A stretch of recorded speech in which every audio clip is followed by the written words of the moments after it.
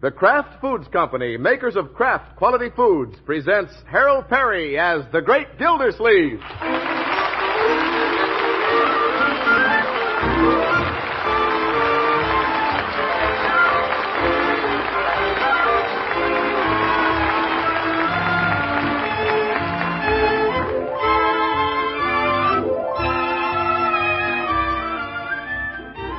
The Great Gildersleeve is brought to you by the Kraft Foods Company, makers of the famous cheese food Velveeta.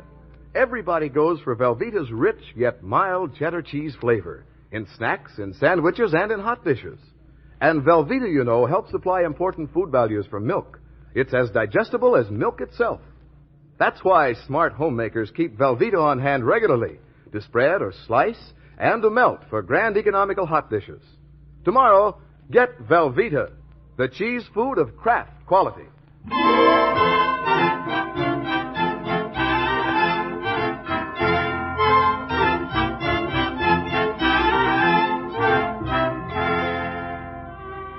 Well, the Christmas spirit has really taken over the Great Gildersleeve's house. Tinsel and bells, gifts being tucked away in every nook and corner. What excitement! The water commissioner can scarcely sleep at night. Lumpy mattress. I shouldn't have hidden Leroy's bicycle under my bed. And all the wonderful mysteries of the days before Christmas. Hidden parcels, closet doors all locked. Leroy, what you doing peeking through that keyhole? I wasn't peeking. Looking through a keyhole into a dark closet. You can't see nothing in there. Yeah, I know it. Come on, let's get a flashlight. Now it's coming on Christmas Eve. Gee whiz, Unc, is that all the presents you're putting under the tree? Well, that's all for now, Leroy. I may have a couple of other little items to bring down after you're snug in your bed. Yeah? While visions of sugar plums dance through your head. That's something I could never figure out. What's a sugar plum? Well, Make room coming through. Well, Marjorie with her little presents. Little presents is right. Holy smokes, you can carry them all in one hand. What a cheapskate. Now, Leroy. It's all right, Unky. It doesn't bother me a bit. What dinky little packages. I bet everybody gets a doily. The size of the package, my boy, doesn't mean a thing. It's the thought that counts. Yeah, I know. This is going to be the best Christmas we ever had, Unky. Well, it could be. I have a big surprise for you. For me? I know, it's a motorcycle. Yeah. No, it's not a motorcycle. It's a wonderful surprise for a wonderful uncle. Oh, Marjorie, don't hug me so tight. Oop. I heard something crack. Were they ribs? No, Leroy, 3 cigars. Oh, well, I'll give them to Judge Hooker. I'll tell him they're a new brand of cigar with hinges in the middle. For smoking in phone booths. Oh, I can hardly wait, Unky. Now, Marjorie, I hope you didn't buy me something expensive. You'll never guess what it is. Oh, that must be Bronco. Yeah, that's Bronco, all right. He always rings the bell like a bear was chasing him. Hello, Bronco. Come in. Hiya, Marge, honey. Well, come in, Bronco. Merry Christmas, Mr. Gildersleeve. Leroy. Merry Christmas to you, Bronco. Yeah, Merry Christmas, honey. Leroy. Little brothers. You can leave your coat on, Bronco. We're all going over to the high school auditorium tonight. Oh? They're having the Kraft Choral Club from Chicago. Well, that's very nice, Mr. Gildersleeve. Yeah, a lot of fine voices. Beautiful music. What are they going to sing, Unc? That opera stuff? No, Leroy. Christmas carols. Bronco, I told Unky I have a surprise for him tonight. Yeah, quite a surprise. Oh? Is Bronco in on this, too? How about a little tip, Bronco? Oh, I couldn't do that, Mr. Gildersleeve. I don't know what it is, but Bertie does. Bertie? Well, you children clean up the front room. I think I'll drift out to the kitchen and have a little talk with Bertie. You won't get anything out of Bertie, Unky. Well, I'm not trying to, Marjorie. I just want to see Bertie about arrangements for this evening. Of course, it wouldn't hurt to pick up a small clue. I love Christmas. Bertie! Yes, Mr. Gildersleeve?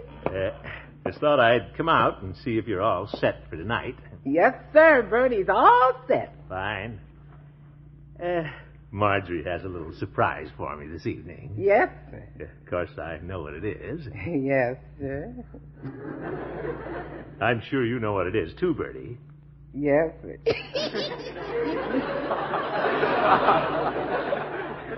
That is, you may know what it is, but just so you'll be sure, Bertie, you write what you think it is on this piece of paper, and I'll write what I know it is. Then we'll exchange pieces of paper. All right, Mr. Gildersleeve, here's my grocery pencil. There. Now we exchange, Bertie. Yes, sir. Thank you. Let's see what Bertie wrote. You ain't trapping me.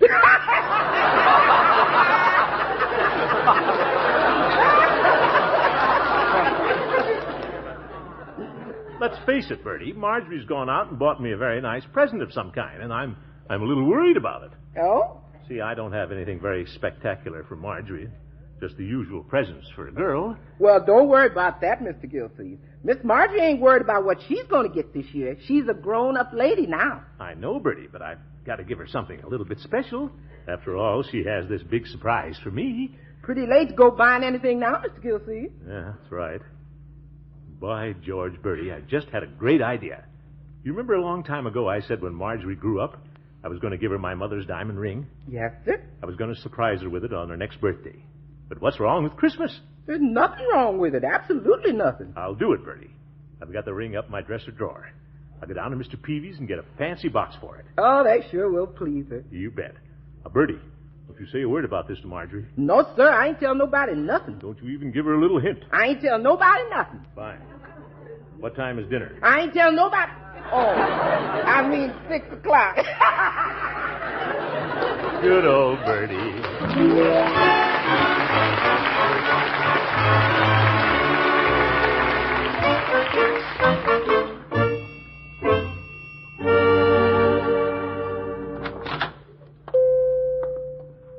Well, hello, Peavy. Hello, Mr. Gildersleeve.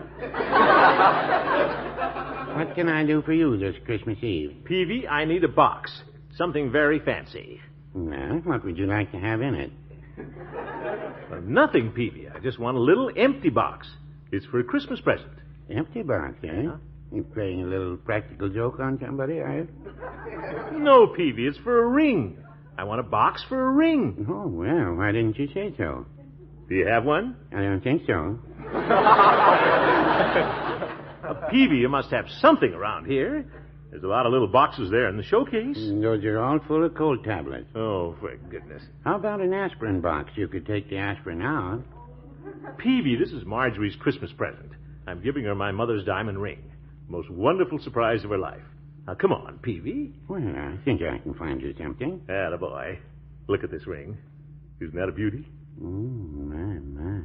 I've just been waiting for Marjorie to grow up so I could give it to her. Makes me feel a little old, Mr. Gildersleeve. Huh? Seems like only yesterday that Marjorie was in here dangling her pigtails in a chocolate sundae. Yeah, those pigtails are up in the attic now.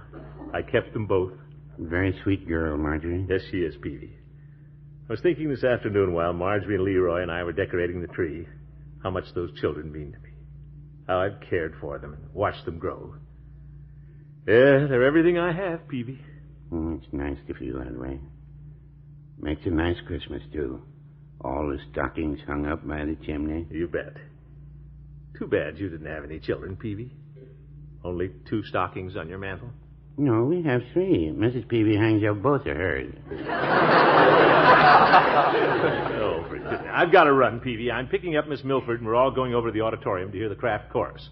Why don't you folks drop over to the house later, Peavy? Christmas Eve, you know. Well, thank you, Mr. Gildersleeve, and happy Christmas, Carol. Yeah, see you later, Peavy.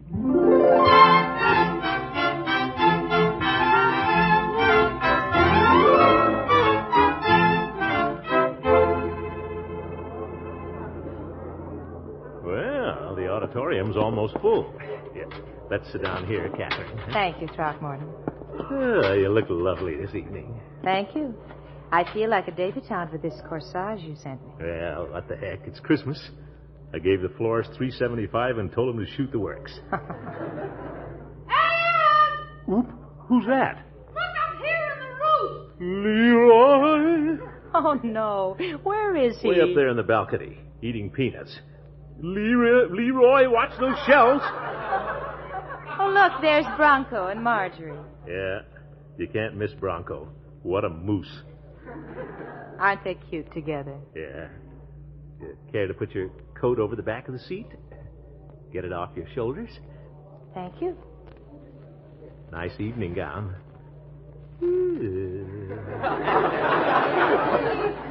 Love concerts. Shh, Throckmorton, the curtain is going up. Ladies and gentlemen, on this Christmas Eve, it is our pleasure to present the Kraft Choral Club under the direction of Gerhard Schroff.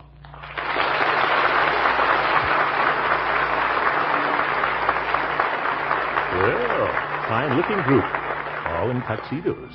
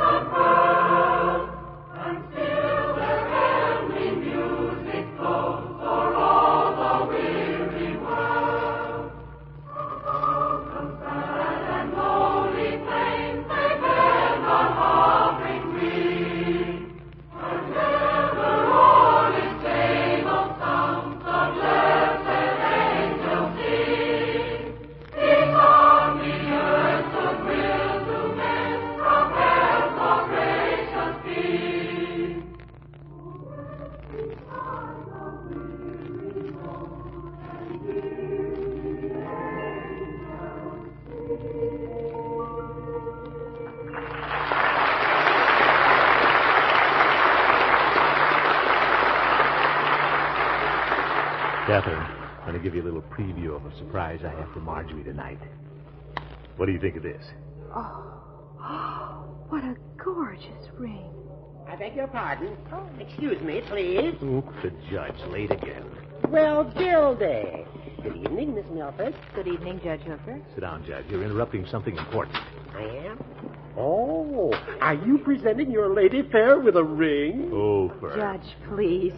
This is Throckmorton's gift to Marjorie. It is? Yeah, Horace, why don't you drop over after the concert and watch Marjorie's eyes light up when she sees this, huh? Thank you, Gildy. I'll be happy to. Yeah, the Peavies are coming over. They're about to sing again, Throckmorton. Yeah, I'd invite all the Kraft singers, too, but I'm afraid Bertie might run out of cheese and crackers. Throckmorton, hush. Oh, yeah.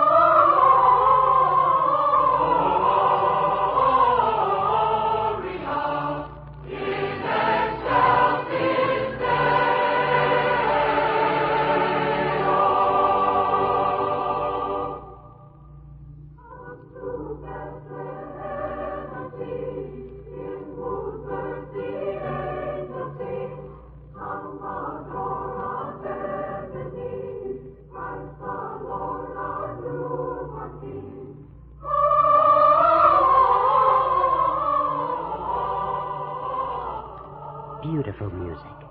I think this is the best part of Christmas Eve. Very nice, Judge. Wait till we get over to our house and Marjorie starts opening her presents. Oh, brother, I can hardly wait.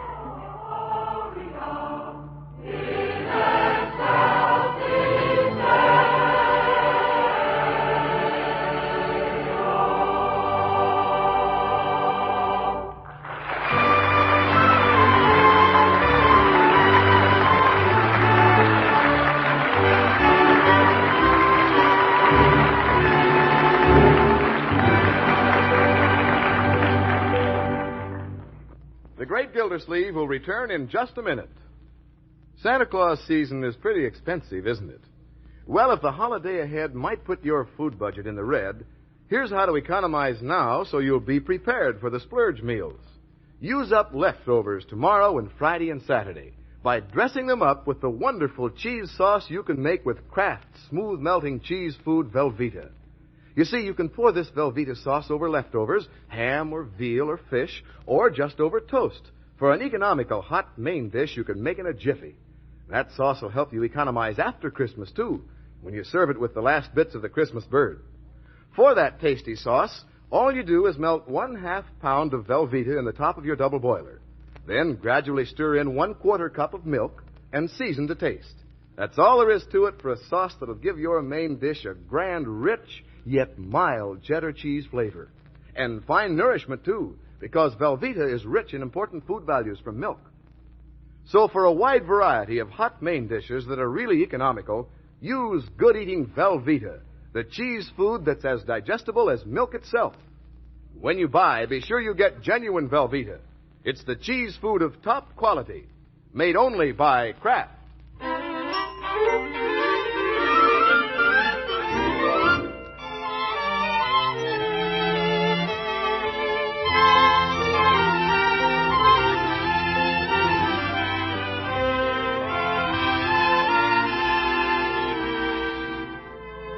Well, the folks have just come home from the Christmas Eve concert, and it's getting close to the big moment the great Gildersleeve has been waiting for. Marjorie, you and KATHRYN come over by the fire. Bronco, why don't you throw another log on? What? Oh, sure, Mr. Gildersleeve. Bronco, that's the footstool. Oh, I'm sorry, Mr. Gildersleeve. I don't know what I was thinking about. He's excited tonight, Unky. What's everybody so excited about? It's Christmas Eve, Unc. Let's light the tree and open the packages. Well, better light the tree, I guess. Where's that plug? Yeah. Get ready, everybody. Here go the lights. Oh, it's perfectly beautiful, Throckmorton. Yeah, that's quite a tree. Isn't it wonderful? It's very effective with all those lights bubbling. Well, I'm sort of a bubbly fellow, too, around Christmas time. Why shouldn't I be? Got a lot of good friends and a wonderful little family. You certainly have, Throckmorton. Yes, sir, I've raised 2 fine children, and they mean all the world to me. We go through this every year, Miss Milford. Leroy. Well, I mean it. I appreciate you more and more every year. We appreciate you, too, Unc. Now let's open the presents. Yeah, let's open the presents. My surprise to you comes last, Unky. Well, I have a surprise for you, too, Marjorie, but wait a minute. We can't open presents till the others get here. What others? You mean you're expecting somebody else, Mr. Gildersleeve? Well, I invited Judge Hooker and the Peavies. But, Uncle Mort, we thought it was just to be the family and Miss Milford. Yeah, that's what we thought, Mr. Gildersleeve. Well, Marjorie, I sort of wanted the judge and the Peavies to see what I have for you. Yeah, what's wrong with having them over at Christmas? They always bring presents. Leroy is being very practical about this thing. Yeah, Christmas to Leroy is like bank night. Yeah. Bronco, let's bring some more chairs into the dining room, huh? Say, where's Bronco? Did he fall in the fireplace? I think he went in your den, Unky. Oh? Mr. Gildersleeve, Yes, Bronco? may I see you for a minute? Certainly. Excuse me, everybody. Deck the halls with flowers and holly. Do you mind if we close the door, Mr. Gildersleeve? Close the door? Is it that secret? Well, it's about the surprise Marjorie was telling you about. Well, don't tell me now, Bronco. I want to wait for it. I think I should tell you, Mr. Gildersleeve, before the others come. Huh? What difference does that make? Well, we planned this for just you and the family. Marjorie and I were going to stand up by the tree hand in hand and give you your surprise. Cute, cute. I was going to make the speech. You? A speech? Yes, sir. I was going to tell you that Marjorie and I want to be married. Married? Well, sure, maybe sometime, Bronco. Not sometime, Mr. Gildersleeve. This is definite. I'm asking you if I may marry Marjorie. Marry Marjorie? Little Marjorie? So, this is her surprise, eh? I love her, Mr. Gildersleeve. Yes. And Marjorie loves me. That's pretty important. Yeah, I guess it is. We've been thinking about it for a long time. I guess it's sort of sudden to you, but... Well, what do you think, Mr. Gildersleeve? We aren't going to do anything hasty, sir. We weren't even planning it until spring.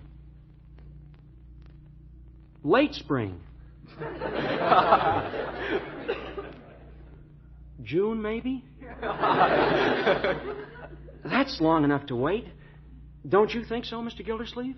I've never thought about it at all.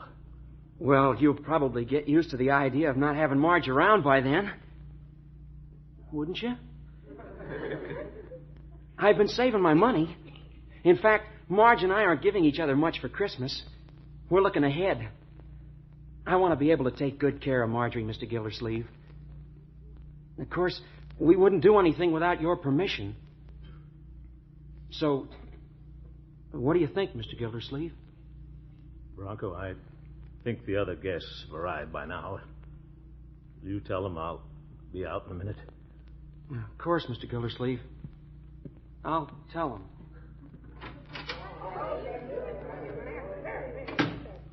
Little Marjorie. Can't believe it. Just can't imagine this house without her. Couldn't bear to go into her little room again, where I used to tuck her in, read her bedtime stories, care for her when she had measles, chickenpox. I've worked and sacrificed to raise Marjorie. Now when she means the most to me, somebody wants to take her away. That boy has his nerve. Who does he think he is? Who is it? It's KATHRYN, Throckmorton. Oh. Judge Hooker and the Peavies are outside. Don't you think you should join the party? Well, I have some thinking to do. KATHRYN? Yes. Bronco and Marjorie want to get married. Oh, I suspected something like that. Isn't it wonderful? What's so wonderful about it? Why, Throckmorton, I should think you'd be very proud and happy. Happy? How would you feel if your Christmas surprise meant losing your daughter? Well, I suppose I'm thinking more about Marjorie's happiness and Bronco's. How radiant she looks tonight and what it will mean to them. Try to remember, Throckmorton, that a mother wants more than anything else to have her daughter marry a nice young man. Somebody who will be kind and good to her. Bronco will. My Marjorie. What are you going to do? I don't know. Give me a little time, KATHRYN.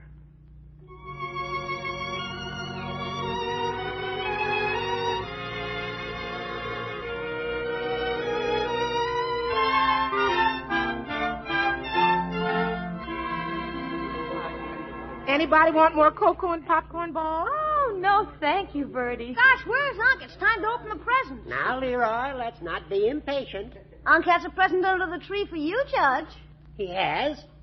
Where is Gildy? Of course, when he comes out, he ought to start handing out to the little kids first. Well, they say age before beauty, Leroy. Perhaps Peavy should receive his present first. He's the oldest man here. Well, no, I wouldn't say that.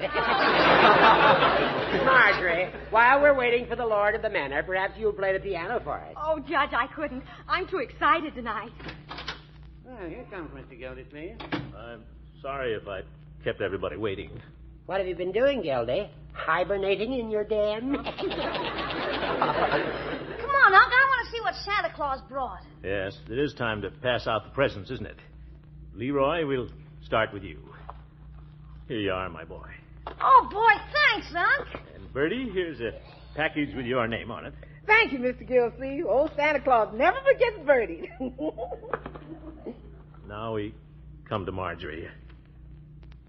I said I had a special surprise for her tonight. Oh, that's nice. A number of years ago, my mother gave me her engagement ring.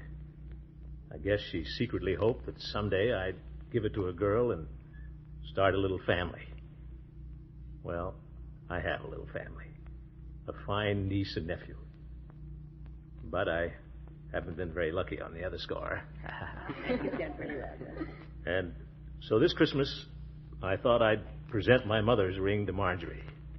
Oh, Unky. Splendid idea. But something has happened tonight which forces me to change my plans. Instead of giving the ring to Marjorie, I want to give it to Bronco to give to Marjorie. Oh, Me, Mr. Gildersleeve? You want me to give it to her? Here, Bronco. Read the card. To Marjorie. For always. From Bronco. Bronco is joining our little family.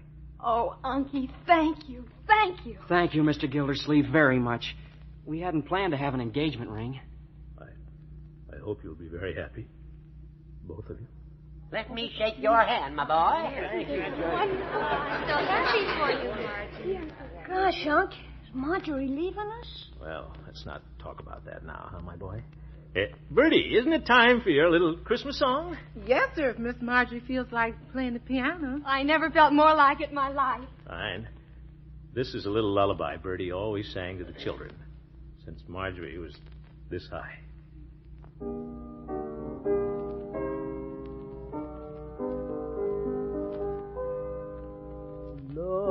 Lay thou little tiny child, bye-bye, lolly,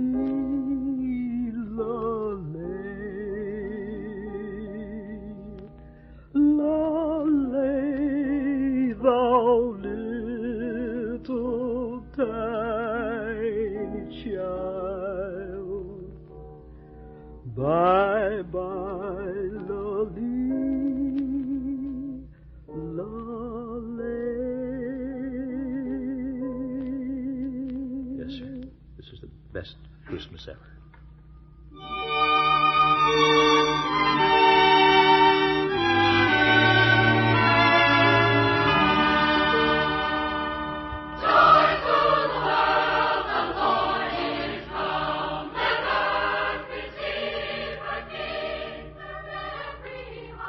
Now, Mr. Harold Perry steps out of his role as the great Gildersleeve. To wish you all a very Merry Christmas.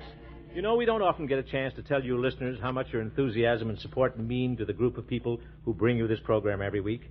But we mean very sincerely that if hearing the program gives you one half the pleasure that bringing it to you gives to us, we're more than satisfied. We're glad that we have this opportunity to come into your homes and wish you all the joys and blessings of the holiday season.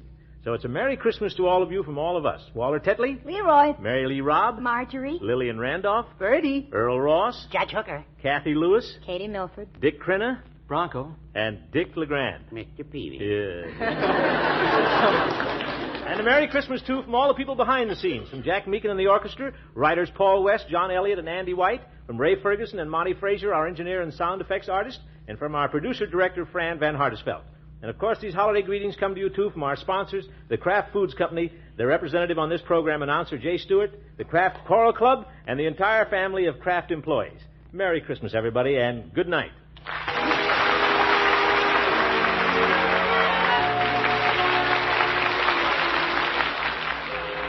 Ladies, Pabstet, the delicious cheddar cheese food, is offering you a knife of 100 uses, the Super Slicer. It pares faster, slices cleaner, removes olives and cherries from bottles in a jiffy. It's the handiest kitchen knife in years. And you can get this knife for only 25 cents and the top label of a round package of delicious Pabstet cheese food or the red arrow from the top of a 2-pound Pabstet loaf. Send your Pabstet label and your quarter tonight to Phoenix Pabstet, Box 5239, Chicago 77, Illinois. Please print your return address.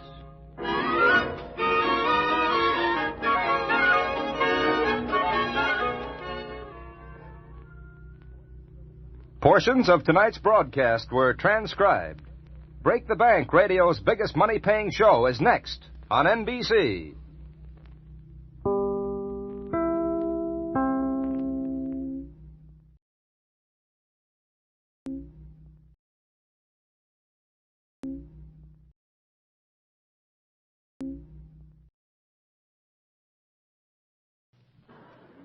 The Kraft Foods Company, makers of Kraft quality foods, presents Harold Perry as the Great Gildersleeve.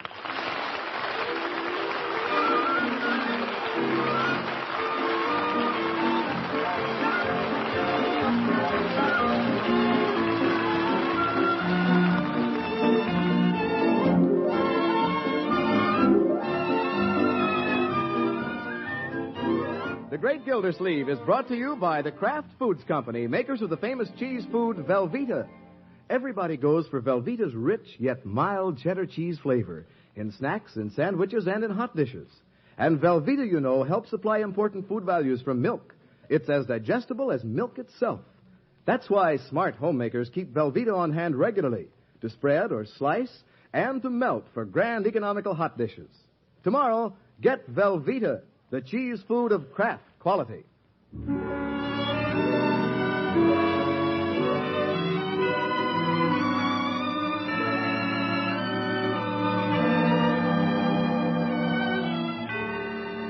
Well, it's dinner time at the Great Gildersleeve's house. The water commissioner and his little family are gathered around the dining room table. That smells good. Wonder what they're having. The rate Leroy's going, Marjorie and I aren't going to have anything.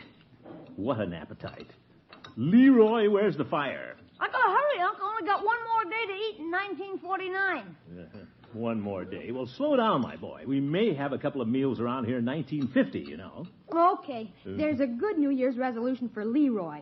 Have better table manners. Well, that's a capital idea, Marjorie. Yeah, well, Marge could make some resolutions, too. Since she got engaged to Bronco, she's goony. Leroy? I'm not paying any attention to him, Unky. No kidding, Unc. When she came downstairs this morning, I said, "Hi, Marge." She didn't say anything. She kissed me on the forehead. Well, what's wrong with that? She got lipstick on me. Had to wash my face to get it off. With soap. What a calamity. Since she got engaged to Bronco, she acts like she's crazy or something. Now, Leroy, that's enough. Now, don't be angry with him, Unky. He's a sweet little brother. There, you see what I mean? Well, my boy, Marjorie's happy, that's all. Holy smoke, what'll it be like when she gets married? More potatoes, Mr. Gildersleeve? No, thank you, Bertie. I'm watching my waistline, you know. I forgot to tell you, Mr. Gildersleeve, a card came for you in the mail today. It's up on the mantel. Oh? Probably a Christmas card. Could be. I think it's from Mr. Bullard across the street. Mr. Bullard? Guess he tried to beat old Santa Claus to the mailbox, but he didn't quite make it. And also, he didn't quite make it. Just like Bullard, sending a Christmas card a week after Christmas. I bet he did it on purpose. He probably got yours, Unc. Then he had to send one to you. Well, I didn't send him one. I'll be very frank in saying, Leroy, that Mr. Bullard is not on my list of friends. Always bragging about the new garage he built for his Cadillac. Him and his overhead doors. The Bullards are giving a New Year's Eve party, Unky. Bronco and I are going. Oh? Yeah, they got the house decorated already. They're going to have funny hats and horns and everything. Hats and horns. Pooh. Well, you don't mind if we go, do you, Unky? Certainly not, if you have nothing else to do. What are you doing tomorrow night? Me? Well, don't you worry. I'll have a very pleasant New Year's Eve.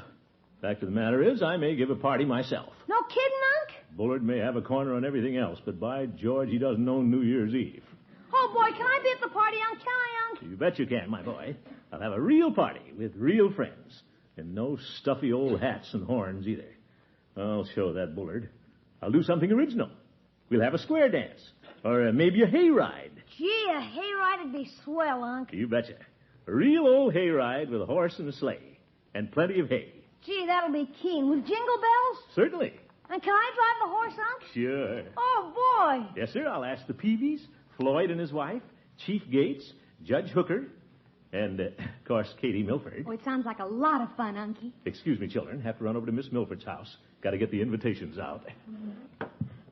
Hey, George, if Bullard thinks I'm going to pine away because he didn't ask me to his New Year's Eve party, he's got another think coming. Hayride. What an idea. Gildersleeve, you're clever.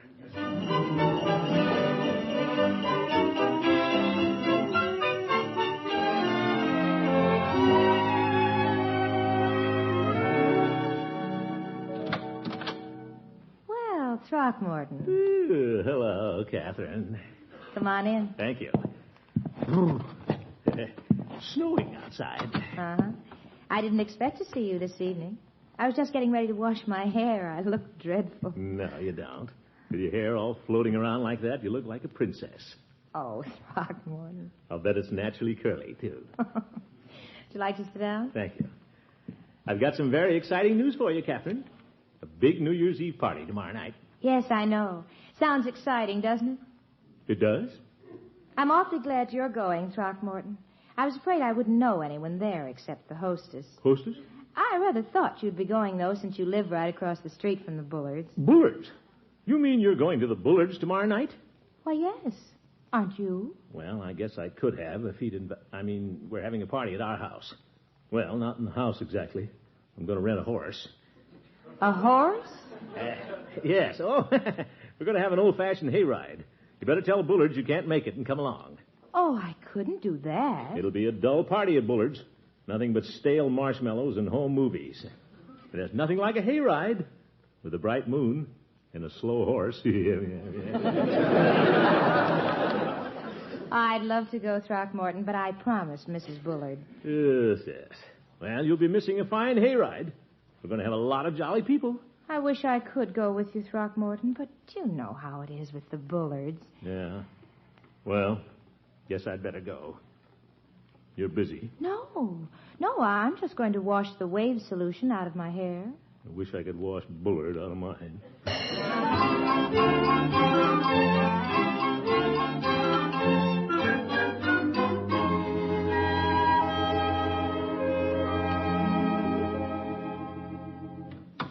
Hi, Commish. Oh, hello, Floyd. Climb right up in the chair. Just getting ready to close up. What'll it be, Commish? A haircut? Getting kind of shaggy in the back. Yeah, well, just trim it up, Floyd. Yes, sir. The towel around your hair now. I'm making the rounds today, Floyd. Lining up all my old friends for a big New Year's Eve party. Mm-hmm. Yes, sir. Old 1949's about washed up. Won't hurt my feelings none to see it go down the drain. Bend your head forward, Commish. Yeah, I'm giving a party tomorrow night, Floyd. Yeah, swell. New Year's Eve's the night for it, all right. Bullard was in the shop a while ago. Seems he's tossing a big wing ding at his house. Yeah, I've heard about it, Floyd. Me and the missus is going. What? Ow! Golly, Commish, you shouldn't jump when I got the clippers on you. You yanked out a little hair there. Floyd, you're not going to the Bullards. Why not? He asked me. A fine friend you are. I came in here to invite you to go to my house. Thought you'd come in for a haircut. Floyd, doesn't friendship mean anything to you? Huh? I'm giving a party tomorrow night, all the old crowd. I'm getting a horse and a sleigh. We're going to have a big hayride. Oh, no good, Commish. Lovey gets hay fever. Yeah. Besides, we're going to Bullard's. All right, go ahead. Hay fever. You'll just miss all the fun. Oh, I don't know. Kind of looking forward to a little hobnobbing with high society. I've always wanted to take a bite out of that upper crust. Upper crust? Besides, Mr. Bullard gets his hair cut here, too, you know. Okay, if that's the way you feel about it. I'll simply strike your name from the guest list, that's all. What's a guest list? The people who are coming to my party. Who are they? Never mind. Oh. There are plenty of people coming. Big people. Well, got to be going, Floyd. I hope you have a good time at the Bullards. Hey, wait, Commish. Never mind finishing the haircut, Floyd. Oh, I don't care about that. You're walking out with my towel. Yep.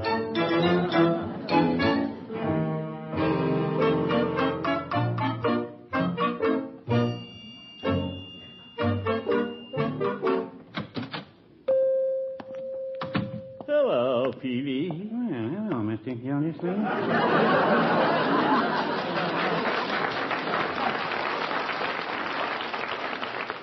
What can I do for you this evening? Well, I'm having my troubles, Peavy. Too bad.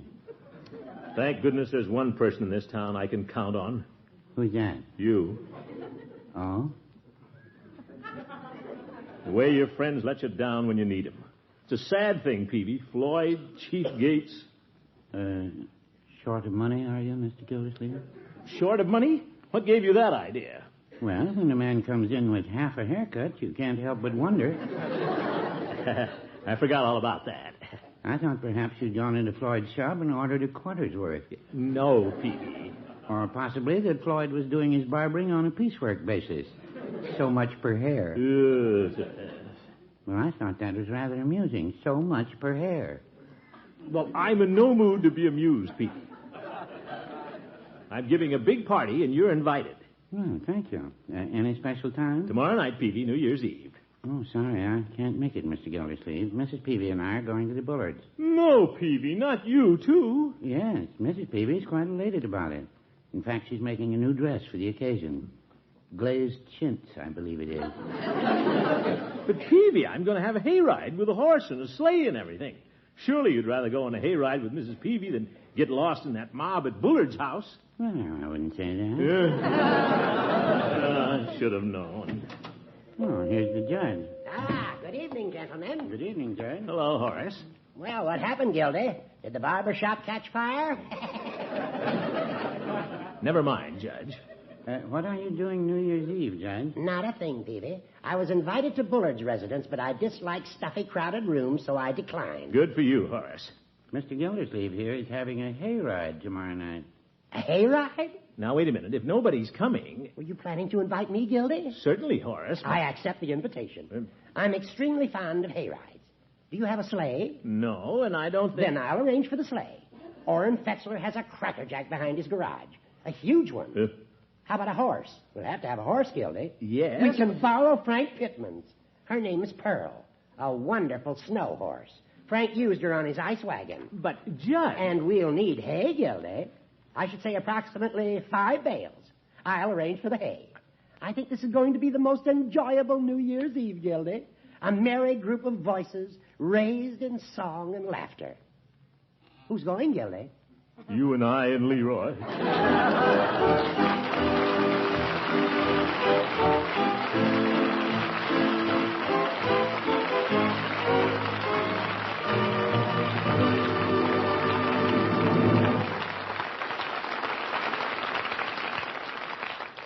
More about Gildy's New Year's Eve plans in just a minute.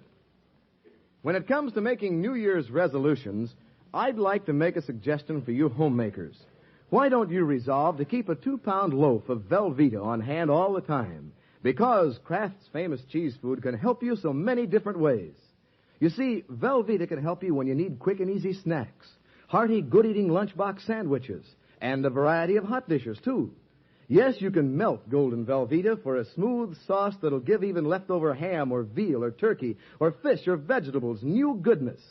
Smooth melting Velveeta gives them such a grand, rich, yet mild cheddar cheese flavor. And this good-eating Velveeta sauce is easy to make. Just melt 1/2 pound of Velveeta in the top of your double boiler. Then gradually stir in 1/4 cup of milk. Season to taste, and presto, you'll have a grand-tasting, wholesome cheese sauce that'll help you solve many problems all through the new year. When you shop, get Kraft's smooth-melting cheese food in the economical 2-pound loaf, so there'll be plenty on hand for snacks and sandwiches and grand cheese sauce dishes, too.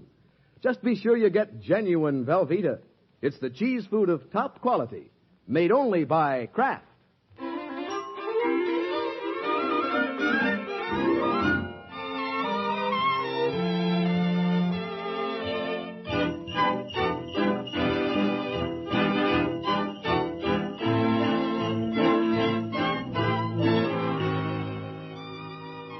Well, the great Gildersleeve's plans for a big hayride New Year's Eve seem to have gone a little sour. Most everybody is going to Mr. Bullard's party. Everybody, that is, except the water commissioner, Judge Hooker, and little Leroy. They're going on the hayride. Fine hayride. A horse in the front and an old goat in the back. What a New Year's Eve. That Bullard invited everybody else in town, practically. Well, isn't bothering me any. I wouldn't have gone to his old party if he'd invited me. Oof, here comes Bullard now. Wonder if he planned to invite me and it slipped his mind. Could happen. After all, none of us is perfect. I'll bet that's what happened. Well, hello, Bullard. Good morning, Gildersleeve. Nice morning. Yes, it is. Looks like it's going to be a nice New Year's Eve, too. Yes, I believe it will. Have a pleasant Christmas, did you? Oh, yes, fine Christmas. I'm looking forward to New Year's Eve, though. That's tonight. Yes, it is. I hear you're planning to give the little baby New Year a festive welcome. Oh, yes. We're sort of opening up the house this evening. We expect it to be a rather jolly affair. Well, having a lot of people, I presume. Yes. I think I've invited about everybody in town. Except, of course, for the undesirables. Zeke. I had to overlook a few of the less savory members of our community. Mrs. Bullard doesn't like to take chances with her silver. I must be on my way. Good day, Gildersleeve. Good day.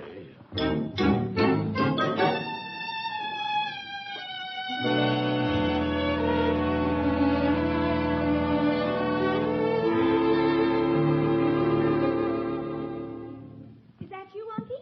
I don't know. What's wrong, Uncle Mort? That Bullard. Marjorie, I'd rather you and Bronco didn't go over there tonight. Well, why not, Unky? I don't want any of my family in that house, not even on that side of the street. What I'd give to turn off his water.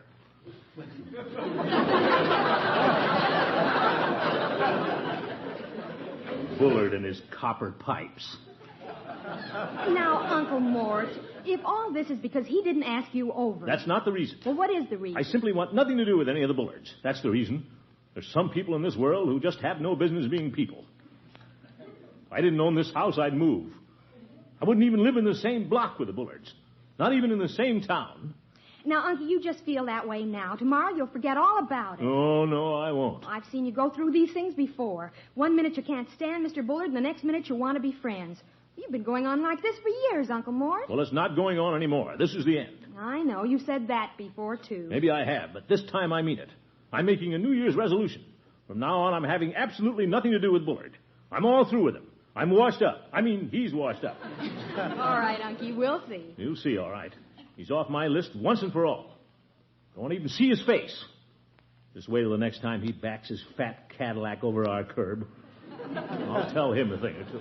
You home, Miss Gildersleeve? Yeah, you bet I'm home, Bertie. Here's the card that came for you yesterday. I'm cleaning off the mantel. From Bullard, huh? I ought to send it back to him.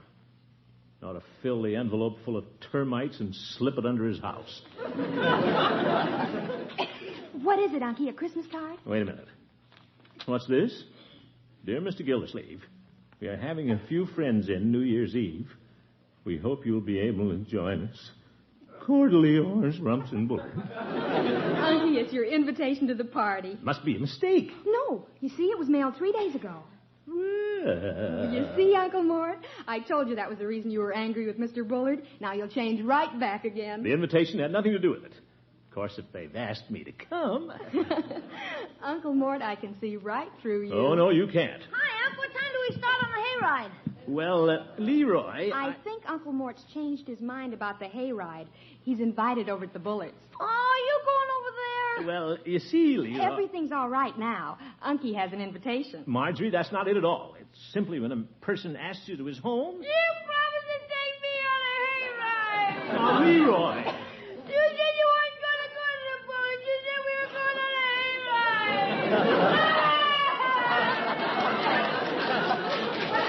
What's all the hollering about? Really nothing, Bertie. It'll all blow over in a minute. The heck will you promise I can go on a hayride? Oh, please, Leroy. Well, ain't you going on the hayride, Mr. Gildersleeve? Well, Bertie... He's going to the Bullards. Who said I was going to the Bullards, for heaven's sake? Oh, boy, then it's okay for the hayride? Leroy, I couldn't get anybody to go along. Just Judge Hooker. We can't have a hayride with 3 people. Why not? That's all the more hay for us. Well, I got to know if you're going hayriding. I'm putting up the lunch, Mr. Gildersleeve. If you're not going hayriding, ain't no need of putting up no lunch. Sure we're going. Unc said we were, didn't you, Unc? I didn't say anything. Yes, you did! I just want to know, that's all, one way or the other. Bertie ain't got no crystal ball out there in that kitchen. If I'm going to put up a lunch, I got to know. You better decide what you're going to do, Unky. You said we were going! No, that's all, one way or the other. If I'm going to put up the lunch, I got to know. All right, for heaven's sake, we'll go on the hayride. Really, Unc? Yes, really. There now, you see, Leroy, all that hollering was for nothing. Oh, no, it wasn't. I nearly lost. Oh, what a family. How many's going on the hayride, Mr. Gildersleeve? 3, Bertie. Leroy, Judge Hooker, and I. Nobody else? No, Bertie. You're going to have to get the horse in with you to keep warm. Well, I've got to go get my coat on. Bronco will be here any minute. This is going to be a swell hayride, isn't it, Unc? No girls. Yeah, some hayride. I sure feel sorry for those guys over at Bullard's house. Nothing to do but dance with girls. They'll sure envy us. We'll have a horse. I'm sure proud of you, Unc. When you say you'll do something, you stick to it. Yes, And you don't change your mind either. Leroy, you've got this thing in the bag. You don't have to put a double knot on it.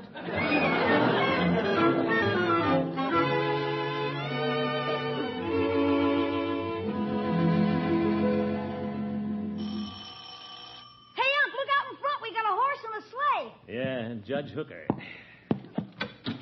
Come in, Judge. Greetings, Gildy. And greetings to you, Leroy. Hi, Judge. Well, don your gay apparel, Gildy. I've got the sleigh and the hay, and good old Pearl is chomping at the bit. All right, Judge. I was a little late. Pearl insisted on bringing me here by the long way around. She had to follow Frank Pittman's ice route. Hey, Judge, can I drive the horse? Certainly, Leroy. You can sit on my lap and hold the reins. But let's be on our way. The moon is already high in the sky. Moon? I'll get my coat and be right with you, Horace. New Year's Eve. Everybody over at Bullard's. Music, food, KATHRYN. She'll probably be more beautiful than ever before. Where'll I be? Sitting on a pile of hay with Judge Hooker. Freezing my ears off. Why can't I keep my big mouth shut? Well, it's too late now, Gildersleeve. You've made your little bed. Now lie in it. Nice bed full of hay. Hurry up, Gildy. The old year's fading fast. Wish I could fade with it. Coming, Horace. Are you all ready, Gildy? Guess so, Judge. I'm all set. What's in that box you're carrying? Oatmeal for the horse. He's got to have a little fun, too. Leroy, it's a she-horse. He horse, she horse. Let's get going. Here's the lunch, Mr. Gildersleeve. Don't forget your lunch. Good evening, Bertie. Good evening, Judge. It's sure a mighty fine night for a hayride. Yes, It's a perfect night for a hayride, Bertie. The way I feel right now, we may go flying off across the snow into the star-filled night, away to some mystic fairyland in the enchanted forest. Old Mother Goose. Come on, Horace. Yeah, let's go. By the way, Gildy, where's Marjorie? Marjorie went to Bullard's party with Bronco. How unfortunate. She doesn't know what she's missing not going with us. Have a good time. Don't tip over in the snow. Don't you worry, Bertie. I'm an expert horse driver. Yeah, so long, Bertie. Have a good time, Mr. Gildersleeve.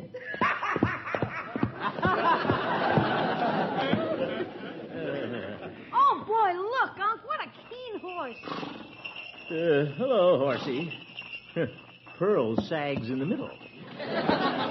She's a noble animal, Gildy. Once out in the open country, she'll fairly fly. Yeah, well, let's get aboard and fly. Climb up, Leroy. I'm up here. Oh, boy, plenty of hay. That moon you mentioned isn't very bright, Horace. How are we going to see anything? Don't you worry, Gildy. Pearl can see. She's full of carrots. Yeah. Now, let's mount to the driver's seat. There. Isn't this delightful, Gildy? Like sitting on a throne. Seats full of splinters. Gee, this is keen. We can all sit up here and drive. Isn't anybody going to sit in the hay? Well, we can take turns, Gildy. One of us will drive while the others sit in the hay. Are we all ready? Sure, give her the gas. New Year's Eve. Bullard's house all lighted up. Never felt so lonely in all my life. Hey, Commish, fire up that nag and let's get down the road. Okay. Who said that? Well, that sounded to me like Floyd. What? Hey, what's going on? Somebody giggled. Gildersleeve, are we going to sit here all night? Hey, that was Bullard. Gildy, there are people in our hay. Huh? Happy New Year, Unky. Marjorie. Holy smoke. Hiya, fellas. Floyd. Good evening, gentlemen. And Peavy. What's going on here? And Mrs. Peavy. Well, now, it's quite simple, Gildersleeve. Marjorie explained that you wanted us to go with you, so I moved the whole party out here. Well, great. It's quite a novel idea, starting the party off with an informal hayride. I think we'll enjoy it immensely. You bet. Where's Catherine? Right here, Throckmorton. Yeah, I can't see you. I'll just follow your perfume. Move over, everybody. Give me some hay. Yeah, all right. Sorry. Look out, I'm coming back there, too. Careful, boy. Leroy. Well, I'm certainly not going to sit up on this seat alone. Make room for a judge. Say, isn't this fun? It's perfect. Gildersleeve, this was a superb idea. Well, thank you, Bullard, old friend. Wait, we're moving.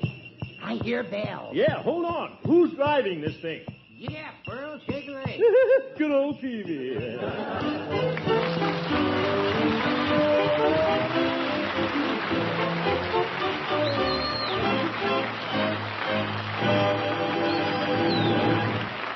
The Great Gildersleeve will return in just a moment. You mothers know that in 1950 there'll be many a raid on that refrigerator of yours, so be prepared. Make sure it holds a 2-pound loaf of Kraft's famous cheese food, Velveeta. Because golden Velveeta is such good eating with its grand, rich-tasting yet mild cheddar cheese flavor. And you know the folks can enjoy Velveeta snacks anytime because Velveeta is as digestible as milk itself and really nourishing. For instance, it helps supply protein for strong muscles, minerals that help build sound teeth and bones, vitamins needed for normal growth. You see, Velveeta helps supply many important food values from milk. So whether you spread that Velveeta on crackers or cut hearty slices for sandwiches, you can be sure Velveeta snacks are good for the family and so good to eat. Get genuine Velveeta tomorrow. It's the cheese food of Kraft quality.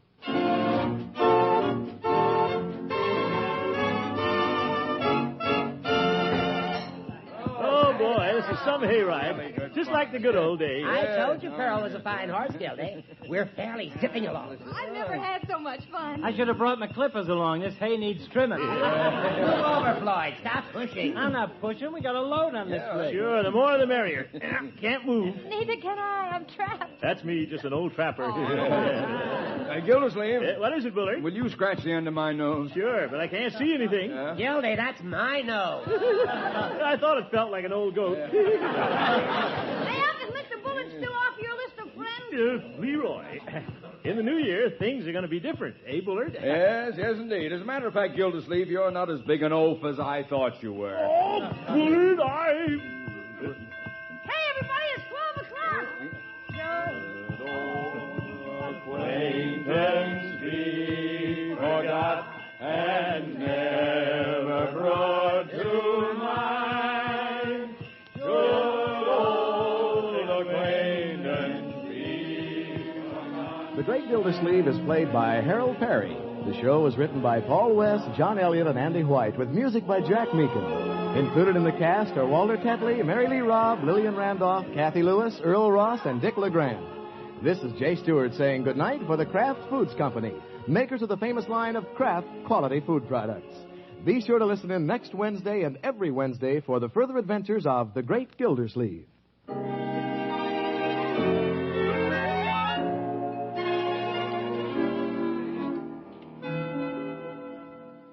Ladies, Pabst-ett, the delicious cheddar cheese food, is offering you a knife of 100 uses, the Super Slicer. It pairs faster, slices cleaner, removes olives and cherries from bottles in a jiffy. It's the handiest kitchen knife in years. And you can get this knife for only 25 cents on the top label of a round package of delicious Pabst-ett cheese food or the red arrow from the top of a 2-pound Pabst-ett loaf. Send your Pabst-ett label and your quarter tonight to Phoenix Pabst-ett, Box 5239, Chicago 77, Illinois. Please print your return address. This offer expires January 31st, 1950.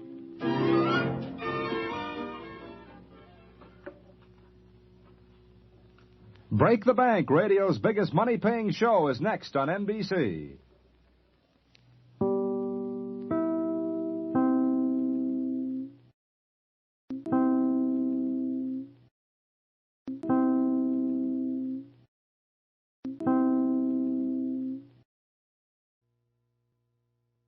The Kraft Foods Company, makers of Kraft quality foods, presents Harold Perry as the Great Gildersleeve.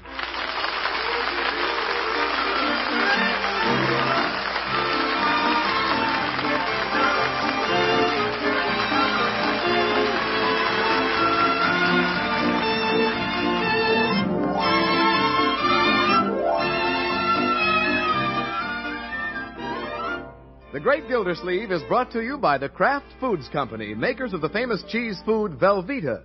Everybody goes for Velveeta's rich yet mild cheddar cheese flavor in snacks, in sandwiches, and in hot dishes. And Velveeta, you know, helps supply important food values from milk. It's as digestible as milk itself. That's why smart homemakers keep Velveeta on hand regularly to spread or slice and to melt for grand economical hot dishes. Tomorrow, get Velveeta, the cheese food of Kraft quality.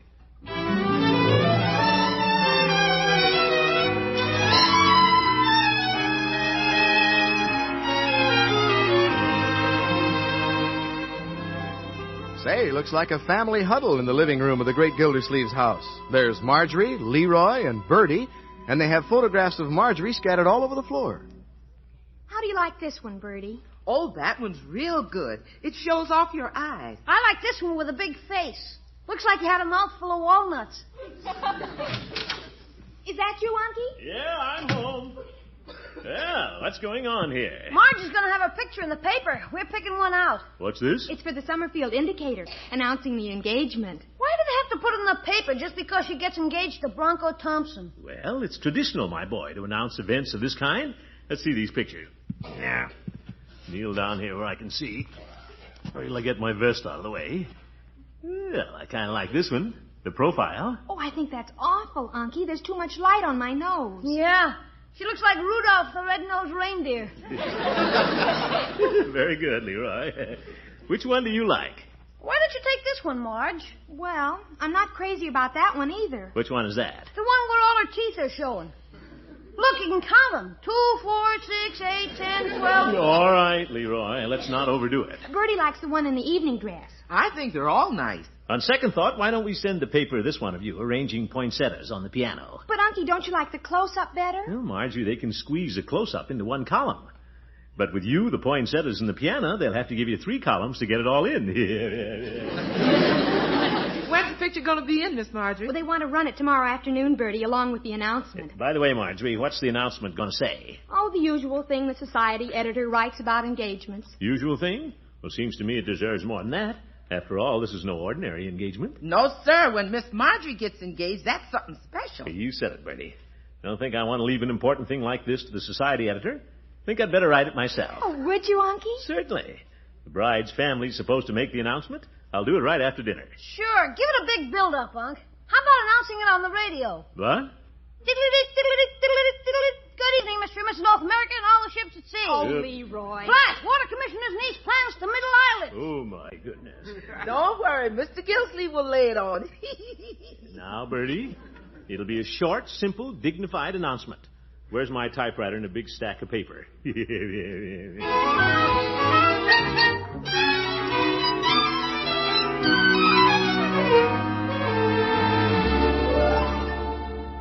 Well, we'll see here how do the society page handle these things. Yeah, here's a pretty bride-to-be. Miss Carolyn Elliott McIntyre. Think I'll pattern my announcement after hers. It's the longest. Let's see. It goes something like this. Miss Marjorie Forrester's troth told. Wedding to Mr. Bronco Thompson set for late spring. Bronco doesn't sound right. Better use his real name. What is it? Oh, yes. Walter J. Thompson. Well, here goes.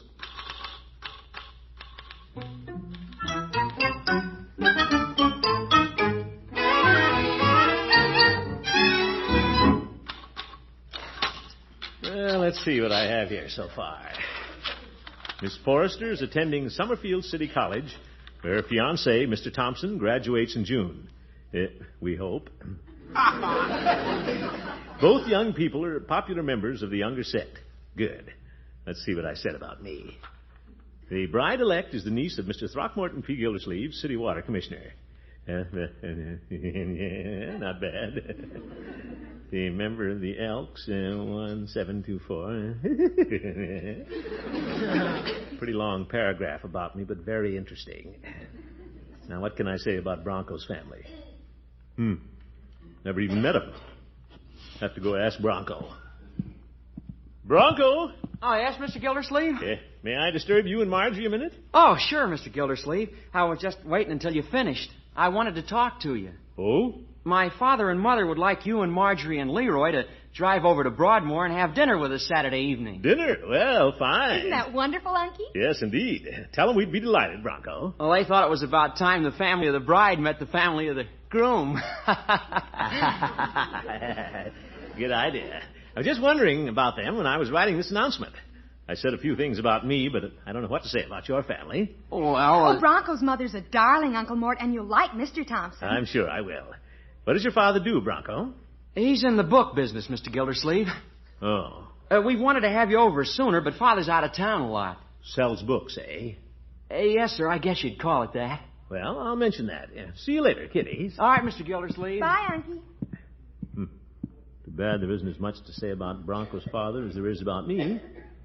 But after all, what can you say about a book salesman except get your foot out of the door?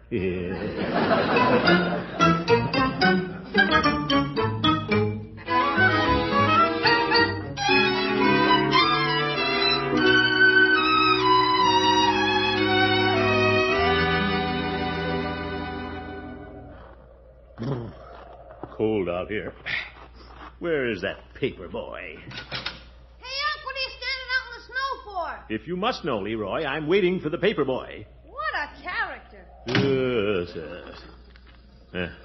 That must be the boy coming around the corner. Sounds like his motor scooter.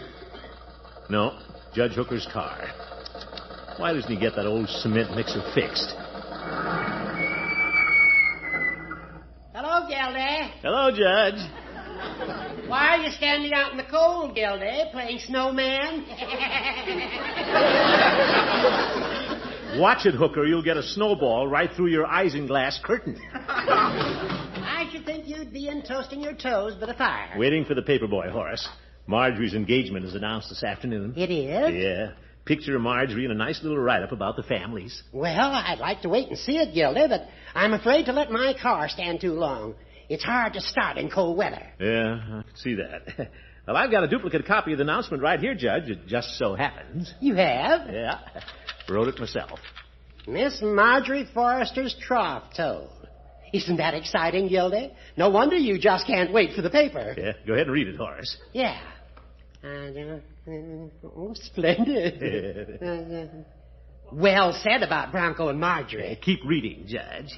The bride-elect is the niece of Mr. Throckmorton P. Gildersleeve, City Water Commissioner and prominent civic leader. What? Read, Judge. Among his many activities, Mr. Gildersleeve is a member of a downtown businessman's club. The Jolly Boys, I presume. Well? Member of the Elks Club and an ex-member of the school board. Mr. Gildersleeve is also a patron of the opera when it comes to town. Gildy, this doesn't sound like an engagement announcement. People are always interested in the bride's family. Well, let's see what you said about the groom's family. Mr. Thompson's father is a well-known book salesman. Gildy, is that all you wrote about Bronco's father? Well, I said well-known. Can I help it if he's not as prominent as I am? We're going over to Broadmoor to have dinner with him tomorrow night. We want to be on good terms with the family. Might even buy a book from him. Dictionary or something. Uh-oh, here's the paper boy now. Watch out, Judge. I caught it. Yeah, right in your nose. Open it up, Judge. Everybody in Summerfield will be reading this tonight. It'll be on the society page, I suppose. Chances are, Judge. Yes, here's Marjorie's picture. Let me see. Beautiful girl, Gildy. Yeah, and 3 columns. Look at there. By George, I know how to handle these things. Well, they printed the article just as you wrote it, Gildy, except for a couple of changes. What changes? The bride-elect is the niece of Throckmorton P. Gildersleeve, local water commissioner. Period. Is that all? No, there's a lot more, but it isn't about you. Let me see that. The father of the groom is Mr. Edward C. Thompson of Broadmoor, widely known collector of first editions and noted art critic. Mr. Thompson recently returned from New York, where he's highly regarded as an authority on modern art. It seems the editor added a few pertinent facts that you didn't know about, Gildy. Well, he didn't have to cut out the fact that I'm pretty well known, too. Sounds like a very important person. I know Mr. Thompson will be just tickled pink when you buy a dictionary from him. All right, Hooker. Well, goodbye, prominent civic leader. Yes. Gildy, car won't start. What'll I do? It's just tin and isinglass. Why don't you eat it, you old goat?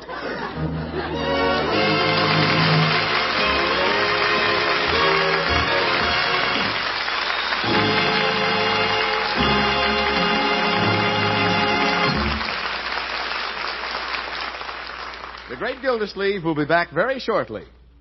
Now with the youngsters back at school, things are getting back on schedule.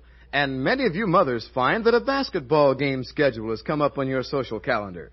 Here's just the thing to serve that hungry gang when they come trooping in from the game. And it's easy if you have in the house some of those long Frankfurter rolls and a 2-pound loaf of Kraft's famous cheese food, Velveeta. Now here's what you do. Split the Frankfurter rolls and spread them with Kraft mayonnaise or Kraft mustard. Then fill them with good, thick strips of Velveeta with the rich yet mild cheddar flavor everybody likes. Brush the tops of the rolls with melted parquet margarine and pop them into a moderate oven just long enough to melt that Velveeta to a marvelous bubbling gold. Serve piping hot and listen to your teenagers call you a mighty sharp hostess. And mighty sharp is right, because like milk, Velveeta is rich in important food values growing youngsters especially need. And it's digestible as milk itself, too. Velveeta is a treat food that's good for the gang. So keep stocked with the 2-pound loaf that can help you so many ways. Tomorrow, get wholesome, helpful Velveeta.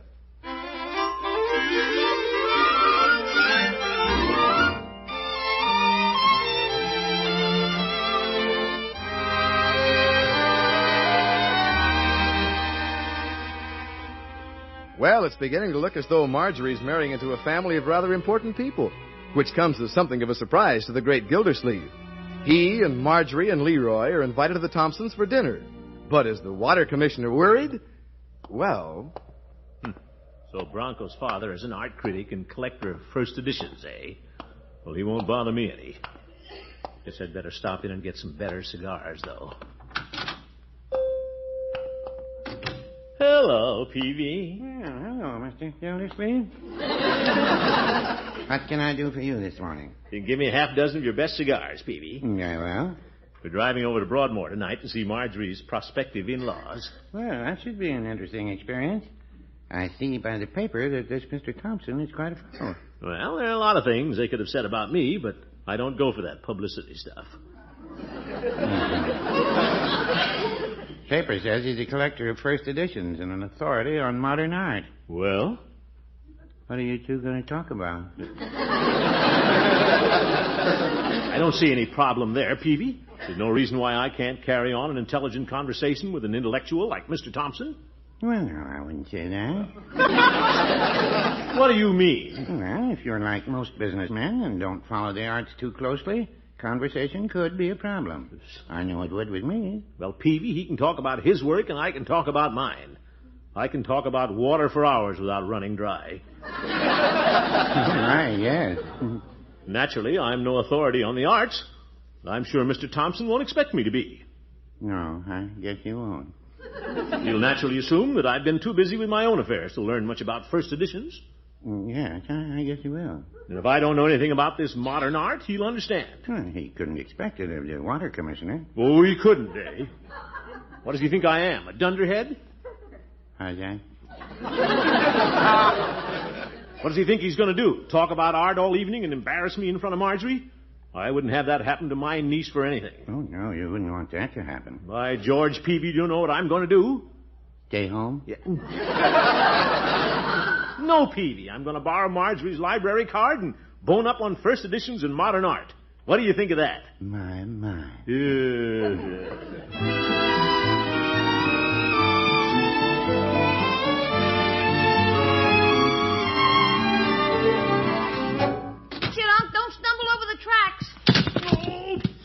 Leroy, you've got your model railroad running all over this house. Yeah.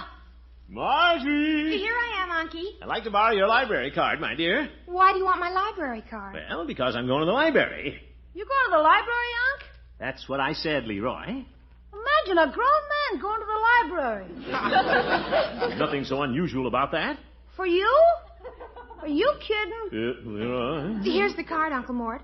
But can't you go some other time? There's a lot to do before we go to the Thompsons. Well, I'd like to spend a couple of hours in the library before I have my first talk with your future father-in-law. Why, Unky? Well, I'd like to browse through some of the books on modern art. After all, first impressions are important, and I want our little family to make a good impression for your sake. But he won't expect you to know anything about art. That's what I resent. That's exactly why I'm going to the library. Oh, but Unky, their family is different from ours. Why, even Bronco knew all about the modern painters by the time he was 10. He did? So what does it get him? Since he was 10, eh? Oh, Leroy. Yeah, Unc. Get your overshoes and your little stocking cap. You're going to the library with me. Oh, for corn's sake.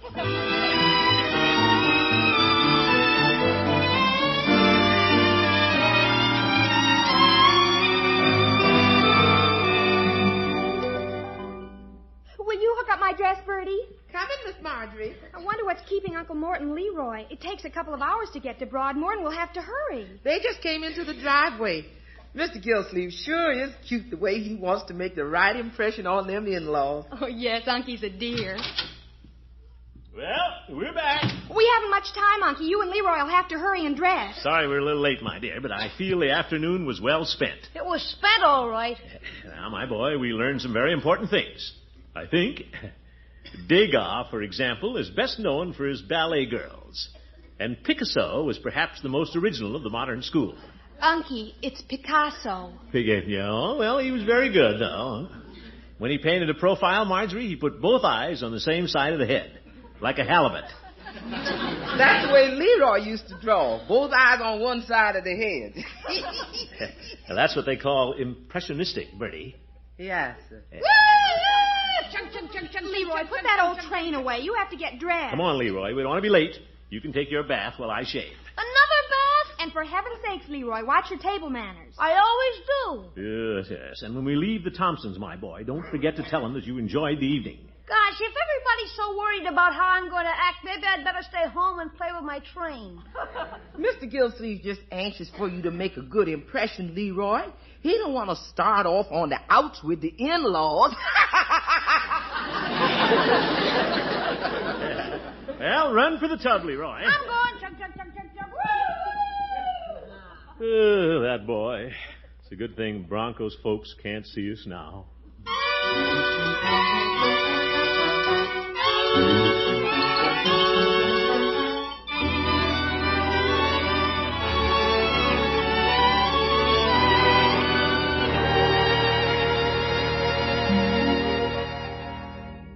Now, don't worry, Mother. You're going to like Mr. Gildersleeve. Well, I hope so. Oh, he's a very nice fella. He's always been swell to me. Well, he should be, Bronco. You're an exceptional boy.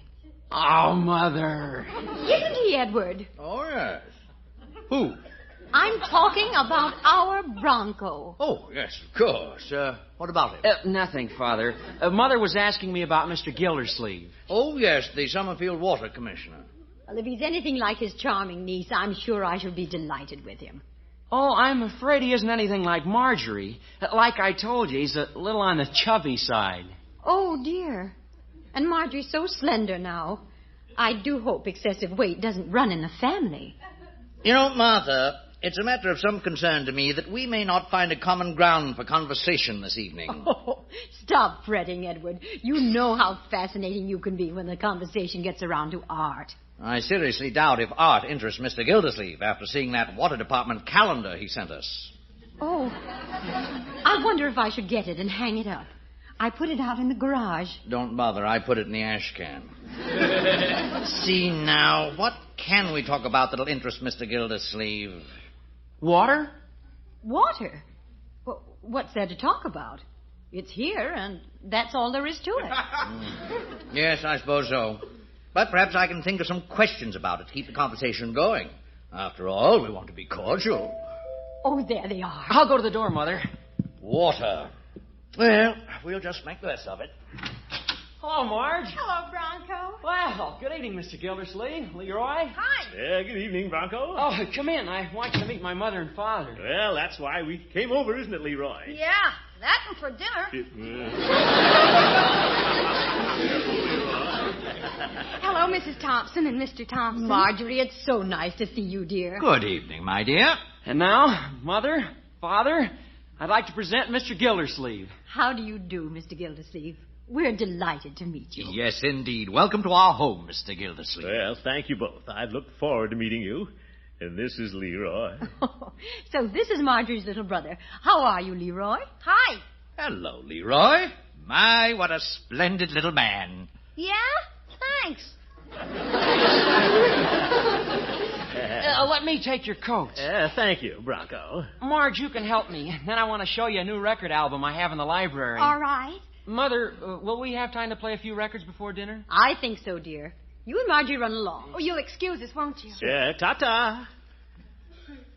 Splendid-looking couple, eh, Mr. Thompson? Who? Oh, Bronco and Marjorie. Yes, to be sure. Isn't that just like young people? Can't wait to get away from the old folks. Old folks? Well,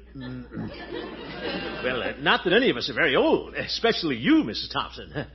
I'm sure that gray hair is premature.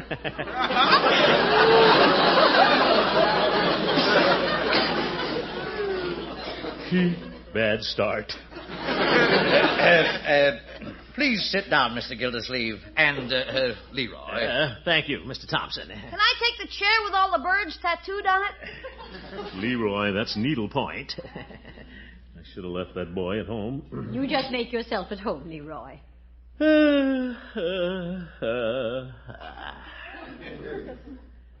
Well, here we are. Yes. Here we are. We really should have had your family over before, Mr. Gildersleeve. Oh, no. We should have had you over before. Well, anyway, here we are. Yes, indeed. Mr. Thompson, I understand you're quite an art connoisseur. Well, I've dealt in the moderns, impressionistic and post-impressionistic for a number of years, but I imagine mine is a prosaic life compared to anything as exciting as your field. Yes, Mr. Gildersleeve. Tell us about water. Well, there isn't much to tell. Oh, on the contrary, there must be many fascinating facts about water. Strange thing, really.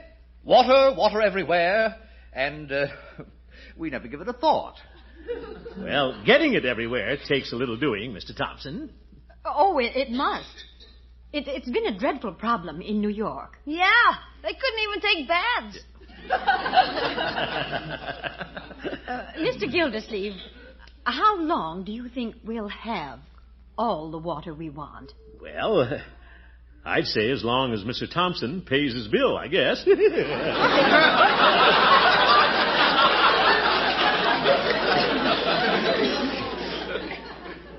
Yes. Now, about this modern art, Mr. Thompson, I think Degas' ballet girls are wonderful. The paintings, I mean. Have you seen many of Degas' originals? It's interesting, too, about Picasso. The way he paints both eyes on one side of the head. Yeah, like a halibut. Oh, I know. I should have left him home. Yes, Picasso is quite imaginative. Yeah, quite. Yes, indeed. Good old Picasso. Oh, good heavens. Mr. Gildersleeve, now, take these water shortages. How large is our world supply? World supply? Well, about this modern art. Yes, Mr. Gildersleeve? Well, Oh, brother. What's that you were saying about water, Mr. Thompson? Water? Oh, Mr. Gildersleeve, I'm afraid I interrupted you. You were about to say something about modern art. I was? Well, Is it too warm in here, Mr. Gildersleeve? Yes. Oh, no. Chug, chug, chug, chug, chug, chug, woo, woo. Chug, Leroy, what are you doing? just running my model engine on the arm of the chair. Where did you get that thing? Just happened to find it in my pocket. Say, Leroy, isn't that a B&O dockside switch engine? Sure. How did you know? How did I know? Why, my dear boy, I've been a model railroad fan for years. You have? Gosh, no kidding. Hey, just a moment, Leroy. Oh, the pickup wire on your brass terminal needs a little solder. Don't you think so, Mr. Gildersleeve? Solder? Oh, yeah. Nothing like solder on the brass terminal. Say, let's all go down into the basement. I'd like to show you my model railroad. Well, fine. Love model railroads. Now, Edward, dinner's almost ready. Oh, we won't be long. Come on, Gildersleeve. Leroy. Sure, let's go. Well, this is going to be a great evening. Yes, indeed it is. Little Leroy. Bless his little heart.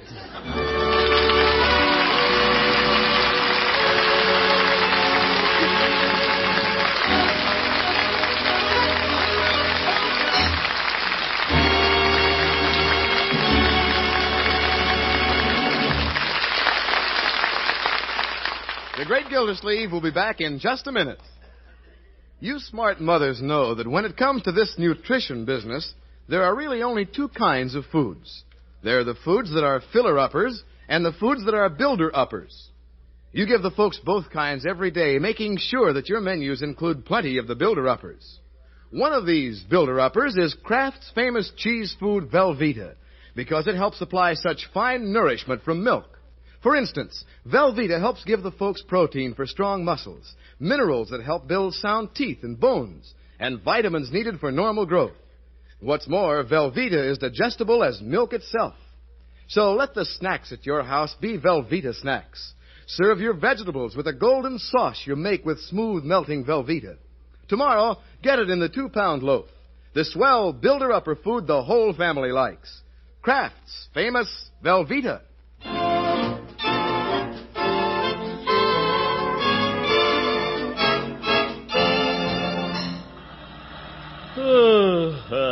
Long drive home. Gee whiz, why did you have to sit and talk all the time after dinner? Well, that's why Uncle Mort came over, Leroy, to get acquainted with the Thompsons. Yes. Gee, we could have played with the trains. All they did was talk about Bronco, and all you did was talk about Marjorie. Mm-hmm. Holy smoke, what are you going to talk about when they come to our house? I don't know, Leroy. Maybe I'll have my appendix out, and then we can talk about my operation. Good night, folks.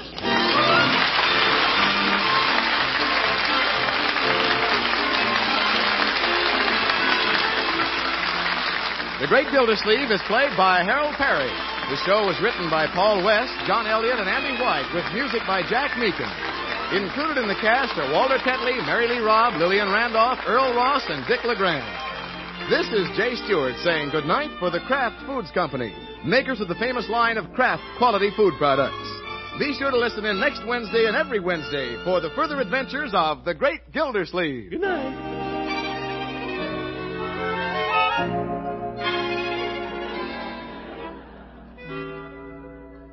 Which suits your taste? Mustard that's mild, delicately spiced, or sharp, snappy mustard with zing in every bite? Either way, you like Kraft prepared mustard. For there are two kinds. Salad mustard, tangy but gentle, and Kraft prepared mustard with snappy horseradish added. Have both on hand for different tastes, different uses. Either works magic in bringing out hidden flavor. For when you add a little mustard, you add a lot of tang. Get Kraft prepared mustard.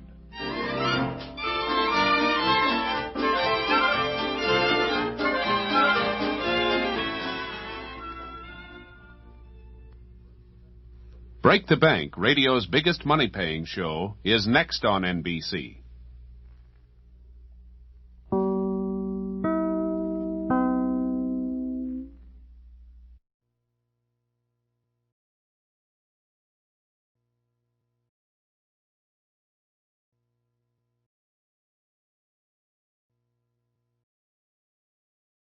The Kraft Foods Company, makers of Kraft quality foods, presents Harold Perry as the Great Gildersleeve.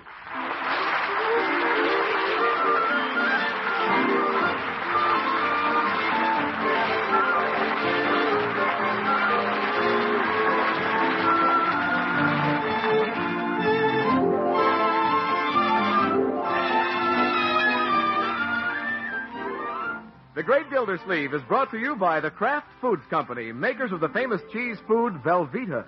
Everybody goes for Velveeta's rich yet mild cheddar cheese flavor in snacks, in sandwiches, and in hot dishes. And Velveeta, you know, helps supply important food values from milk. It's as digestible as milk itself. That's why smart homemakers keep Velveeta on hand regularly to spread or slice and to melt for grand economical hot dishes. Tomorrow, get Velveeta, the cheese food of Kraft quality.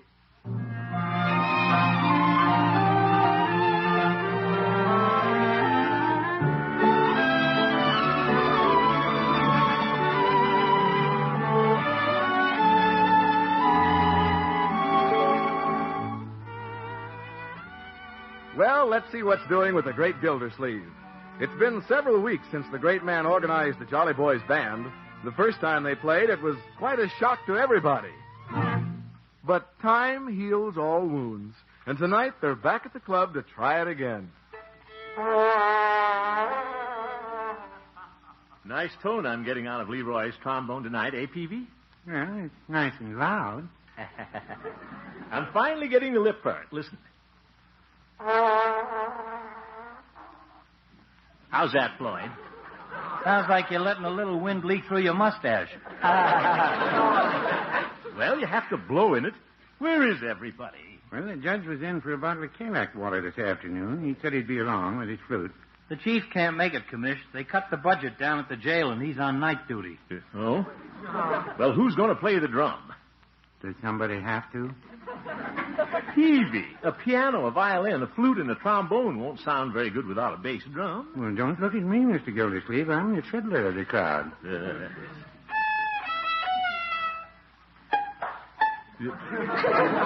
Oh, brother. Well, I guess I'll have to put on the foot attachment and beat the drum myself. Commish, you got your hands full with that trombone without having your feet full, too. Well... You better let me take it along with the piano, Commish. I'm ambidextrous. Yes. I can beat the drum instead of tromping the loud pedal. Oh, here comes the judge. Good evening, gentlemen. Hi, Judge. Hurry up, Horace. Well, are you waiting for Peter Pan and his flute? Peter Pan. How can an old goat with a pan like that play a flute? You're 15 minutes late, Horace. Yes, I know. I was chatting with the editor of the Summerfield Indicator. He tells me that Summerfield is getting its first DP. Yeah, it's in tonight's paper. A DP? Little French boy. French boy? I thought Alvin Barkley was the VP. Yep. DP, Floyd. It means displaced person. Yeah? It's a person who didn't have a home after the war, Floyd. Oh, yeah, sure. And guess what, Gildy? Your neighbor, Rumson Bullard, is taking him. He is? Well, good for him. I didn't know old Moneybags Bullard had a heart of gold. I thought it was just gold-plated. The little fellow's name is Jean-Pierre Brousset. That sounds French, all right. Yes, and I understand he's just about Leroy's age, Gildy. Well, I'll have to tell Leroy. He's arriving by train tomorrow. Tomorrow? But the Bullards aren't back from Florida yet. Oh, well, somebody will look after him. It's only for a day or two. And now, what's on the musical agenda this evening? Well, fellas, how about the Blue Danube? Here's the music. It goes like this.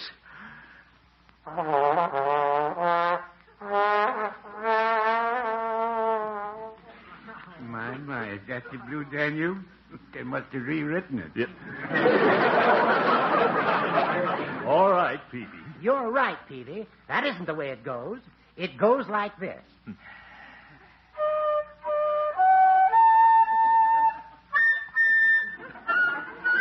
Oh, my goodness. Judge, you sound like a hungry seagull. Oh, come on, gang. Just follow me. You won't get lost.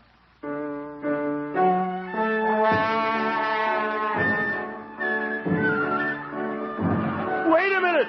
Start over, Floyd. I wasn't puckered. Well, it wasn't time for you to pucker. What? If you'll notice your music, Commish, first it's just the Peeve and me. Then you on the poom, poom, and the judge comes in on the tweet, tweet. That's right, Gildy. Poom, poom, tweet, tweet. Well, let's do it. Okay, we're off.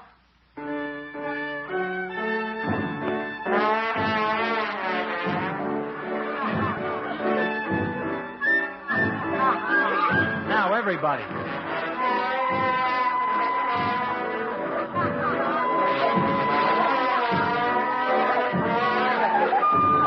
Wait a minute. Hold everything. Stop the music. What's the matter, Gildy? What's the matter? Judge, where are you? Why, I'm on page 2. You're a half a page ahead of me. I thought somebody was behind. Yes. That's the trouble with this band. We ain't in tempo. Maybe one of us ought to stop playing and lead the outfit. Perhaps all of us should stop playing. Commish, how about you dropping out and directing us? Nothing doing, Floyd. I'm playing the trombone. Judge? No, indeed. The flute is very necessary in the Blue Danube. Well, if we keep playing it this way, it's going to be the black and blue Danube.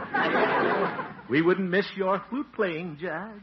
Well, we wouldn't miss your trombone either. It sounds like a wounded buffalo. Watch it, Hooker. Oh, now look, If anybody says a word about my fiddling, I'm going home. I think all of us ought to go home. Yeah, we don't seem to be getting off on a good foot for 1950. No, we don't. Playing these instruments and arguing seems such a waste of time. Who's arguing? Well, perhaps we should do like other clubs and have a project of some kind. Like what? Raffling off a turkey? I can move a lot of tickets at the barber shop. No, Floyd. No? I hate to admit it, but the judge is right. We do need a project. Something worthwhile in this club. Like Bullard. We don't get along too well, but I can't help admiring him for taking care of that little French boy. I've been thinking about that little fellow. Too bad Mr. Bullard can't be here to meet him. Yes, it is. Say, wait a minute. There's a project for us, fellas. Let's take care of the boy till Bullard comes back from Florida. Us jolly boys take care of the kid? Hey, that's an idea, Commish. Yes, that would be a worthwhile project. Well, how are we going to talk to him? The only French I know is on them hair tonic bottles. Oh, I think we can make ourselves understood, and he can stay at my house. Not so fast, Judge. I thought of this. Well, Mrs. Peavy and I'd be happy to take him. He might feel more at home with us. Mrs. Peavy has a World's Fair pillow with the Eiffel Tower on it. Eiffel or no Eiffel, he's staying at my house. Says who? Me and the wife ain't got no kids. He's coming with me. But, Floyd, don't be ridiculous. What? You wouldn't even know he was coming to town if I hadn't told you. Gossip. Gossip. Now, that's a fine attitude. Now, watch it, Judge. Stop waving that flute. He's coming to my He's house. coming to my house. Stop it. Stop it. I wonder why we call this club the Jolly Boys.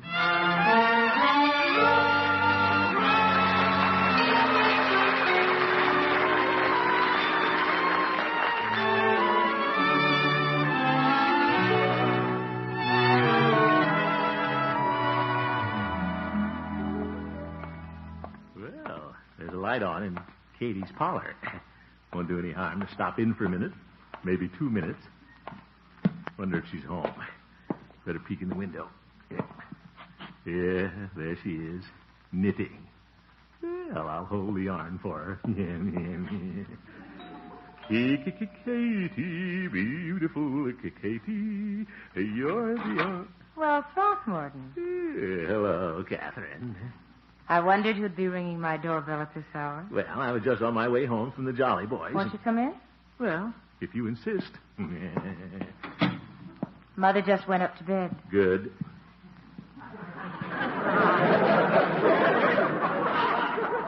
Sit down, Throckmorton. Thanks. Well, Kathryn, you're going to be proud of the Jolly Boys. Oh? Guess you read about that little French boy that Rumson Bullard is taking. Yes, I read it in the paper tonight. Well, he's coming in before Bullard gets back from Florida, so the Jolly Boys are going to take care of him for 2 days. Well, that's wonderful, Throckmorton. Yeah, we decided to meet at Peavy's tomorrow and go to the train together. Ah. Where is he going to stay? Well, there's a slight difference of opinion about that. The judge and Floyd think they should keep him, and Peavy thinks he should. And, of course, you think you should keep him. Of course, I haven't figured out how to get him yet. You Jolly Boys are wonderful. You say the little boy is French? Yeah. His name is Jean-Pierre Bousset. Oh, I'd love to talk to him. Oh, do you speak French? Oh, dear. Only a little. I have a French and English dictionary there in the bookcase. Can you reach it? Yeah, I think so. Yeah.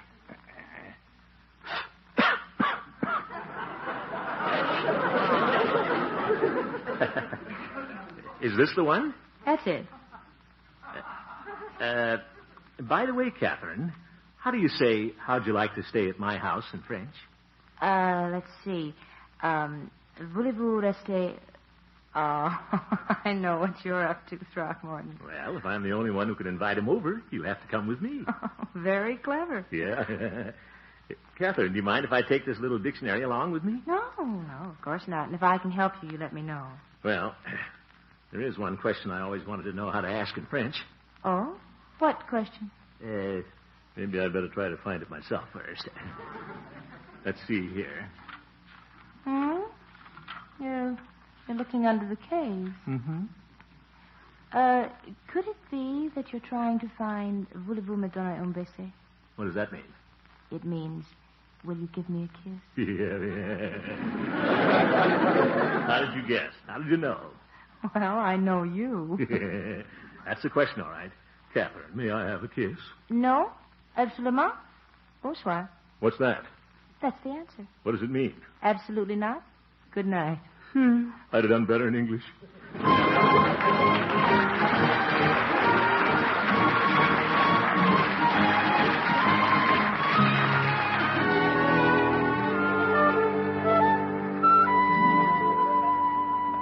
Oh, what's the beautiful morning. Oh. Good morning, Mr. Pearson. Oh, two pants. Let's see. How do I say, would you like to come to my house? Voulez-vous rester chez moi? Yeah, pretty good. All right, George, little Jean Pierre will come and stay at my house because I'll be the only one who can speak French. You're sly, Gildersleeve. Good morning, Peavy. Well, hello, Mr. Gildersleeve. Haven't Floyd and the judge shown up yet? Well, they should be here any minute. I'm just getting ready to close up now to go down to the depot. Fine. Peavy, guess what this means? Voulez-vous rester chez moi? And that means how would you like to stay at my house? Peavy, how did you know? I learned it in the French dictionary. Don't tell me you've got one of those things, too. Well, I've had it for some time. Mrs. Peavy's parrot had some French words in its vocabulary, and I got curious as to what they were. Oh? They weren't in the dictionary.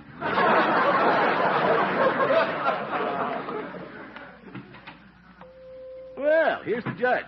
Wearing a beret. Look at that. Hello, Horace. Morning, Judge. Bonjour, messieurs. Comment allez-vous? Zeke, the judge, has a dictionary, too. Well, that's all I've learned, Gildy, except how to invite the boy over. Voulez-vous rester? Yeah, we know, Judge. Chez moi. Oh.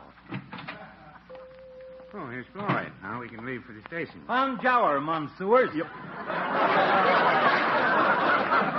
Not you, too, Floyd. Look, fellas, I picked up a French dictionary. A very original idea. I ain't cut a head of hair all morning trying to learn this French. Great. A fine conversation we'll carry on with the boy. All anybody has learned is how to invite him over to his house. Oh, yeah? Get a load of this. Huh? Pour sous lager le pericron sec et arrêta les chevaux tombots. What does that mean, Floyd? To relieve dry scalp and stop falling hair. Oh, my goodness. Floyd, you'll never get him to your house with an invitation off a French hair tonic bottle. Personally, gentlemen, I think we should stop quibbling over who'll take care of the boy. I'm in favor of that. Say, why don't we get our instruments and welcome him at the station with the Jolly Boys band? That would make a big hit with the little Frenchman. Yeah, sure. Well, no, I wouldn't say that. I think you're right, Peavy. Let's go to the depot toot sweet and leave out the toots.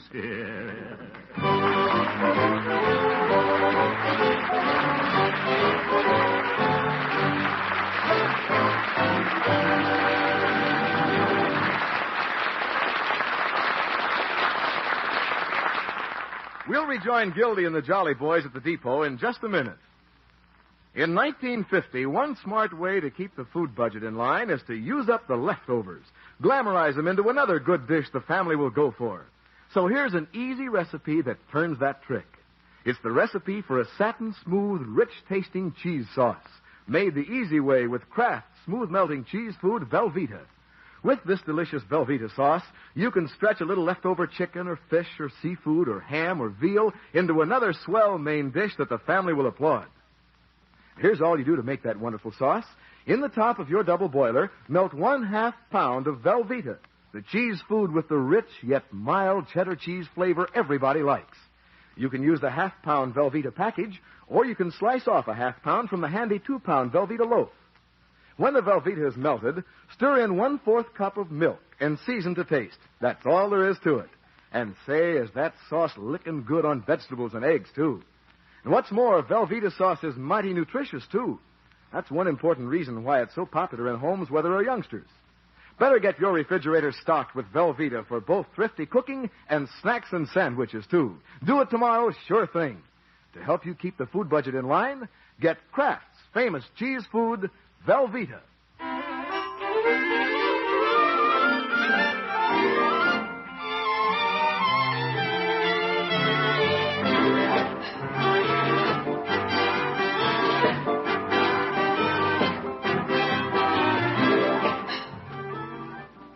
Now let's get back to things in Summerfield.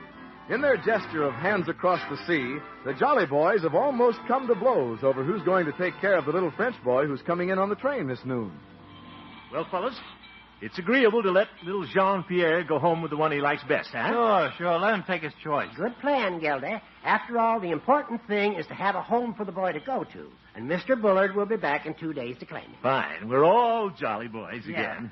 Well, no matter who gets him, I think it'd be nice to have a little party for him at the club tonight. I'll bring the cokes.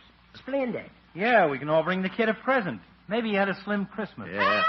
Leroy! Well, hello, Leroy. Hi, Leroy. Hi. Good morning, Leroy. Hi. Leroy, what are you doing down here? Well, gosh, you've been talking so much about this French kid, I got curious. Well, I'm glad you're here, my boy. You can be part of the welcoming committee. Hey, here she comes. Huh? Yeah, look out for her. Yeah, that's it, all right. 11:58, right on time. Yeah. Look out for the steam.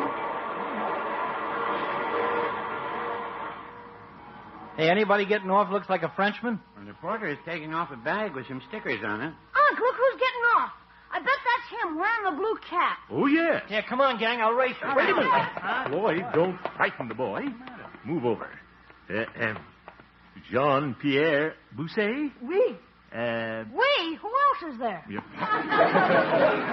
That means yes, Leroy. Est-ce que vous êtes Monsieur Bullard? Huh? He's saying something about Bullard, Gildy. Oh, yes. Guess he thinks I'm Bullard. Yeah. Well, I'm not Mr. Bullard. I'm Throckmorton P. Gildersleeve. Do you understand? Savvy? No.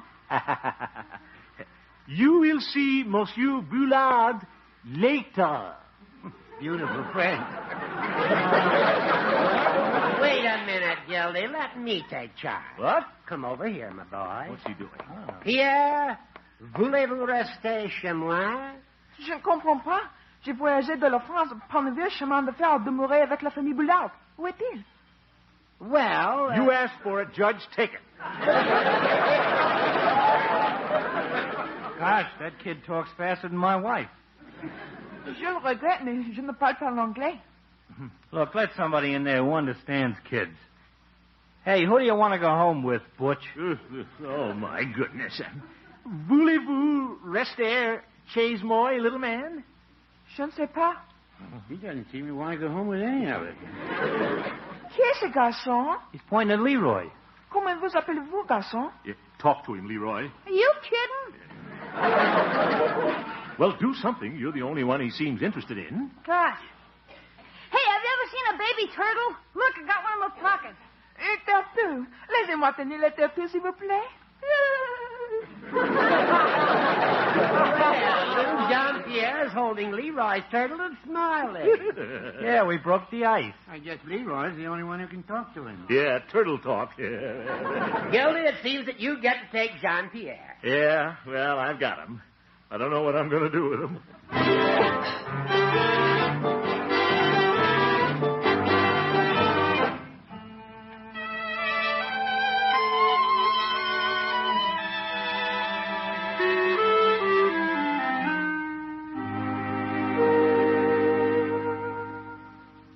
Leroy, you take little Jean-Pierre upstairs and find a nice clean towel for him, huh? He'll want to take a bath after his long train ride. Okay. And Leroy, you show him where he's going to sleep tonight. Where is he going to sleep? Well, you'll have your room, my boy. My room? Yeah, we'll put the folding cot in my bedroom for you. For corn's sake, what did you have to come to our house for? Shh. Now, Leroy, run along. Jean-Pierre, au revoir. Au revoir. Oh, phooey. Bertie. You call me, Miss Gildersleeve? Yes, Bertie. Bertie, how about fixing some French food for little Jean-Pierre, huh? A flaming crepe Suzette, perhaps. No, sir. Bertie ain't fooling with no fire dishes. Bertie likes to serve food hot, But after she's gone to all the trouble of cooking it, she don't see no reason to light a match to it. Yeah. You know what I'm going to give that boy, Mr. Gildersleeve? What, Bertie? Good old home cooking, American style. That sounds like a good idea. Yes, if that little boy's going to live in America, we got to help him be an American. Well, go to it, Bertie. Yes, sir. If anything will make a good American out of him, it's good old home cooking, American style. Yes, indeed. It's not bad, Bertie. That's right.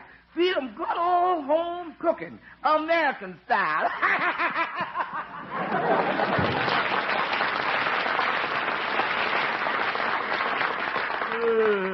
By George, I can't wait for dinner. I must be a good American.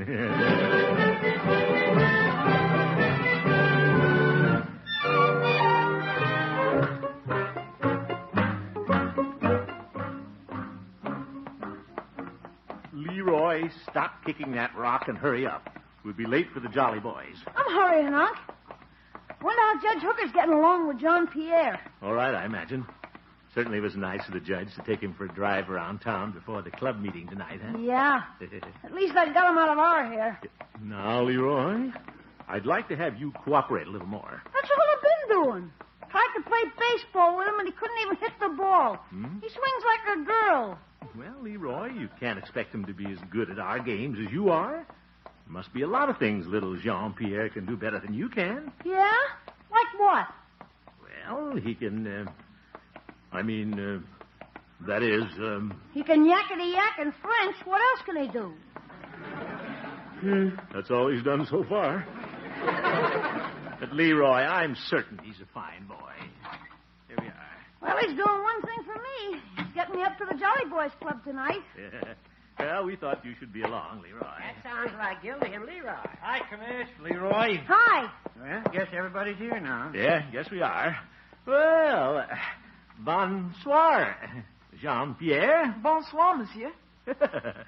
How's everything and everybody getting along? You mean with him? I never seen such a guy, Commish. What? I spent $2 for a football, and he didn't know what it was. Tried to spin it like a top. Floyd. Well, he don't know what I'm talking about. You see what I mean, Unc? Well, Leroy, we sort of have to work these things out, you know. Yeah. I got along with the boy famously. I stopped at the music store and picked up the music for La Marseillaise. Huh? Yeah, the French national anthem. La Marseillaise. Oui, bon. Bon, say, that got a rise on him. That's something the boy understands. Why don't we get our instruments and play it for him? Well, we might try it. Where's my violin? I'm willing to try anything. My $2 football sure didn't go over. Yeah. Now, Floyd, we mustn't expect too much of little Jean-Pierre. Hey, who's going to play the drums? Hey, why don't we let Leroy do that? He's got rhythm. Oh, boy.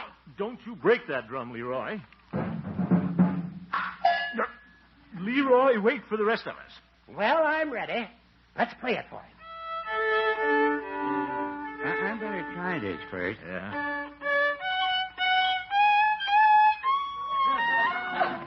It seems to have more notes than the beautiful Blue Danube. Pardon, monsieur. Puis-je prendre le violon? How's that? I think he wants your violin, Peavy. Oh. Might as well give it to him, Peavy. I guess he feels left out. What if he does ruin the piece? Very well. Here you are. Merci.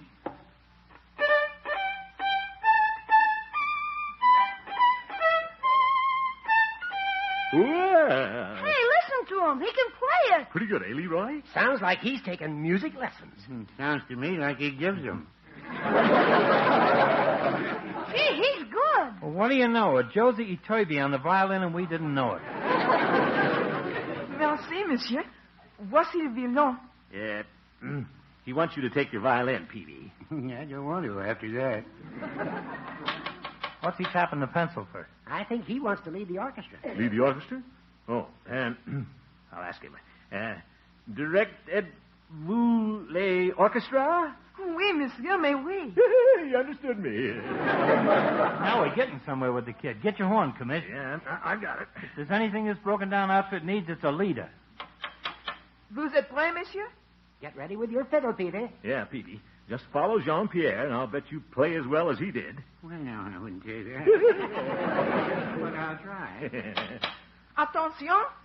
Commencez.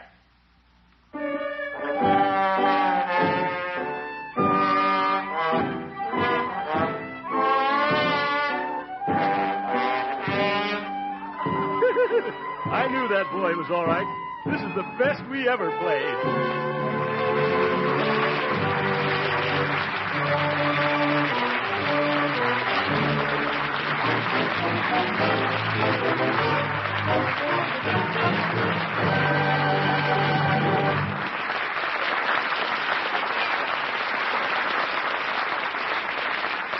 The Great Gildersleeve will be right back.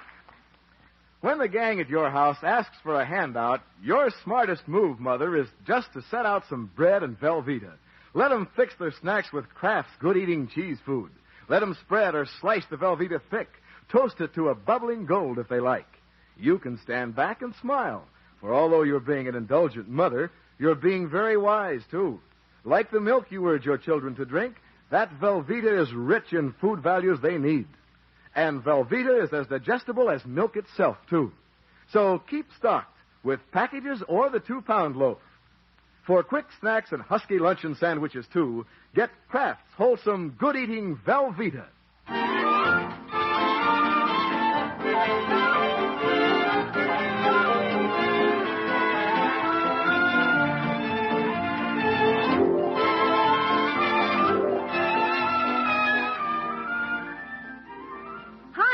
Oh, hello, Leroy. Well, hello, Jean-Pierre. Bonsoir. Bonsoir. Well, how are you two getting along? Oh, we're having a keen time. John's catching on fast. I got him throwing the football. Oui. Football. Yeah, footman. Well, good. I'm making a real American out of him, Unc. You ought to hear him talk. Go ahead, John. Show him how you can talk American. Oui, American. Yeah, imagine Leroy teaching his little friend to speak English. Go ahead, Jean-Pierre. Say something for Uncle Throckmorton. Oh, for corn's sake. Ooh. Great Leroy.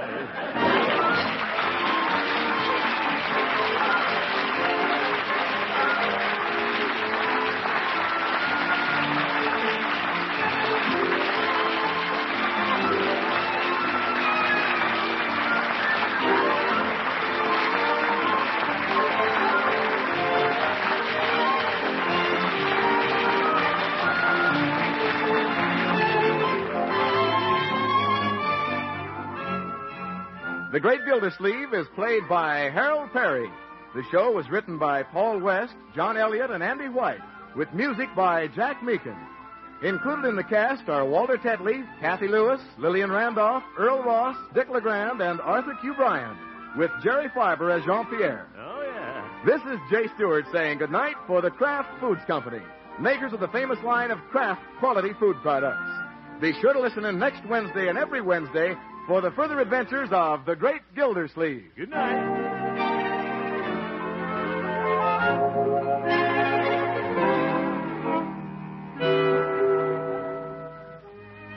Want to put magic in leftover meals? Then have plenty of Kraft prepared mustard on hand. Mustard makes hidden flavors pop right out of leftover meats, adds new life to salad or egg dishes. You can get 2 kinds of Kraft prepared mustard, you know. Salad mustard, mild, delicately spiced, or Kraft mustard with snappy horseradish added. Have both on hand, for when you add a little mustard, you add a lot of tang. Get Kraft prepared mustard.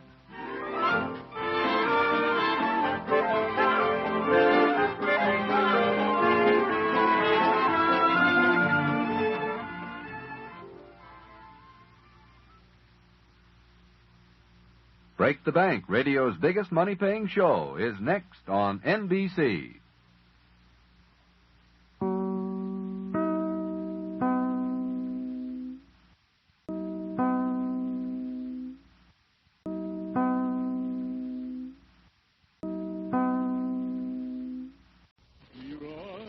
The Kraft Foods Company, makers of Kraft quality foods, presents Harold Perry as the Great Gildersleeve.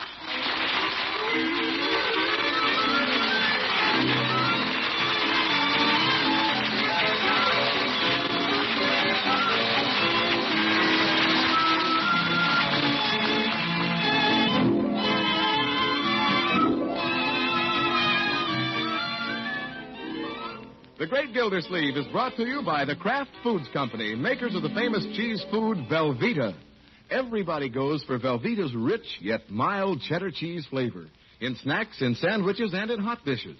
And Velveeta, you know, helps supply important food values from milk and is as digestible as milk itself. That's why smart homemakers keep Velveeta on hand regularly to spread or slice and to melt for grand economical hot dishes. Tomorrow, get Velveeta, the cheese food of Kraft quality.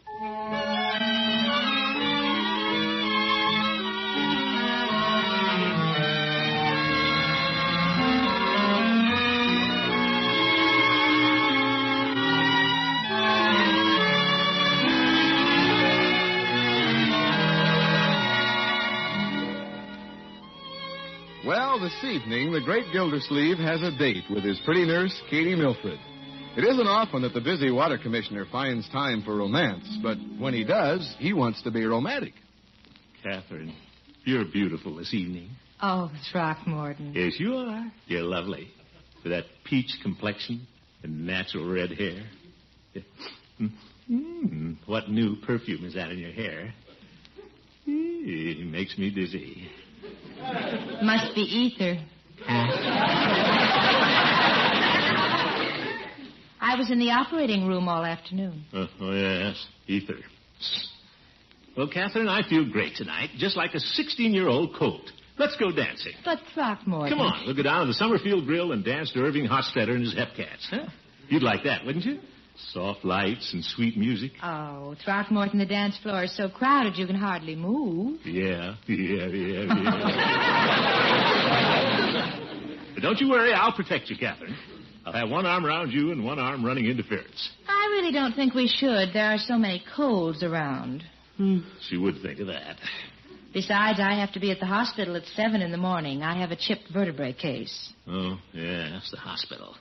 Well, we could dance here in your living room. Let's have some fun, KATHRYN. Oh, we don't have any music. There's always the radio. But who needs music? Come on, I'll hum. You remind me of Dr. Andrew White. Dr. White? He always hums a waltz while he's operating. Oh, my God. A waltzing doctor. Let's forget about the hospital, KATHRYN. I guess I do bore you, talking about my work all the time. Oh, no, it's just that... I'm sorry, Throckmorton. I promise to do better. There's the phone. Excuse me? Yeah, but I know who that is. Nurses Exchange. We should get her mind on me instead of on medicine. Got to figure out some way. Say, why don't I sing to her? I don't know why, but every time I sing to a girl, she practically disintegrates. Just like I was Vaughn Monroe. Sure, I'll bowl her over with my baritone. What are you smiling about? Oh, just thinking. That was the Nurses Exchange. No. Yes, it was. But I'm too busy to take the case. Sounded quite interesting, too. Barythemia. Yeah? Well, do you think you could work up a little interest in the baritonia? What? If you'll play the piano, KATHRYN, I might be induced to sing. Oh, certainly. What'll it be? Well, I see you've got some music from South Pacific here. How about Younger Than Springtime, huh? That's the way I feel. Oh, I love it. Good. Wish I'd thought of this sooner. Shall we start at the verse? Well, that ought to do it. All right. I touch your hand, and my arms grow strong, like a pair of birds that burst with song. My eyes look down.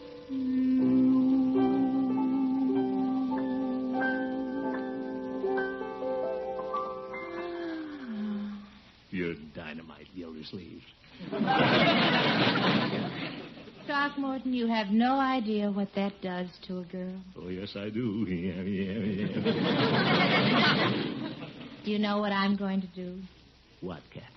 I'm going to buy that album and give it to the girls in the nurses' dormitory. Oh, my goodness, Gildersleeve, you're butting your head against a hospital wall.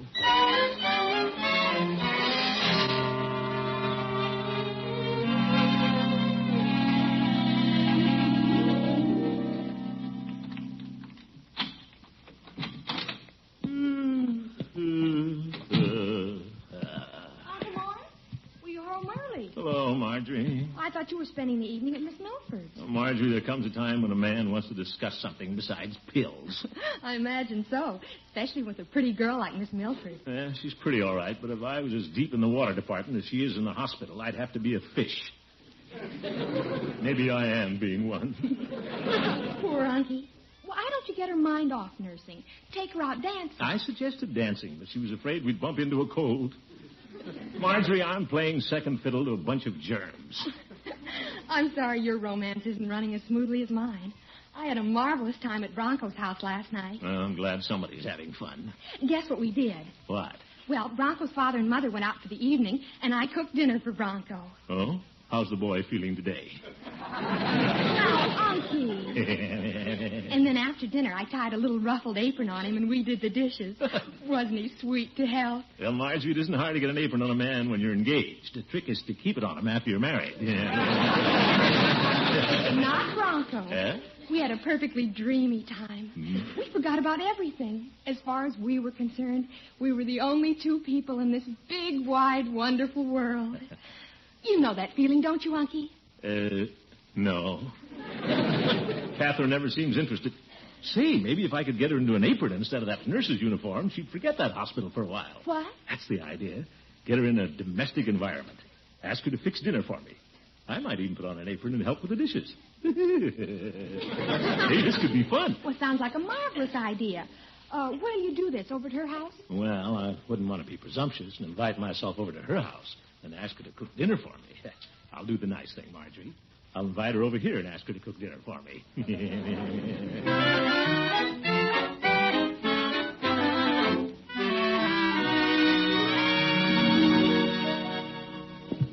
George, the more I think of this idea, the better I like it. But before I call KATHRYN, I'd better clear the house for tonight. She might not feel too comfortable cooking in the kitchen with Bertie around. And I wouldn't feel comfortable in an apron with Marjorie and Leroy around. Good morning, Unky. Hi, Unc. Well, good morning, infants. What's for breakfast? Pancakes, eggs, and bacon. Your plate was getting cold, Unc. Oh? Did you send it back to the oven, Leroy? No, I ate them. Bertie's fixing some more for you. Great. Marjorie. Yes, Unky? You prepared a nice dinner for Bronco the other night. Don't you think he should reciprocate by taking you out to dinner tonight? Well, I think he'd be delighted, Unky. Fine. Leroy. Yeah, Unc? You've been an awful good boy lately. I have? You've been wanting to eat out and go to a movie for a long time. Sure. I think I'll let you do it tonight. Gosh, you mean it, Unc? Here's $2 that says I mean it. Oh, boy, $2, and I didn't even have to ask for it. Hey, what's going on around here? Don't get so curious, my boy. I'd suggest you get the pounded steak dinner at the Summerfield Grill. To heck with the Summerfield Grill. For $2, I can get a big sack of hamburgers, a few bottles of pop, and see Hopalong Cassidy twice. A sack of hamburgers in the theater. I'd hate to be sitting next to you. Why? I'd offer you some. Gosh, I can't wait until tonight. Neither can I. Well, that takes care of the children. This is a cinch. Here's your breakfast, Mr. Gildersleeve. Thank you, Bertie. I fixed it once, but I think a little elf ate it. Well, a big elf's going to eat them this time. Bertie. Yes, sir? Bertie, you've been working pretty hard lately. Yes. After you've finished with the breakfast dishes, why don't you take the rest of the day off? What happened? Well, nothing, Bertie, except that I'm going to ask you to, I'm not going to ask you to prepare dinner this evening. Oh? Why not, Mr. Gildersleeve? Well, the children thought they'd like to eat out tonight. Yes, sir. And I have other plans. Yes, sir. So we won't need you tonight, Bertie. Yes, sir. Somebody's getting tired of somebody's cooking around here? Oh, no, Bertie, it's not that. Well, if somebody around here is getting tired of Bertie's cooking, all they got to do is say so. Now, Bertie, we love your cooking. Yes, sir. Everybody loves Bertie's cooking so much they're eating out. Now, Bertie? They just love Bertie's cooking. Of course we do. So they're eating out. My goodness, wait a minute, Bertie. The reason I'm giving you the afternoon off is that, Bertie, Uncle Mort has planned a nice, quiet evening here with Miss Milford. He wants her to cook dinner for him. He does? Yeah, I know she can't cook as well as you, Bertie, but, you understand, don't you? Yes, sir. I don't. Leroy, you'll understand these things when you get a little older. Oh, so that's why I got the $2. Unc wants to be alone with Miss Milford. Yeah, brilliant. Pretty hard to keep things from that boy.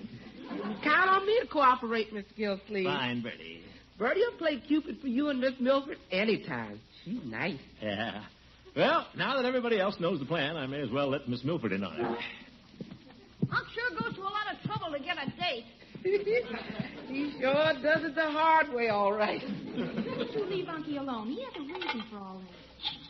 Kathryn will get a big kick out of puttering around the kitchen with me. Hello? Hello, Kathryn. This is Throckmorton. Oh, good morning, Throckmorton. Good morning. Kathryn and I have a great idea for this evening. Oh? Little Leroy's eating out, and Marjorie's going to dinner with Bronco. So guess what I want you to do? Go out to dinner with you? I didn't think of that. Well, that's not what I had in mind, Kathryn. I thought you'd like to come over and cook dinner for me. Did you say cook dinner for you? Yeah, doesn't that sound like a lot of fun? Well, I can think of more amusing things to do. What's the matter, Throckmorton? Is Bertie sick? Sick? Well, then, just a minute, Kathryn. Can't lose out now. Oh, Bertie. Yes, sir? You say you're willing to play Cupid? Yes, sir. How'd you like to play a sick Cupid? A sick Cupid? But, Mr. Gildersleeve, I'm healthy as a horse. Bertie, I think she'd come over if you were sick and couldn't cook. Oh, then I'm sick as a horse. Hello, Kathryn.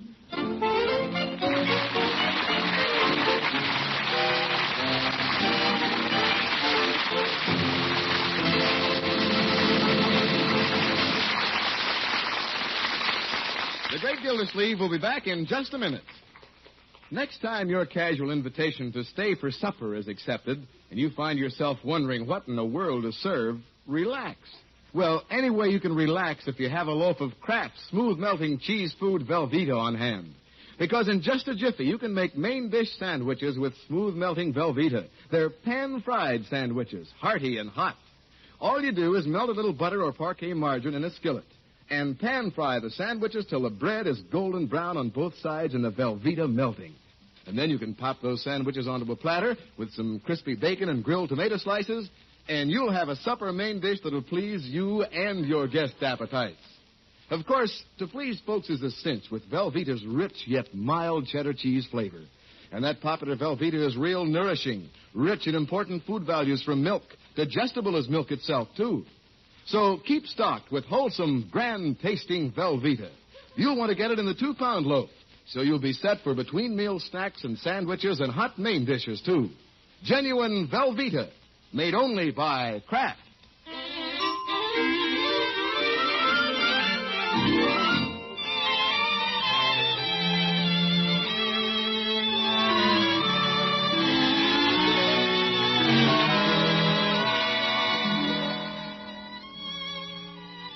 Well, the great Gildersleeve has had quite a little trouble getting Nurse Kathryn Milford's mind on him instead of her work.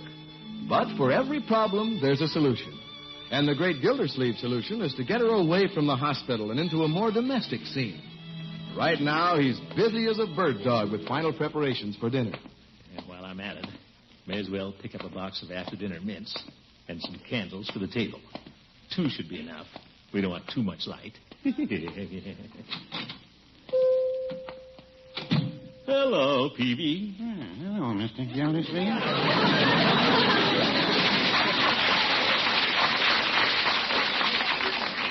What can I do for you this afternoon? Peavy, I'd like to buy some candles for the dinner table. Very well. I have quite a selection here. Well, let's see. Do I want the short ones or the long ones? Well, how long a dinner are you going to have? Peavy, I'll take 2 of the long ones. That's a good choice. They burn longer. Give me the candles, Peavy. White ones. Very well. Having a dinner party, are you, Mr. Gildersleeve? Just Miss Milford and me. Say, Peavy, why don't I take red candles? They'll sort of match your hair. Very well. Now I want some after-dinner mints, Peavy. I'm afraid I don't have any brown mints. Brown mints? To match your eyes. All right, Peavy, let me have some plain mints. Very well, that'll be... Sergeant, got to go down to the grocery store and do the shopping. You're doing the shopping, Mr. Gildersleeve? Yeah, and Kathryn's cooking the dinner.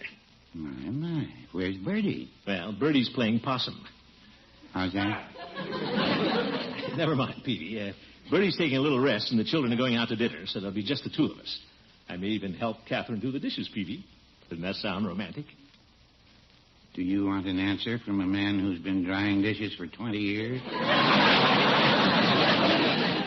Now, Peavy, there are plenty of ways to have fun doing the dishes. Oh, my ass. I can just see you two holding hands in the soap suds. Well,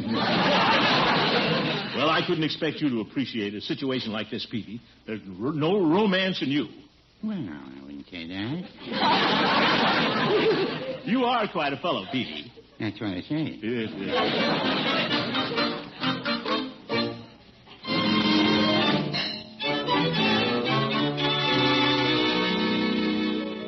Well, let's see if I have everything here. Frozen Brussels sprouts, Idaho baking potatoes, a lot of green stuff for the mixed green salad, some of that St. Francis blue cheese for the dressing, made by Kraft, and 2 3-inch steaks. Too bad they didn't have any bananas. Wonder if these apples are any good. Juicy. Pardon me, please. Judge Hooker. Can you tell me where I'll find the canned fricasseed chicken? Judge, I'm not a clerk. Oh, Gildy. Of course you're not a clerk. They wouldn't hire you in a grocery store. You'd eat up all the profits. I'm just testing the apples, Judge. Care for a wine? Sap? Now, Gildy. Guess I'll buy some of these. My, you have a lot of groceries there. Potatoes, celery, cucumber, something cold. That's frozen Brussels sprouts, and get your hands out of my market basket. What's in this package? Steaks, I'll bet. Judge, you've got a nose like a bloodhound. I was just thinking, Gildy, why don't you bring your steaks over to my house? I'll prepare them, and we'll have a bachelor dinner. Judge, I've got a better plan than that. I'm having a bachelor and a girl dinner. Oh. Kathryn's coming over to cook for me, Judge. Bertie is pretending she's sick. Oh, I see. Sounds like an interesting evening you've maneuvered. You bet. I envy you, Gildy, sitting down to a spread prepared by loving hands. Gildy, those steaks look quite large. Sorry, Judge, but you're not invited. This is all planned for Kathryn and me. Well, I'm sure she wouldn't mind. She might relish having an intelligent conversationalist at the table. Oh, no, Judge. But, Gildy, while you're having your steak banquet, I'll be at home eating fricasseed chicken out of a can. Well, eating out of a can should be a banquet for you, you old goat. Gildy! Don't cry, Judge. I'll have you over on your birthday.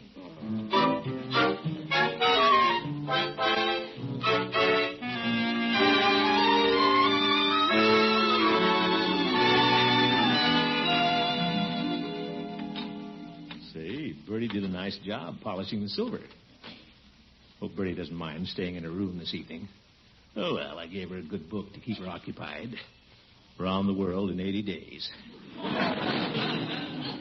Now, let's see. I'll put the red can center of the table. Beautiful, beautiful. Well, now you staying out here when I can be in the kitchen with Katie. Katie, a beautiful Katie. You're the... A lot of steam in here. Kathryn, where are you? You know where I am. Having a lot of fun? Oh, yes. There's nothing more fun than bending over a hot stove. But I don't mind doing it for Bertie. Yeah. Well, you look beautiful in the kitchen, Kathryn. I'll bet I do. My face all red, my hair hanging down in my eyes. Well, let me help you out a little, huh? I'll pin back that little wisp of hair. No, that's all right. Yeah, but you have to see how to make those biscuits. Here's a bobby pin over your ear that isn't doing any good. Throckmorton. Now stand back now. I have to put on the steaks. But wait a minute. Oh, I'm sorry. Did grease pop on you? Oh, no, I was too fast for it. Got a little on my necktie, though. Kathryn, how about stopping and talking to me? Oh, but I have to fix the blue cheese dressing. Well, I'm the head cheese around here. Pay a little attention to me, huh? Throckmorton, you shouldn't try to hold my hand in the kitchen. Yeah, I guess I shouldn't. Biscuit dough. I think I'll go and see how Bertie is. Bertie? Yes. And I'd better take my nurse's kit. Now, Kathryn, don't you go worrying about Bertie. You have your hands full here. Oh, I think I have things under control here in the kitchen. You keep an eye on the steaks, will you? But... I won't be a minute. Zeke, I hope Bertie makes a good possum or it's good night, nurse.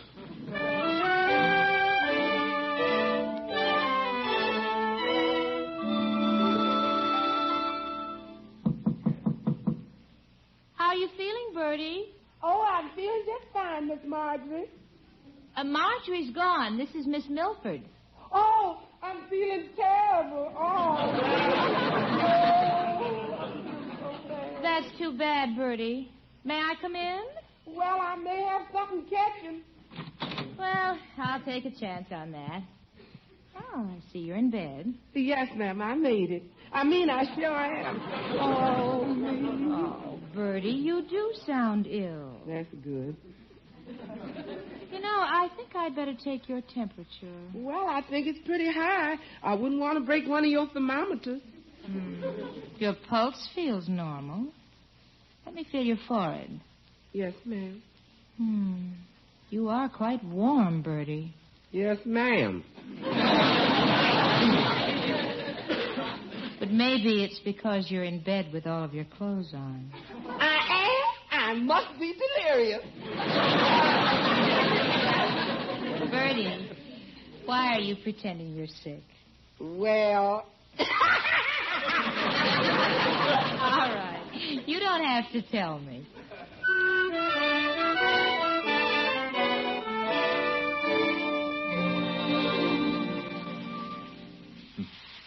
Wonder what's going on in Bertie's room.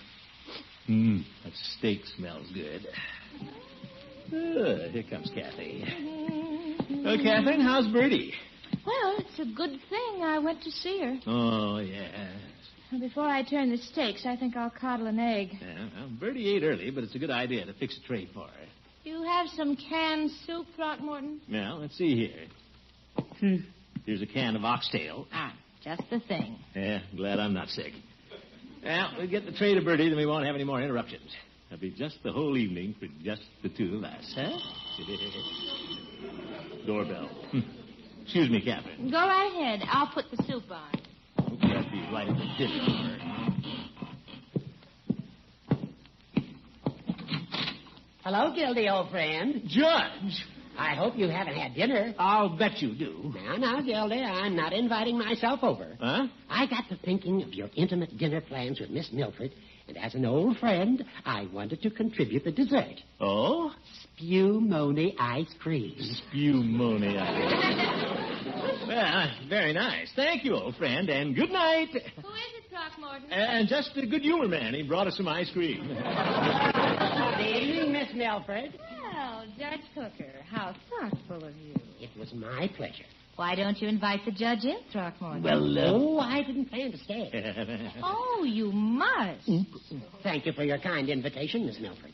But I saw Gildy at the market, and I know you only have 2 steaks. Well, one of those is for you, Judge. But... I had a big lunch at the hospital. All I'm having is a salad. But, Kathryn... And Throckmorton's having oxtail soup and a coddled egg. Yes, what? Kathryn, what about the other steak? Oh, I'm taking that into Bertie. Bertie, but... Now, Throckmorton, she needs a steak to build up her strength. You know how sick she is. Well. Looks like you aren't going to have much for dinner, Gildy. Watch it, Hooker. I'll barbecue an old goat.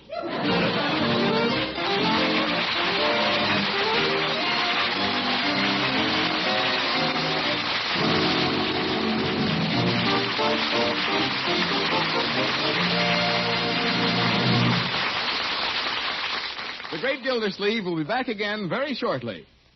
Here's the straight road to a man's heart. For dessert, a flaky crusted straight from the oven pie served with plenty of old-time tasting natural cheddar cheese. So lucky, isn't it, that pie making these days is easy? I mean pie making with a good pie crust mix. And lucky, too, that you can be sure of getting just the right cheese to go with that pie. Golden, mellow, mild cheddar. All you have to do is ask for K-brand natural cheddar cheese. And that's right. here's glorious natural cheddar with old-fashioned goodness and new protection. You see, Kraft makes K-Natural of pasteurized milk and cures it in its own sealed wrapper. So get K-Brand tomorrow. And don't forget that pie crust mix for an easy, doubly good dessert of pie and delicious K-Brand natural cheddar cheese.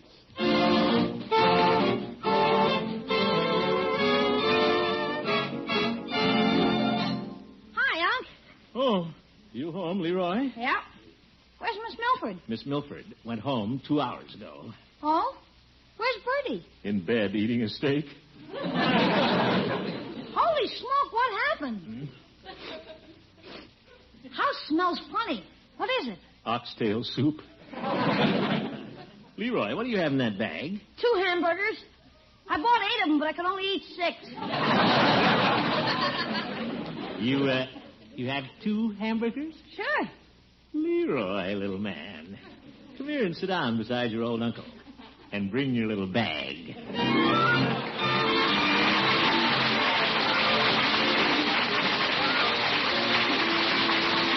The Great Gildersleeve is played by Harold Perry. The show was written by Paul West, John Elliott, and Andy White, with music by Jack Meakin. Included in the cast are Walter Tetley, Mary Lee Robb, Lillian Randolph, Kathy Lewis, Earl Ross, and Dick LeGrand. And friends, I'd like to remind you that 1,600,000 men still wear the uniform of the Army, Navy, Marines, and Air Force. It's good to know that USO extends them a friendly welcome no matter where they're stationed. You bet. This is Jay Stewart saying goodnight for the Kraft Foods Company, makers of the famous line of Kraft quality food products. And they're good. Be sure to listen in next Wednesday and every Wednesday for the further adventures of the Great Gildersleeve. Good night, folks. Here's a taste test that counts. Try any meat without mustard. Then add a golden dab of Kraft prepared mustard to your next bite. Taste the difference. There are 2 kinds of Kraft mustard, you know. Salad mustard, delicately spiced for those who like their mustard mild, or Kraft prepared mustard with snappy horseradish added. Have both on hand. For remember this, when you add a little mustard, you add a lot of tang. Get Kraft prepared mustard.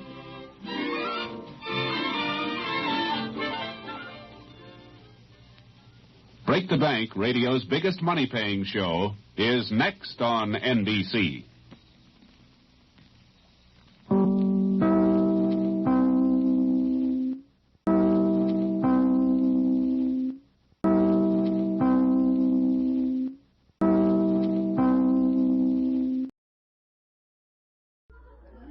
The Kraft Foods Company, makers of Kraft quality foods, presents Harold Perry as the Great Gildersleeve.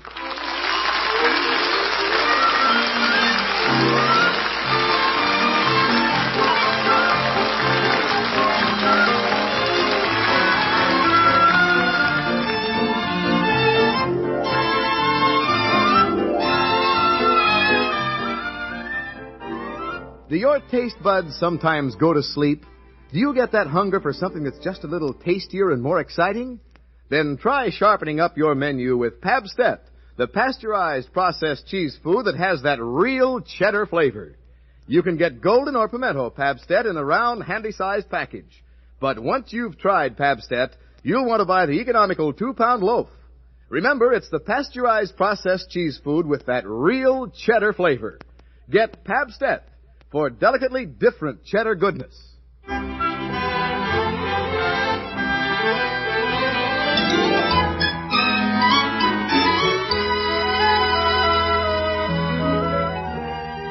Now let's see what's going on in Summerfield. A couple of weeks ago, the Great Gildersleeve was introduced to his niece Marjorie's future in-laws, Mr. and Mrs. Thompson.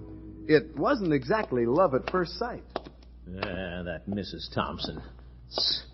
I never trust a woman who wears glasses on a chain.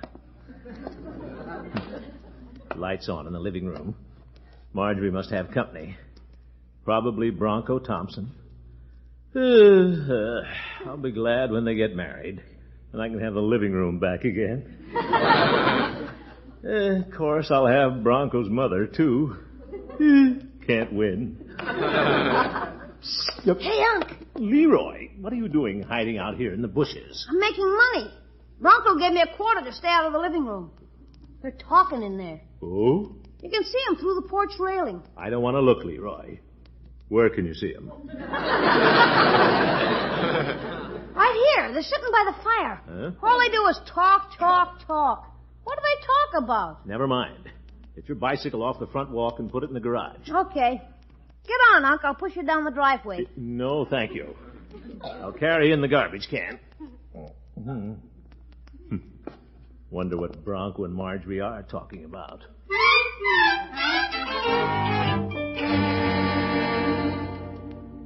Oh, Bronco, I'm so happy. Yeah, me too. Just think, Marge, we're going to be able to sit together and look at the fire all the rest of our lives. Uh-huh. Only one thing bothers me, Marge. What is it, Bronco? Does Mr. Gildersleeve like my mother and father? Well, of course he does. Well, we promised each other, Marge, that we'd tell each other everything, and I intend to keep my promise. But... I'm going to speak the truth. I'm worried. About what? Well, Mr. Gildersleeve came over to our house and met my mother and father, and that was the end. The end? Marge, my mother's wondering why he hasn't invited them over to your house. There. I said it. Bronco, I know that Unky... Well, he just hasn't thought about it. Well, you know how mothers are. They're funny about those things. Well, I know Uncle Mort'd love to have them over if he knew they'd like to come. Hello, children. Oh, hello, Unky. Oh, good evening, Mr. Gildersleeve. Well, a nice fire. How are you, Bronco? Oh, just fine. My mother and father are fine, too. Oh? Well, good. I was just thinking, Unky, you haven't seen Mr. and Mrs. Thompson since we went to dinner at their house. No. Guess your folks don't get into Summerfield very often, Bronco. Oh, they'd come in any time if they had some place to come to, Mr. Gildersleeve. Well, there's a lot of interesting spots in Summerfield. We have a fine library, lots of books, a zoo. Yeah. The park is nice, too, in the summer. Uncle Mort, Bronco means they'd come in if they had an invitation. Oh, well, they can always come in and see us anytime at all. Mr. Gildersleeve, I hope you'll forgive me, but how about Tuesday? Tuesday? Well, I think I better check my calendar, Bronco. Let's see. What do I do on Tuesday night? You read the paper, listen to Fibber McGee and Molly, and go to bed. I'll tell you what I'll do, Bronco. I'll phone your mother tomorrow and we'll make a definite date. Oh, fine, Mr. Gildersleeve. That'll be dandy. Yeah, just peachy.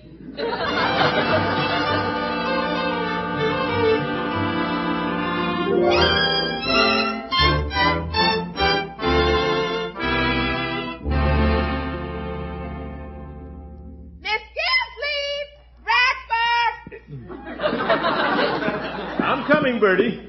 Don't have to blow the plaster down off the ceiling. Hi, Unc. Yeah, good morning, Leroy. Good morning, Uncle Mort. Here's the telephone. Yeah, what? The Thompsons' number is Broadmoor 663. Oh, for Marjorie, I can't call Mrs. Thompson on an empty stomach. No, you gotta use a telephone. Uncle Mort, you promised Bronco you'd call his mother this morning and make a date for him to come over, and now you're not going to get out of it. Are they coming over here? Well, they most certainly are. Oh, for corn's sake. Marjorie, the Thompsons aren't even out of bed yet. I can't invite them over to dinner before breakfast. Well, they've had breakfast. Mrs. Thompson gets the family up at 6:30. Yeah, she would. Breakfast is at 7. She washes the dishes at 7:30. Beds are made at 7:45, and by 8 o'clock she has the housework done. It's now 8:15. Well, I can't call her now. I might get her right in the middle of lunch. Uncle Mort? Eh? All right, give me the telephone.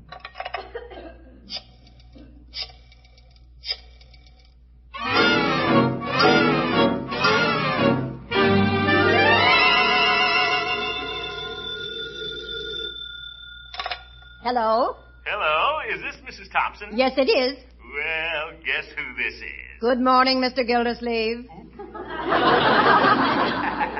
morning, Mrs. Thompson. I was telling Bronco last night I'd like to have you folks come over some evening and have dinner with us. Thank you. Edward and I would be very happy to come. Well, good. How about Friday? No, I don't think we can possibly come Friday. You can't? Well, that's too bad. We're all looking forward to seeing you. But that's the way things go. Better luck next time. We could make it for Saturday night. Saturday? Beg your pardon? I mean, great Great. Saturday is fine. Saturday evening. Very well, and thank you, Mr. Gildersleeve. Thank you. See you Saturday. Ta-ta, Mrs. Thompson. Ta-ta, Mr. Gildersleeve. Oh, Edward. Yes, my dear. We're having dinner with Mr. Gildersleeve Saturday. Who's Gildersleeve? Marjorie's uncle. Oh, yes. What about him? We're having dinner with him. Mother, wouldn't you rather go to a good movie? No, Edward. It's the correct thing to do. I feel we owe it to our Bronco to find out all we can about Marjorie's family. Why go to dinner? Do we have to find out what they eat? Mr. Gildersleeve invited us to dinner, and it's proper that we go. I want to show Mr. Gildersleeve that we observe correct social behavior. Sounds like an uproarious evening.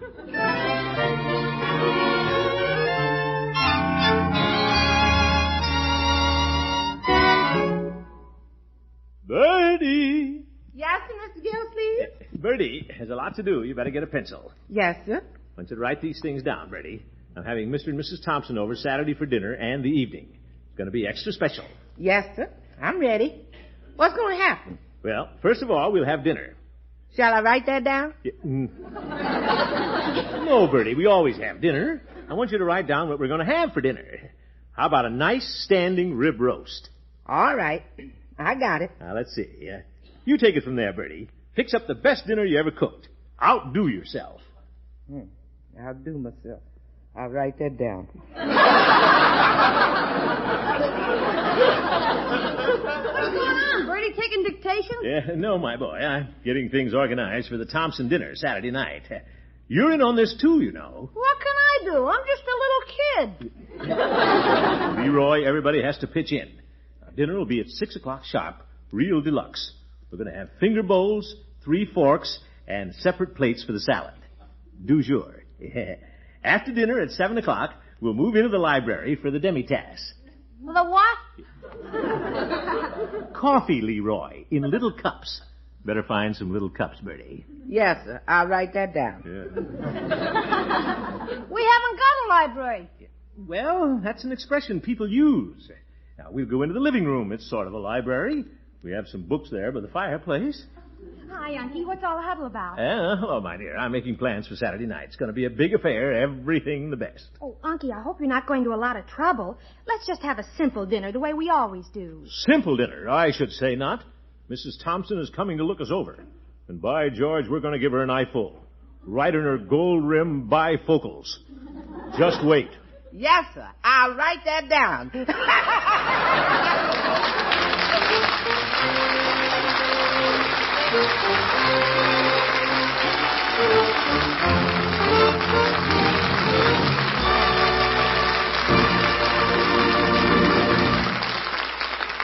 The Great Gildersleeve will be back in just a minute. Here's a way to make a homey dish into a treat for a king. It's only sliced hard-boiled eggs on buttered toast until you cover each serving with Pabstet cheese food melted into a smooth golden sauce. Then it's eggs Pabstet. Serve with soup and salad and you have a company dinner in a jiffy, or a royal family meal that's quick to get, easy on the budget. Yes, that's one thing that's wonderful about wholesome, delicious Pabstet. It has so many uses. Spreads easily at room temperature for sandwiches and cracker snacks. Cuts into firm wedges when chilled for salads and cheese plates. Melts smoothly into tempting sauces for rarebits, vegetables au gratin, casserole dishes. And any way you use it, spread, sliced, or melted, it's delicious. For Pabstet's delicately different flavor comes from genuine aged cheddar cheese of real distinction. Next time you shop, get the mild cheese food with the real cheddar flavor. Get Pabstet in the round package. Or better still, save money by buying the economical 2-pound loaf.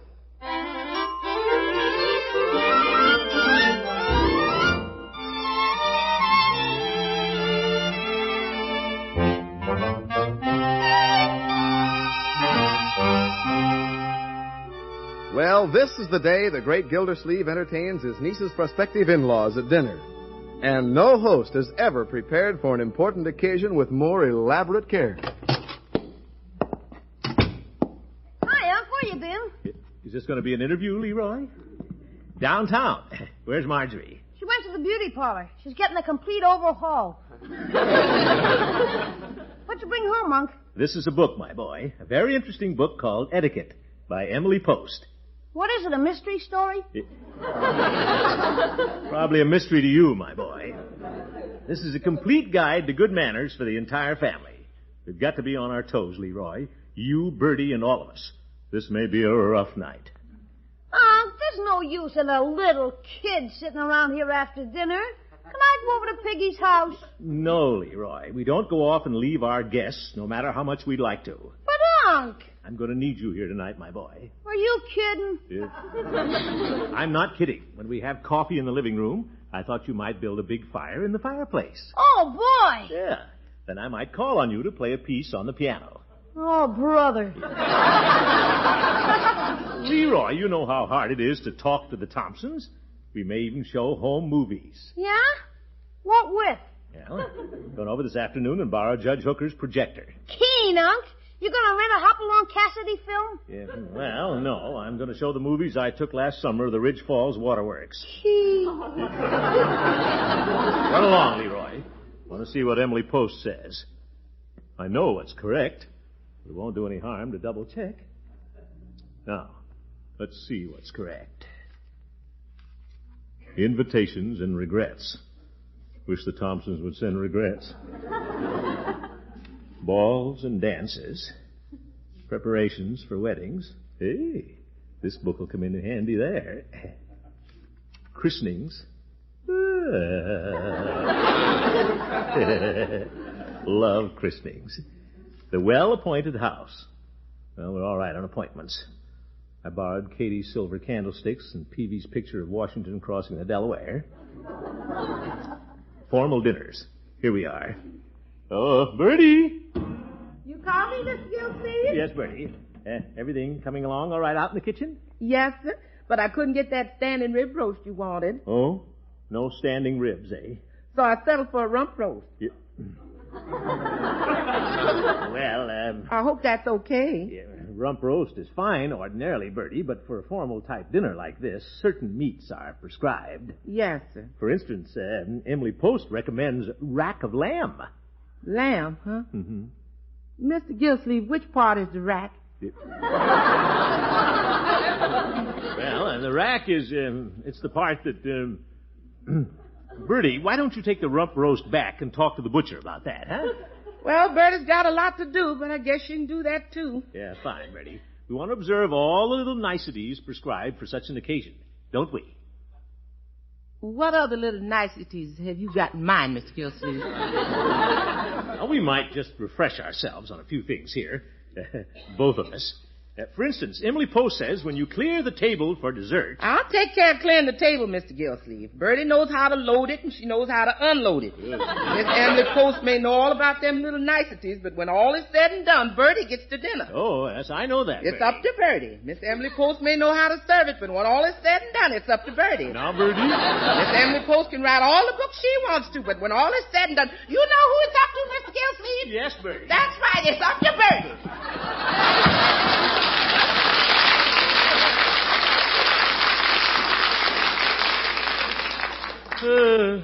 Better put Emily Post away and go over to Judge Hooker's. From now on, it's up to Bertie.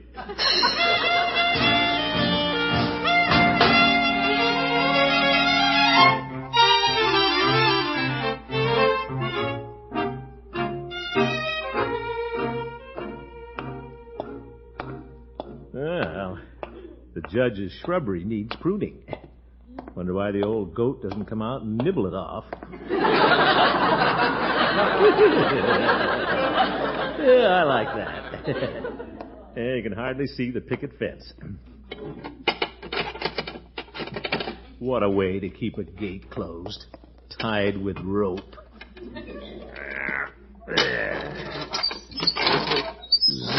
Sounds like inner sanctum. Yeah, the judge will want to come over and meet the Thompsons tonight, but I'm not going to invite him. Besides, he'd hog the conversation. Oh, what a doorbell. He'll probably want me to have a cup of tea. I can hear him just now. Well, come in, Gildy. I was just brewing a pot of tea. Well, come in, Gildy. I was just brewing a pot of tea. I knew it. What? Nothing, Horace. I only have a minute. So if you want the movie projector, don't you, Gildy? That's right, Judge. Very kind of you to lend it to me. Not at all, old friend. I have it right here. Showing home movies is an ideal way to entertain friends for an evening. Are you having anyone other than Bronco's family, Gildy? No, Horace. I'm just returning an obligation. Of course. I've never had the pleasure of meeting Marjorie's future in-laws. Well, they're pretty cultured people, Judge. Just the type I feel most at home with. Sorry, Judge, but you know our dining room suite has only 6 chairs. Oh. Well, Mr. and Mrs. Thompson, Bronco and Marjorie, that's 4. Leroy and you. That's 6, Judge. 6. That's not the kind of a dinner where you can just drag up a piano stool and pitch in. Oh, of course not. But in such a case, serving buffet style is in good Emily Post tradition. Well, Emily Post is not in charge tonight. It's up to Bertie. Now, if you'll just let me have your little projector. Oh, yes, Gildy. Have you ever operated one of these machines? No, but I'll get the hang of it, Judge. It just occurred to me that since you're using my projector, perhaps I should join the party and operate the machine for you. Oh, my goodness. Judge, come on over after dinner and meet the Thompsons if you must. Oh, thank you.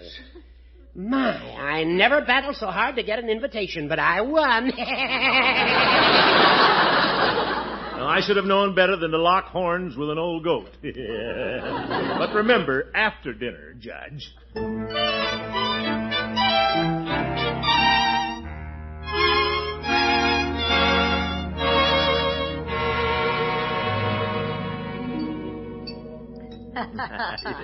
Well, it's so nice having our 2 families together at dinner, isn't it, Unky? Oh, yes, indeed, Marjorie. I've been wanting to pay Mr. and Mrs. Thompson back ever since they had us over at their house.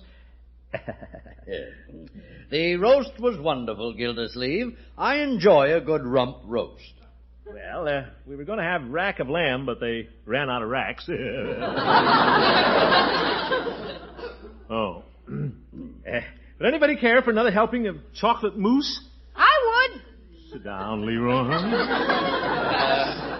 Wonderful. Fine, Mr. Thompson. I'll have Bertie bring it right in. Bertie! No more mousse, thank you. Oh? I'm afraid Edward was still talking about the roast, Mr. Gildersleeve. Oh. Did you call me, Mr. Gildersleeve? Yes, Bertie. I thought perhaps somebody would like more of the mousse.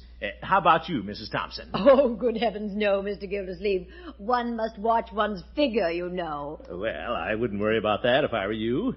You have a very girlish figure for your age. Thank you. No more mousse, then? Oh, Bronco? Oh, no thanks, Mr. Gildersleeve. Yeah, guess not, Bertie. Nobody else wants any, Leroy. I'm sitting down. Growing boy. Bertie, I must tell you how very much we enjoyed your delightful dinner. It was simply delicious. Well, thank you, ma'am. Yes, Bertie, wonderful. Excellent. Don't you agree, Martha? I just said so, Edward. Oh, yes, of course.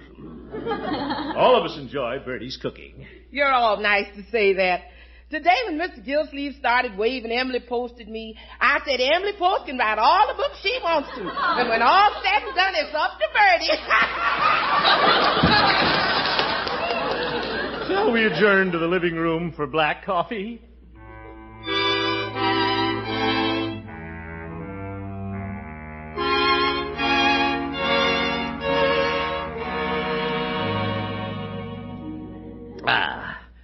Grand coffee, Gildersleeve. Yeah, I'm glad you like it. Care for a 3rd cup, Mr. Thompson? No, thanks.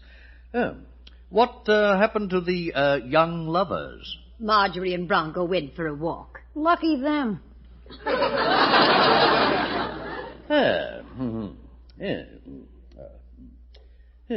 Nice and quiet in here.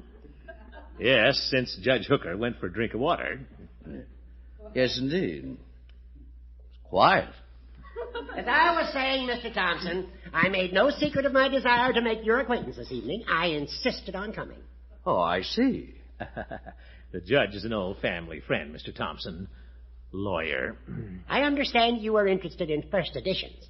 Well, I once saw a first edition of Poor Richard's Almanac, and it seems to me... Excuse me, Miss Thompson. Yes, Bertie? You admired my dinner so much, I thought you'd like one of my personal recipes, and I wrote it down for you. Oh, how thoughtful. Isn't it, Edward? What? Oh, excellent, delicious dinner. And it seems to me that Benjamin Franklin should have used... I call it Bertie's potluck cake. Yeah, all right, Bertie. Bertie, she can read it later. Yes, sir. And it seems to me, Mr. Thompson, that Franklin's Poor Richard... You tried, Miss Thompson. Let me know how you make out. Thank you, Bertie. Getting back to Poor Richard's Almanac... Judge, you and Bertie are hogging the conversation. Oh? Well, when does the feature film start? Yes, let's see the home movies, Gildersleeve. Well, Leroy built such a big fire, I'm afraid it's too bright in here at the moment. So while we're waiting, Leroy might entertain us by playing a piece on the piano. Leroy? Does Leroy play? Well, I love good music. Go ahead, Leroy. Okay. I will now play a little Tchaikovsky. The boy loves Tchaikovsky. Do you hear that, Edward? Isn't it marvelous? Huh? Oh, yes, delightful dinner. Good. I hope he hits that C sharp. C sharp, Leroy. Yeah, I'll start over. 6 years he's been making the same mistake. Zeke. I'll get it this time. He's nervous, I guess, folks. Never mind, Leroy. Pour some water on the fire and we'll have the movies.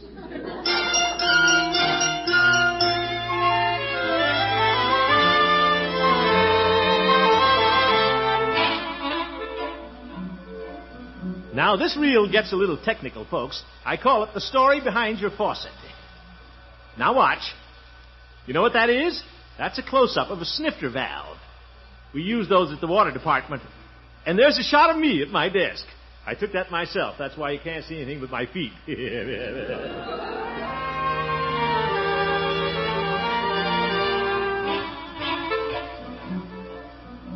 Now, that's a view of the Big Ridge Dam. Now, look over there at the left, where the trees are. Oop, it's gone. Anyway, that was the pump house.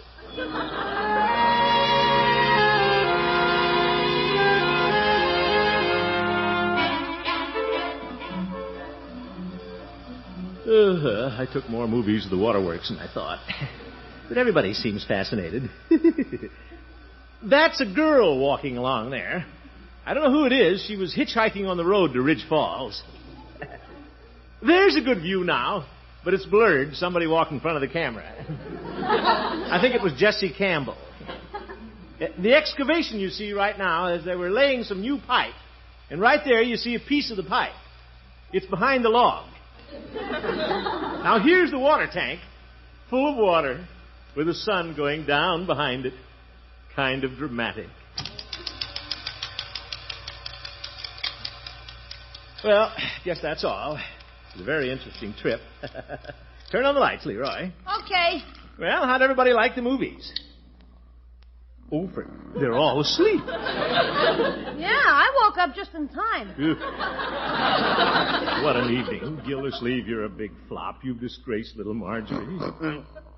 Hey, Mr. Thompson's waking up. I've never been so embarrassed in my life. Martha, turn over on your side. You're snoring again.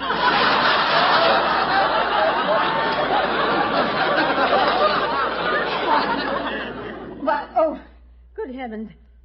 Was I asleep? Well, you just dozed off for a second. Edward? Wake up. Wake up. Oh, yes, of course. Pretty warm in here, of course. Big dinner, too. Oh, dear. Mr. Gildersleeve, can you ever forgive us? Huh? I've never been so embarrassed in my life. How could we have done such a thing? Well, these things happen. Don't you give it a thought. Edward! For heaven's sake. Oh, yes, delicious dinner. Oh, Mr. Gildersleeve, you must think we're terrible. Now, Mother, it's all right. Oh, we've disgraced our poor Bronco. No, you haven't. Dry your tears, Mother. Who cares? It's all in the family. Kick the judge, Leroy.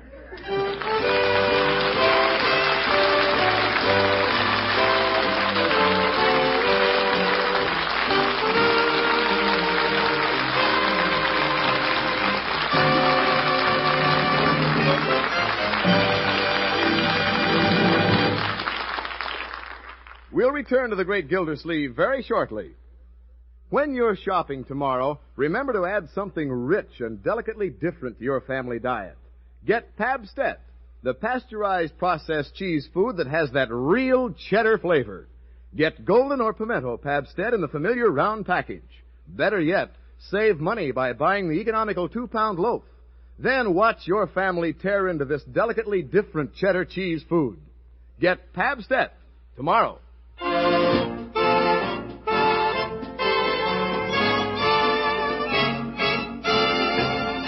Well, good night, Mrs. Thompson. Good night, Mr. Gildersleeve. It was a lovely evening, really. Oh, yes. Lovely evening. Good night, Mr. Gildersleeve. I'm Leroy. Oh, yes. Leroy. I enjoyed your singing very much. Did I sing? Leroy played the piano, Mr. Thompson. Oh, well, he's a very talented boy. Oh, dear. Edward, come get in the car. You want to be careful driving home, Mr. Thompson. Oh, Mrs. Thompson drives. I merely sit behind the wheel. Well, take it easy, folks. Good night, Bronco. Good night, Mr. Gildersleeve. Good night, Marge. Good night, Bronco. See you all soon. Good night. Be careful. Oh, brother, what a family. No chance of Mr. Thompson going to sleep at the wheel, though. I'll bet Martha gives him an earful on the way home. Edward? By the way, let's everybody kind of watch it when we're driving these days. Winter months make driving pretty tricky, what with slippery streets and all. Drive carefully, folks. Take your time. Don't be the cause of an accident. The person in it may be you or me. Good night, everybody.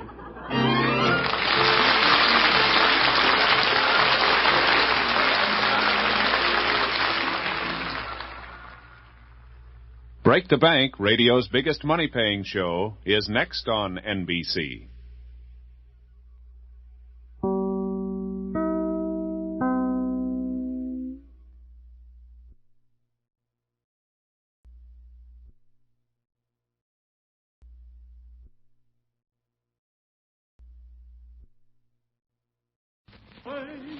The Kraft Foods Company, makers of Kraft Quality Foods, presents Harold Perry as the Great Gildersleeve.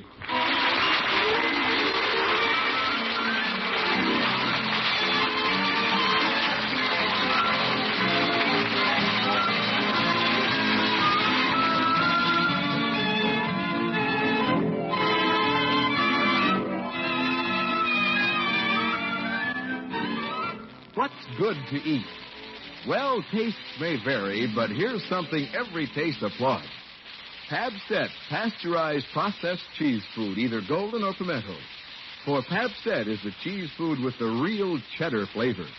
You can get golden or pimento Pabstet in the round, handy-size package, or for economy, and to be sure you'll always have plenty on hand, you can also get it in the money-saving 2-pound loaf. In any package, it's delicious. Get Pabstet. Remember Pabstet at your dealers tomorrow.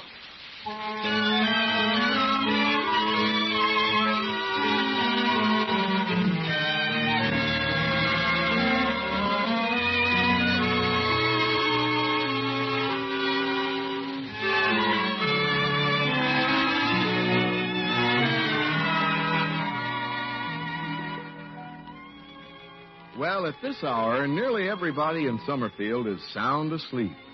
But the great Gildersleeve believes in keeping both eyes open, because tonight the moon is full, and so is the front seat of his old Studebaker. Comfy, Kathryn? Oh, yes, very. But you've passed my house, Throckmorton. No. It's almost midnight, you know. Well, I'll just take one turn around the block. Think I'll go this way. The other way is shorter. Yep. You're just wasting gasoline. No, I'm not. This way, all the corners are right turns. That makes you slide closer to me. Throckmorton, you're a pixie. Yeah. Here's the last corner. Oh, I'm slipping. These nylon seat covers are wonderful. Here's my house again. Don't you think we'd better stop? Well, all right. Throckmorton, what's this on the floor of the car? What? Oh, that's a canteen. Has water in it from the reservoir. Water? Yeah, got a great idea. I'll tell you about it later. Oh. Well, it's been a lovely evening. Thanks for the movie. And wait a minute, Catherine. The evening is young. Let's turn on the radio and listen to some dance music, huh? Well, for just a minute. Sure. Want to talk to you about tomorrow night. Tomorrow night? Mm-hmm. There's a big March of Dimes dance at the Armory. I've got 2 tickets. One for you and one for me. Well, that was thoughtful of you, Throckmorton. But wouldn't you just as soon see another movie tomorrow night? Another movie? Catherine, why is it you never want to go dancing with me? In all the time I've known you, we've only been dancing once. Well... Wouldn't you like the trip to Light Fantastic, to Irving Hofstadter and his Hepcats? I don't know. I may be a little tired. Oh, my goodness. This concludes our program of Midnight Moods and Melodies. Station WSUM now leaves the air. Good night, sweetheart. Good night, sweetheart. That's WSUM sign-off. It's my sign-off, too. Huh? Don't go yet. Good night, sweetheart. Sleep will banish sorrow. Tears and parting may make us forlorn. But with the dawn, a new day is born. So I'll say good night, sweetheart. Though I'm not beside you, oh yeah, good night, sweetheart. Still my love will guide you. Dreams enfold you. In my arms I'll hold you. Good night, sweetheart. Good night. Catherine. Yes, Throckmorton. Good night. Good night. Hey, I didn't say good night. That was that radio announcer. Throckmorton, I have to go in. But what about going to the dance? Well, if you're sure you want to try dancing again. Do I? I wonder what she means by that.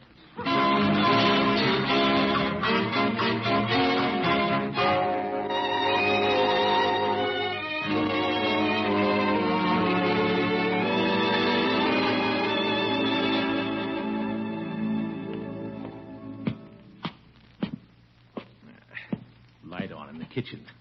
Wonder if Leroy's walking in his sleep again. Whenever he does, he walks straight to the icebox. Is that you, Uncle Lord? Oh, Marjorie. Yes, my dear, I'm home.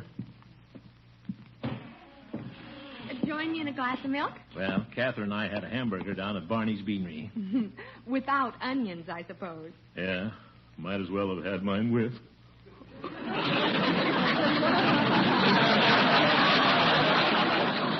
There's some leftover chicken in the icebox. Chicken, there is?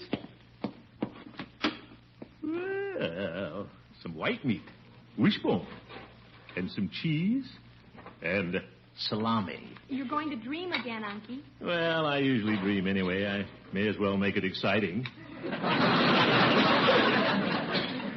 Well, dill pickles. Say, that looks good, Unky. I think I'll have a bite. Oh? You know, I'm hungry. Bronco and I were dancing in the parlor tonight. Oh?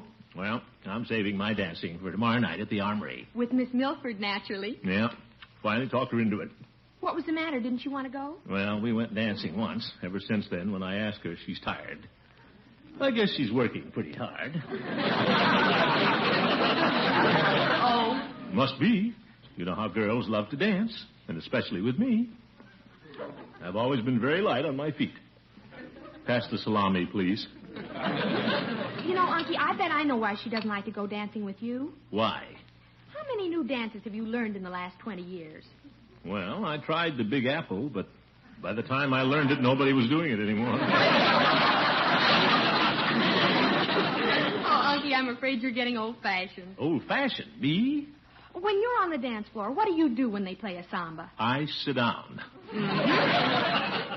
I'm used to dancing to real music. Not a bunch of fellows moaning and shaking rattles. Witch doctors. But that happens to be the vogue. I'll bet that young intern Miss Milford goes with can samba and rumba, too. Oh, well, so could I if I wanted to. I could learn those silly dances overnight. And I may just do it. Why, it could make all the difference in the world to a modern young woman like Miss Milford. Well, she's not too modern for me to keep up with. By George, I'll show her. Well, good for you, Unky. You bet. Pass the pickles, please. Uncle Mort, if you eat another pickle, you'll be dancing in your dreams. What do I care? Maybe Arthur Murray will show up and teach me the samba.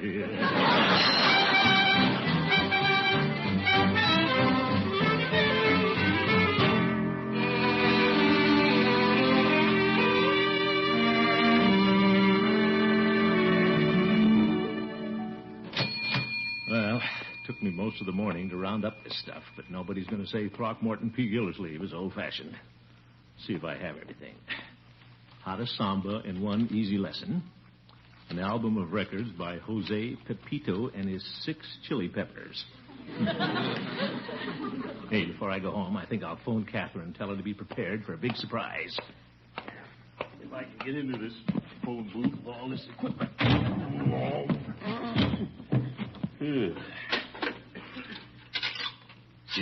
Katie, beautiful Katie, you're the only girl that I adore. Hello?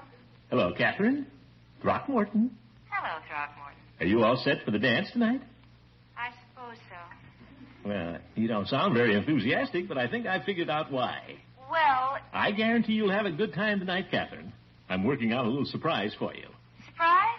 What is it? Well, it doesn't pay to tell little girls everything. But you'll know tonight. Oh, I can hardly wait. I love surprises. Well, ta-ta until tonight. Bye. I like women.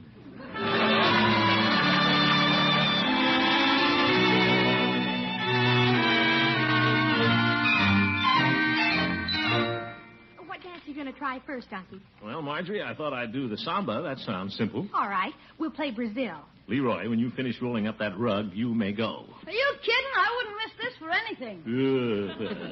Unky, why don't we just walk through the steps before we put on the record? Walk? Well, if you think that's necessary, I learn pretty fast, you know.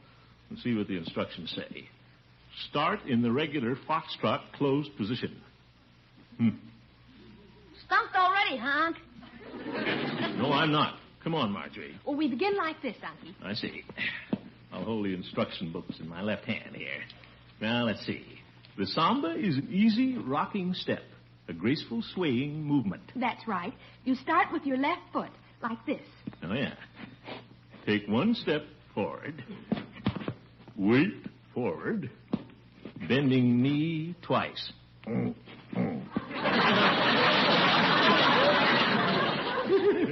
How am I doing, Leroy? Oh, brother. Yeah.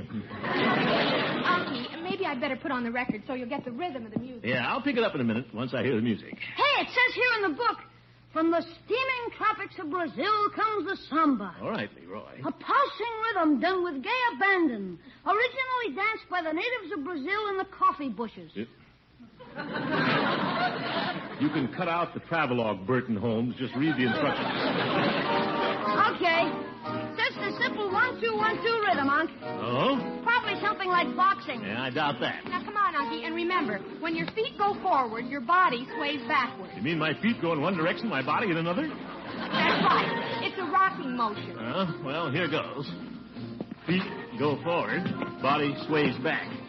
Oop, almost swayed too far back. What's the matter, Unc? You getting seasick? Leroy. Come on, Unky, bend your knees. Bounce. Oh, yeah, bounce. Yeah. Swing the left shoulder forward with the left foot. Right shoulder, right foot. Left shoulder, left foot. Right shoulder, right foot. 1 and 2 and 3 and 4 and bounce, Unc, bounce. I'm trying to bounce. Left shoulder, right foot, left. That's impossible. Yeah, you look like a pretzel, Unc. I can't get it. Stop the music, Marjorie. I'd better sit down. All right, Unky, take a breather. Gosh, why'd you stop it? Pepito and his chili peppers are red hot. What's going on out here? Hello, Bertie. Oh, didn't know you was home, Miss Gildersleeve. Unc just invented a new dance step. Unky's learning the samba, Bertie. Him? it's a little more complicated than I thought, Brady. I bet I can do it. Come on, Marge. All right, but I better lead you, Leroy. Heck no, I'll lead myself. Bum, bum, bum, bum, bum, bum, bum, bum, bum, bum. Leroy, you got it. Look at that bar rock. Little Leroy can do it even with those feet. You'll get it in time, Mr. Gildersleeve. Yeah, but I have to get it by tonight. It ain't hard. The main thing you have to do is shift gears fast. Well, excuse me, I got to get lunch. Choo, choo, choo, choo, choo, choo, choo, choo.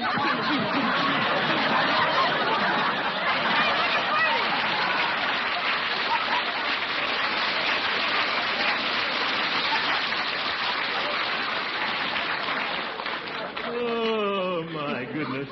I'm the only green chili pepper in the house.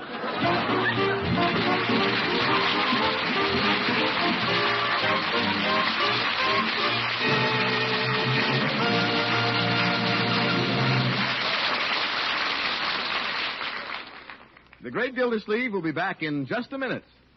Here's a menu suggestion for a quick Sunday night supper that'll really click with your family or guests. Cheese rarebit Pabstet with sliced ripe olives. Just melt a round package of Pabstet pasteurized processed cheese food, either golden or pimento, in a double boiler. Pour it over crisp toast slices and garnish each serving with sliced ripe olive rings. You've got something there that looks as delicious as it tastes. And it tastes delicious. A wonderful thing about Pabstet is its variety of uses. Spreads like butter at room temperature for sandwiches and cracker snacks. Cuts into firm wedges when chilled for salads and cheese plates. Melts smoothly into a tempting sauce for all sorts of uses. And any way you use it, it's deliciously different. For Pabstet is the pasteurized processed cheese food with that mild yet satisfying flavor. Its rich, pleasing taste comes from genuine aged cheddar cheese of real distinction. So next time you shop, get the cheese food with the real cheddar flavor. Get Pabstet in the round package. Or better yet, save by buying the economical 2-pound loaf. In any package, it's delicious.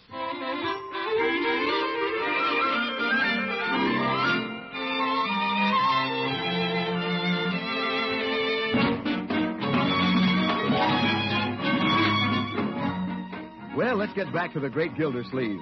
He has a date to take Katie Milford dancing tonight, and not wishing to be considered an old-fashioned dancer, he's trying to learn the samba. How's he doing? Well, he isn't doing the samba. And I promised KATHRYN I'd surprise her. Just can't understand it. I did everything the lesson said. Something's wrong, but I don't see how it can be me. Must be the lesson. I think I'll try it here on the sidewalk. 1 and 2, 3 and 4. 1 and 2 and... Oh, hello, Mrs. Pettibone. Just playing hopscotch. She probably never saw a man samba before. Old-fashioned biddy. Funny I can't get the hang of that step. 1 and 2 and 3 and... Slipped. Sidewalk's icy. Say, almost did it, though. My feet went forward, my body went backward. How did I do that? If I could just remember to slip in the right spot. 1 and 2 and 3 and 4. 1 and 2 and 3 and... By George, I've got it. I've learned the samba. 1 and 2 and 3 and 4 and... Zeef. Hard sidewalk. Well, anyway, I've got it.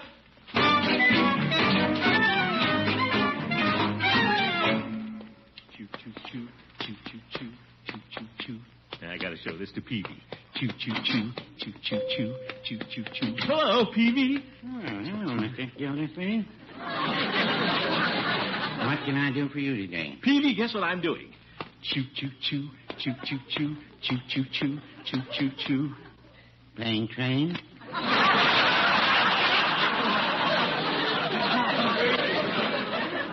No, Peavy, I'm doing the samba. How's that? Look, Peavy, I'm dancing. Choo, choo, choo, choo, choo, choo. My. May I ask a question, Mr. Gildersleeve? What is it, Peavy? Who are you dancing with? I'm going to be dancing with KATHRYN. That's why I learned it, Peavy. These days, a man can't relax just because he knows how to waltz in one step. Why not? Well, because they'll think you're old-fashioned, Peavy. Come out from behind that counter and I'll teach you how to samba. Me? Yeah. Come on, I'll teach you the step in 2 minutes. Oh, Mr. Gildersleeve, what would my customers say? Well, is nobody in the store? Well, if you and I started dancing, there soon would be. All right, Peavy, if you want to be an old fuddy-duddy. Mr. Gildersleeve, I'm no fuddy-duddy. Yeah? I considered learning the Charleston once. You did? I'm here to tell you. Then I said to myself, how often does a fellow get to Charleston? Oh, my goodness. That was a little witticism, Mr. Gildersleeve. Charleston is the name of a city, and also the I name know, Peavy. Oh. Are you going to display that new step at the March of Dimes dance tonight, Mr. Gildersleeve? You bet. You going to be there, Peavy? Yes, I'm taking Mrs. Peavy. Great. You'll have a wonderful time. Well, no, I wouldn't say that. Mrs. Peavy and I may be a little rusty. We haven't been out dancing since Coolidge was president. You don't dance much, do you, Peavy? Well, no, but I consider this a worthy cause, and I'm willing to make the sacrifice. You call it a sacrifice, giving $4 to the March of Dimes? No, taking Mrs. Peavy dancing. Well, I'll see you at the dance, Peavy. Choo, choo, choo, choo, choo, choo.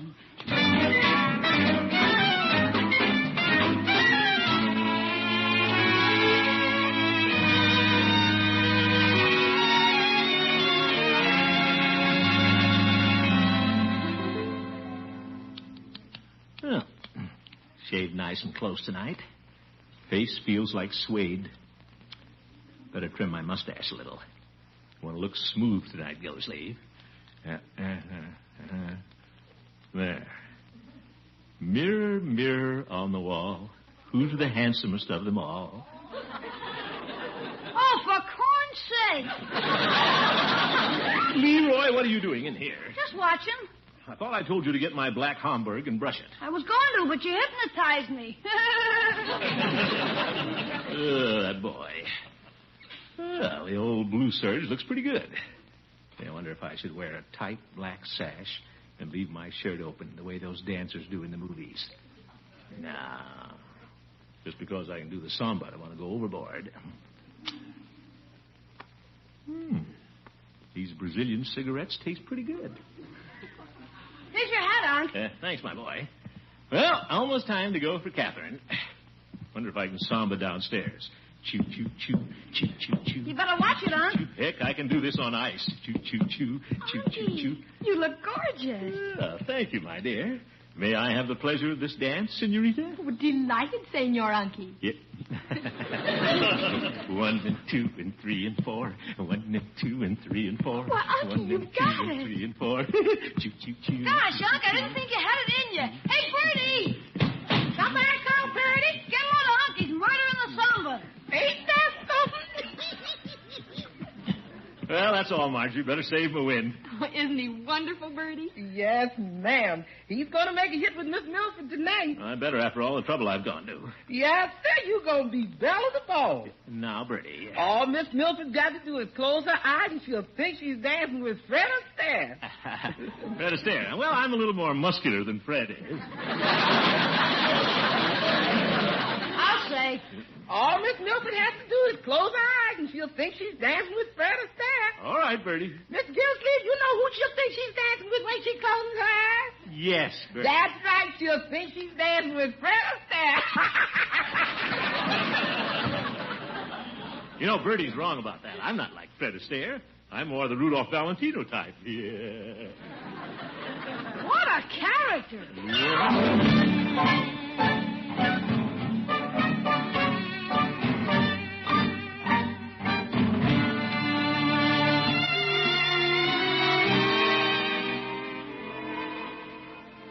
This must be the first dance. Yeah.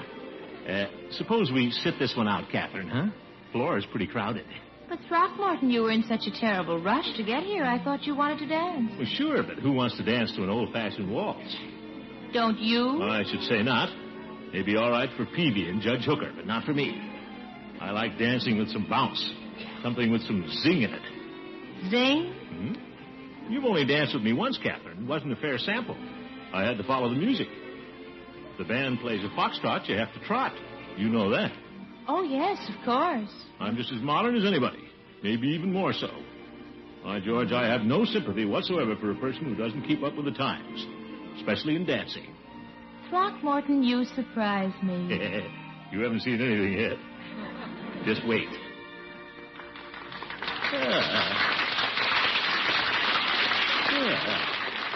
At last, that's over. Now maybe they'll play something that up-to-date people can dance to. Why, it's awfully warm in here. Well, we can't go outside now, Kathryn. I told you I had a big surprise for you.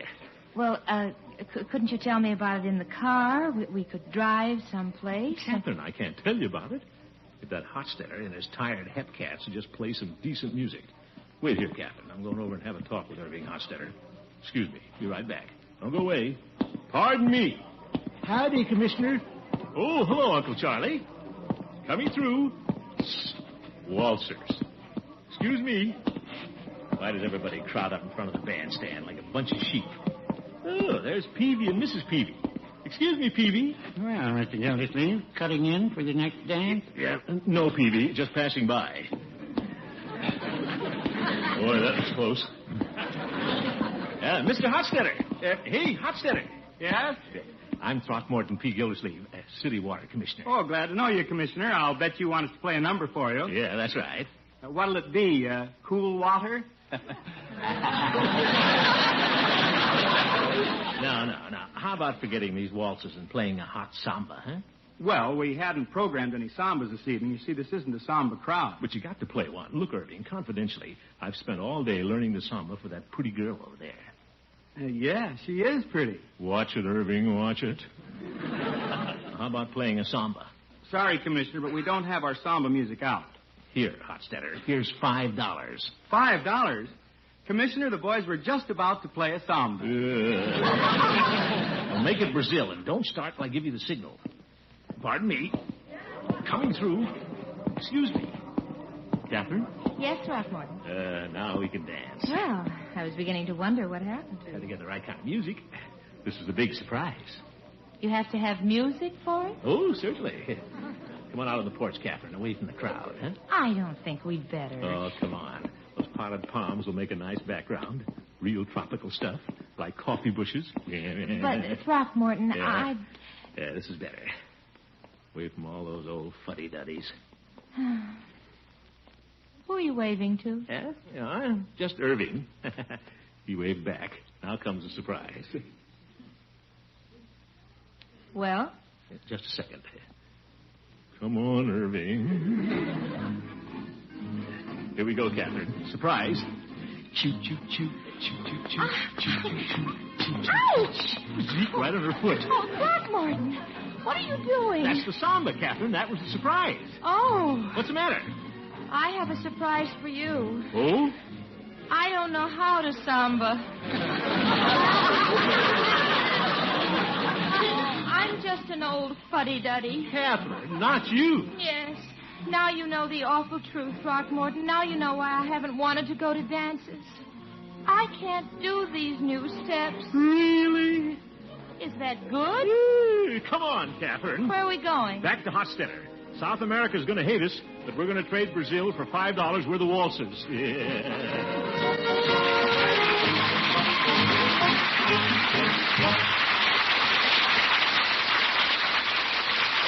The great Gildersleeve will be back very shortly with something you'll want to hear. For hearty sandwiches, for regular meals, for company menus, here's something that has a place in every well-furnished refrigerator. Pabstet, that deliciously different pasteurized processed cheese food with the real cheddar flavor. You can get Pabstet in handy-sized round packages, golden for cheddar flavor and red for pimento. Or save money by buying the economical 2-pound loaf. Whatever package you choose, you get the same delicious flavor and rich food value. Tomorrow, get Pabstet. Remember Pabstet, the pasteurized processed cheese food with that real cheddar flavor.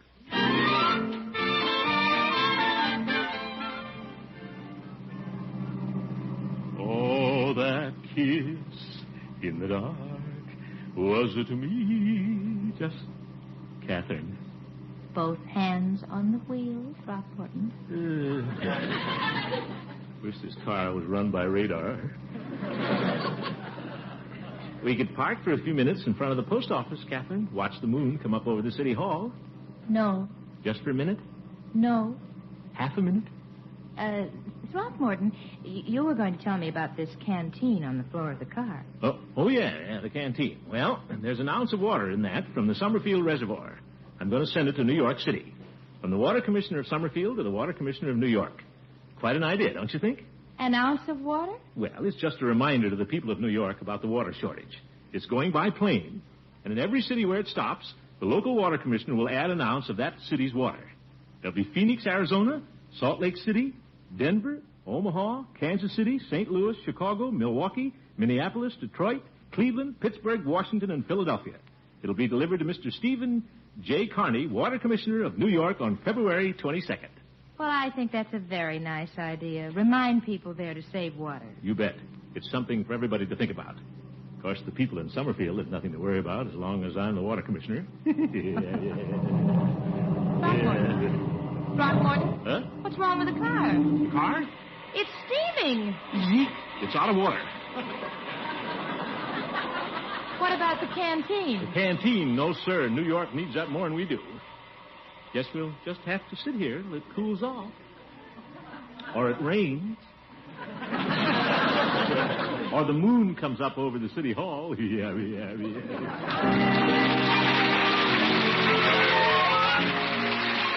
Which suits your taste? Mustard that's mild, delicately spiced, or sharp, snappy mustard with zing in every bite? Either way, you like Kraft prepared mustard. For there are two kinds.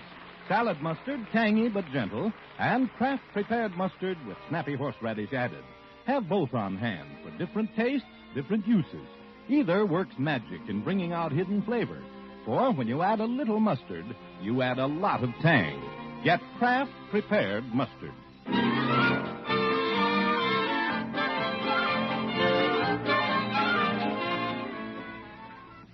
Break the Bank, radio's biggest money-paying show, is next on NBC.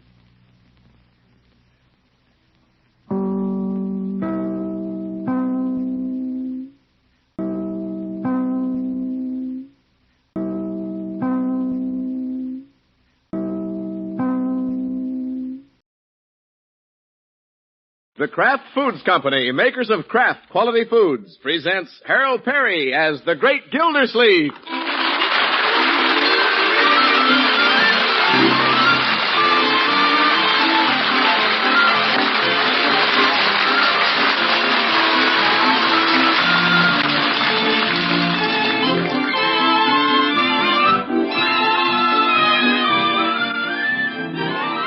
There are many cheese foods on the market today, but only one Pabst-ett, the delicately different pasteurized processed cheese food with that real cheddar flavor.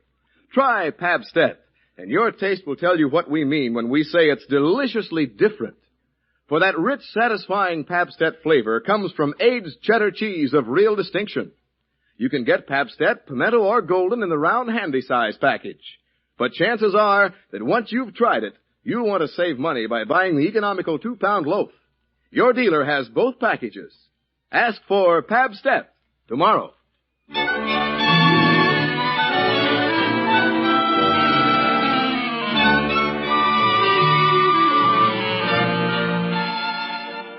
Well, it's the family's night out at the great Gildersleeve's house. His nephew Leroy took off for the library. His niece Marjorie just went out the door with her fiancé Bronco Thompson. And now the great man himself takes his leave and heads down the front steps. Night air smells good. Somebody's cooking sauerkraut.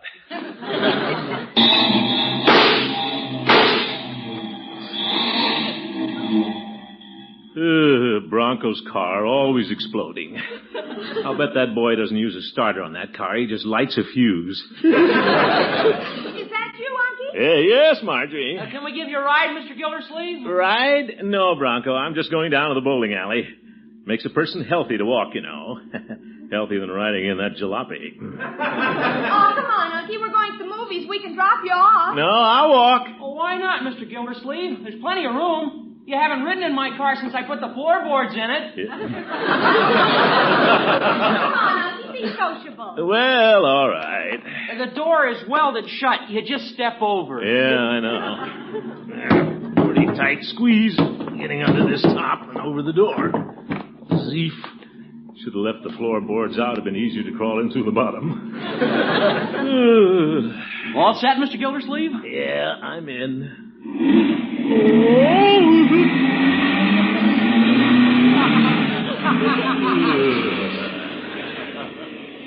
Are you going bowling tonight, Unky? Yeah, I'm going bowling if I ever get there. I'm going to meet Judge Hooker, knock over a few pins. Marge and I are going to a movie. Well, good.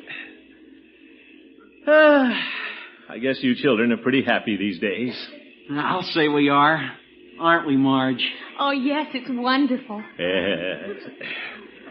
Well, I imagine after you're married, you'll be getting another car, eh, Bronco? Oh, no. We're going to keep this one until I can afford to buy a new one. We're not going to lose our heads, Mr. Gildersleeve. It won't take us long to save the money, though. I'm going to find a job. What did you say, Marjorie? I said I was going to get a job after we're married. Well, that's something you can talk about later. Oh, no, it isn't, Mr. Gildersleeve. This is something we have to talk about right now. This is important to our future. Yes, well... A girl can't work and be married at the same time. Why, Bronco Thompson, why, that's the most idiotic, old-fashioned idea I've ever heard. Now we... A woman's place is in the home, isn't it, Mr. Gildersleeve? Well... Don't be so stuffy. Why, when people are first married, there's no reason why the wife shouldn't work, is there, Unky? Well... What do you say, Mr. Gildersleeve? Yes, tell him, Unky. Just a minute. Don't get me into this. Well, don't think I'm being stubborn. But after we're married, I'm going to put my foot down. Oh, is that so, Mr. Thompson? Well, I'm going to put my foot down. Well, if everybody's putting a foot down, somebody put one on the brake. We just passed the bowling alley.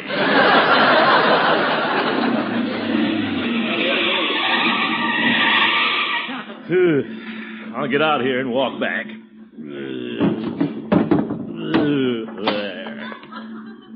Now, you children forget your little argument, huh? Because they say it'll all come out in the wash. Take me home, Mr. Thompson. Looks like this one's stuck in the ringer.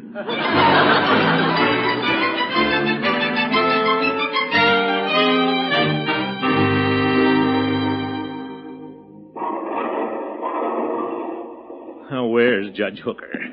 Well, there's the girls' team from the shirt factory. Cute uniforms. Well, hello, Gildy. Hello, Horace. I'm ready and waiting, old friend. I should warn you, Gildy, I'm going to be in rare form tonight. Yeah, all right, Judge. When I get hold of that ball, I'm going to make those pins fly like thistledown in the breeze. Thistledown, Judge, you'll be lucky if you can roll the ball to one end of the alley. Too bad we couldn't have a foursome. I thought perhaps Bronco and Marjorie might decide to join us this evening. No, Judge. Bronco and Marjorie are having a little spat. Oh, what a shame. A lover's quarrel. Yeah. But you know what they say, Gildy. A little quarrel, a little tear. That's the spice that seasons the pot. Yes. What's quarrel about, Gildy? Well, Marjorie insists she's going to get a job after they're married, and Bronco says she isn't. Stubborn kids. Well. What's your opinion, Gildy? I'm staying out of it, Judge. They can figure it out for themselves. I don't know. These days I feel it's quite practical for a young wife to pitch in and help out with the finances. Oh? A lot you know about it, Horace. A wife's place is in the home. How do you know? Never mind. Bronco's right, though. A wife can't be running down to a job every morning and still make a home. I thought you weren't taking sides in this argument, Gildy. Well, by George, somebody's got to show a little sense. This thing could ruin their whole marriage. You're going to save it, I suppose. Well, I may have to. When two people are as stubborn as Bronco and Marjorie, they need a balance wheel. Somebody to straighten them out. Oh, yes, of course. Well, come on, balance wheel. Let's roll over to the alleys. I don't know, Judge. The more I think about this, the more I'm convinced I should be at home with Bronco and Marjorie. But, Gildy... Don't you tempt me, Judge. This is their first quarrel. They need the sympathy and wisdom of an older person. But, Gildy, who am I going to bowl with? Well, you could go over and join the girls from the shirt factory, Judge. They haven't got a mascot. Maybe they could use an old goat.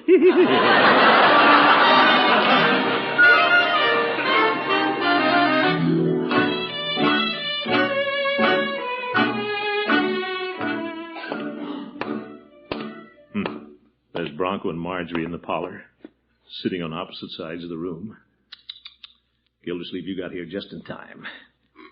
Better not barge in the front door, though. I'll go around and duck in through the kitchen.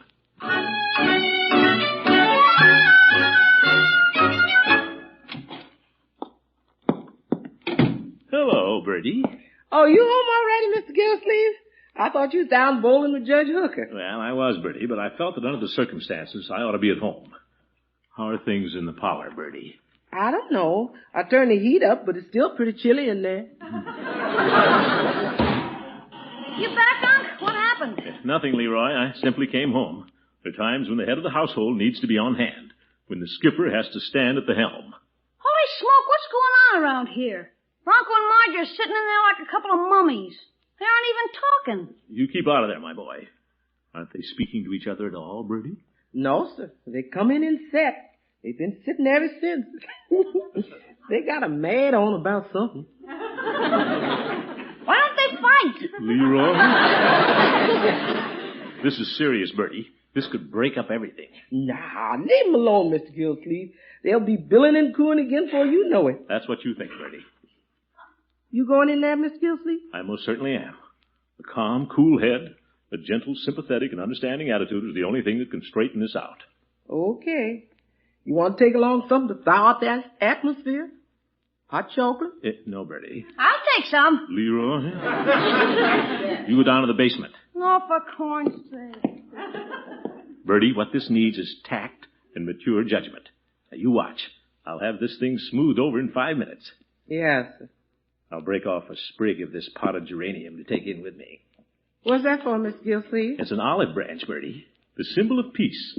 Kind of a cute idea. Yes, sir. Well, hello, children. Hello, Mr. Gildersleeve. Hello, Uncle Mort. Look here, children. See what I'm carrying? Why the geranium? Well, it isn't really a geranium. It's an olive branch. Oh. Well, that fell flat. Mind if I sit down? No. No. Pretty cold out. Nice in here, though. How to begin? Maybe I'll just laugh it off, and they'll laugh too. Sure. You know, that was a very funny argument you children got into. The wife working. I laughed so hard I had to come home.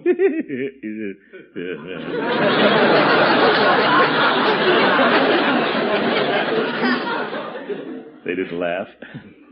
How's Judge Hooker? Oh, he's fine. Your mother and father well, Bronco? Yes, they're well. Good. About this little difference between you and Marjorie. What's little about it? Well, we shouldn't let these things upset us too much. We have to give and take, you know. I'm willing to give, Mr. Gildersleeve, but I'm not going to take money from my wife. If a man can't provide the necessities of the home, then he has no business getting married. There he goes again. Watch it, Marjorie. Why does a man have to think he's so high and mighty? Why does a girl have to stay home and wait for a husband to make the money? What am I going to be, a cook, a dishwasher, a carpet sweeper? I didn't say anything about you being a cook and a carpet sweeper. Now wait, take it easy. What's a girl supposed to do, sit at home like a bump on a log? Oh, firm. What do other women do all day? They have jobs. Oh, no, they don't. Oh, we're right back where they started.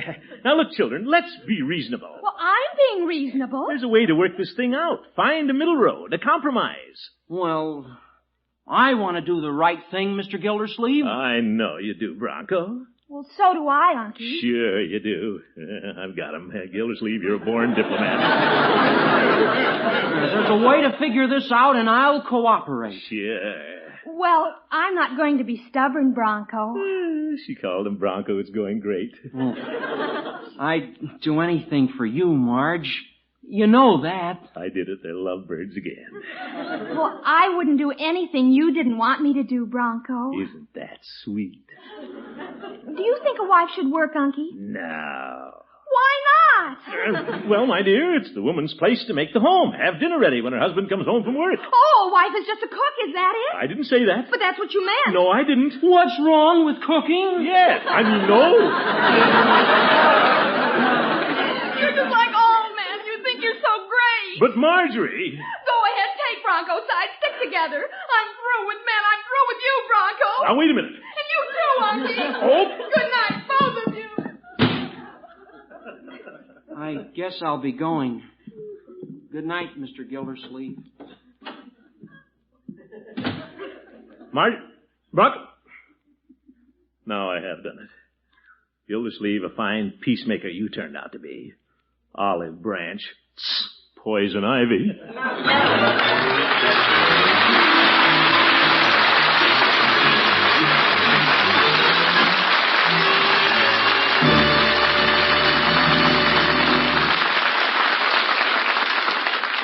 The great Gildersleeve will return to his problems in just a minute. Do you like hot sandwiches that are a whole meal in themselves? Then here's a suggestion you'll really go for. Grilled sandwiches Pabstet. Wait till you try one. Just spread slices of bread with rich, smooth spreading Pabstet cheese food. Cover with another slice of bread sandwich fashion.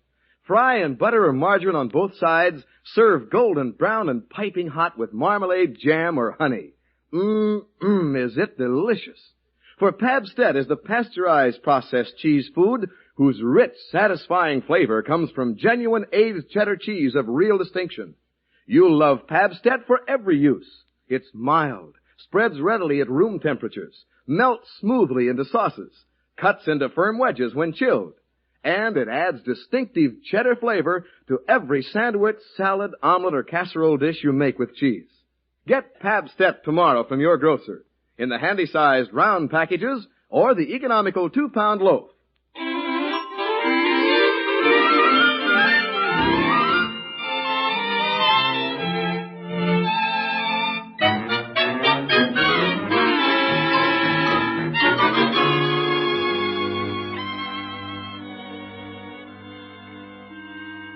Well, the great Gildersleeve's noble effort to patch up the quarrel between Bronco and Marjorie didn't work out too well. In fact, the great man is worse off than he was before. Now he has Marjorie mad at him, too. Never again. They can fight till the cows come home. I'll never open my big mouth. Bradford! Bradford! Oh, you coming, Miss Gildersleeve? How come you didn't answer? I'm not taking any chances, Bertie. From now on, I'm saying nothing around here. And I think that's good advice for everybody. Yes, sir. Good morning, Marjorie. Good morning.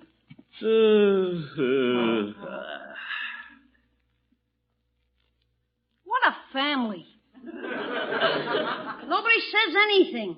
I'll have to talk to myself. That's a good way to stay out of trouble. You and Bronco still battling, Marge? I prefer not to discuss it if you don't mind. Stick to your rhubarb, my boy. Yeah. So quiet it gives me the creeps. Hey, is it okay if I scrape my toast? In the kitchen.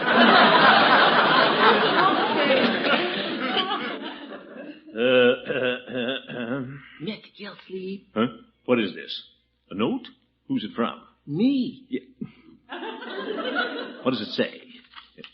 Dear Mr. Gildersleeve, would you like some hot coffee? Yes, Bertie. Yes. Fine breakfast. Marjorie, this is ridiculous. When is Bronco coming over again? Tonight, he says. Well, for heaven's sake, stop this silly quarrel. You're acting like infants. Are we? He's going to keep his mouth shut, but he doesn't do it. Leroy! I'm talking to myself. I'm going downtown. I'll see you children later. Goodbye, Marjorie. Marjorie, I said goodbye. An outcast from my own family. Guess I'll go down to Peavy's and get a strong cigar and smoke it at both ends.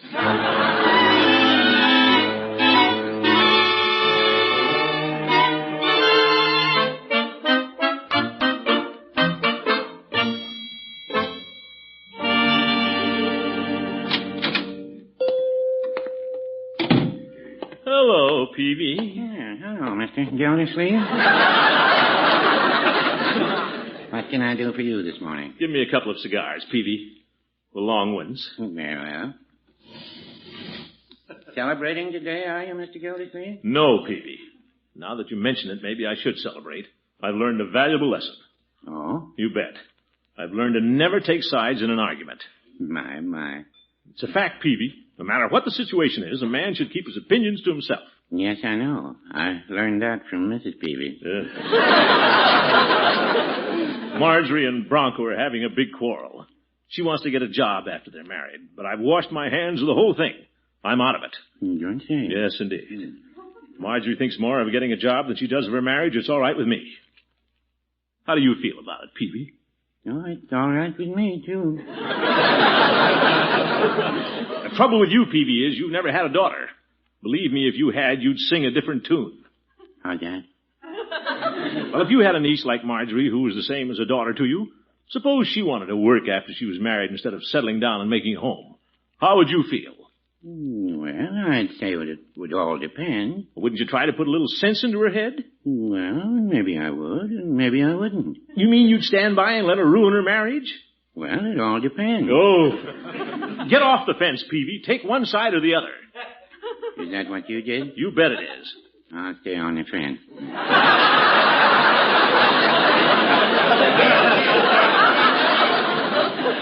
Give me my cigars, Peavy. There you are. And come in again, Mr. Gildersleeve. Yeah, maybe I will and maybe I won't.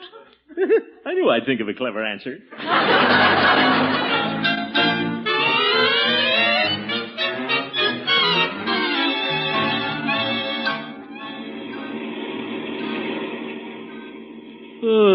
Wish I could get my mind on going to the water department.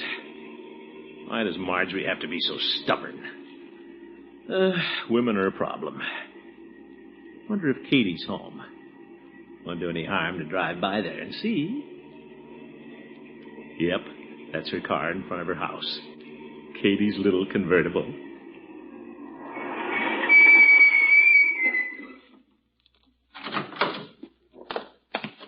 She won't mind if I stop in for a minute.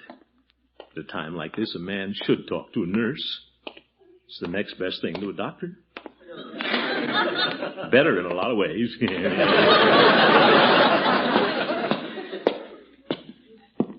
Wonder if Katie's up yet. Sure, she's an early bird. Little KATHRYN. Sympathetic, understanding. Never seen her early in the morning. Bet she's pretty. Bright-eyed, sparkling like a rose in the morning dew. Yes? Is KATHRYN here? Oop, it is KATHRYN. Who is it? Hasn't got her eyes open yet. It's me, KATHRYN, Throckmorton. Throckmorton? Oh, Throckmorton. Yeah. Just driving by, I thought I'd stop in and say hello. Could you come back in about an hour? Well, I'd like to talk to you now, KATHRYN. It's very important. All right, come on in. Thank you. Hey, wait a minute. I'm outside. Oh. Sorry. Come on in. Thank you. What is it? What happened? Well, I need somebody to talk to, KATHRYN. I'm a lost sheep. Who is? Me. Oh.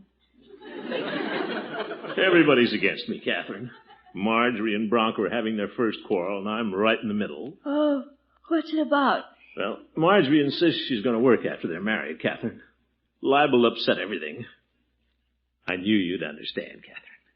Oh, yes, I understand. I knew you would. I think Marjorie's right. What? Why shouldn't she work if she wants to? But... It'll give her confidence. Let her feel she's helping. After all, marriage is a sharing of responsibility. Two people should cooperate and build together. You're intelligent enough to know that? Sure, that's exactly the way I feel about it. Well, I'm glad. The average man is just the opposite. Yeah? Well, I guess I'm just not an average man. No. Marjorie's very lucky to have you for an uncle. I'm certainly glad I came over here.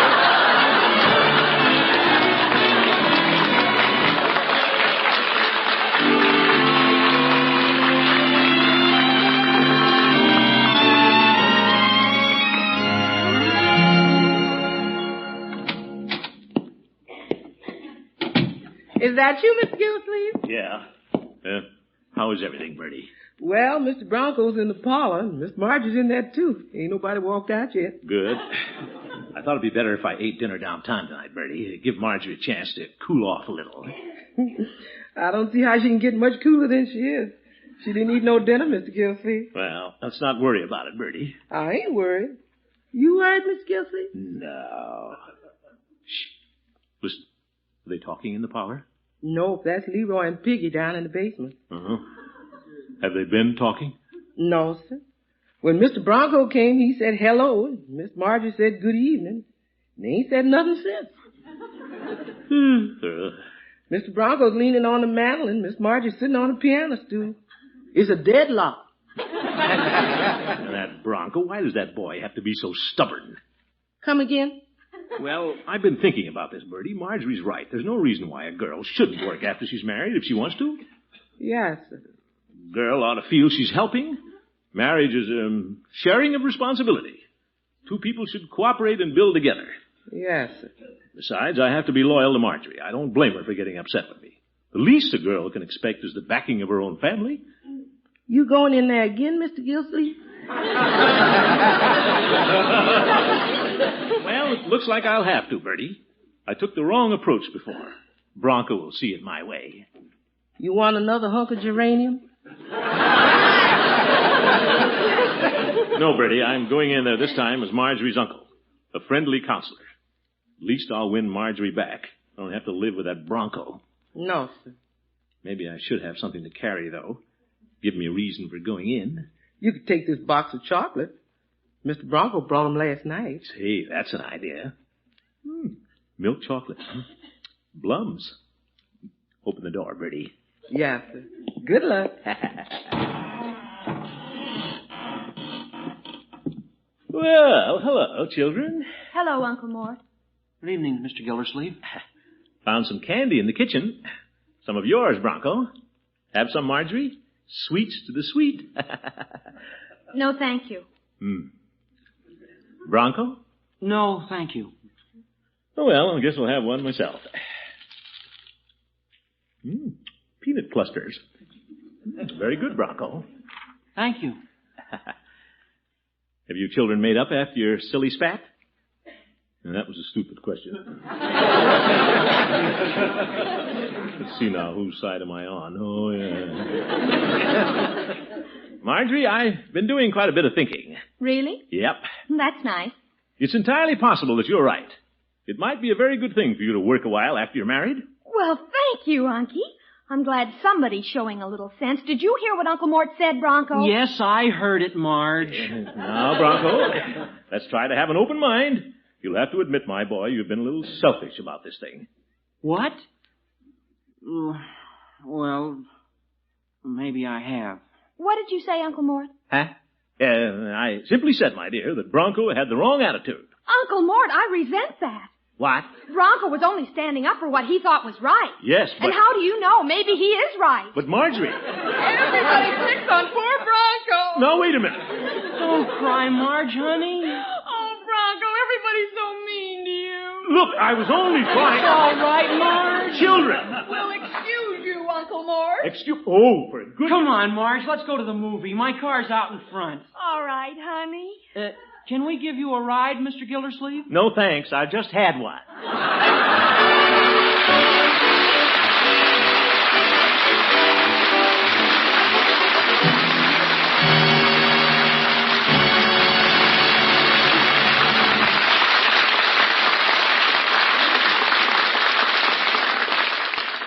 The Great Gildersleeve will be right back. When you do your shopping tomorrow, remember to add a treat for the whole family to your shopping list. Get Pabstet, the pasteurized processed cheese food with the real cheddar flavor. You can get golden or pimento Pabstet in the round, handy-sized package. But once you've seen how much your family likes this delicious cheese food and how many delicious ways there are to use it in your cooking, you'll want to save money next time by getting the economical 2-pound loaf. In either package, you get that superb Pabstet flavor that comes from genuine aged cheddar cheese of real distinction. Ask your grocer for Pabstet tomorrow.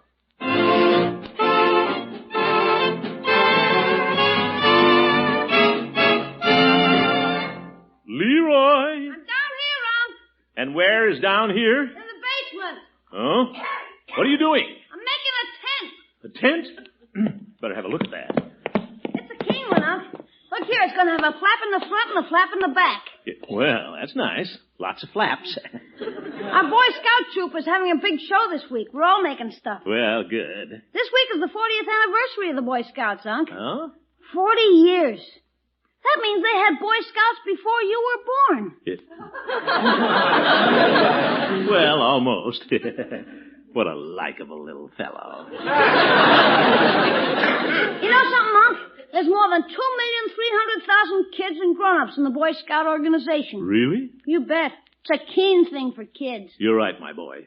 The Scouts are doing a fine job all over the world, teaching boys to think straight and be straight. They deserve all the help we can give them, folks. Let's wish them well on their 40th anniversary and do all we can to assure them many successful years to come. Good night.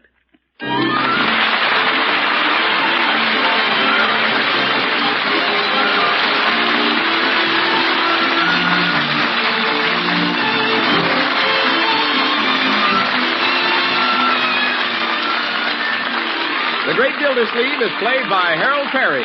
Incidentally, Mr. Perry will be heard next Saturday over NBC in a program honoring the Boy Scouts of America. This show was written by Paul West, John Elliott, and Andy White, with music by Jack Meakin. Included in the cast are Walter Tetley, Mary Lee Robb, Lillian Randolph, Kathy Lewis, Dick Crenna, Earl Ross, and Dick LeGrand. This is Jay Stewart saying goodnight for the Kraft Foods Company, makers of the famous line of Kraft quality food products.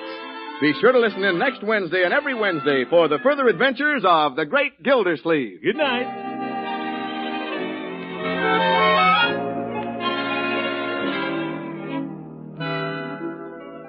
Want to put magic in leftover meals? Then have plenty of Kraft prepared mustard on hand. Mustard makes hidden flavors pop right out of leftover meats, adds new life to salad or egg dishes. You can get two kinds of Kraft prepared mustard, you know. Salad mustard, mild, delicately spiced, or Kraft mustard with snappy horseradish added. Have both on hand, for when you add a little mustard, you add a lot of tang. Get Kraft prepared mustard.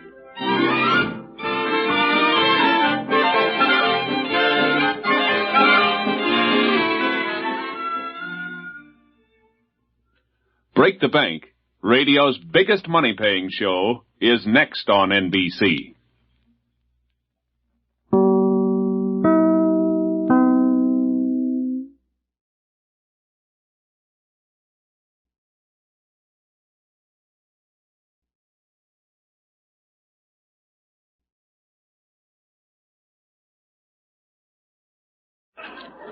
The Kraft Foods Company, makers of Kraft quality foods, presents Harold Perry as the Great Gildersleeve.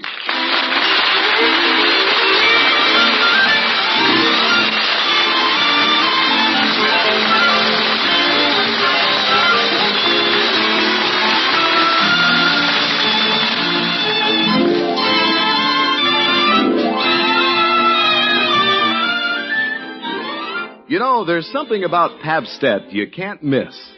Whether you like this cheese food as a dessert or a sandwich spread. It's that satisfying, mellow flavor of real cheddar cheese. There's no doubt about it. Pabstet is a cheese food with a real cheddar flavor. So ask your dealer for delicious Pabstet. Tomorrow, treat yourself and your family to Pabstet's rich, distinctive flavor at the very first meal. Pabstet, the pasteurized processed cheese food, comes in golden cheddar or pimento. Buy it in a handy-sized round package, or if you prefer, in the economical 2-pound loaf.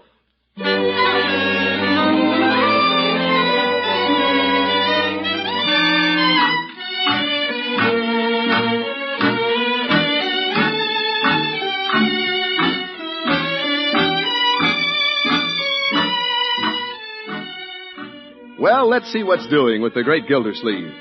Every evening about this time, Summerfield's water commissioner can be seen rounding the corner and heading for home. Well, I guess Bronco's calling on Marjorie again. There's his car. What a jalopy. Hope he gets a new car before they get married. Won't be any fun tying tin cans to a tin can.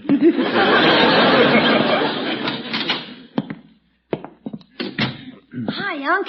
Oh, hello, Leroy. Hey, don't go in the living room. What?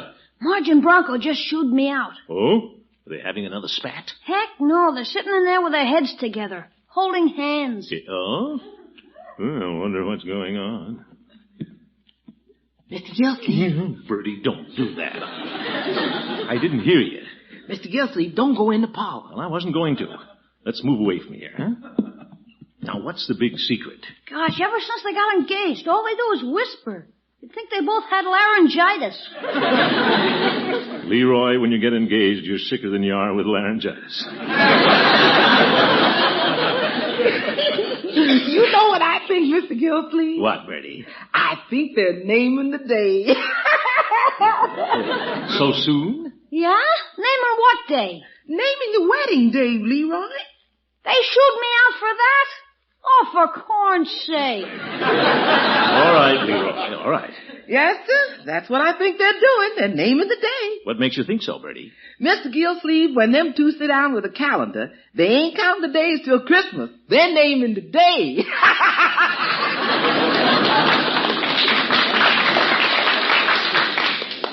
Why don't you go in and find out, Uncle? No, Leroy. They'll let me know when they've decided. I can wait. Of course, they may have already decided. I could go in and get the evening paper. Nice waiting, Unc. Yeah, guess I'll get the paper.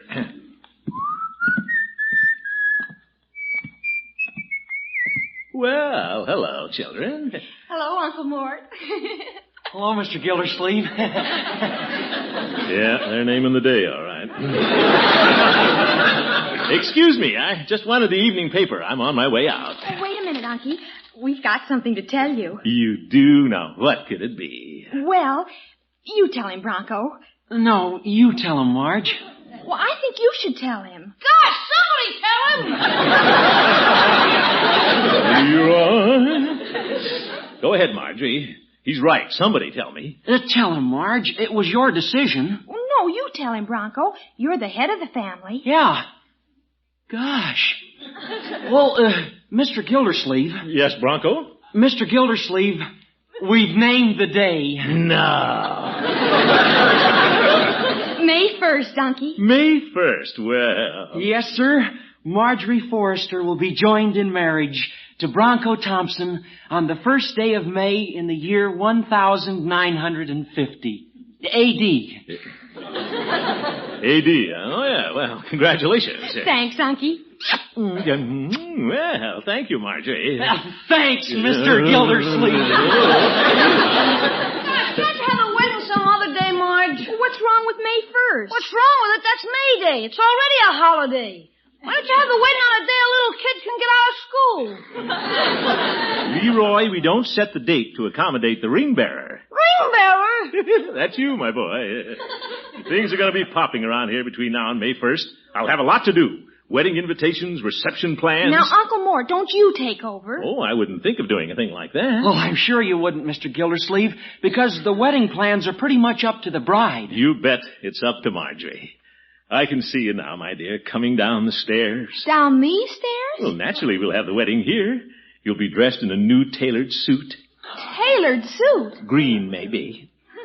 Your old uncle will be waiting on the bottom step, ready to take you on his arm and deliver you to the blushing bridegroom. Now, just a minute, Uncle Mort. That's you, Bronco. But don't you... Here comes the bride. What a character.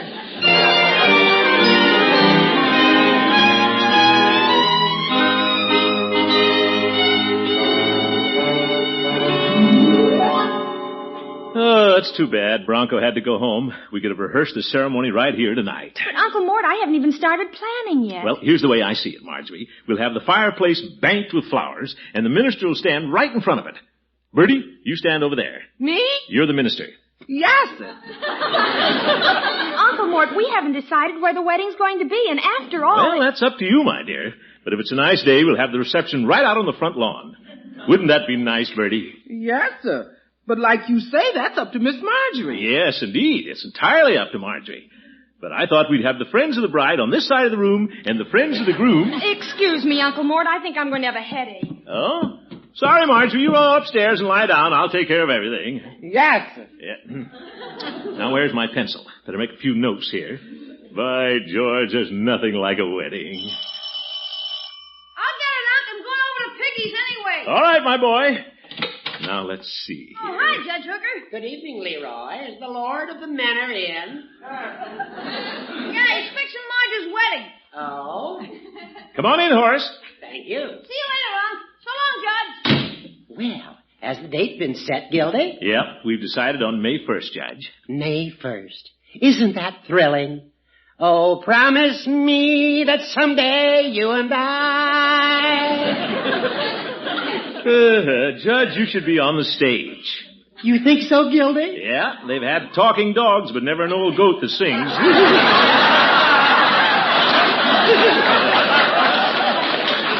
Gildy? Yeah, sit down, Horace, sit down.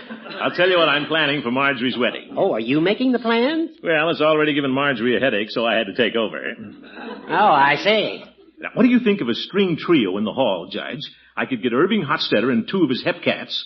I imagine they can play wedding music. I suppose so, if the hep cats can slow down that much. I didn't know that Marjorie had decided to have a home wedding. Well, of course, it's up to her, Judge. But we could have a beautiful wedding here, right in the home she loves so well. How do Bronco's parents feel about having it here? What difference does that make? As everybody knows, this thing is entirely up to Marjorie. Does everybody know that, Gildy? If they don't, I'll tell them. Of course, Mrs. Thompson is one of those obnoxious people who'd like to take charge. Oh? Yeah, but she won't get an oar in here.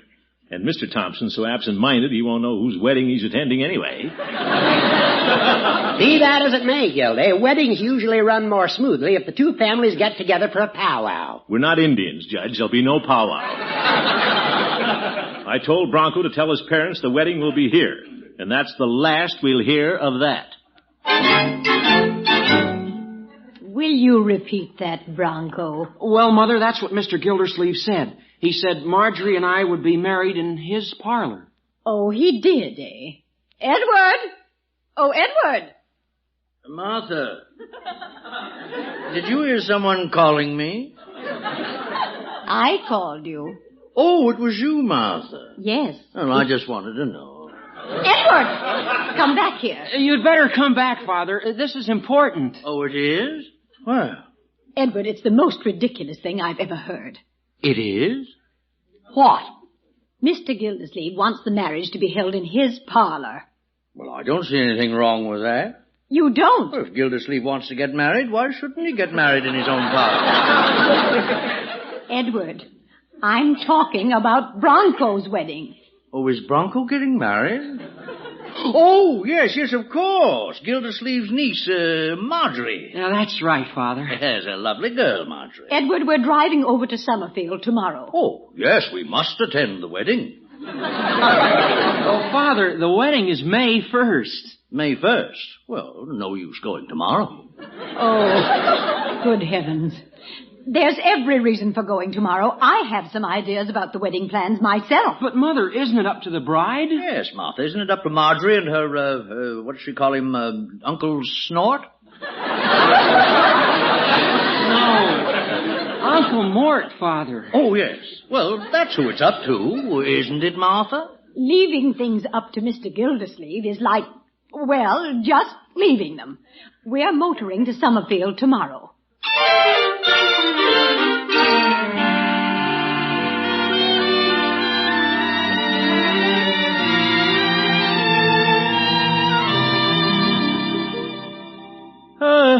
Well, Marjorie, where are you and Bronco off to this morning? We're going skating on the mill pond, Unky. It froze again last night, Mr. Gildersleeve. I did, eh? Well, skate while you can, because we're going to be awfully busy between now and May 1st. Mr. Gildersleeve, speaking of May 1st, my mother casually mentioned that she and Father might drop in to see you today. Oh, are they going to be in town? I think so. In fact, they weren't very far behind me.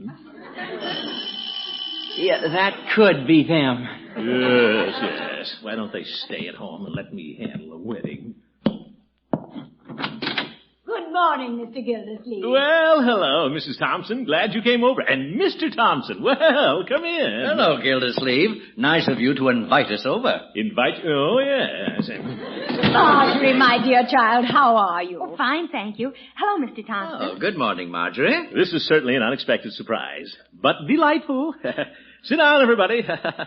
Mr. Gildersleeve, Edward and I were in town, and we simply couldn't pass up an opportunity to drop in and say hello. Well, hello. I'm glad you did, Mrs. Thompson. Marjorie and Bronco were just about to go skating. Oh, wonderful pastime, skating. If you have ice, of course. Well, you children run along. Since the date has been set for May 1st, there are a great many things Edward and I want to discuss with Mr. Gildersleeve. Oh, Mother, if you're going to talk about the wedding plans, I think Marjorie and I should stick around. We're involved, too. You're not involved, son, until after the wedding. Edward. Oh, brother. Well, Marjorie, you and Bronco can use your own judgment about staying, but there's no reason why Mrs. Thompson and I can't get together on things. No, indeed. I have the highest regard for Mr. Gildersleeve's opinion. You do? And I'm sure he has the utmost respect for mine. Oh, yes, indeed. Now, I thought we'd have the fireplace here banked with flowers. Uncle Mort. You're assuming, Mr. Gildersleeve, that the ceremony will take place here. Well, do you have any objections to a home wedding? Well, it seems to Marjorie and me Quiet, Bronco. I think a home wedding can be very impressive, Mr. Gildersleeve. I rather like the idea of the ceremony and the reception held in one convenient location. Well, good. We're in agreement there. But the place should be our house. Well, we're not in agreement there. Shouldn't this be entirely up to Marjorie? Well, obviously, it's been taken entirely out of our hands, Bronco. Oh, no, my dear. I've said all along it's entirely up to you. That's why it should be in your own home. But, Mr. Gildersleeve, you've seen our large living room. Barn. We are much better equipped to handle a large gathering. Well, who said anything about a large gathering? Bronco, please.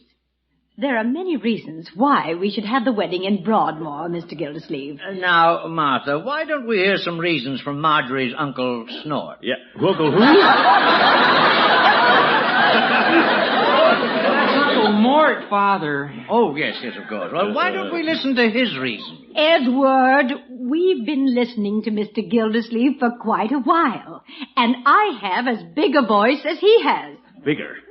I beg your pardon. Oh, come on, Bronco, let's get out of here. Good idea. Now, where are you going, children? To the mill pond? Oh, at least that far. Well, now that the children have gone, we can arrive at a decision. Yes. What do you think we should do, Mr. Thompson? Well, if there's ice, why don't we all go skating? Oh.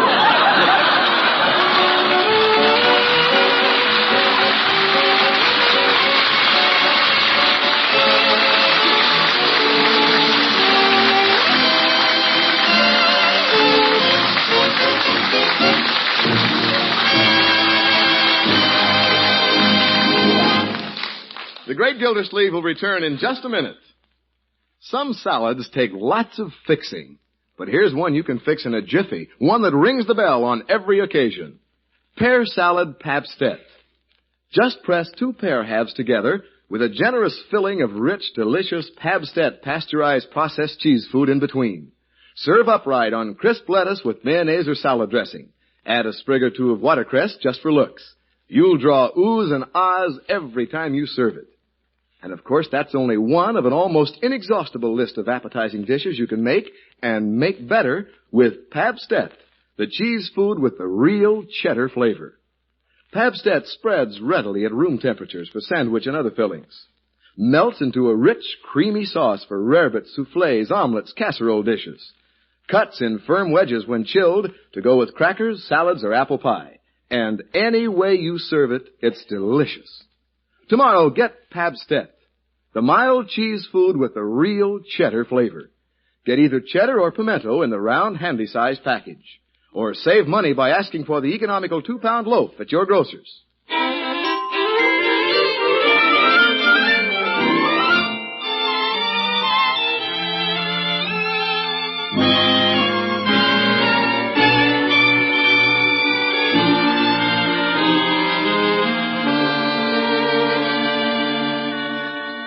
Well, Marjorie and Bronco have decided to be married May 1st. But there's been quite a to-do about where the wedding will be. The great Gildersleeve wants it at his house. Bronco's parents want it at their house. So far, Marjorie hasn't had a chance to say where she wants it. In fact, she and Bronco left the conference in a huff. Well, Bronco's parents aren't going to tell me how to run this wedding, Bertie. No, sir. Poor Miss Marjorie. What's this, Bertie? Driven out of our own house. Now, Bertie, we were just trying to help. Yes, sir. Poor Miss Marjorie. Driven out of her own house by people trying to help. All right, Bertie. She wasn't driven out. She just went skating. Yes, sir. I hope that's where she went. What? If they're going to get all that help between now and May 1st, it wouldn't surprise me if they eloped. Eloped? Bertie, that's ridiculous. Say, it's almost dark. Wonder why they aren't home yet. Yes, I imagine you do. Bet that's Marjorie now. No, that has to be Leroy's, Pete. Hi, Unc. Leroy, have you seen anything of Bronco and Marjorie? No, haven't seen him since Marge sneaked back and got her suitcase. Suitcase? Zeke. Oh, Miss Marjorie. Now, Bertie. Leroy, when did Marjorie come back to the house? Why, you and Mrs. Thompson were battling. We weren't battling, my boy. Are you kidding? You think you and Mrs. Thompson were getting married? What a horrible idea. Oh, Miss Marjorie. All right, Bertie. I wonder why Marjorie would take a suitcase skating. She always does. She does? Sure, for her skates and stuff. Oh, of course. You see, Bertie, she just took her skates and warm clothes for after skating. That's all that's in the bag. I sure hope that's all that's in the bag. Why, certainly. She'll be back in time for dinner. Don't you think so, Bertie? Well, don't you, Bertie? Bertie, say something. Oh, Miss Marjorie.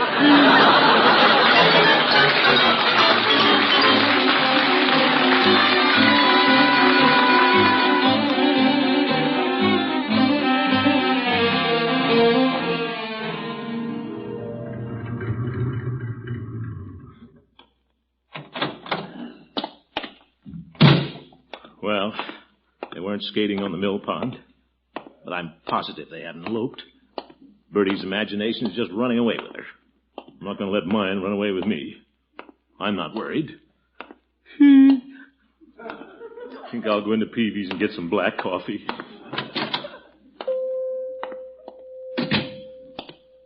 Hello, Peavy. Hello, Mr. Gildersleeve. What can your friendly neighborhood druggist do for you? Well, you might give me a cup of black coffee. Very well. Cream? I said black, Peavy. Very well. Sugar? Just plain black, Peavy. Well, sugar doesn't change the color. Yeah. I know that. And after coffee has been sitting around all afternoon like this has, sometimes cream doesn't even change its color. Well, on second thought, Peavy, you better give me some cream and sugar. That's what I say. I always believe in giving the customer his money's worth. That'll be 5 cents. Oh, here, friendly neighborhood druggist. Thank you, Mr. Gildersleeve. Well, I guess everybody's pretty happy at your house. Why, Peavy? Well, Judge Hooker tells me that Marjorie's been married on May 1st. Well, I hope she waits that long. How's that? You know how impetuous young people can be. Well, I know how impetuous I was. I married Mrs. Peavy. You didn't elope, did you, Peavy? Well, I don't mind saying we entertained the idea. But Mrs. Peavy was a little heavy to carry down a ladder. I wonder if Marjorie is thinking about eloping. Well, she didn't mention it when she stopped in here with Bronco, a suitcase, and another young couple. Peavy, why didn't you tell me Marjorie was in here? You didn't ask me. What? Talk up, man. Who was with her? Well, like I say, there was Bronco and another couple. Who was the other couple? Well, I didn't know the young man, but the girl was Francie Tyler. Oh, Francie Tyler, Marjorie's best friend. She was going to be the maid of honor. By now, she's probably a witness. My. Congratulations, Mr. Gildersleeve. Don't congratulate me, Peavy. I don't believe it. Yeah, that's what the fellow said when he saw his first elephant. Tail on both ends. Yeah. Peavy, little Marjorie wouldn't do this to me. She's a sensible girl. Well, yes, she is. And I've been a good uncle to her. Yes. They wouldn't run away and get married just because Mrs. Thompson and I had a little trouble getting together on their wedding plans. Well, no, I wouldn't say that. Neither would I.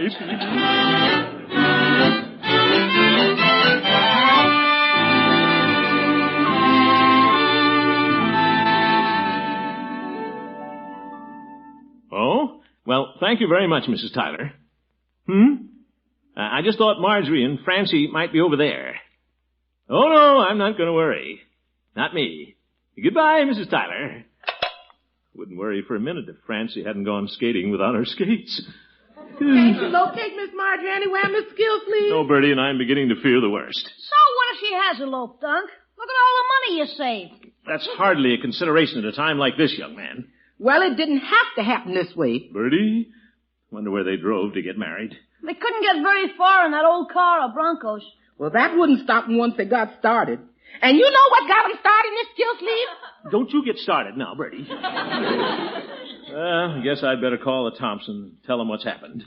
Still, anything as important as this, I should drive over to Broadmoor and tell Mrs. Thompson in person. Gosh, Unc, you're a glutton for punishment. Yeah, well, I guess I've asked for it. Yes, sir. Yeah.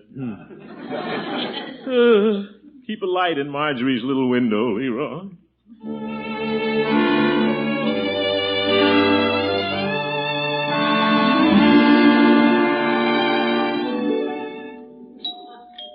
It's going to be hard to break this to the Thompsons. Say, I wonder if Marjorie and Bronco have been here all the time, playing billiards or something. They've got a billiard table. Yes? Oh, hello, Mrs. Billiard. Oh. It's you, Mr. Gildersleeve. Yes. I wondered if Bronco and Marjorie... Somebody at the door, Martha? No, just Mr. Gildersleeve. Gildersleeve? Yes. Hello, Mr. Thompson. Oh, Marjorie's uncle, Mort. Oh, yes. Come in. Yes, do. Yeah, oh, thank you. What a family. For 2 cents, I'd have the marriage annulled. What brings you to Broadmoor, Mr. Gildersleeve? Well, Mrs. Thompson, I was wondering, are Bronco and Marjorie here? No. I thought they went skating. After you so stubbornly objected to having the wedding at Broadmoor. No, Mrs. Thompson. Of course they went skating. Bronco told me they'd been skating when I saw him this afternoon. You saw Bronco this afternoon? Well, I guess there's nothing to worry about then. I saw Bronco in the bank. He was drawing out his savings. His savings? Yes, $200. $200? Thrifty boy. Did he say what it was for? No, that puzzles me. He said he was going to surprise us. Oh, that does it. Mrs. Thompson, I have a painful announcement to make. Oh? I have every reason to believe that Marjorie and Bronco are married. What? Oh, nonsense. It can't be May 1st already. No, Mr. Thompson. They've eloped. Eloped? Yes. I'm afraid they wanted to plan their wedding themselves. Oh, Mr. Gildersleeve. We should never have interfered. Oh, Mother Thompson, it's all my fault. No. I should never have insisted they be married in Summerfield. Oh. The wedding should have been held right here. Oh, no, Mr. Gildersleeve, it's my fault. Oh. I should have left it up to you and Marjorie. Here, Martha. My handkerchief. No, Edward. Gildersleeve. Thank you, I have one. This is a lesson to me. I'll never interfere with the children's plans again. Yes, neither will I. Oh, my goodness. Mother? Oh, Bronco. Huh? Bronco, you're home. Well, sure. Oh, Mr. Gildersleeve. Come on outside, everybody. I want you to see my surprise. Yes, no surprise to us. Boy, is she a beauty. Yeah. You should see the red paint job. Red paint job, Marjorie? Oh, good heavens. No, my new car. New car? Look, Auntie, isn't it beautiful? Well. This is for our honeymoon, May 1st. May 1st. Did you hear that, Mrs. Thompson? Yes, and what a relief. Now we can go ahead with plans for the wedding here at Broadmoor. Yeah. At Broadmoor? Now, just a minute. Now, Mr. Gildersleeve, a moment ago you insisted this was where they should be married. What a sneaky way to get the wedding out of my pocket.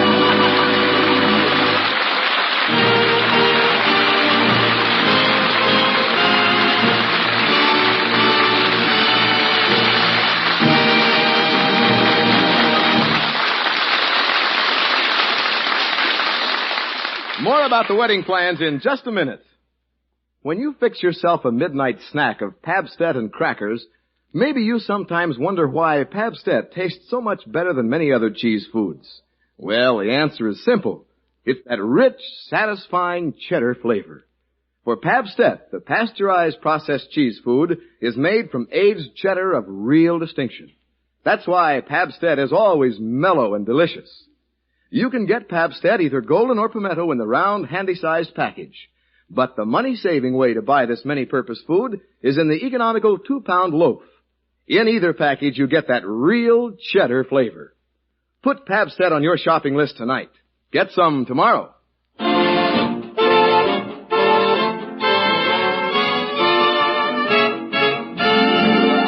But Mrs. Thompson... Now, Mr. Gildersleeve. Now, wait a minute, everybody.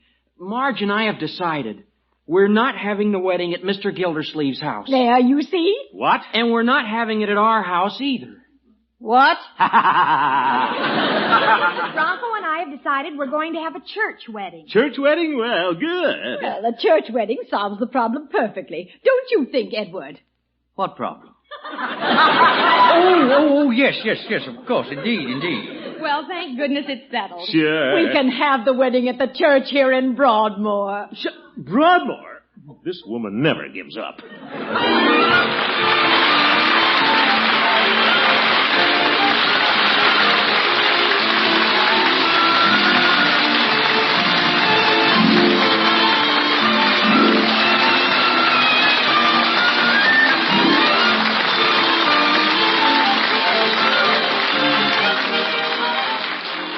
The Great Gildersleeve is played by Harold Perry.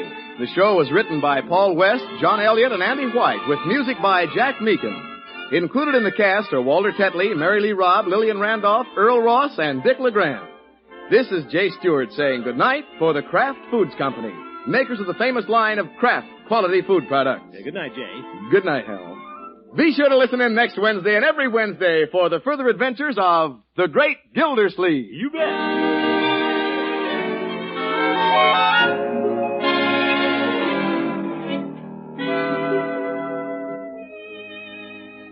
Here's a taste test that counts. Try any meat without mustard. Then add a golden dab of Kraft prepared mustard to your next bite. Taste the difference. There are two kinds of Kraft mustard, you know. Salad mustard, delicately spiced for those who like their mustard mild, or Kraft prepared mustard with snappy horseradish added. Have both on hand. For remember this, when you add a little mustard, you add a lot of tang. Get Kraft prepared mustard.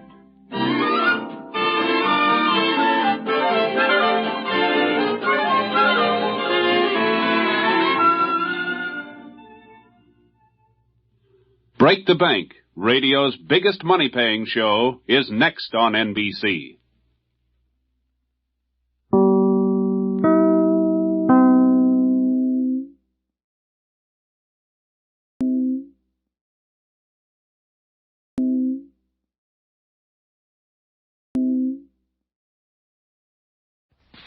The Kraft Foods Company, makers of Kraft quality foods, presents Harold Perry as the Great Gildersleeve.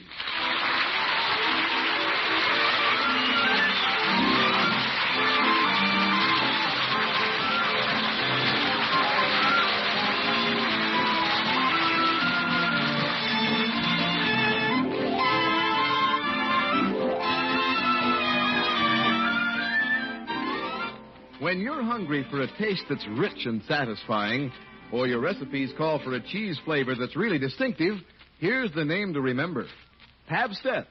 Yes, Pabst-Ett, the pasteurized processed cheese food that has that real cheddar flavor. That's right. The flavor you get in Pabst-Ett is real cheddar, for it comes exclusively from fine cheddar cheeses of real distinction. You'll taste the difference the minute you taste Pabst-Ett. You can get golden or pimento Pabst-Ett in the handy-sized round package. But after you try it once, you'll want to buy it in the money-saving 2-pound loaf. In any package, Pabst-Ett is delicious.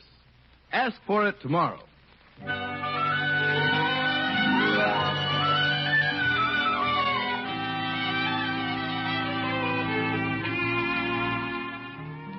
Well, let's see what's doing with the Great Gildersleeve.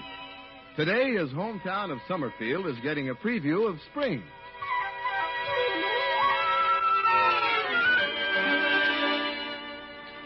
And the water commissioner and his secretary are looking out the office window, getting a view of the preview. What a day, Bessie. Yes, sir. Sun shining like mid-July, and here it is only February 22nd. Yes, sir. Washington's birthday. Yeah. Too bad he didn't have a day like this when he crossed the Delaware. It's as clear as a bell. Look, Bessie, you can see the bank. Yes, sir. I guess the employees are off today. It's Washington's birthday. I know, Bessie. And look way off there to the right, Bessie. It's not often you can see the tack factory. I guess the tack factory is closed, too. It's Washington's birthday. I get the point, Bessie.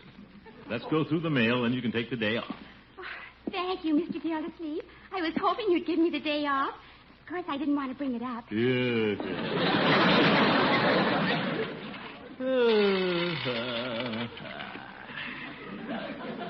Well, let's see what we have in the morning mail.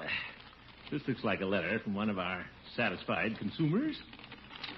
Dear Commissioner Gildersleeve, we've intended writing you for some time. Well, because every time our faucet rips, we think of you. Hecklers, remind me to answer this sometime, Bessie. I will, Mr. Gildersleeve. I'll make a note of it. What's this? Letter from Chicago. Office of the President of the Upstate Association of Businessmen's Clubs. Oh, that was addressed to the Jolly Boys Club, Mr. Gildersleeve, so the postmaster sent it to you. Oh. See, President of the Jolly Boys Club, Summerfield. Dear Mr. President. Are you president of the Jolly Boys Club, Mr. Gildersleeve? Well, we've never elected a president. Let's see what it says. You are doubtless aware that our national convention has been set for March 1st, 2nd, and 3rd in Chicago. No, I didn't know that. This session promises to even top our last conclave held in New Orleans during Mardi Gras. Mardi Gras, see? Sounds pretty interesting. I've never been to Chicago. Neither have I. It's only recently that... I've never been to New Orleans either. Bessie. Now, where was I? Oh, yes. It's only recently that we compiled a complete list of clubs in your city, hence this belated invitation. Writes a nice letter. Please answer by return mail whether or not you can be our guest, so that we can arrange your reservations. Guest, eh? Well, isn't that nice of them? It certainly is. Don't see how the Businessmen's Association can afford that. Well, I guess business has been good all over. That's exactly what I need, a trip to Chicago. Bessie? Yes, sir? Wire and tell them the president of the Jolly Boys accepts. But, Mr. Gildersleeve, you said the Jolly Boys didn't have a president. Well, it won't take long to hold an election. You send that telegram to Chicago and take the rest of the day off, Bessie. After all, it's Washington's birthday. Oh, thank you, Mr. President. Think I'll take the day off, too. As one president to another, I think I owe it to good old George.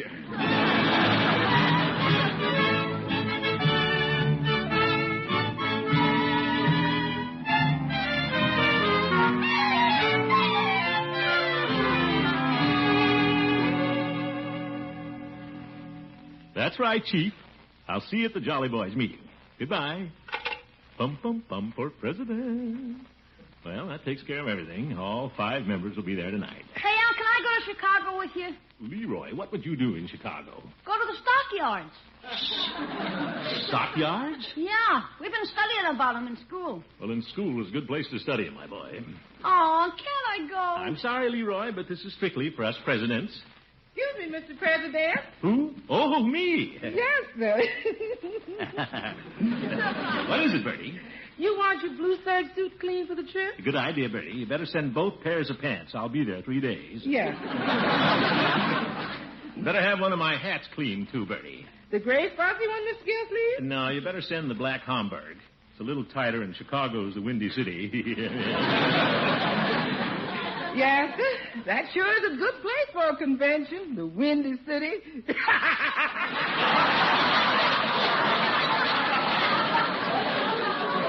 Oh, brother. Hello, Uncle Mort. Hello, Marjorie. How are things going? Oh, fine. I'm practically ready to jump on the train. Unky, I hate to bring this up, but what if they don't elect you president? What? Maybe you're counting your trip before it's hatched, Dunk. Nonsense. Who else would the Jolly Boys elect? Judge Hooker and I have been close friends for years. He'll vote for me. Well, I guess he would. And I do a lot of business with Peavy. He has to vote for me. And I'm a good spender in Floyd's barbershop. And Police Chief Gates knows I have a lot of influence with the mayor. He isn't going to take any chances. That's 4 votes right there. 5. 5. Yeah, you'll vote for yourself. Well, Truman and Dewey did. Why shouldn't I?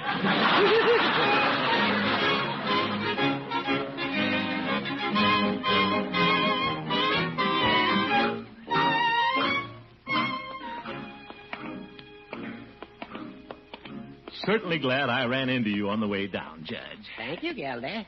What's the idea of the special meeting tonight? Well, it's always good to get together with you, Horace. Oh? After all, we've been friends for a long time. Close friends. Yes, we have. Well, let's remember that. What?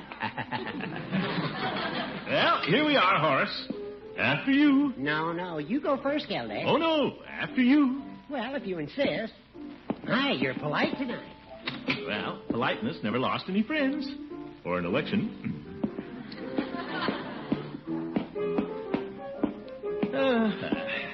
Guess Floyd's limbering up his fingers. Guess so, Judge.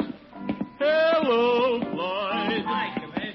Floyd, I never heard you play better than you're playing tonight. Yeah? Beautiful. I was trying a new piece, Kitten on the Keys. Mm-hmm. Sounds more like a cat on a tin roof to me. What? No, Judge. Well, there's Peavy opening the Cokes. Excuse me, fellas. Why not? Now listen. Hello, Peavy. Hello, Mr. Gildersleeve.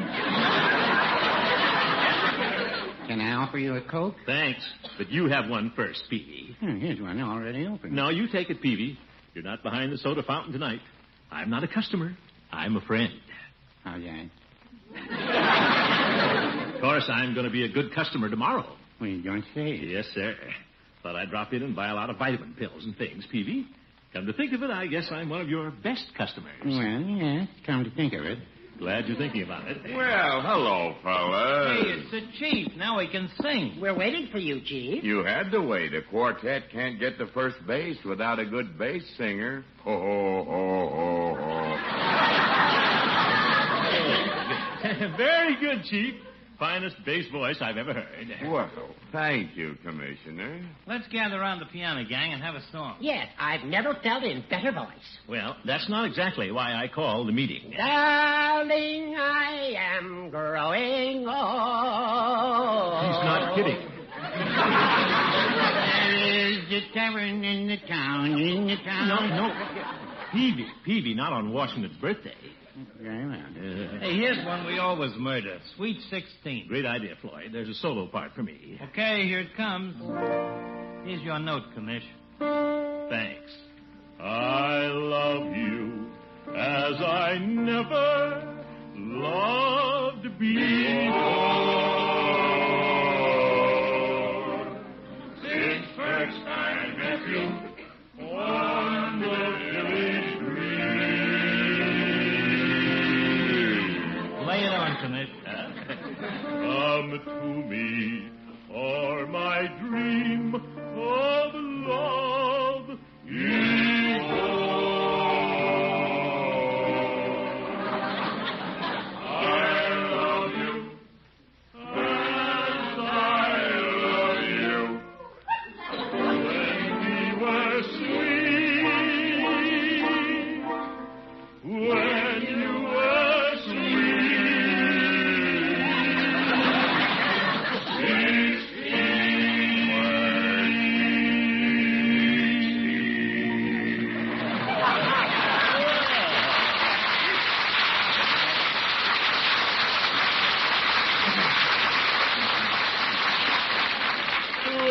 is very good, Chief. Well, not bad for a policeman. Yeah. By the way, Chief, I've been telling the mayor what a good job you're doing.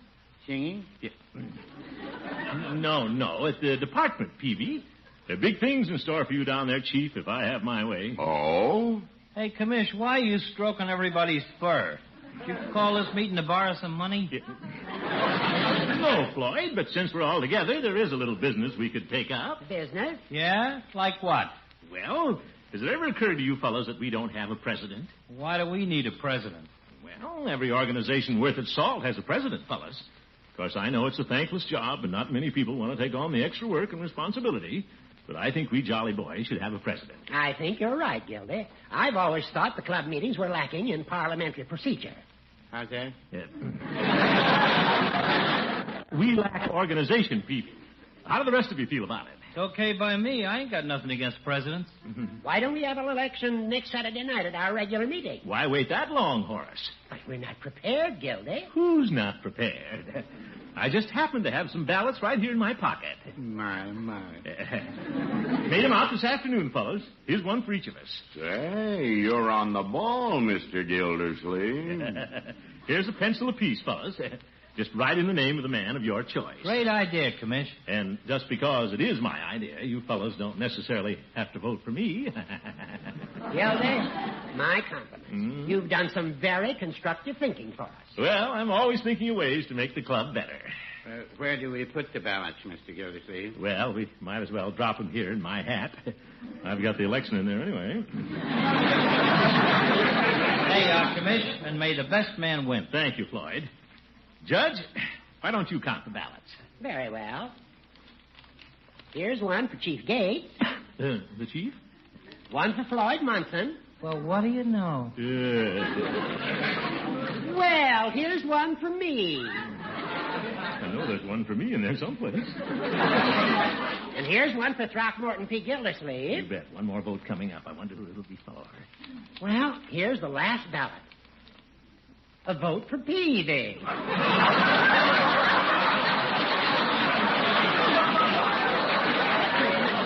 Peavy, you didn't vote for yourself, too. Well, no, I wouldn't say that. Oh, my goodness, what an election.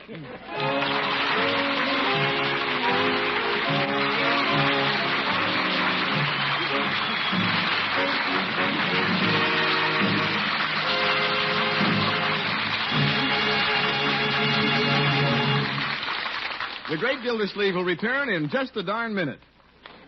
Would you like a recipe for a cheese dish that's quick to fix and delicious enough for king or queen? Well, here it is. Pabstet Rabbit. Just melt 1 package of Pabstet over low heat in a double boiler. Gradually add 1/4 cup of cream, stirring constantly. Then stir in 1/4 teaspoonful of dry mustard, 1/4 teaspoon of Worcestershire sauce, and a dash of cayenne. Pour over crisp toast and serve with broiled bacon. What a lunch. What a supper. What a taste pleaser anytime you need something good in a hurry for folks who drop in. But remember, for this recipe, be sure to use Pabstet, that wonderful pasteurized processed cheese food with the real cheddar flavor. For the basic flavor you want in any rabbit is cheddar, and the flavor of Pabstet comes from cheddar cheese of genuine distinction. And whether you use it in rabbits or in sandwiches or salads or chilled and sliced into firm, eye-pleasing wedges, you want the pasteurized processed cheese food with the real cheddar flavor. Get Pabstet tomorrow at your grocer's.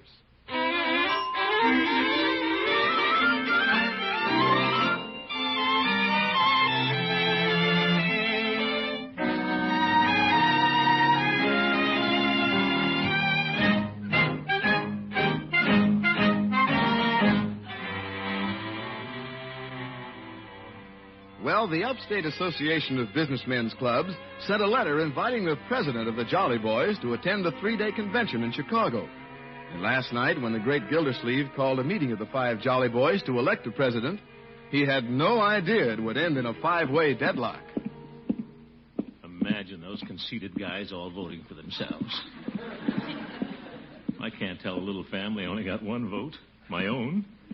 Hi, Mr. President. Stand up, Marge. Oh, yes, of course. Good morning, Mr. President. You can sit down, children. Is it unanimous, Unc? Well, in a way, my boy. Bronco and I had dinner with his parents last night, Unky, and Mr. Thompson wants you to look up some of his prominent friends when you're in Chicago. I must do that sometime when I'm in Chicago. Well, I just couldn't help telling him, Unky. I wanted to impress the Thompsons. Oh, yes. I've been using it to good advantage, too. Watch this, Leroy. Yeah. My history teacher's always bragging about where Columbus went, so I told her you were going to Chicago. Yeah. Well, you children may as well know your old uncle may not get Chicago. What? You weren't elected president, Unky? Well, I got as many votes as anybody. But we'll have to do it all over again on Saturday night. Gee, I hope you win, Unky. Thank you, my dear. Morning, Mr. Gildersleeve. Hey, good morning, Bertie. Here's a breakfast fit for a president. Thank you, Bertie. Unc's no president, Bertie. He ain't. Well, I didn't get a big enough majority, Bertie. We've got to vote again Saturday night. Yes, sir. Mr. Gildersleeve, maybe you didn't campaign hard enough. Are you kidding? All right, Leroy. Mr. Gildersleeve, when you're campaigning for office, you got to get on the good side of the voters. Well, I tried that, Bertie. I passed out compliments to all of them. I even told Chief Gates he had a good singing voice. On Washington's birthday? If that didn't work, Mr. Gildersleeve, you ought to haul out the pork barrel. Pork barrel? Yes, sir. Invite the members over for one of Bertie's ham dinners. Bertie, a ham dinner isn't what they mean by pork barrel. Well, if you want votes from them hungry jolly boys, I know how to get them. Well, Bertie... Just invite them over for one of Bertie's ham dinners. See, it might work. Might work? Mr. Gildersleeve, you know all you got to do to get the votes out of them jolly boys? I think I do, Bertie. That's right. Invite them over for one of Bertie's ham dinners.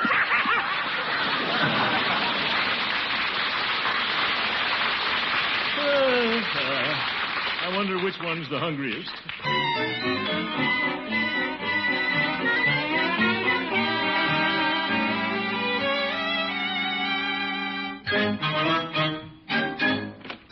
Well, hello, Floyd. Hi, Commish. What'll it be, shave? Not this morning, Floyd. Haircut? No, Shampoo? Floyd, the reason I came in... Massage? No, Floyd. Pushy barber. And why'd you come in? I came in to extend you an invitation, Floyd. Yeah? I'd like to invite you and your little wife over for a ham dinner. Me and Lovey? Gosh, we never been to your house to put on the feed bag. Well, that's exactly why I'm inviting you, Floyd. How about tonight? Oh, sorry, Commish. Can't make it tonight. Why not? Judge Hooker's invited us over to his house. Pretty cool. But we ain't going. You're not? Nope. I'm having Chief Gates over to my house. Everybody has his hand in the pork barrel.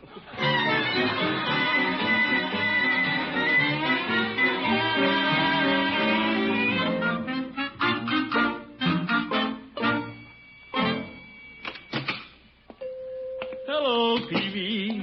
Hello, Mr. Gildersleeve. What can I do for you today? Nothing, Peavy. No vitamins? Vitamins? Last evening you said you'd be in and buy a lot of vitamins. I did? Say, that's right, Peavy. Let's see what you've got. Yeah, well. George, I'll show those other guys. I'll cinch a vote right here. What are you taking the vitamins for, Mr. Gildersleeve? To cinch a vote? I mean for an itchy throat. Brother, that was close. I have quite a few brands here, Mr. Gildersleeve. All those vitamins, Peavy? Yeah, it says so on the label.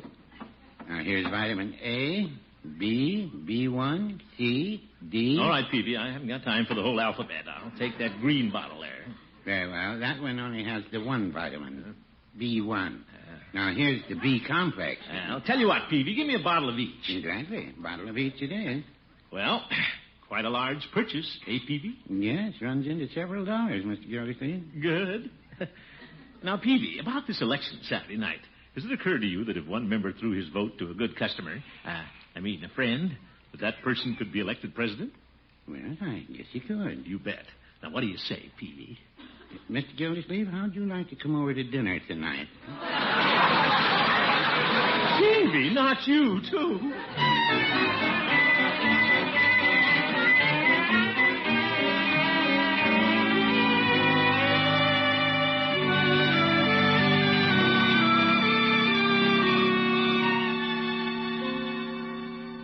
Well, it's Saturday, Mr. Gildersleeve. Yes, I know, Bessie. You can have the afternoon off. Oh, I wasn't thinking of that, Mr. Gildersleeve. I mean, it's your election night. Don't remind me of it, Bessie. A free trip to Chicago with all expenses paid, but I've missed the boat, Bessie. Oh, I'm sorry. But, Mr. Gildersleeve, how could you get from here to Chicago in a boat? Yeah. Figure of speech, Bessie.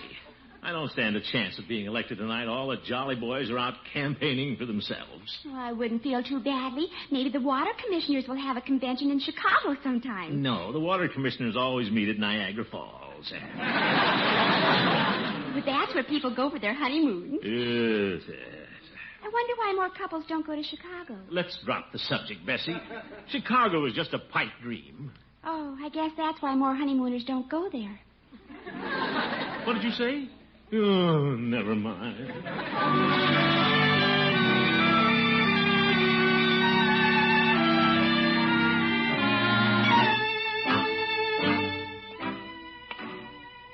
Well, I'm a little late for the meeting, but I don't feel much like going tonight anyway.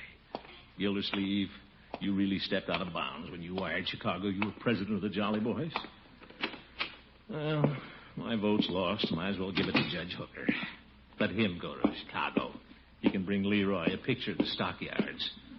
The old goat may meet some of his friends there. And Hey, here comes the commission now. Well, Mr. Gildersleeve. Oh, hello, fellas. Evening, Gildy. You're a little late. Hmm? Have you figured out who you're going to vote for? Frankly, Judge, I've decided to vote for you. Well, I appreciate your support, Gildy, but it won't be necessary for you to vote at all. It won't? Tell him, Peavy. We've already voted, Mr. Gildersleeve. What? You couldn't vote without me? We had a quorum, Commissioner. That means that most of us were here. Yeah. I know, Peavy. Guess who was elected the high muckety-muck? Not you, Floyd. Nope.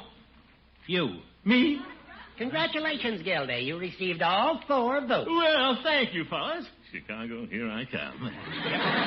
Everybody voted for you, Commish. It was anonymous.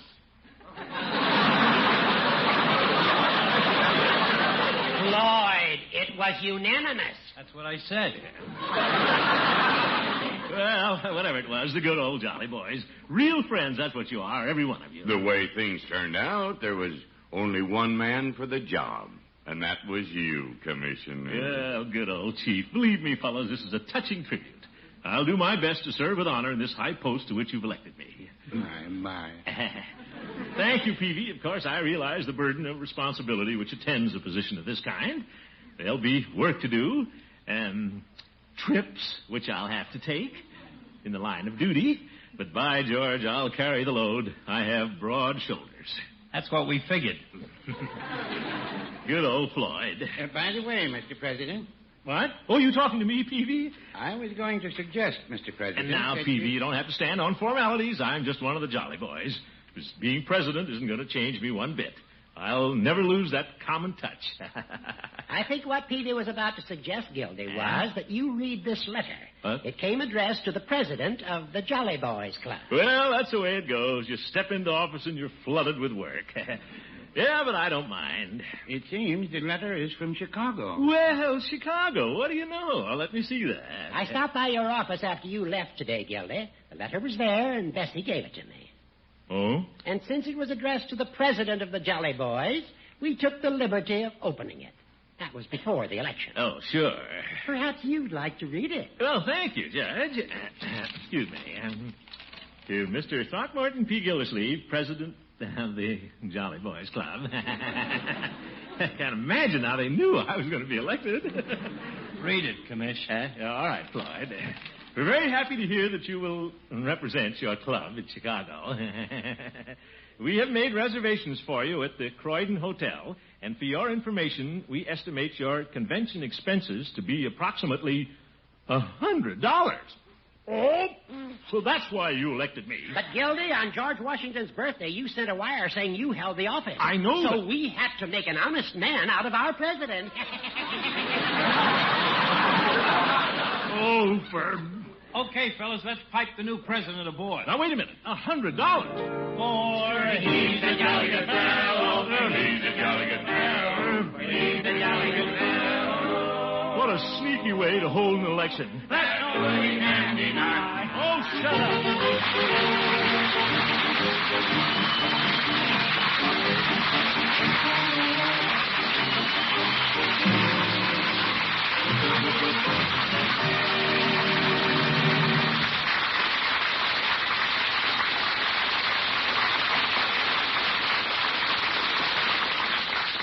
The Great Gildersleeve will be right back.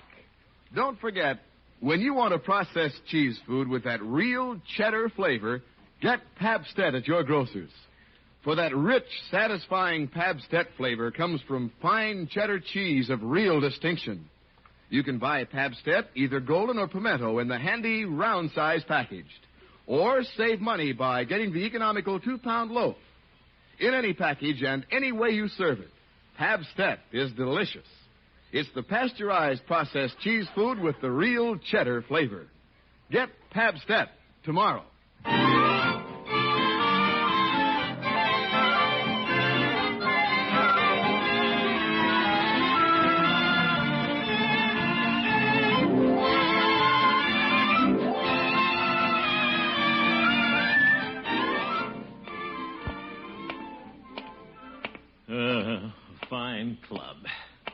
Won't even chip in to send the president to a convention. $19.75 each. Oh, by George, I won't go.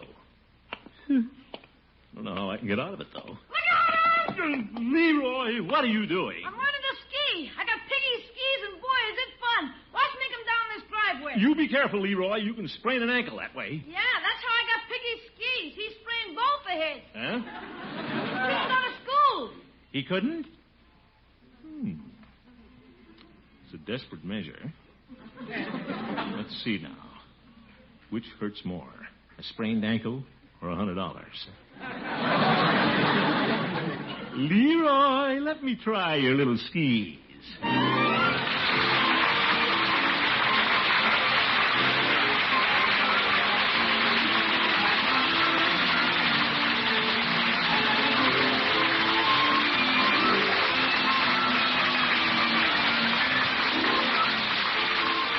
The Great Gildersleeve is played by Harold Perry. The show was written by Paul West, John Elliott, and Andy White, with music by Jack Meakin. Included in the cast are Walter Tetley, Mary Lee Robb, Lillian Randolph, Gloria Holliday, Arthur Q. Bryan, Ken Christie, Earl Ross, and Vic LeGrand. That's so. This is Jay Stewart saying goodnight for the Kraft Foods Company, makers of the famous line of Kraft quality food products. Be sure to listen in next Wednesday and every Wednesday for the further adventures of the Great Gildersleeve.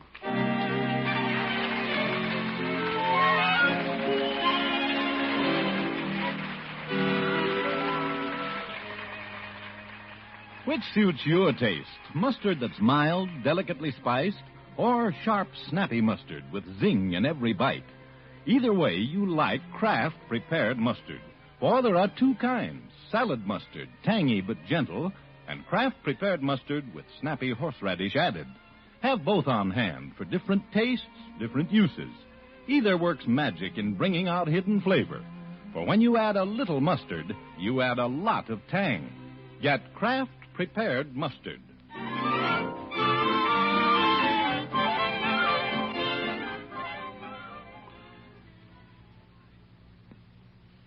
Stay tuned now for the exciting Break the Bank on NBC.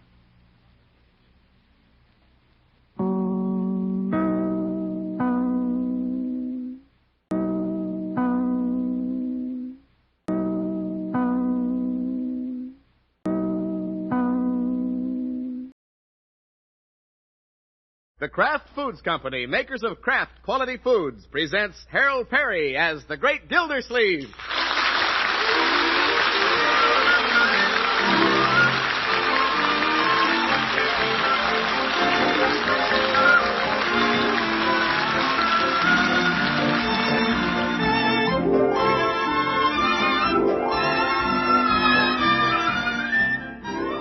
The Great Gildersleeve is brought to you tonight by Parquet Margarine, that marvelous margarine made by Kraft. Parquet is the margarine millions prefer because it tastes so good. And it tastes so good because it's always fresh. In fact, Parquet margarine is so good in every way and for every purpose that Kraft can afford to make this offer. Double your money back if you don't say Parquet is the best margarine you ever tasted. That's Parkay. Parquet margarine made by Kraft. Ask for it at your grocer's tomorrow.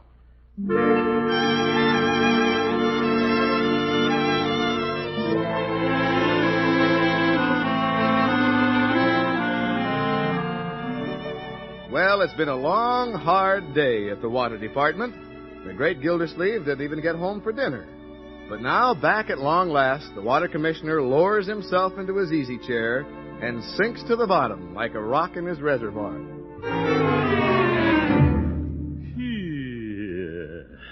Tired, Unky? Worn out, Marjorie. The first of the month sort of slipped up on Bessie and me. Oh? Yeah, came right after February 28th. Didn't expect it for 2 more days. Excuse me. Oh, that's all right. Bronco's coming by for me in a few minutes. No, he is. Uh-huh. Are you too tired to drive over to Broadmoor with us and see Mother and Father Thompson? Marjorie, I've seen Mother and Father Thompson. I remember them well. Now, Unky, you really should cultivate the Thompsons. That's barren ground. He never answers your questions, and she never gives you a chance to ask one. What? Huh? Marjorie, just because you and Bronco are engaged is no reason I have to be married to the Thompsons. All right, Unky. I'll tell him you send your love. Yeah, do that. Miss Gildersleeve. Yes, Bertie. A party phoned before you came home and wants you to call back. Oh, yes, probably Judge Hooker. He wanted me to play checkers. But wild horses couldn't get me away from this house tonight. I'm not going to be dragged out by an old goat. He wasn't the party, Mr. Gildersleeve. Well, whoever it was, I'm not leaving the house. Unky just passed up an invitation to visit the Thompsons. Yeah, hated to do it. Yes, sir. You don't want to call this party back then? I'm too tired to go to the telephone, Bertie. Who was it? Miss Milford. Miss Milford? Unky, where are you going? Well, I said I wouldn't go to the telephone, and I won't. Where's my hat? That man.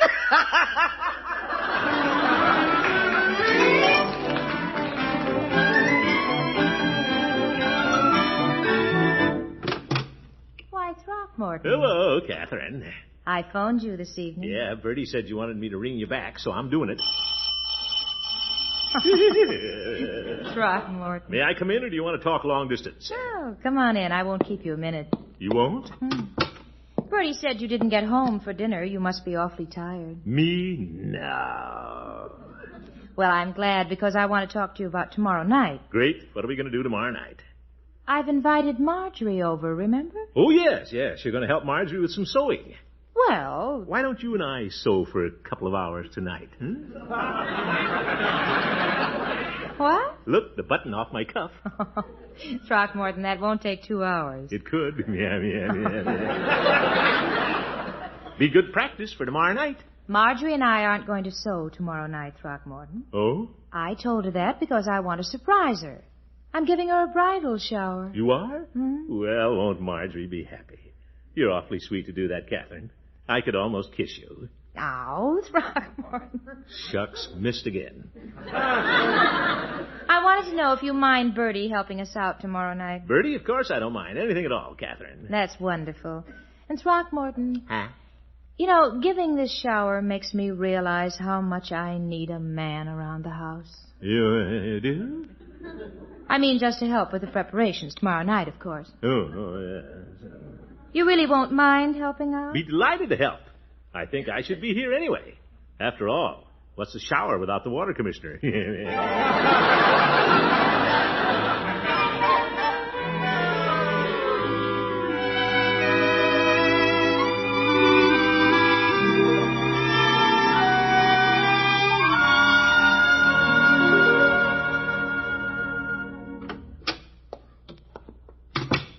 Good morning, Floyd. Well, if it ain't the commish. Hop right up in the chair, commish. Thank you.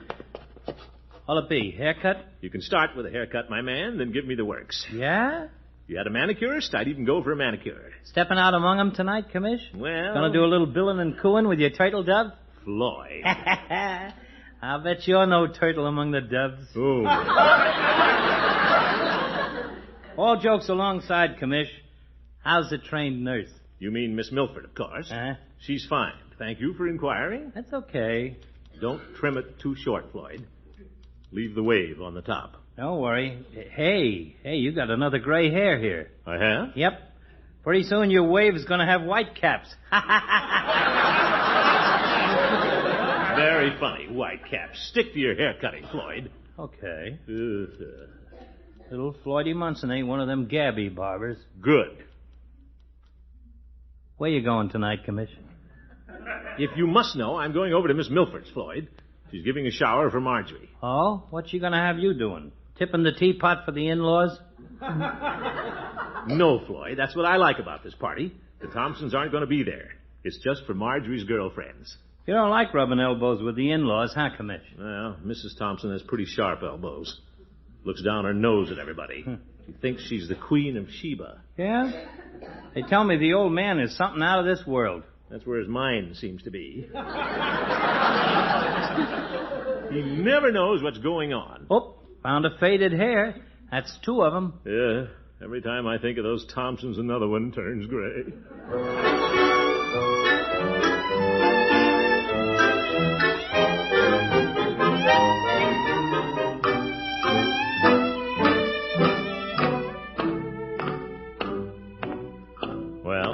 I'm I'm ready for Marjorie's surprise shower tonight. Yeah, and she'll like these candlesticks. Most people just bring something for the bride. But I got something for the groom, too. A candlestick apiece, his and hers. If I could just sneak in the house without Marjorie seeing me. Hi, Unky. Oh, hello, Marjorie. What's in the box? Box? And then what box? The one you just hid behind your back. Oh? Back isn't as broad as it used to be. It's all slipped around to the front. Come on, Unky. What's in the box? Cigars, my dear. Cigars 2 feet long? Well, I've been buying longer cigars, so I won't smoke them so short. Oh? Better get in the kitchen in high days. See you in a little while, my dear. Ta-ta. Ta-ta. Yeah, she doesn't suspect a thing. So April showers may come my way. Bertie. Those April showers. Bertie. Yes, sir? Marjorie will hear you. Don't mention showers. Mr. Gildersleeve, that's just a red herring. Red herring? To throw off the track. What? Miss Marjorie knows she's going to get a shower sometime. And if I sing April showers, she'll think it's going to be next month. Very logical, Bertie. Bertie, where can I hide this box? It's cigars for some candlesticks for Marjorie. Oh, a shower present. That's nice. Let's just put it here in the pantry. Yeah, I'd like to give her something a little nicer, but I'm saving up for the wedding present. Can't let those Thompsons outdo me, Bertie. No, sir. If y'all keep feuding this way, it's going to be like the Hatfields and the McCoys. Yeah. Bertie, it'll never come to that. As long as they stay on their side of the mountain. What's that? Oh, KATHRYN at the back door. Oh, hello, Throckmorton. KATHRYN, come on in. I knew Marjorie was home, so I came to the back door. Glad you did. Hello, Bertie. How's the cake? Just fine, Miss Milford. Just take a look in the oven. Oh, that's beautiful, Bertie. My favorite cake. Marble. Excuse the expression, Bertie. Can hardly wait to get to that shower. Throckmorton, you aren't planning to stay for the shower. Why not? Well, I just wanted you to come over early and help with the preparations, moving chairs and putting up tables. But you wouldn't want to stay with a house full of girls. I wouldn't? Of course, you could talk to Mrs. Thompson. Mrs. Thompson? Is she going to be there? Do you know, Throckmorton, I nearly forgot her. Wouldn't that have been terrible? Tragic. Well, KATHRYN, you've convinced me that shower is no place for me. No, of course not. You men can take care of yourselves. Yes, men? Yes. Yes, I'm counting on you to entertain Mr. Thompson. Oh, nobody can entertain Mr. Thompson. Now, Throckmorton, it'll only be for about 4 hours. 4 hours with a gasping mackerel. Floyd's right. I can feel the whitecaps whipping up already.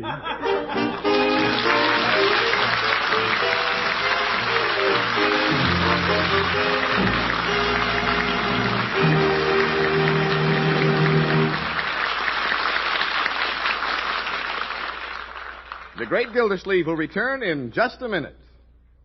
It's the margarine that tastes so good because it's fresh, really fresh, always fresh. It's Parquet margarine made by Kraft. Yes, when you buy a margarine, there's one thing you want to be sure of. It must be fresh. And that's one thing you can be sure of when you buy Parquet margarine made by Kraft. For Kraft's nationwide freshness control guarantees that whenever or wherever you buy Parquet, you can always be sure of that fresh, delicious Parquet flavor. Parquet margarine is blended from fresh, top-grade American farm products. It's rushed fresh by truck to your grocer. Each Parquet package is flavor-dated and stocks are regularly inspected. Any Parquet not sold before it passes its freshness peak is returned to Kraft. So remember, Parquet margarine is the margarine that tastes so good. And it tastes so good because it's fresh, really fresh, always fresh. That's Parkay. Parquet margarine made by Kraft. Double your money back if you don't say it's the best margarine you ever tasted.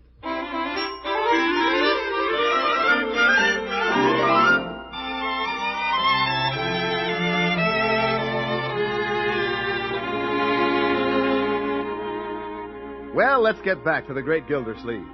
He was all set to attend Marjorie's bridal shower when he found out he had to entertain Marjorie's prospective father-in-law. And he doesn't like the prospect. A whole evening with an absent-minded book lover. What a miserable night this is going to be. Say, misery loves company. Why don't I get some company?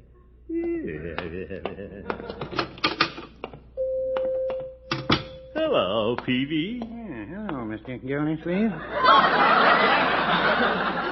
What can I do for you? Well, I was just thinking about something, Peavy. That so? You look like the cat that ate the canary. Well, you look like the canary. How's that? Yeah. Peavy, you've heard me talk about Marjorie's future father-in-law, haven't you? Well, yes. A wonderful fellow, Mr. Thompson. Eh? My. We're spending the evening together, Peavy, and I'd like to have you join us. Why? Well, he's a brainy fellow, Peavy, and I'd like him to meet some of my more intelligent friends. Have you tried the judge? No, I haven't, Peavy. Judge Hooker can't carry on as sparkling a conversation as you can. Besides, he's out of town. Mr. Gildersleeve, I believe you said this Mr. Thompson collected first editions. That's right, Peavy. Expert on modern art. You bet. He can tell you anything you want to know about it. There must be something I have to do tonight. Peavy, don't you try to think of an excuse. Oh, I know. Yes. But come to think of it, Mr. Gildersleeve, I do have an obligation this evening. Oh? Mrs. Peavy wanted me at home to play off a rubber of flinch. Flinch? We've been playing for 20 years, and the games are tied. Oh, brother. Well, after playing for 20 years, I know you wouldn't want to give up an evening of flinch. Well, no, I wouldn't say that. You fellas care to drop by here around 9 o'clock? See you at 9, Peavy.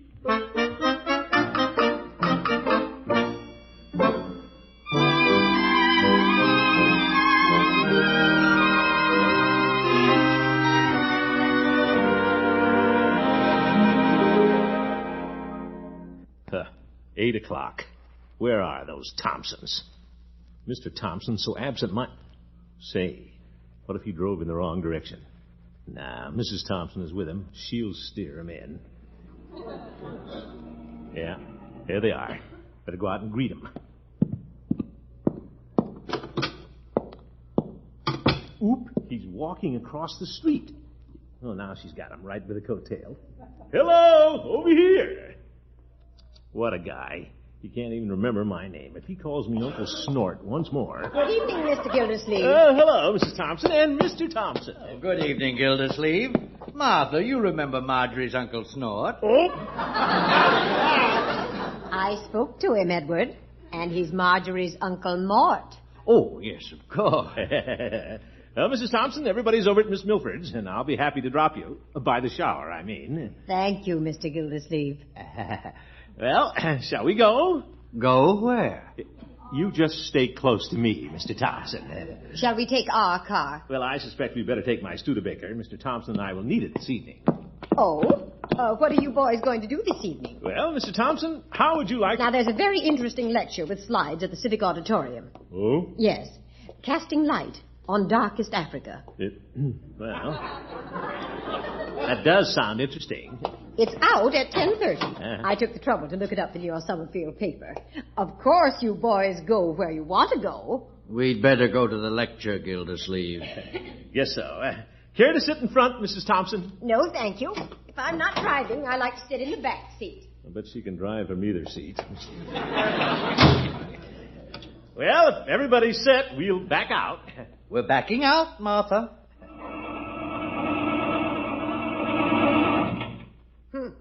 Flooded, Mr. Gildersleeve? No, Mrs. Thompson. Come on. You're backing onto your lawn, Mr. Gildersleeve. I'm watching. Careful of the tree on the other side. Watch out for the curb. Here comes a car. Talking radar. Mr. Gildersleeve, are you sure you know where Miss Milford lives? Oh, yes, been there several times. Careful of the corner, Mr. Gildersleeve. There's a traffic light. I know. I had it put there. Now turn green. Keep going. Please, Mrs. Thompson, I know how to drive. Zeke. Oh, good heavens. That woman would make any man strip his gears.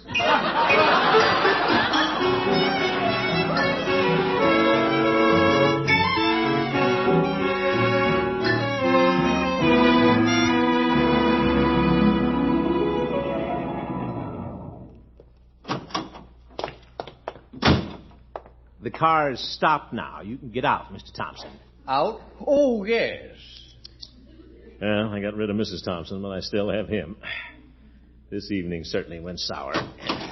What was that, Gildersleeve? I said, I hope your wife has a fine time at the shower. She will.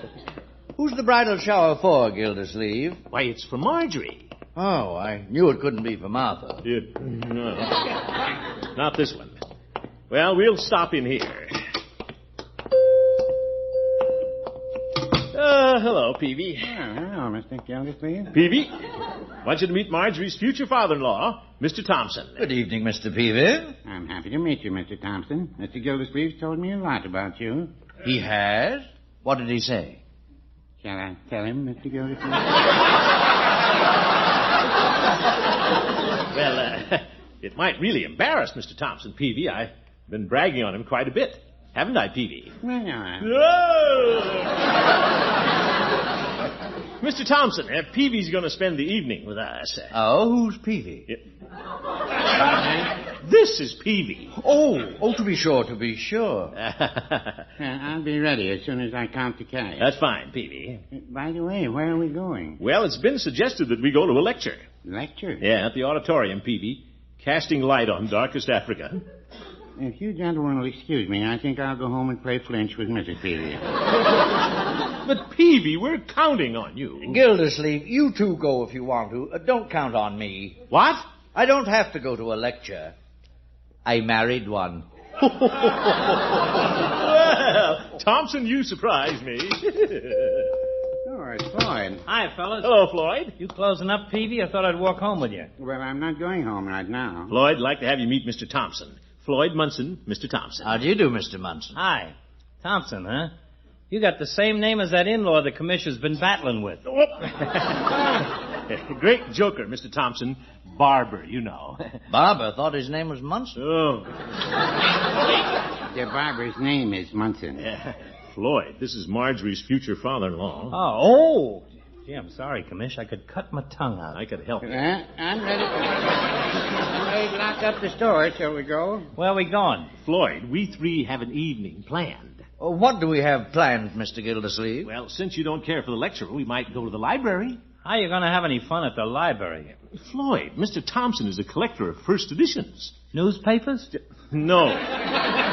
Floyd, he loves books. He travels all over looking for them. Oh, hey, speaking of traveling, a salesman was in the shop today. He had a great story about two guys... No, Floyd. I'd like to hear that. Yeah. Say, Gildersleeve, why don't we take him along? What? Mr. Munson appears to be quite lively. Say, are there any clubs in town, fellows? Clubs? Oh, you mean men's clubs, where you sit in an evening chair, an easy chair, and look out the window? No, night clubs. I better go home to Mrs. Peavy. Wait a minute, Peavy. We haven't any nightclubs, Mr. Thompson. Well, where can we find some noise and activity? Noise? How about the bowling alley?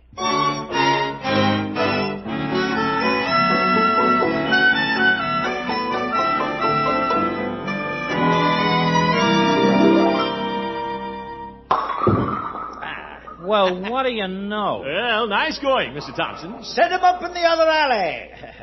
Your turn, Peavy. Well, I'll wait till I find a ball that fits my thumb. That last one carried me halfway down the alley. Oh, Peavy, you're a caution. Having fun, Mr. Thompson? Oh, yes, indeed. Cigarette, Gildersleeve? Cigarette? Mr. Thompson, I didn't know you smoked. Neither does Mrs. Thompson. He's painting the town tonight.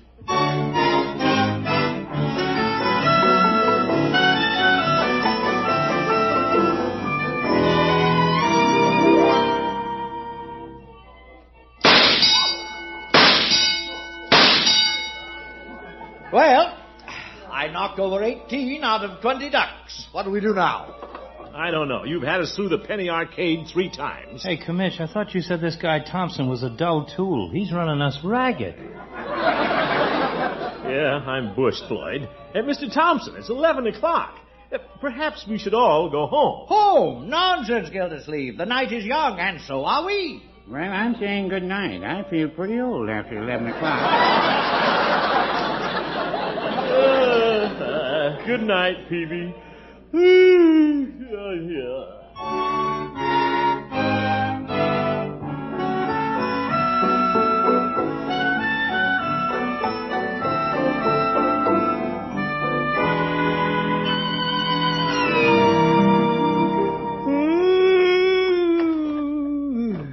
Wish I'd gone home with Peavy. What time is it, Commish? Yeah, Floyd, it's 1:15, according to that clock over the pinball machine. Hey, Gildersleeve! I hit the triple whammy. Look at it light up! He did. Yeah, if he thinks that's a triple whammy, wait till his wife looks him in the eye. This guy never runs down, does he, Commish? He must take pills. We have to get him home, Floyd. Mr. Thompson, don't you think we should be going home? Home? I still have 20 nickels left. Have another Coke, fellows. Oh, my goodness. The evening's still a pup. Maybe a pup, but I know who's going to be in the doghouse.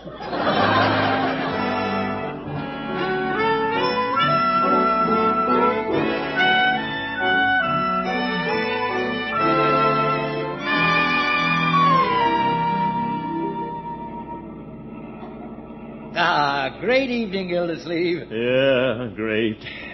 I was surprised at Munson having to go home at 2 o'clock. Well, you know how it is with the barber, Mr. Thompson, on his feet all day. I'm afraid we should have all gone home earlier. Oh, are we going home? Yes. What about Martha? Well, I'm afraid the shower's been over a long time. Miss Milford's house was dark when we passed there. I guess your wife's at my house. Oh, she's at somebody's house.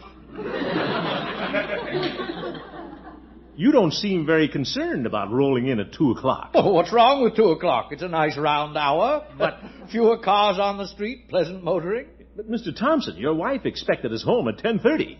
Frankly, I'm a little worried. Oh, now, Gildersleeve, leave everything to me. I'll explain to Martha. You will? Naturally. Staying out late was my idea, and I'll assume complete responsibility. Well, good for you, Mr. Thompson. By George, you're all right. You know, there was a time when I thought, yeah, but you're true blue. Well, here we are. Oh, yes. Here we are. Oop, there's Mrs. Thompson waiting for us. Looks awfully big standing in that doorway. What's that she's got in her hand? Oh, it's just a shadow. See? Here she comes. Oh, brother. Mr. Gildersleeve. Well, hello, Mrs. Thompson. Where have you been with Edward? Well, we were at the drugstore. Until 2 a.m. Well, we did go down to the bowling alley. Bowling alley? Of course, we weren't there very long. We came right home after playing the pinball machines. You had my Edward playing pinball machines? Now, wait a minute. I wasn't the one who... Take it, Mr. Thompson. Thompson, wake up! Edward! Oh, my goodness, what a sneaky thing to do.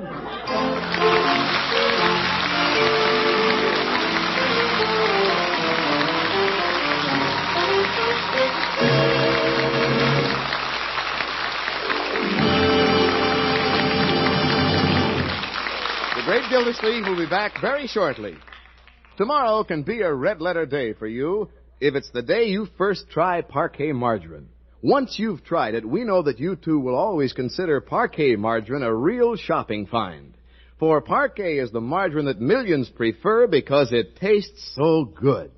And it tastes so good because it's always fresh. Parquet is the margarine so good that Kraft can afford to make this offer. Double your money back if you don't say it's the best margarine you ever tasted. Yes, if you don't agree Parquet is the best margarine you've ever tasted, send the empty carton with a letter stating your opinions, your name and address, and state the price you paid to Kraft, Box 1163, Chicago 90, Illinois. And Kraft will refund double the price you paid. Put Parquet on your shopping list right now. That's Parkay, Parquet margarine. made by Kraft.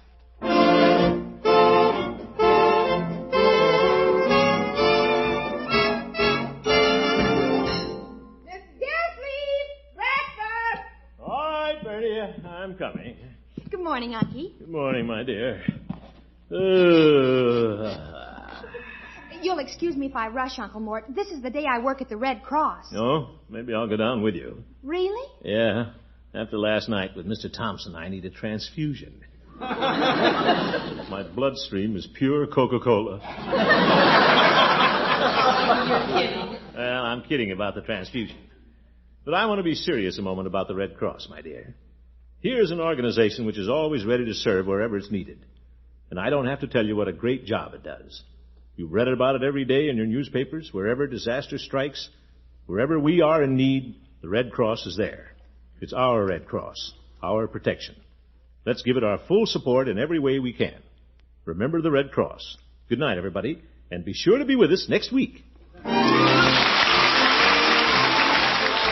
Next Wednesday, the great Gildersleeve has something up his sleeve which is going to be of very special interest to every one of you homemakers. Be sure you're listening next week. The great Gildersleeve is played by Harold Perry. The show is written by Paul West, John Elliott, and Andy White, with music by Jack Meakin. Included in the cast are Mary Lee Robb, Lillian Randolph, Kathy Lewis, Arthur Q. Bryan, and Dick LeGrand. This is Jay Stewart saying goodnight for the Kraft Foods Company, makers of the famous line of Kraft quality food products.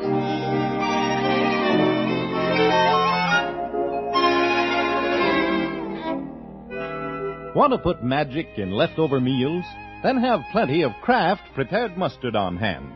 Mustard makes hidden flavors pop right out of leftover meats, adds new life to salad or egg dishes. You can get two kinds of Kraft prepared mustard, you know. Salad mustard, mild, delicately spiced, or Kraft mustard with snappy horseradish added. Have both on hand, for when you add a little mustard, you add a lot of tang. Get Kraft prepared mustard.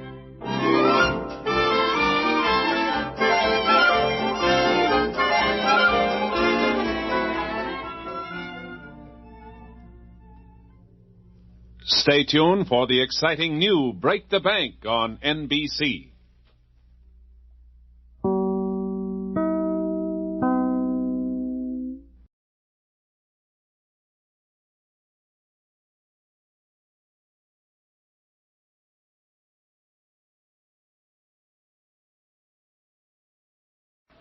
The Kraft Foods Company, makers of Kraft quality foods, presents Harold Perry as the Great Gildersleeve.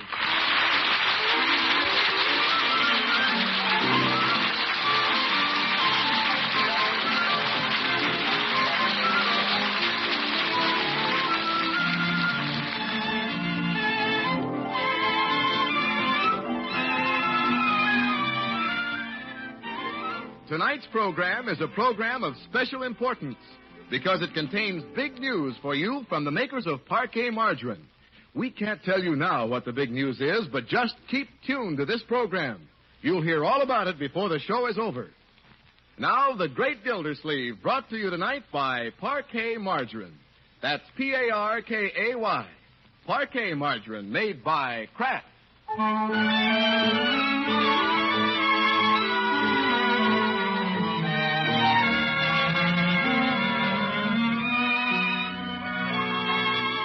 Well, the great Gildersleeve has been pretty busy lately, what with getting ready for Marjorie's wedding and all.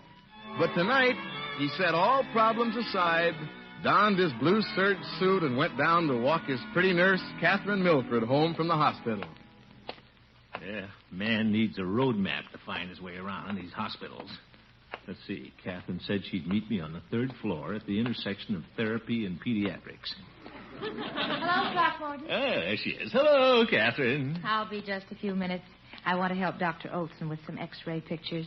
There's a waiting room here if you'd like to sit down. No, I'll just wander around. I'll meet you right here. Yeah, I'll be here. Helping Dr. Olson again. Him and his darn X-ray camera. I hope he gets foggy negatives. Wonder why they leave all the doors open here. You can see right in the rooms. That guy doesn't look very sick. Lying in there reading the paper. Wonder what he's in for. Oop, he sees me. Hello, how do you feel? What a dirty look. Probably something wrong with his liver. Guess I'll go in the waiting room and sit down.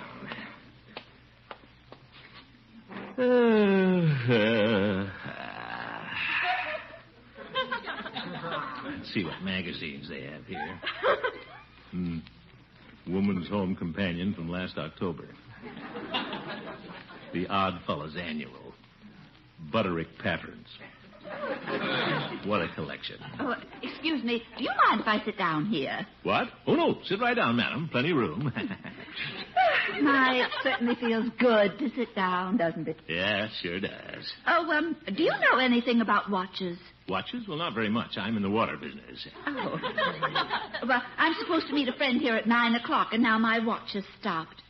Maybe you can tell me what's wrong with it. Well, I'm not in the watch business. Yeah, you see it. It stopped at 5 o'clock. She's a genius. It's a good watch. It just won't run.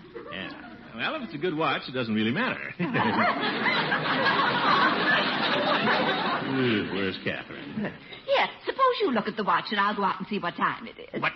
All right. I'll be right back. Yeah, good. Well, I get into these things. Came to a hospital to pick up a nurse, and I wind up fixing watches. Little, tiny wristwatches. Oop.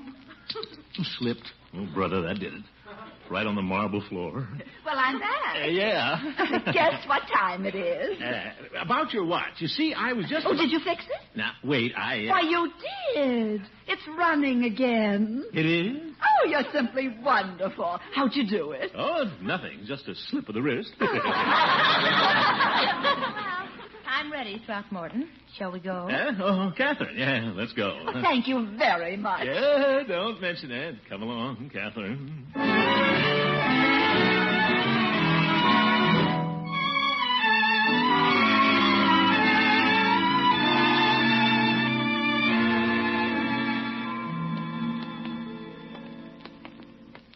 It was very kind of you to wait for me tonight, Throckmorton. Oh, that's all right.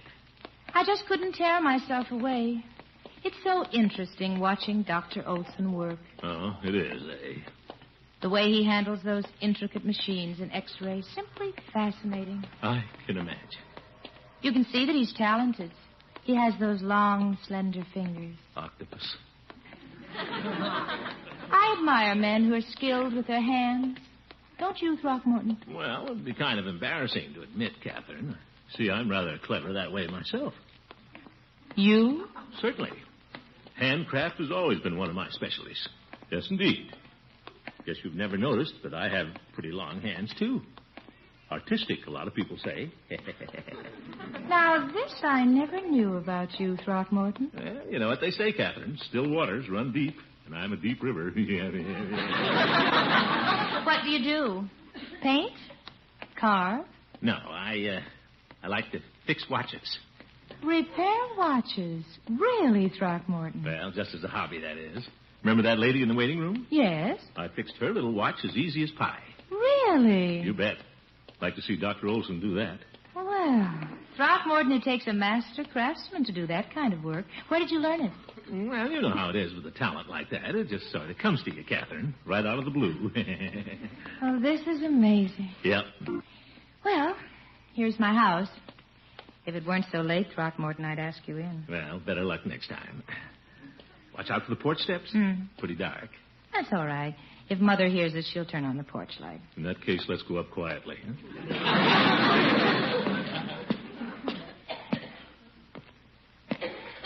I guess Mother's asleep. Yeah, bless her little heart. Well, I'll say good night, Throckmorton, and thanks for walking me home. Wait, Catherine, don't go in yet. I really should. Please, this is the first time I ever said good night to you without the porch light.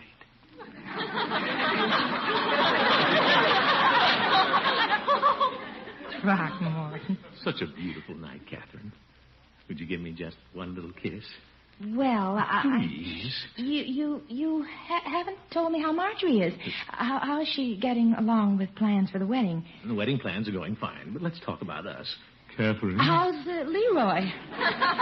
Leroy's fine. What's he doing? He's making a wedding present for Marjorie in the basement. Really? Kathryn. What kind of a present? He's making her a footstool. Oh, my, that's nice. Kathryn. Is he making a footstool by himself? Oh, my goodness. Kathryn, we can talk about Leroy any time. I think it's very commendable that he's making a gift for Marjorie. He must be clever with his hands, like you. Well, I imagine I have taught him a few things. I have a workbench in the basement, and I let him use the tools. Oh, I think that's wonderful. A real craftsman like you can do anything. I know one thing I'm not doing too well. Most of all, Throckmorton, I admire a craftsman who's willing to take the time to help a little boy like Leroy. You do? Mm-hmm. Close your eyes, Throckmorton. They're closed.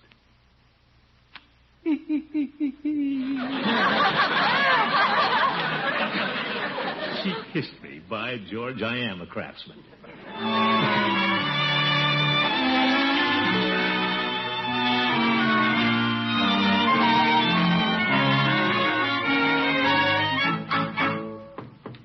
Hold everything. Bertie's coming. Good morning, Bertie. Oh, Mr. Milford, nice to see you. Won't you come in? I was just going by, Bertie. I don't suppose Mr. Gildersleeve is home. No, ma'am. He's at the office. Something I can tell him? Well, I have a little favor I'd like to ask of him. He'll do it for you, Miss Milford, I'm sure. Well, Mr. Gildersleeve was telling me last night that he's an expert with tools and machinery. Come again?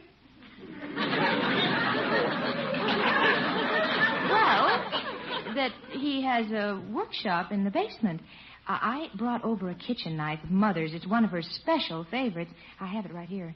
Say, that is a good knife. Mm-hmm. Mother's had it for years. Wouldn't let anything happen to it. And, of course, I had to drop it on the sink this morning and make a big nick in the blade. Oh, that's too bad. I bet your mama got pretty upset. She doesn't know about it, Bertie. I sneaked the knife out of the house. I wonder if Mr. Gildersleeve could grind down the edge of the blade and take that nick out of it. I don't know, but I'll sure tell him about it. Oh, I know he can fix it. He's so clever about these things. Yes. I wouldn't trust anybody else to touch it. No, ma'am. Well, I'll leave the knife with you, Bertie. Tell Mr. Gildersleeve I'll pick it up tomorrow. All right, I'll take it down the cellar and put it on his workbench. Oh, and you can tell him it belongs to Mother. He'll know it's important. Yes, ma'am.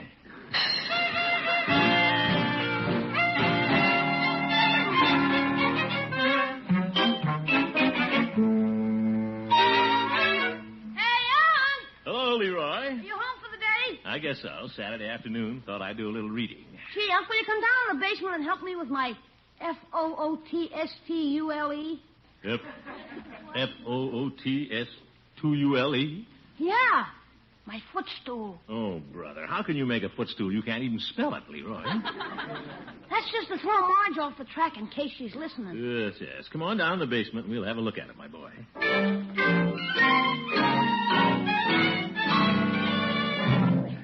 You see, it's going to be keen when I get it finished, Unc. Leroy, is this a footstool? Sure, I figured it out myself. Looks to me like steps. Yeah, that's the idea. It's a footstool for 3 different pairs of feet. Oh, my goodness, a 3-passenger footstool. Sure. I wonder if No, my boy, 3 is enough. Now, let's see. What's holding you up? I ran out of money.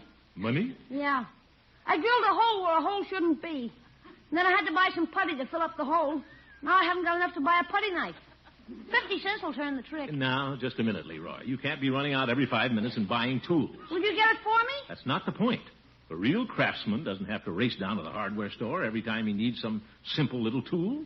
He looks around on his workbench till he finds a piece of metal that he makes his own tools. Are you kidding? Certainly not. Got to use your head, my boy. Be ingenious. That's what makes a clever craftsman.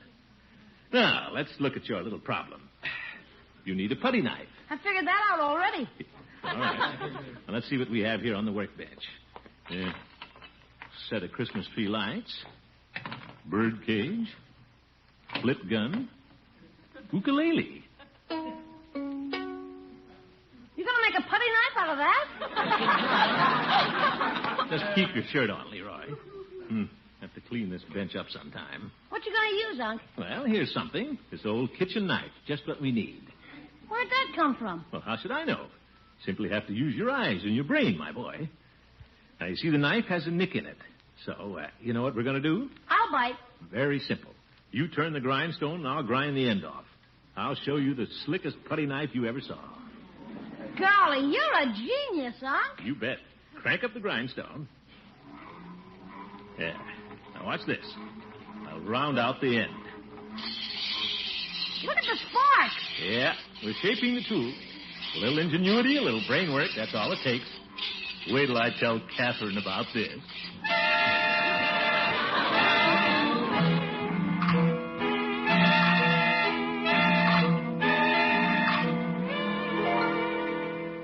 You really know your stuff, Unc. This is a swell putty knife. Well, you keep your eyes open, my boy. You can learn a few things from your old uncle. Gee, I wish I had a little saw. Saw? Yeah, they had them down at the hardware store. Now, hold on, Leroy. Give me that old knife again. I'll show you another trick. We'll put some teeth on it and make a saw. Hand me the file, Leroy. What a character.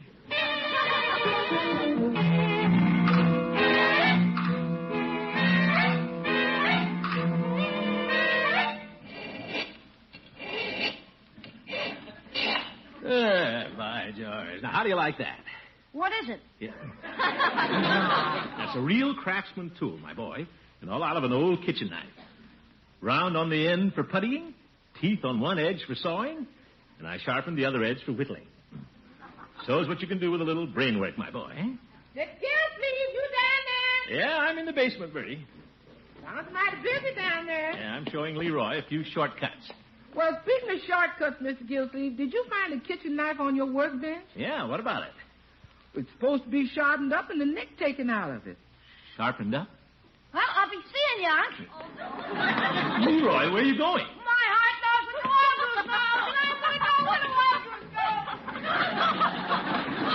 That boy. What about this old kitchen knife, Bertie? Oh, kitchen knife? Mr. Gildersleeve, that knife belongs to Mrs. Milford. It's her pride and joy. Mrs. Milford? Zeke? KATHRYN brought it over this morning. It's her mama's special favorite kitchen knife. She said you was a craftsman and you could take the nick out of the blade. Can you do it? Can I do it? I do it.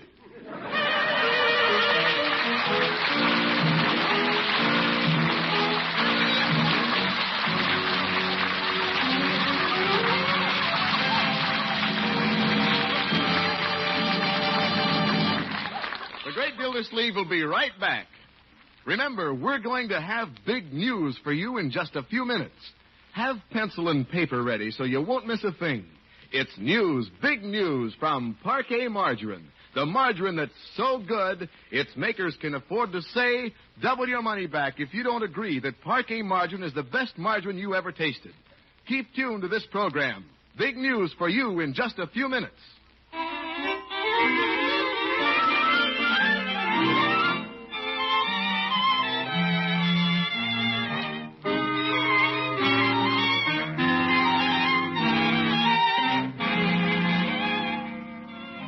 Well, the great Gildersleeve is quite a craftsman.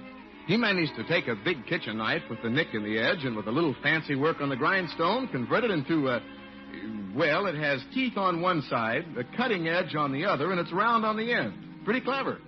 The only catch is the knife belonged to KATHRYN's mother. Why didn't somebody tell me this was Mrs. Milford's? And the way she cherishes everything in her kitchen. Can't tell KATHRYN what I've done. She couldn't believe I'd be so stupid. I don't know, though. She might. One look at this knife would convince her. Well, I'll have to try to buy her another one, that's all. Go to the hardware store, Unc? Never mind, Leroy. I'm just a little kid and I didn't know any better. And am I glad? Now, stop making a mountain out of a molehill. I'll buy Mrs. Milford another knife, and that's all there'll be to it. I hope so, Unc, for your sake. Yes, yes. Good luck, Unc. Oh, goodbye, Leroy. Hardware store.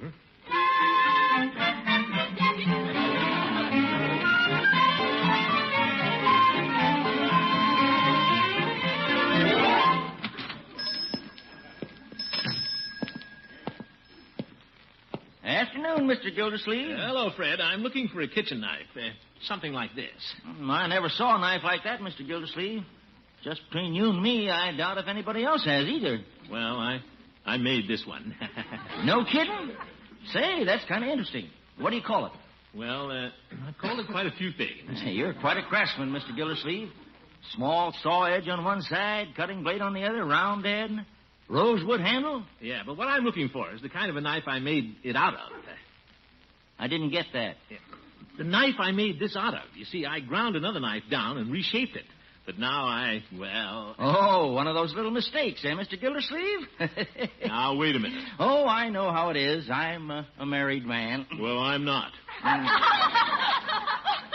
That's right, you're not. Now, just try and visualize what the knife looked like before... You must have one around.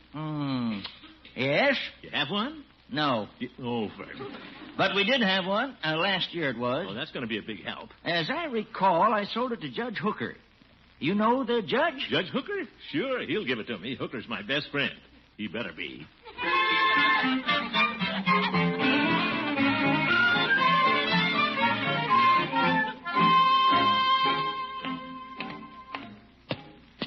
Well, the judge is home. He has his laundry on the line.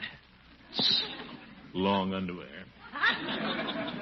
Better take it easy with the judge. Not be too anxious to get that knife. If he finds out I want it, he's liable to get up on his high horse. That bell. Why did I ever tell KATHRYN I was a craftsman? Machinist. Can't even cut my own fingernails. Well, Gildy. Hello, Judge. This is an unexpected pleasure, Gildy. What brings you to my house this time of day? High tide in the water department? Very funny, Judge. No, this is just a social visit. Mind if I come in? Oh, by all means do. I simply decided it's been a long time since we saw each other, Judge. Oh? Can't let a fine old friendship like ours wither on the vine. No. Now that we've watered the vine, what's the favor that you want to ask? Judge. I know you, Gildy. What is it? What a suspicious mind. All I dropped by for, Judge, aside from a friendly visit, was to see if you had a plain kitchen knife that you bought down at Fred's hardware store last year. Kitchen knife? It's not the least bit important, Judge. Just thought I'd check with you, that's all. Yes, I do have a knife I bought from Fred. What about it? Well, it doesn't matter at all, but I thought if you wanted to get rid of it... Gildy? Oh, Horace, if you must know the truth, I'm in a very embarrassing position. I've got to have that knife. What for? Well, I made a little mistake. KATHRYN Milford brought one of her mother's best knives over to be sharpened, and I didn't know it was hers. I worked on it a little. Is that it in your hand? Well, that's what's left of it. Can't let her know I did such a stupid thing, Judge. Say, that's quite a work of art. Huh? Teeth, cutting edge, round on the end. No cracks, Judge. So you want my knife to take back to Mrs. Milford, is that it? That's roughly the idea. I'll pay you for it, Judge. After all, you've used it for years. I hate to part with it, Gildy. But as a favor to an old friend, I will. Good old Horace. I'll let you have it for just what I paid for it, $2. Profiteer. It's a deal, though, Judge. Here's your $2. But, Gildy, if you take my knife, what will I use to cut my pumpernickel? Well, that's easy. I'll leave you this one that I operated on. Look here. You can slice, spread. You can do anything with it. My, with a knife like this, I can be a real cut-up. Pretty sharp for an old goat.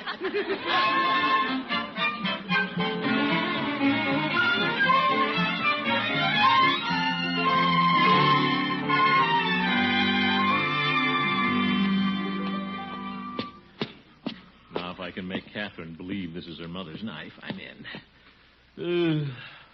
Oh, what a tangled web we weave when first we practice to deceive. Gildersleeve, you're going to be mighty lucky if you squeak out of this one. Hello, Throckmorton. Hello, KATHRYN. Just stopped by to drop off your mother's little knife. Oh, thank you, Throckmorton. How does it look? Why, it's perfect. In fact, I can scarcely believe it's the same knife. Well, a little fine machine work makes a big change. It's absolutely marvelous what you can do with tools. Isn't that the truth? Thank you, Throckmorton. Your ingenuity saved my life. Oh? Saved mine, too.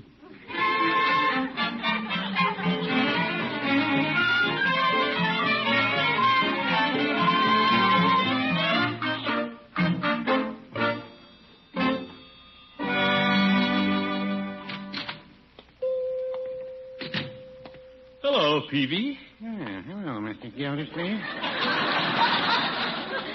What can I do for you this afternoon? Nothing, Peavy. Just let me sit down here and take a deep breath. Certainly. No charge for that. I was just making up some fresh deviled egg sandwiches, Mr. Gildersleeve. Could I interest you in one? Not now, Peavy. I just had a very close call. You don't say. Yeah, you'll never believe this, Peavy, but I've just been through an episode of knife juggling that would have turned your hair gray. Mine's gray already. It's a wonder mine isn't. Fortunately, I'm a quick thinker. Beg pardon? I said I'm a quick thinker. Oh, I wasn't sure for a minute. Yeah, I ruined a knife that belonged to KATHRYN Milford's mother, and I had to move fast, Peavy. I put one over on the judge and got a knife away from him that was just like it. She never knew the difference. Pretty trick operation. Sounds like it. Well, you see the judge. He'll tell you all about it. Too bad I had to swindle the old codger. Now, that's funny. What is? The judge was in here a while ago, and he said the same thing about you. What? In fact, I bought a knife from him. You did? What's he doing? Going into the cutlery business? Afternoon, Mr. Peavy. Well, hello, Bertie. Bertie. Hello, Mr. Gildersleeve. I came down to get some ice cream for supper. Oh, good. I love ice cream. I'll be with you in a minute, Bertie, as soon as I finish making this sandwich. Mm-hmm. Yes, sir. By the way, Mr. Peavy, what kind of knife you using there? Well, I don't know what you call it. Judge Hooker brought it in, and I bought it from him for $2. Peavy, that's the one I gave Hooker. I made it out of that knife of Mrs. Milford's. He had no right to sell that. Imagine Hooker doing a thing like that to a fellow jolly boy. If you ask me, Mr. Gildersleeve, that's a mighty fine knife you invented. Me? You invented it down in the cellar. I heard you. Yes, but... Look at that knife. The way Mr. Peavy makes them sandwiches with it. That's the slickest thing I ever saw. What? Say, that's not bad. Is this really an invention of yours, Mr. Gildersleeve? Well, I made it, Peavy. Yes, sir. That's what Mr. Gildersleeve was doing in the basement. He was inventing the knife. That's right, Bertie. He got a sawtooth edge on one side for cutting bread, and got a sharp edge on the other side for slicing, got a round end on it for spreading. Well, that's a knife every woman's going to want in her kitchen. By George, Bertie, I knew that all the time. My. Well, since it's my knife, Peavy, I really should have it back. Shouldn't I? Well, I'll sell it to you for $2. $2 again? All right, this time it's worth it. What you gonna call your new knife, Mr. Gildersleeve? Well, how about Gildy's blade? Gildy's blade? That's just right. Mr. Peavy, ain't Mr. Gildersleeve the smartest man you ever seen? Well, now... Don't say it, Peavy.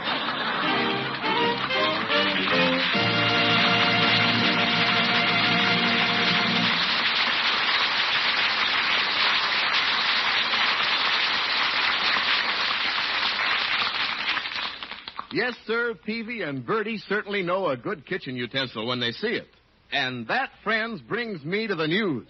And it's real news, because you can get an exact duplicate of that knife Gildy invented.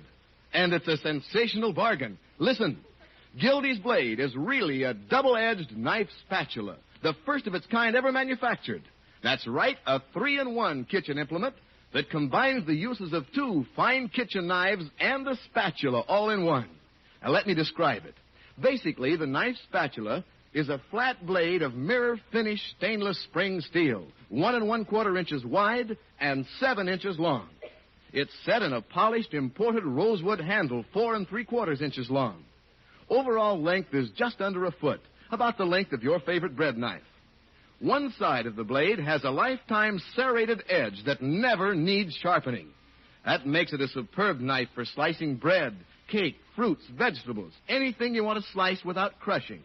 And the other side has a hand-honed, razor-keen, straight-edged blade. That's a big all-purpose kitchen knife for any kind of cutting, paring, or peeling. 2 edges for the same blade. 2 fine kitchen knives in one. And then, in addition, the wide, flat, springy blade is spatula-shaped. Turns flapjacks, fried eggs, fried potatoes, scrapes, and mixes. So there you are, 3 implements in one. 2 fine kitchen knives, and a spatula in one handle. Why, that knife spatula would cost at least $2 if you could buy it at a store. But listen, you can get one from us for just 50 cents, plus the label or wrapper from any loaf of bread you buy at your dealer's, and the red end flap of a package of parquet margarine. What a bargain. Remember, this knife spatula was invented by Gildersleeve. Actually has his name on the blade, so there's only one way to get it. Mail your $50, your bread label or wrapper, and the red end flap from a parquet package to Kraft Foods Company, Box 5939, Chicago 77, Illinois. Now write down that address. Kraft Foods Company, Box 5939, Chicago 77, Illinois. Send 50 cents, a bread label or wrapper, and the red end flap of a package of parquet margarine. Be sure to include your own name and address, and your wonderful knife spatula, Gildy's blade, will be mailed to you immediately. And now, here again is the great Gildersleeve. Well, folks, we had a lot of fun making this knife, but it's really a good thing. And Bertie wasn't kidding. Use it and enjoy it. Good night, everybody, and see you next week. The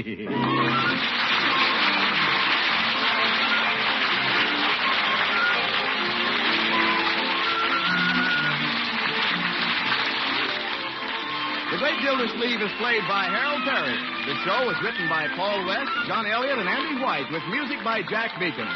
Included in the cast are Walter Tetley, Lillian Randolph, Kathy Lewis, Earl Ross, and Dick LeGrand. This is Jay Stewart saying goodnight for the Kraft Foods Company, makers of the famous line of Kraft quality food products. Be sure to listen in next Wednesday and every Wednesday for the further adventures of the Great Gildersleeve.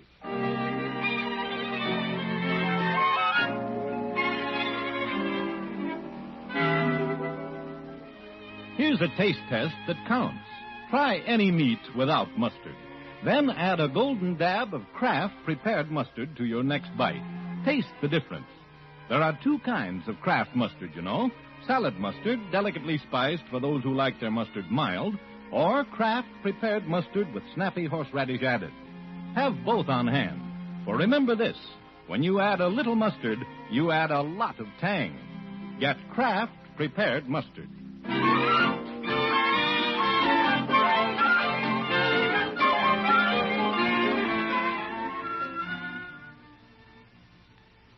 Have you heard the new Break the Bank? It's next on NBC.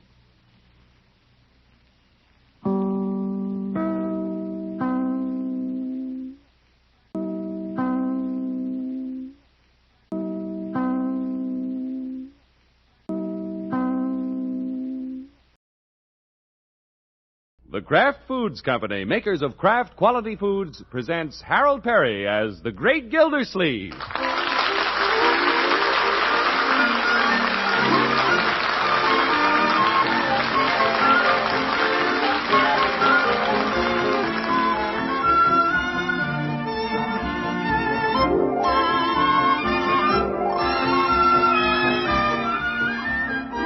It's new, it's unique, it's Gildy's own invention. It's Gildy's Blade, the amazing new double-edged knife spatula you first heard about on this program last week.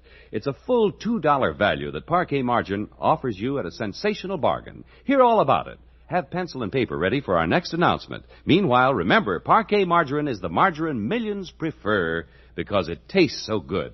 And it tastes so good because it's always fresh. That's P-A-R-K-A-Y, Parquet Margarine made by Kraft.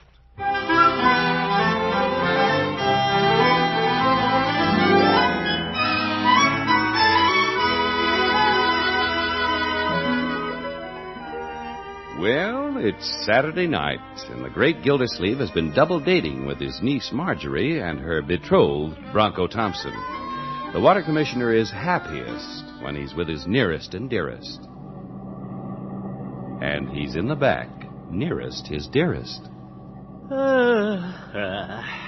It's been a nice evening, KATHRYN. Yes. I hate to see it end. Look up in front. Marjorie and Bronco have forgotten we're here. When I was a boy, I never sat that close to a girl in a car. You didn't? No, the gear shift was always in the way. I envy Marjorie and Bronco. They're so in love, with a honeymoon just around the corner. Yeah, and a new Hudson to turn the corner in.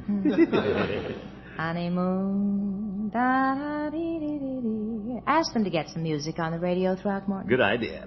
Bronco. Oh, Bronco.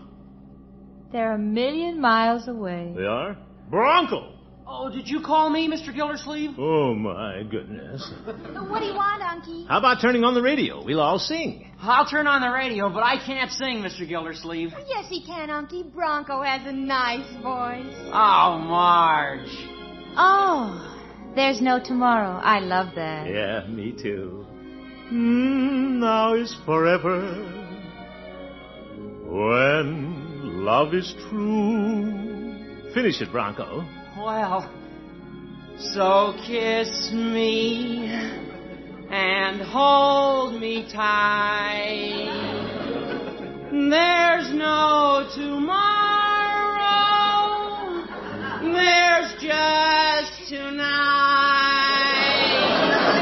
Yeah, he finished it.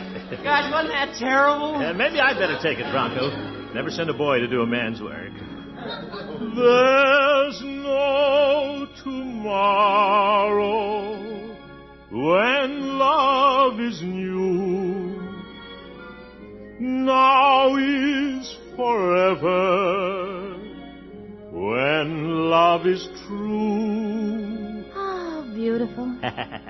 So kiss me and hold me tight. There's no tomorrow. There's just tonight. Lovely, Unky. You ought to be in a nightclub. Nightclub? Sure, like Tony Martin. Now, Bronco. Here's your house, Miss Milford. Shall I let you out first? Please, Bronco. It's been nice having you with us, Miss Milford. Yeah, nice. Thank you, Marjorie. I had a wonderful evening, Bronco. Good night, Miss Milford. Good night. I'll be back in a minute, children.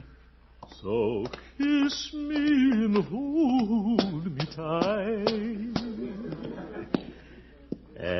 Kathryn. Yes? So kiss me and hold me tight. Oh, Throckmorton. Not here at the door. They'd see us. Well, they wouldn't see us if we got on the other side of the door. Besides, I can't invite you in. Mother has a beau. Oh, that's... A beau? Your mother? Mm-hmm. A Mr. Oberdorf from Idaho. Oh? She met him at a square dance. They're too cute for words. Yeah, I'll bet. Well, you mind if I shake your hand? Not at all. What a way to say goodnight.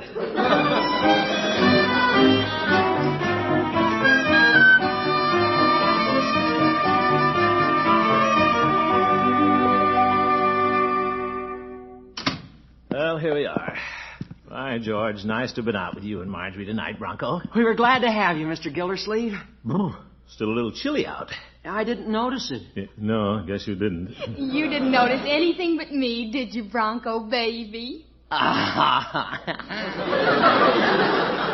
a baby. 6'2" and eyes of blue. Unky, take Bronco into the parlor while I go make some hot chocolate. I'll be right with you. Yeah, that tastes good. Come along, baby. Bronco. Oh, Marjorie's a great little girl, Mr. Gildersleeve. A great little girl. Well, she thinks you're pretty nice, too, Bronco.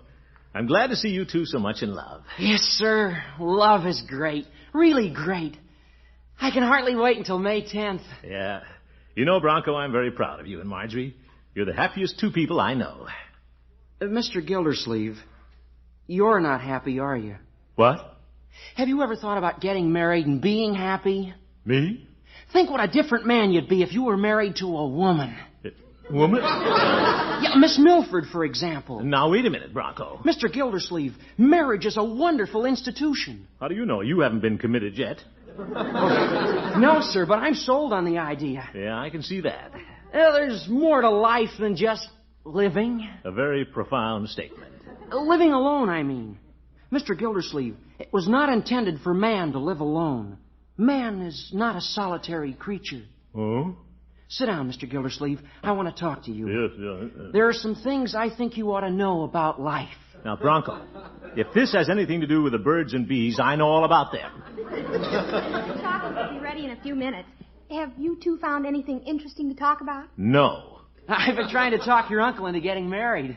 Oh, I think it's a wonderful idea, Unky. Marjorie. You've been single too long. Yes, Mr. Gildersleeve. It's later than you think. You said it. 12:30, and I'm going to bed. Good night. Why is it when two people are about to get married, they always try to hook somebody else?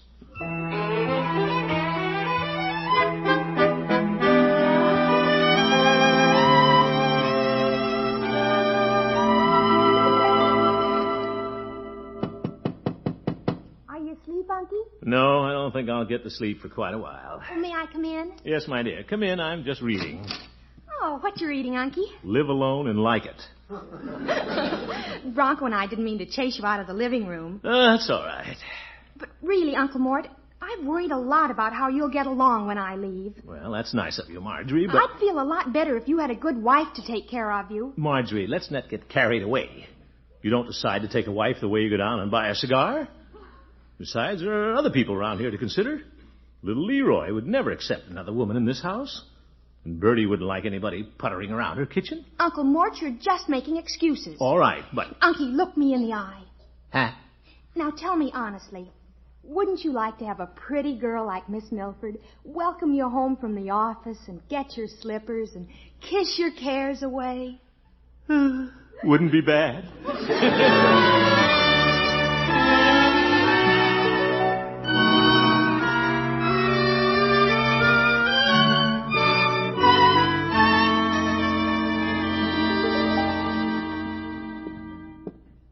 Good morning, Bertie. Morning, Miss Gildersleeve. How you this morning? I didn't sleep very well. Somebody put a bug in my ear. Come again? It kept buzzing all night. What you say? Never mind, Bertie. Yes, sir. I'll get you breakfast, Mr. Gildersleeve. Hi, Unc. Leroy, quiet. You'll wake up Marjorie. Isn't she up yet? No, and she needs her beauty sleep, my boy. Oh, for corn's sake. She's lovely. She's engaged. She needs her beauty sleep. No, Leroy. Why does she need beauty sleep? She's already got 'em hooked. Leroy, let's be a bit considerate. We won't have Marjorie very much longer, you know. Yeah. Gosh, it's gonna seem funny around here without Marge. Yeah, we're going to miss her, my boy. It'll be just you and me and Bertie. Hey, Unc, why don't you get a roomer? A roomer? Well, Marjorie and I were talking about that last night, after a fashion. That'd be keen. Leroy, you wouldn't want Miss Milford, a roomer, living here, would you? Why not? What's this about Miss Milford? Well, my boy, you wouldn't want her to come to live with us, would you? Oh, boy, would I? She's a nurse. She could sign all my sick slips and get me out of school. This sounds much too good. There must be something wrong with this arrangement.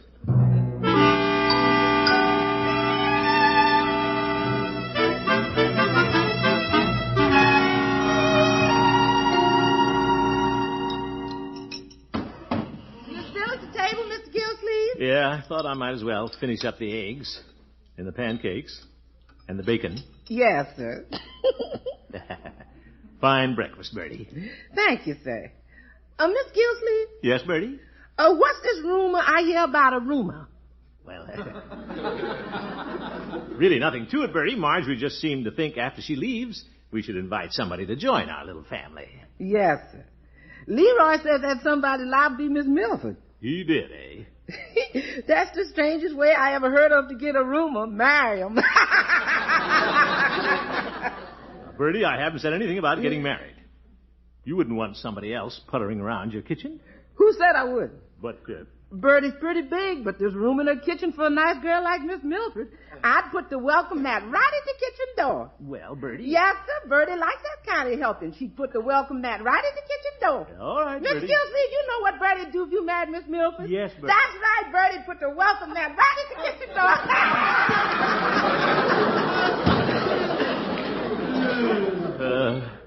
I think I'll take to my couch. I don't know why, but I've got the feeling people are trying to push me into something.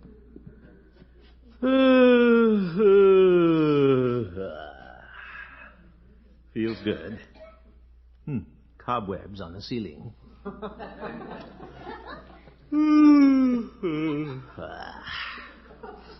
All this talk about marital bliss.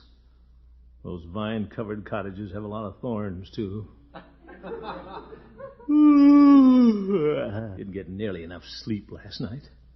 Ate too much breakfast, too. Wonder if KATHRYN would get my slippers.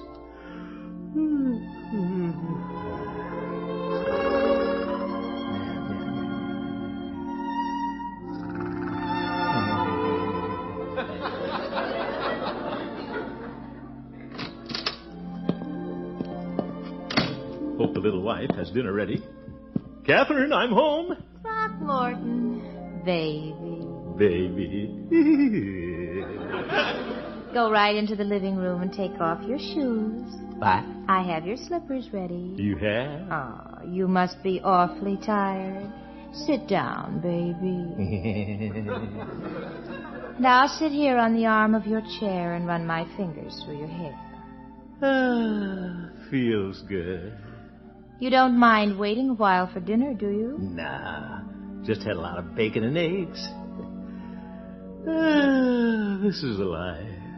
Did my water commissioner have a busy day at the office? Yeah, turning it on and cutting it off all day. Oh, my poor boy. You have a big worry wrinkle across your forehead. Let KATHRYN kiss your cares away.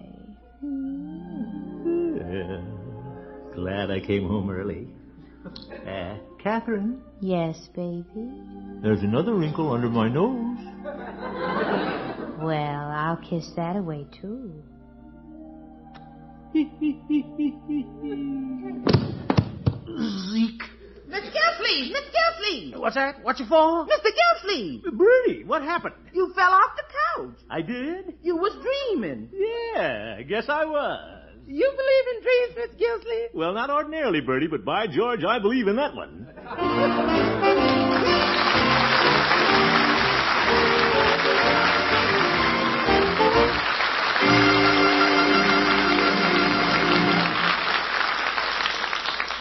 Back to the great Gildersleeve and his plans in just a minute. Now, here's the news about Gildy's Blade, Parquet Margarine's record-smashing bargain offer. You've never had a chance to buy a kitchen implement like this before. It's new, really new, invented by the great Gildersleeve himself. It's more than a knife, more than a spatula. It's 2 fine kitchen knives and a spatula all in one. That's right. Basically, this knife spatula of Gildy's is a big, flat, flexible blade of mirror-finished stainless spring steel, 1 1/4 inch wide, 7 inches long. It's set in a polished imported rosewood handle, almost 5 inches long. Overall length is just under a foot, about the length of your favorite bread knife.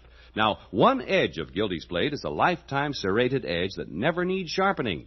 That makes this knife spatula a superb knife for slicing bread, cake, fruits, vegetables, anything you want to slice without crushing. And the other edge of the blade is hand-honed, razor-keen, straight-edged. A big all-purpose knife for any kind of cutting and slicing. Yes, 2 edges for the same blade. 2 fine kitchen knives in one. And then, in addition, the wide, flat, springy blade is spatula-shaped. Turns pancakes, fried eggs, fried potatoes, scrapes, mixes. And that makes 3 implements in one. 2 fine kitchen knives and a spatula, all in one handle.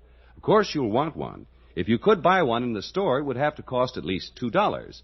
But you can have this wonderful knife spatula called Gildy's Blade, manufactured especially for Gildersleeve by K-Land, famous makers of fine cutlery. You can have it for only 50 cents, plus the red end flap of a package of Parquet margarine and the label or wrapper from any loaf of bread your grocer sells.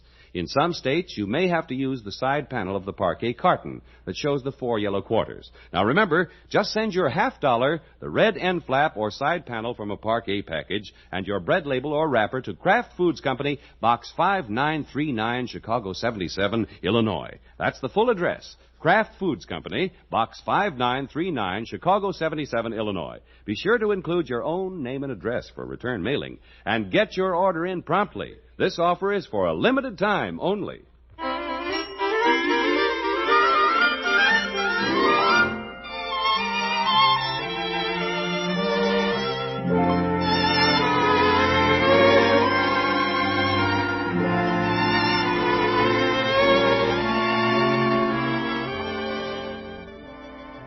Well, let's get back to the great Gildersleeve. On Sunday, He decided that if marriage is good enough for Marjorie and Bronco, it's good enough for him. He's of the same opinion on Monday morning. Well, children, I guess I'll be off to the office. Don't you want the morning mail, Unky? Oh, yes. Where is it? I put it in your hat. Oh, glad you told me. I might have worn the mail to work. Leroy. Let's see what we have here. Well, our Easter seals to help the crippled children. Oh, let's see what they're like this year. I've seen them. There's a picture of a little kid getting well and throwing his crutches away. Well, that's what happens when everybody buys Easter seals, Leroy. That's where the money comes from to help handicapped children. Think I'll get some more to put on all my water bills. Oh, gee, that's a wonderful idea, Unky. Yeah, here's another letter from Mr. Throckmorton P. Gildersleeve. Wonder how it'd be to get letters addressed to Mr. and Mrs. Throckmorton P. Gildersleeve. What's this, Uncle Mort? Huh? Well, my dear, you gave me a lot to think about the other night. Oh, Unky, your getting married is just an idle dream. Nothing very idle about the one I had. What's this about getting married, Unc? Yeah? I thought we were just getting a rumor. Well, my boy, there's nothing like killing two birds. Yeah, but getting married, that makes you the pigeon. Leroy?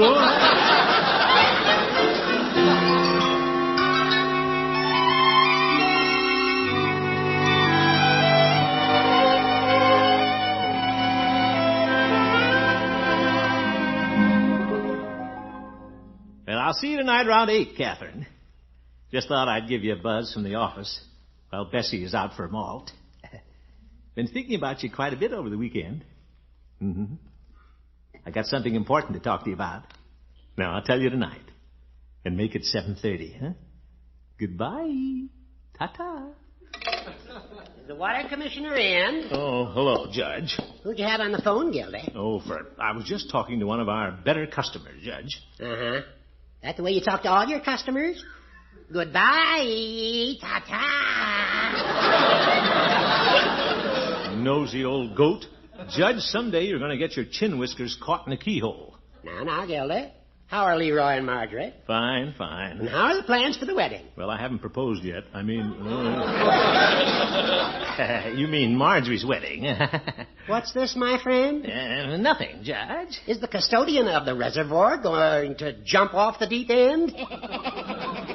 Deep end? Judge, there's nothing wrong with getting married. Why, of course not. I think you and Miss Milford would make a handsome couple. My blessings on you both. Now, wait a minute. Let's not play the wedding march yet. I haven't made up my mind. What does your mind have to do with it, Gildy? What? What's the woman who decides to get married? Then all she has to do is make the man think that it's his idea. Oh, is that so? I don't blame her for wanting to exchange her nurse's cap for a big fat meal ticket. Watch it, Hooker. And don't speak so disparagingly of marriage. Well, I don't mean it that way, Gildy. In fact, I'd like to perform your ceremony free of charge. You would? Yes, sir. You'll need the money more than I will.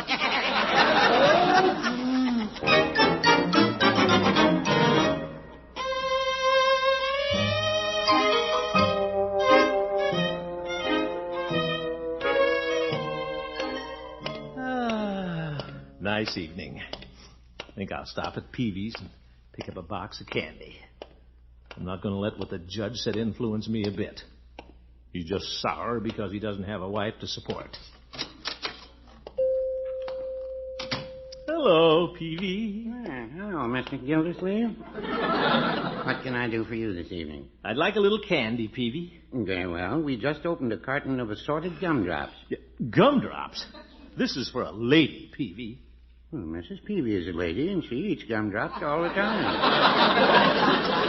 Delighted to hear it, Peavy. The gummier, the better. Yeah. Peavy, let's drop the gumdrops. Want a nice box of chocolates. Oh, courting candy. Well, that's the idea. By the way, how is Miss Milford? Fine, Peavy. In fact, I think she's very fine. Well, that's fine. Peavy, you're an old friend of mine. What would you say if I told you I'm thinking of getting married? I wouldn't know what to say. Marriage is in the air, Peavy. I hadn't noticed. Marjorie and Bronco are getting married in May. I thought Kathryn and I might make it a double wedding. My. What do you think of my idea? Was it yours? Why, certainly.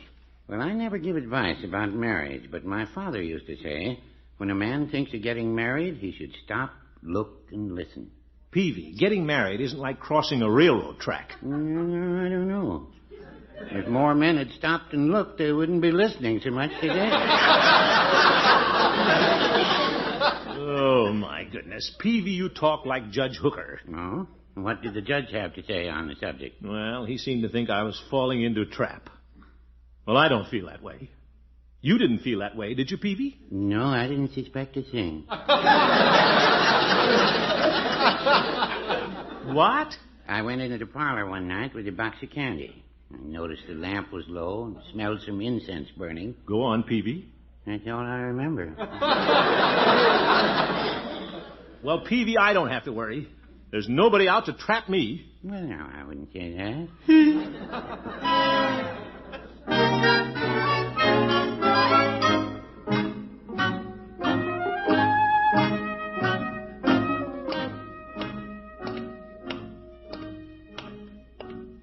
Well, Hooker and Peavy are all wrong about this. That sweet little KATHRYN wouldn't set a trap for me. She's a registered nurse. That would be unethical. Katie, beautiful Katie. That's pretty. Wonder why she doesn't answer the door. Is that you, Throckmorton? Where are you? Oh, hello, KATHRYN. Yeah, it's me. I. Mother and I are upstairs. The door's open. Just walk in. All right. I'll be dressed in a minute. I'll be waiting on the love seat.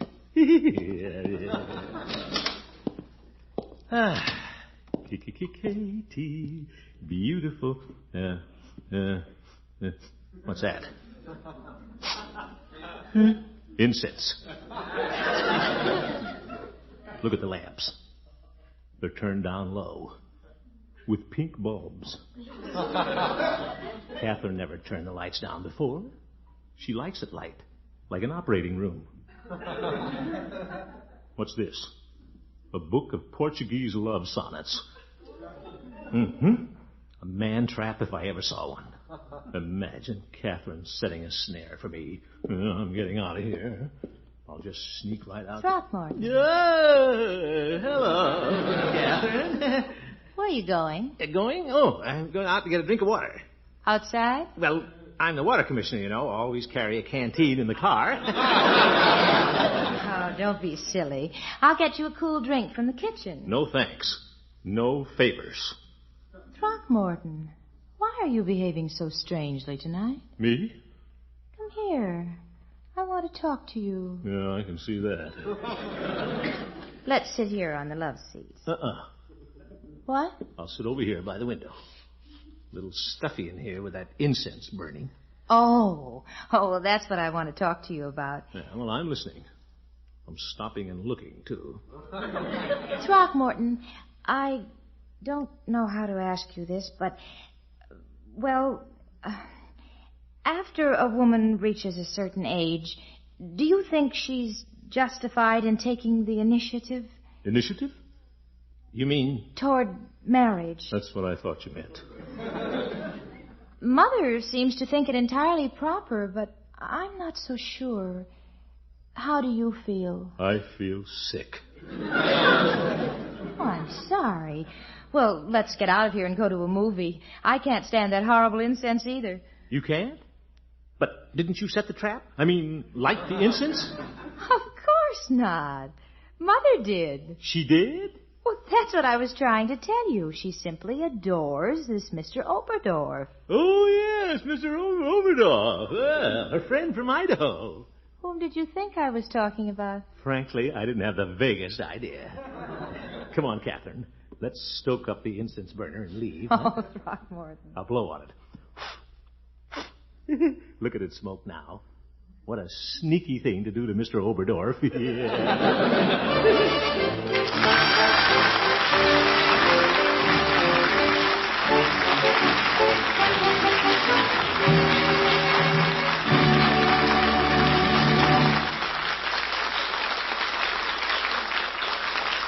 We'll hear from the great Gildersleeve again very shortly. Don't forget, Parquet Margarine is all ready to mail you the handiest kitchen implement you ever used. Gildy's Blade, that wonderful double-edged knife spatula that you can have for only 50 cents in the red end flap of a package of Parquet Margarine, plus the label or wrapper of any loaf of bread you buy at your grocer's. In some states, remember, instead of the red end flap, you may have to use the side panel from the new Parquet carton that shows the 4 yellow quarters. Send your $50, your Parquet red end flap or side panel, and your bread label or wrapper to Kraft Foods Company, Box 5939, Chicago 77, Illinois. That's Kraft Foods Company, Box 5939, Chicago 77, Illinois. Include your own name and address. Send for your Gildy's Blade tomorrow.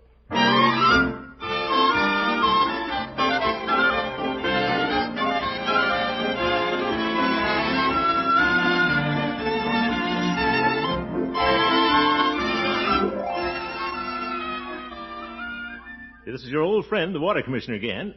You know, folks, this week marks the 38th anniversary of the Girl Scouts and the 40th anniversary of the Campfire Girls. Two fine, worthy organizations. Here's wishing them both many happy returns of the day. Hello, girls. Good night, everybody.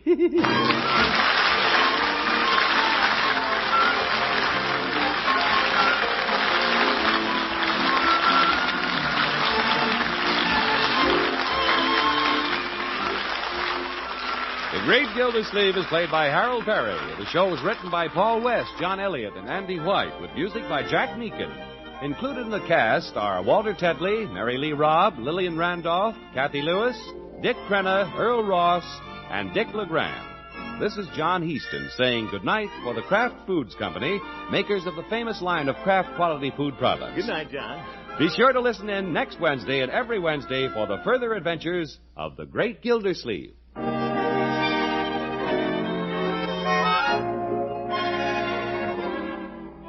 Which suits your taste? Mustard that's mild, delicately spiced, or sharp, snappy mustard with zing in every bite?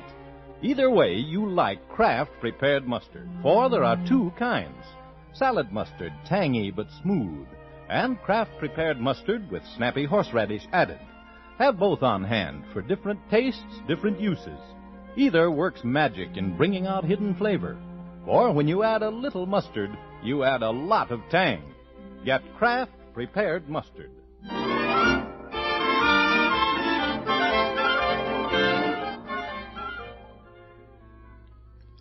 Have you heard the new Break the Bank? It's next on NBC.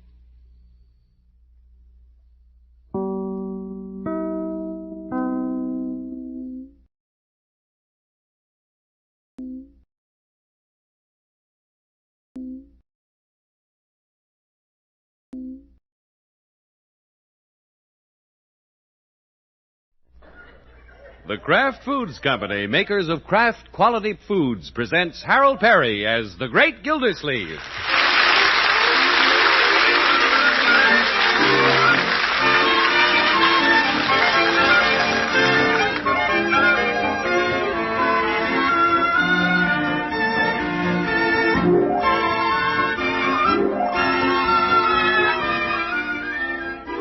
Again tonight, we're bringing you news of Gildy's Blade, the unique knife spatula invented by Gildy himself that you can get through Parquet Margarine at a tremendous saving. It's a sensational premium offer. Have paper and pencil ready for full details in our next announcement. Meanwhile, remember, Parquet Margarine is the margarine that always tastes so good because it's always fresh. That's P-A-R-K-A-Y. Parquet Margarine made by Kraft. Get some tomorrow.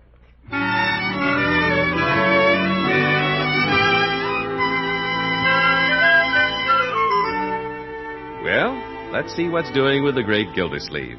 Since his niece's marriage is just a few weeks away, he tactfully leaves the parlor to Marjorie and Bronco and their wedding plans. This evening, he's returning from a long walk, enjoying the balmy spring air and his own baritone voice. When it's springtime in the Rockies, I'll be coming back to you. Little sweetheart of the mountains, with your bonny eyes so blue. Who said that? Oh, bullfrog. Must be in Bullard's lily pond. I bet I can go lower than he can. Oh. What a sneaky thing to do, running in his big brother. Chief Gates had better watch it. We'll have that frog singing bass in the Jolly Boys Quartet. When it's spring... Well, hello, children. I'm back. Come on in the parlor, Uncle Mort. Good evening, Mr. Gildersleeve. Don't get up, Bronco. You're practically a member of the family. Oh, by the way, Unky, Bronco's mother called while you were out. Oh? She wants Bronco and me to have dinner over there Sunday. Next Sunday? But, Marjorie, you had dinner at Broadmoor last Sunday. I know, but... Mother wants to spend as much time with Marjorie as possible, Mr. Gildersleeve. And you know how Mother is. Yeah, I know how Mother is. A fine woman. But I'd planned to have you children here for Sunday dinner. Bertie has 2 chickens in the icebox. Well, maybe next week, Unky. Yeah, Mr. Gildersleeve. We'll be happy to come next week. I'll be happier if you come this week. We have to divide our time, you know, children. Let's not forget your old uncle. Please, Uncle Mort, don't make a big thing out of this. Who's making a big thing out of it? I'll merely call Mrs. Thompson back and explain the situation. Do you think you really should, Uncle? Absolutely. Mrs. Thompson's a hard woman to explain things to, but... Give me Broadmoor 1313. Unlucky number. Oh, Mr. Gildersleeve. Yes, Bronco? What time is it? Well, it's 10 o'clock. Perhaps I should have told you. Mother goes to bed at 9:30. She does? Better hang up. Hello? Sorry, wrong number. What number were you calling, Mr. Gildersleeve? Oh. Is that you, Mrs. Thompson? It is. Well, I guess it is the right number, after all. Hope I didn't awaken you. You did. What do you want, Mr. Gildersleeve? Well, as long as you're awake, I'd like to talk to you about having the children over for Sunday dinner. Oh, yes. Marjorie and Bronco are coming over here. Now, Mrs. Thompson, I'd like to have them come over here. You had them last Sunday. I beg your pardon, Mr. Gildersleeve. They had dinner with you. Oh, no, they didn't. Oh, yes, they did. No, they didn't. I can tell you what you had for dinner. Leg of lamb, mint jelly, succotash, and tapioca pudding. We have that every Sunday. Let's not be greedy, Mrs. Thompson. Greedy? Mr. Gildersleeve, isn't the pot calling the kettle black? The pot? Now, see here, Mrs. Thompson. The children are coming to my house. No, they're not. Well, I won't argue the matter. Well, I will. Guess I won't. She hung up. All right, I'll hang up on her, too. Uncle Mort, we couldn't help hearing you. You shouldn't talk to Mrs. Thompson like that. I shouldn't talk to her at all. I get further talking to the frogs. Where's my hat? Unky! I'll see you kids later. Gosh, Mr. Gildersleeve's pretty upset, isn't he? Yes. I guess he's going for another walk. Gee, I'm sorry, Bronco. I understand. Father goes for walks all the time. Bronco, we've got to do something about your mother and Uncle Mort. Yeah. It's too bad they can't get along when we're so much in love. Well, it's mostly Mother's fault. She gets pretty stubborn sometimes. Yes, I know. Your mother can be very stubborn. Oh? Well, your uncle can be very hot-tempered. Well, just a minute. Well, all right. Oh, Marge, darling. Oh, Bronco. There now, darling. Put your little head on Bronco's shoulder. We'll figure out some way to get them together. I wish they could be as happy as we are.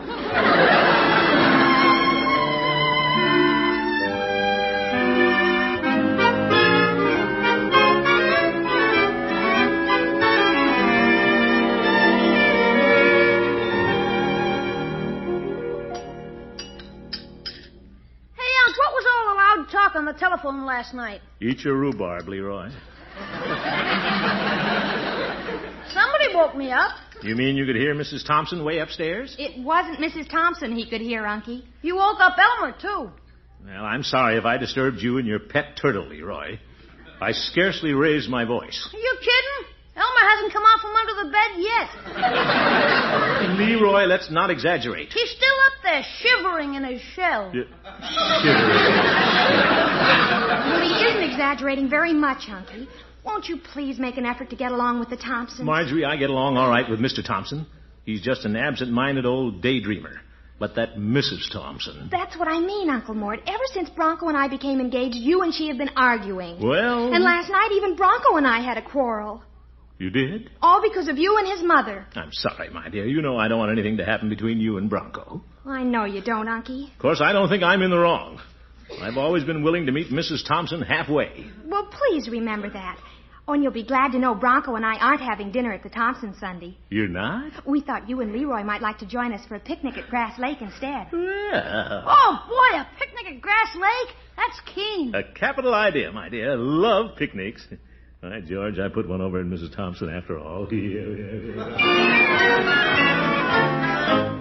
So instead of having dinner here, Mother, Marjorie and I thought it would be nice if you and Father joined us at Grass Lake for a picnic. Well, it is nice picnic weather, and I really don't care just as long as you're spending Sunday with your father and me. Of course, I imagine Mr. Gildersleeve will be rather put out. Mother, Marge and I have been thinking, can't you and Mr. Gildersleeve try to get along a little better? Son, I like your Marjorie very much. I'm devoted to the girl. But Mr. Gildersleeve... Oh, Edward, bring me an aspirin. What was that, Martha? The aspirin. They're in the medicine chest. Oh, medicine chest. Well, that's where the aspirin is. Yes, Edward. I'll go get some. Look, Mother, this is serious. If you aren't nice to Marjorie's uncle, it may affect our future. Really. What? Marge was crying about it last night. Oh, the poor dear. Well, for her sake and for you, son, I'll make every effort to be nice to Mr. Gildersleeve. Ah, thank you, Mother. When I see him. And I don't expect to see him for quite some time. Well, I feel better already.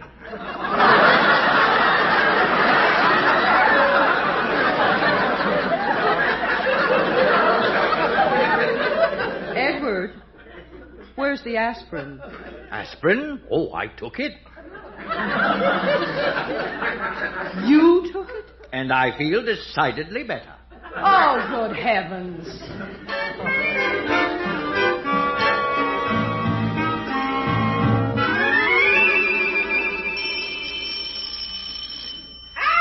Yeah, never mind.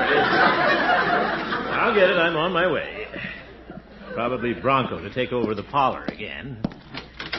Evening, Gildy. Oh, Judge, come in. I thought you were Bronco. Thank you, Gildy. I am young and handsome, but I'm not engaged. Don't give up, Judge. Where there's life, there's hope. Plenty of life in me. In fact, I came over to see if Leroy wanted to fly a kite with me tomorrow. You, Judge? Yes, indeed. I've always wanted to tell you to go fly a kite, but I never thought you'd do it. Now, Gildy, I just happened to be rummaging through the attic, and I came across my old box kite. Is that the one you discovered electricity with, Judge? Now, Gildy, this March wind would send it sailing. Where is Leroy? Well, Leroy went sailing right after supper over to Piggy's house. Oh? He can't fly kites tomorrow, Judge. He's going on a picnic. Boy Scout picnic? No, Judge. It's a little family picnic. How delightful. Yeah, just Marjorie, Bronco, Leroy, and me. But that's only 4. You have a 5-passenger car, Gildy. Judge, I'm taking a large lunch. Well, I wouldn't think of horning in, but I am a lot of fun at a picnic. Oh, hello, Judge Hooker. Well, good evening, Marjorie. My, you look pretty tonight. Well, thank you, Judge. She's going to make a beautiful bride, Horace. I agree, Gildy. I hear you're going on a picnic tomorrow, Marjorie. Yes, out at Grass Lake. There'll be 6 of us. 6?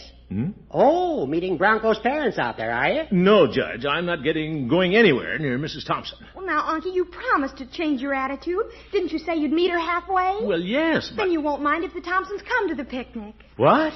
I hate to do this to you, Unky, but Grass Lake is halfway between Broadmoor and Summerfield. Go fly your kite, Judge.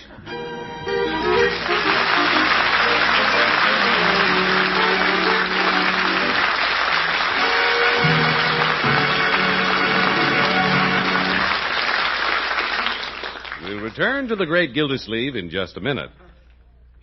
You've probably all heard about Gildy's Blade, the amazing knife spatula we're offering as a phenomenal premium bargain on this program. Tonight we want you to hear from a woman who's already using one in her own kitchen, who can tell you just what a real cook thinks of this unique kitchen implement.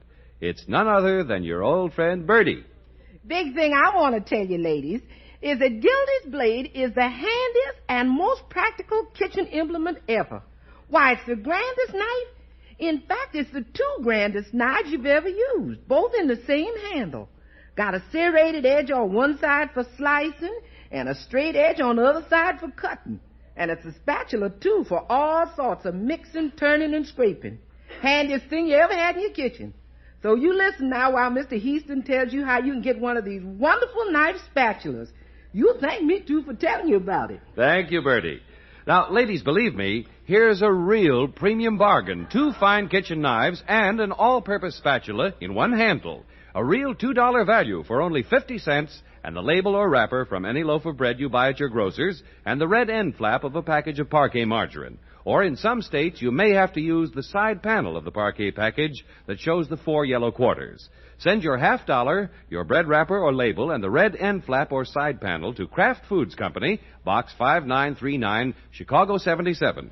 Your knife spatula, a $2 value, will be mailed to you immediately. But hurry! This offer is for a limited time only.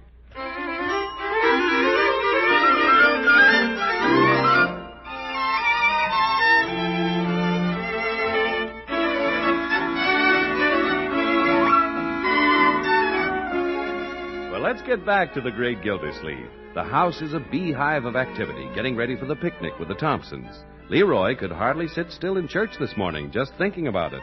And the great Gildersleeve is having a hard time holding still for it, too. What a picnic this is going to be. Splitting my chicken with the Thompsons. Well, I promised Marjorie I'd be cordial to Mrs. Thompson, and by George, I will. I'll say, have a piece of chicken, you old hen. Yeah, just about, Leroy. Hey, I think I'll take my turtle. He can play in the water. I wouldn't do that, Leroy. It's a big lake. You might lose Elmer. Yeah? On second thought, why don't you take him, Leroy? Nuh-uh. I'll take a pail and bring him a bucket of wet sand. Yeah, he liked that. Crafty little fellow. Miss Gildersleeve. Yes, Bertie? I'm through packing the lunch. Anything I can help you do? Well, you might help me find my ukulele, Bertie. The last time I saw that ukulele, Leroy had it hanging from a tree. Hanging from a tree? Yeah, so he was trying to get a wren to build a nest in the hole. A wren? Oh, my goodness.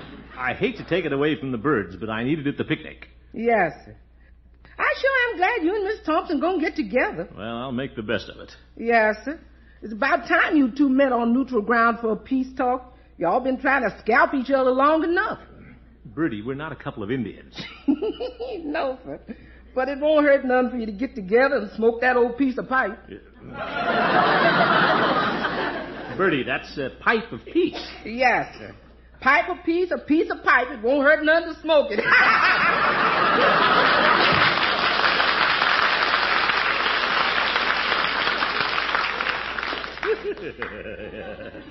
Hey, that reminds me. I better go down to Peavy's and get some cigars.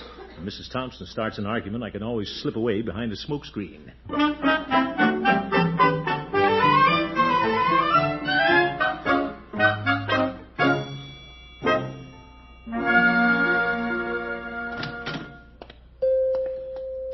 Hello, Peavy. Yeah, hello, Mr. Gildersleeve. What can I do for you this fine spring day? I need a number of things, Peavy. We're having a picnic this afternoon out at Grass Lake. A picnic, eh? Well, that sounds jolly. I don't know. I'm going out to meet the Thompsons. Oh. Yeah. Marjorie feels that Mrs. Thompson and I have to patch things up, Peavy. This is practically a peace conference. My. Better give me a half dozen cigars, Peavy. For you or Mrs. Thompson? Naturally, for me, Peavy. Well, how about a couple of packages of chewing gum, Mr. Gildersleeve? Women like to chew gum. It exercises the jaw muscles. Her jaw gets plenty of exercise, Peavy. Better give me a dozen paper plates and some of those little wooden forks, huh? All right. We have some nice candy if you'd like to take along a box. I'm not taking her any candy, Peavy. I'll just take the cigars and those paper plates. Very well. There you are, Mr. Gildersleeve, and I hope it's a pleasant picnic. Well, it's got to be. In fact, I'm going out of my way to make it pleasant for Bronco and Marjorie's sake. Very commendable. Thank you, Peavy. The kids will liven up, and I'm taking along my ukulele. Well, that should keep things humming. Yeah, you bet. I'm going to work hard on this, Peavy. By George, by the time the picnic's over, I'll have Mrs. Thompson right in the palm of my hand. Well? That's going to be quite a handful.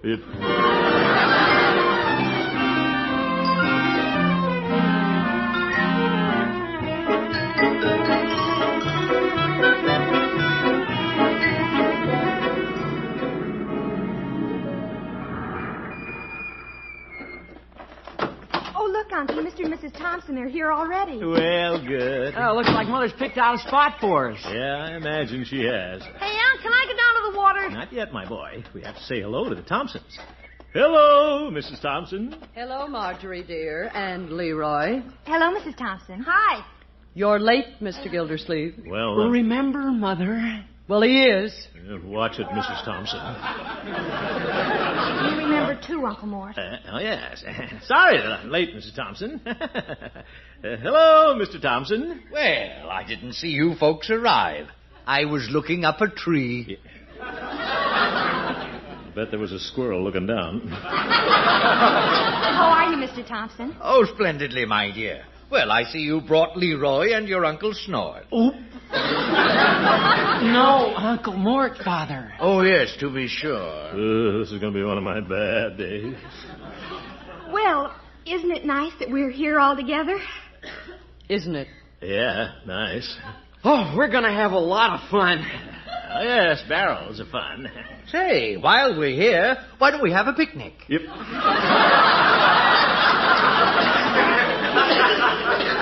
Edward, that's what this is supposed to be. Oh. Well, good idea having a picnic early in the season like this, Gildersleeve. Get the jump on the ants. Yeah, oh, yeah. Very good, Mr. Thompson. Leroy, why don't you take Mr. Thompson down to the shore and look under rocks?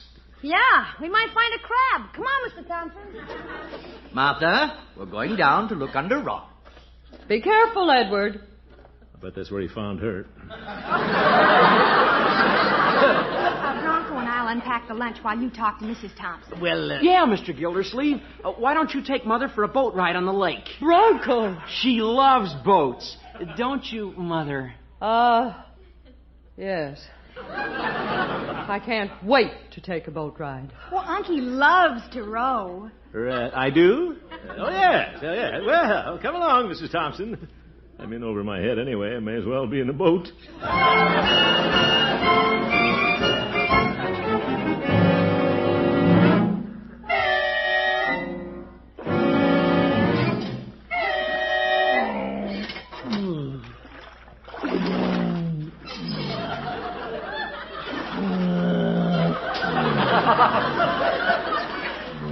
There's a stump ahead, Mr. Gildersleeve. Oh?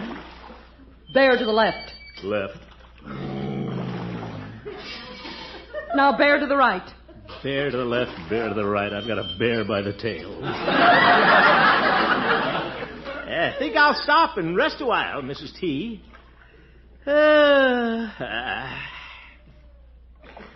Quiet out here, isn't it? Yes, it is. Yeah, quiet. This will never do. I better get out my uke. Do you like music, Mrs. Thompson?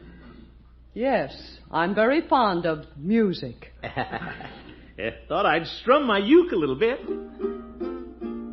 Mr. Gildersleeve, why do you have it stuffed with straw? Oh, that's just a piece of an old bird's nest. I beg your pardon? Leroy was trying to attract wrens with it. Of course, I've attracted quite a few wrens with it myself in my day.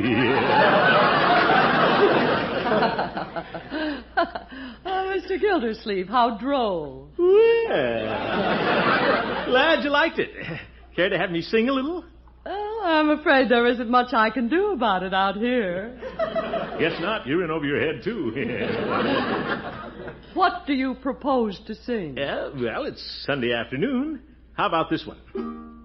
Cruising down the river on a Sunday afternoon with one you love, the sun above, waiting for the moon, my ukulele playing a a sentimental tune, cruising down the river on a Sunday afternoon.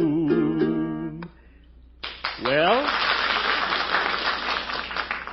Mr. Gildersleeve? Yes? You have a rather nice voice. Well, thank you. Thank you, Mrs. Thompson. You're a good audience. Edward used to play the ukulele. He did? Yes. But he could never remember the words to songs. Then one day he sat on the ukulele. Well, Edward is a little absent-minded. Oh, it wasn't that, Mr. Gildersleeve. I put it where he couldn't miss it. Well, bless you, Mrs. Thompson. Bless you, too, Mr. Gildersleeve. By George, Mrs. Thompson, this is the first chance I've had to really know you. I think I'll celebrate and sing another chorus. Please do. Cruising down the river on a Sunday afternoon with one you love, the son of all.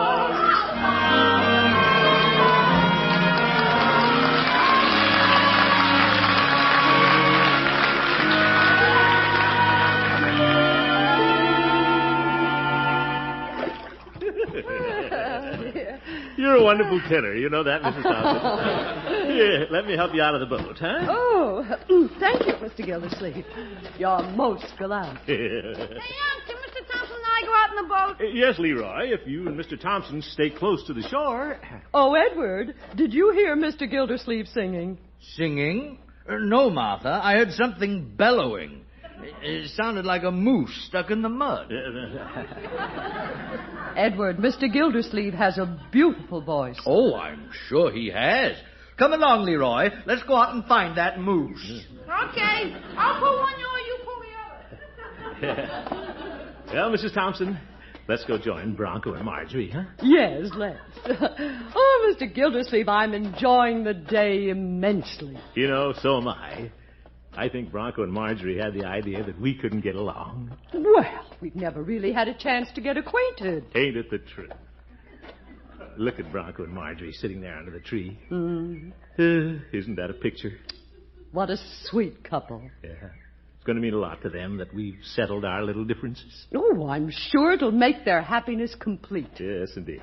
Well, hello, children. We're back. Hello, Unky. Hi, Mother. Hello, Mr. Gildersleeve. How was the boat ride? We had a very nice time. Did you really? Yes, indeed. I even sang your mother a song, Bronco. And she liked it? Well, she didn't jump out of the boat. I enjoyed the boat ride and Mr. Gildersleeve singing very much. Really? My dear, you heard what she said. Mr. Gildersleeve, Marge and I have been talking about you and Mother. Again? We had a feeling that you'd come back and tell us everything was just fine, Mrs. Thompson. Well, of course, Marjorie. And we've decided that it's better for you both to just be your natural selves. But, Bronco... You don't have to pretend anymore, Mr. Gildersleeve.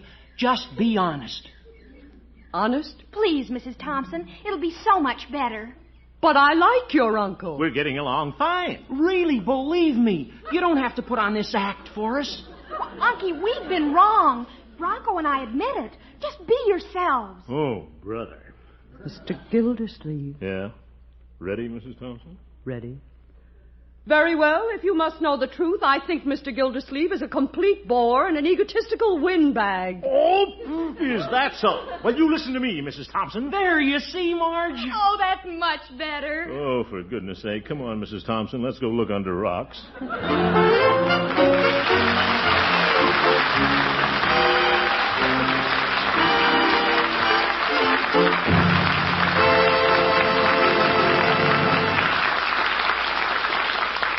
The Great Gildersleeve will be right back.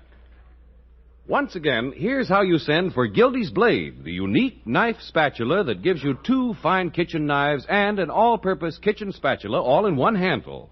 Send 50 cents, the label or wrapper from any loaf of bread you buy at your grocer's, and the red end flap or side panel from a package of parquet margarine to Kraft Foods Company, Box 5939, Chicago 77, Illinois.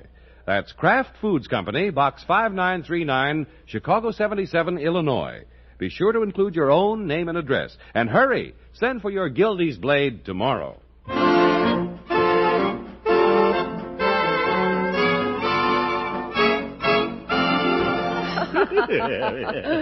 Say, the water looks inviting, Mrs. Thompson. I was just thinking. What are you going to do, Mr. Gildersleeve? Well, you can't have a picnic by a lake without going wading. Do you mind if I splash around a little? I love water. Oh, go right ahead. Yeah, get my shoes and socks off here. Double knots. My shoes, that is. There. That's cool. Feels good, though. You got a fish? No. Enjoying yourself, Mr. Gildersleeve? You bet. Hi, George. This was a profitable day, Mrs. Thompson. Don't you worry. I'll convince the children that you and I settled our little differences. Why, of course. I'll explain to them that I patched up our disagreement. You did? Now, wait a minute. I think I was the one who straightened things out. Oh, no. It was I. Oh, no. It wasn't.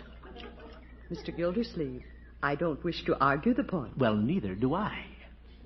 Very well. I'm going back to the car. Okay. Hey, come back with my shoes and stockings. Oh, slippery. Zip.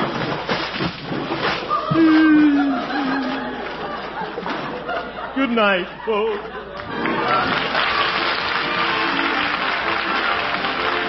The Great Gildersleeve is played by Harold Perry. The show was written by Paul West, John Elliott, and Andy White, with music by Jack Meakin. Included in the cast are Walter Tetley, Mary Lee Robb, Lillian Randolph, Earl Ross, and Dick LeGrand. This is John Heaston saying goodnight for the Kraft Foods Company, makers of the famous line of Kraft quality food products. Be sure to listen in next Wednesday and every Wednesday for the further adventures of the Great Gildersleeve.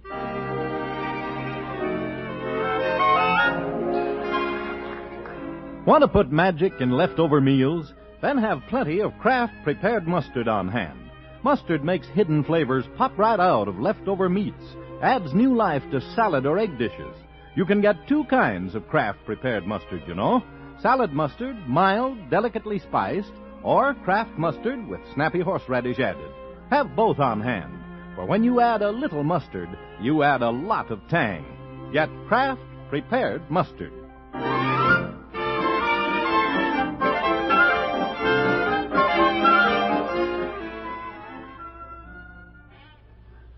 Next, join the excitement of Break the Bank on NBC.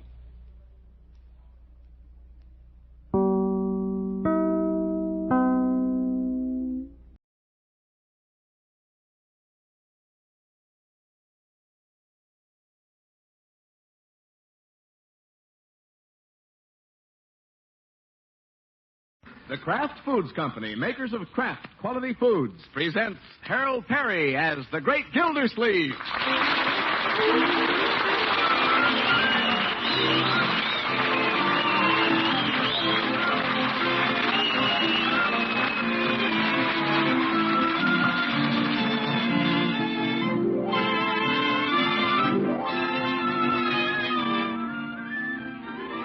Again this week, Bertie and I want to tell you about Gildy's Blade, the wonderful knife spatula now being offered as the premium bargain of the year by Parquet Margarine. You'll hear from Bertie in our next announcement. So have paper and pencil ready for big news from Parkay. Parquet Margarine, made by Kraft.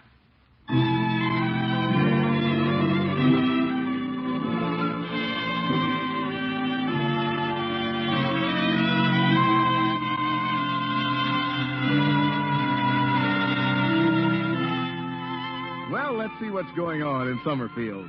After a hard day at the water department, there's nothing the Great Gildersleeve enjoys more than relaxing in a barber chair. Give me a nice, close shave, Floyd. Okay, Commish. Say, you knocked off a little early today, didn't you? Early? Yeah, you're getting rid of your 5 o'clock shadow at 4:30. Yeah, well, I simply have things well organized at the office, Floyd. When I stop work, the water doesn't stop running. That's efficiency. Yeah, yes it is. Getting prettied up for the Jolly Boys tonight, Commish? Not exactly, Floyd. In fact, I may be a little late for the meeting. Huh? Well, why? I promised Miss Milford I'd drive her home from the hospital. She gets off work at 8 o'clock. 8 o'clock, huh? Well, let's see. It's 10 minutes from the hospital to your little nurse's house. Then you have to walk her up on the porch and say goodnight. Yeah. We'll expect you about 11:30. It doesn't take me that long to say goodnight. I guess not. You did say you was efficient, though, didn't you? All right, Floyd. Take your time, Commish. The judge is going to be late, too. Oh? What's keeping Horace? He's having his house exterminated. Exterminated? Yeah, it seems he's got ants in his kitchen. The judge has ants? Yeah, and silverfish in his closet. Oh, poor old Horace. Last year was aphis in his rose trellis, and now it's silverfish in his closet. Yeah, he's getting rid of all them things. They're going to seal up the house, and pump it full of pest control. Fumigating, eh? Yeah, yep. The judge is thinking of taking a room in a hotel over the weekend. Wonder why the old goat doesn't stay home and get sealed in. I've seen moths fly out of his pockets.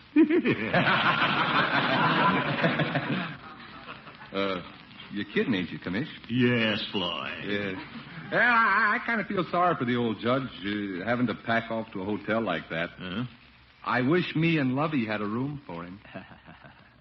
Why don't you take him in, Commish? He's a fellow jolly boy, Floyd, I don't have room for him either. Got more room than anybody else. I've got more family than anybody else, too. Besides, you know how finicky the judge is. Only be for 2 short days. Floyd, with a judge in your house, there's no such thing as a short day.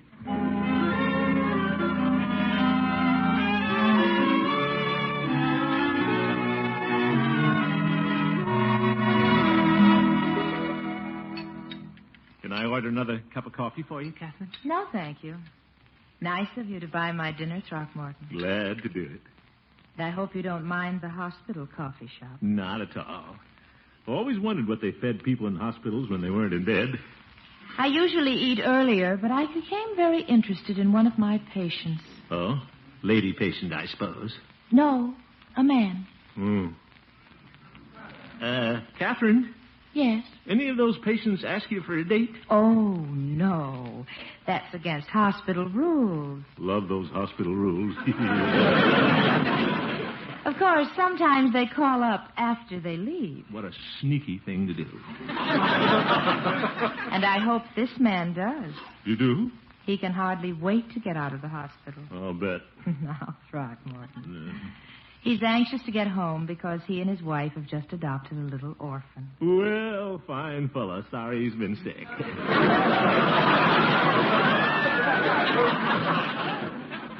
That's one thing I like about my work. A nurse sees so many people doing wonderful things for others. Oh, yes. This man can't really afford it, but he's giving this little child a home. Well, good for him. I admire him so much. He's so generous and warm-hearted. Well, nobody ever accused me of having a cold heart. What? Come to think of it, I have a pretty warm one. Oh, I know you have. You bet. In fact, I've decided to help somebody out, too. Who, Throckmorton? Well, poor old Judge Hooker is fumigating and has to get out of his house. He's going to a lonely old hotel, but by George, I'm not going to let him. I'm going to insist that he come to my house. Oh, that's thoughtful of you, Throckmorton.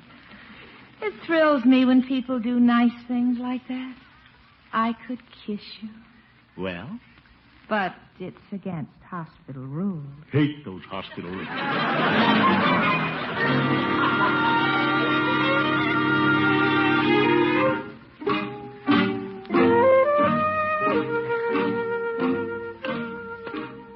Well, took me an hour at Kathryn's front door, but I got around that hospital rule.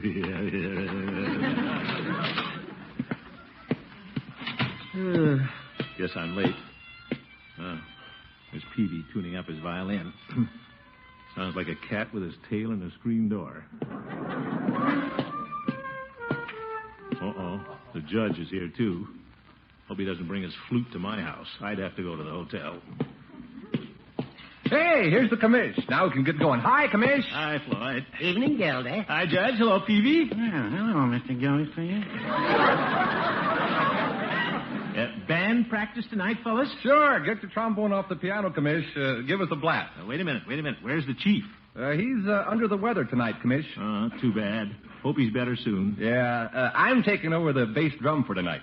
Better tune up, Gildy. Before we start, Judge, I'd like to talk to you about something. We can talk later, Gildy. If I wait any longer, I'll lose my lip. Well, button it up, Judge, and let's play. Yeah. Here's your copy, Commish, a waltz. Well, the Merry Widow. This ought to be fun. Okay, now, everybody follow the music. I hope Mrs. Peavy won't mind if I follow the Merry Widow. Peavy. Okay, fellas, let's go. Wait a minute, Floyd. Give me a chance to warm up. Okay.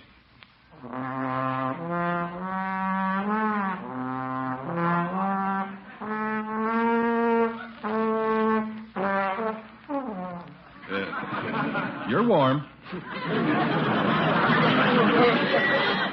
Did you break it, Mr. Gildersleeve? All right, Peavy. Okay, now, let's go, gang. Look, when we come to the judge's solo part, everybody lay off. So the judge has a solo, eh? Okay, now, a 1, a 2.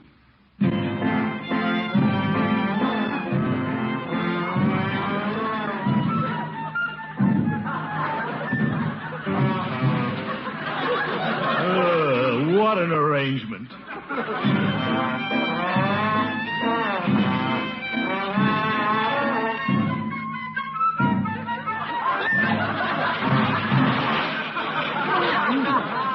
Sounds nice. Murder. Okay, fellas, here we go. Full orchestra.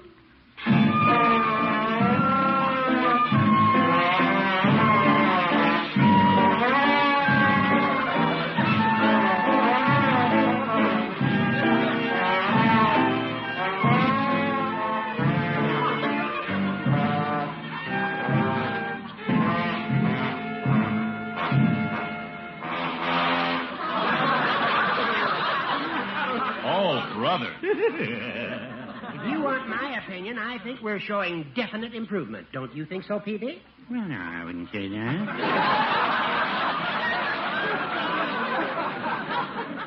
Yeah, very good, Peavy. Let's all relax and open a Coke, huh?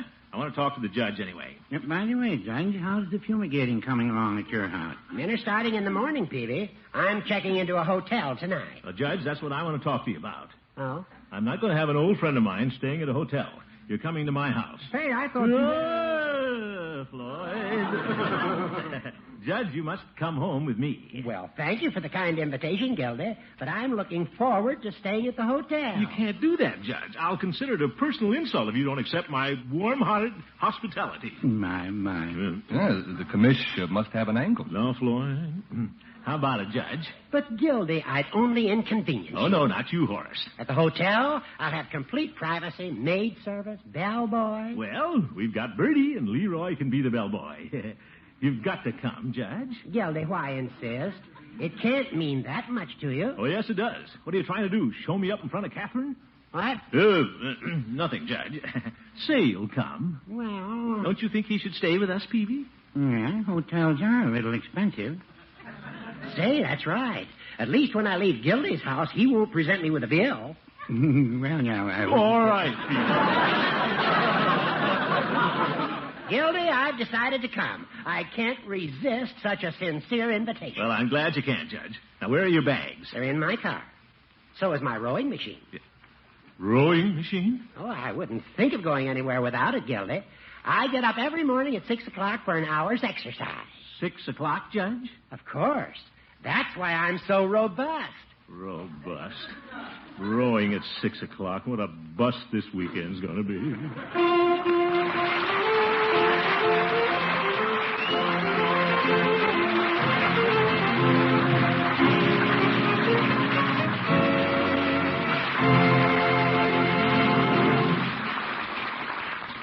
We'll return to the great Gildersleeve in just a minute.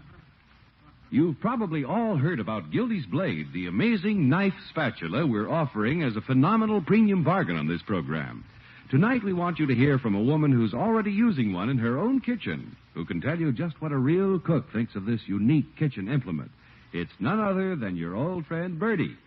Mr. Stewart, I think that knife spatula is just about the handiest, most practical thing I ever used in my kitchen. It certainly is. It's 2 fine kitchen knives and an all-purpose kitchen spatula, all in one. One edge of Gildy's blade is a lifetime serrated edge that never needs sharpening. Wonderful for slicing fruits, vegetables, bread, cake, anything you want to slice without crushing.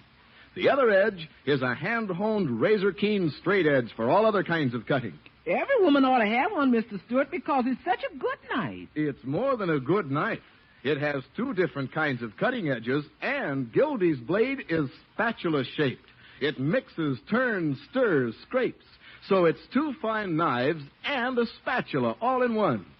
Now, Gildy's blade is a real $2 value.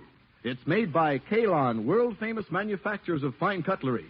But you can get one for only 50 cents, plus the label or wrapper from any loaf of bread you buy at your grocer's, and the red end flap from a package of parquet margarine. Tell them where to send, Mr. Stewart.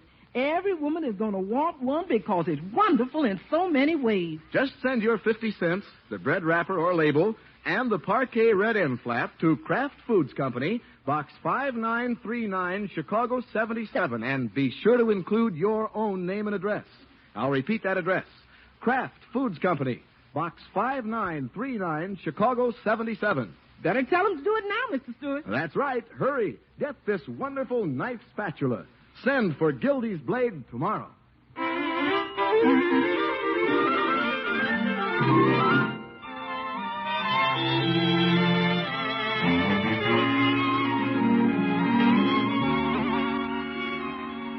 Well, let's get back to the great Gildersleeve. Tonight, he's helping out a fellow jolly boy. Rather than have Judge Hooker go to a hotel while his house is closed, the water commissioner has invited him to stay at his house for a couple of days. Are you sure I won't be overcrowding you, Gildy? Of course not, Judge. I should have thought to invite you sooner. Well, it's most considerate of you to take me in and give me a rip over my head over it. Now, don't you mention it, Horace. As Samuel Taylor Coleridge so aptly said, friendship is a sheltering tree. Oh, the joys that come down shower like a friendship. Quiet, Judge. We don't want to waken the little family. Oh, I'll be as quiet as a mouse. Where shall I put my bag? Yeah, we'll put them right here in the den. Very well. Sorry, Gildy. Now, let's get my rowing machine. Oh, yes, your rowing machine. Are you sure my luggage won't be in your way here, Gildy? My way? Well, Judge, I thought you'd like to sleep here in the den. More private. Oh? Don't glare at the couch, Judge. It pulls out into a nice, soft bed. Does it? Let's see. Needs oiling, I guess. What makes it so lumpy? Lumpy? Now, Judge, it's very comfortable. It's a faithful old horsehair couch. Well, I don't want to speak ill of a faithful old horse. But I just remembered, Gildy, I'm allergic to horsehair. What? Judge, you're just saying that. No, I'm not, Gildy. Let's put my things back in the car. I better check into a hotel. But, Horace, there's somebody in every room in the house except mine. Oh? All right, I'll sleep down here. You can have my room.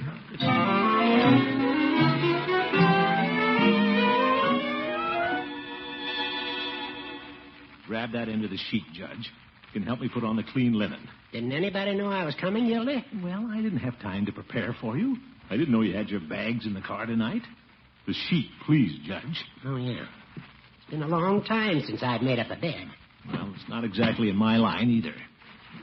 Tuck in the corners, Judge. I can't tuck in the corners. The bed's against the wall. I know it. All we got to do is push it away from the wall. Very well. Shh.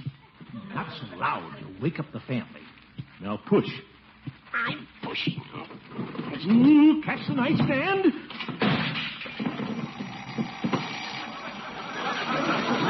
Set off the alarm clock. Yes, Judge. It can't be time to get up. Very funny. Hey, Unc, what's going on in here? Leroy. Hello, Leroy. Oh, it's Judge Hooker. I thought you caught a burglar. No, Leroy.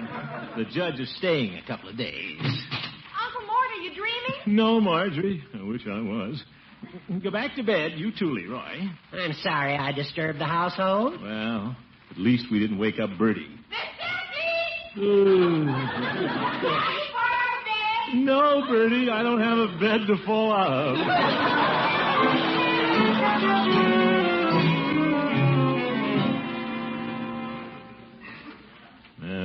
Judge is right.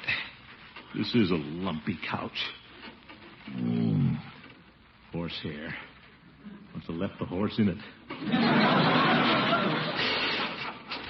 What was that?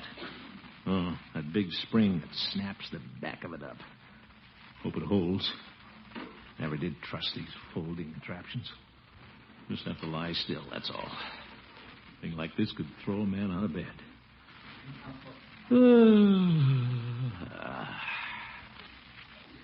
Judge is a bother, but it's nice to know you're doing somebody a good turn. Makes you feel good. I'm tired. Glad everything's quieted down. Reedle, deedle, deedle, deedle.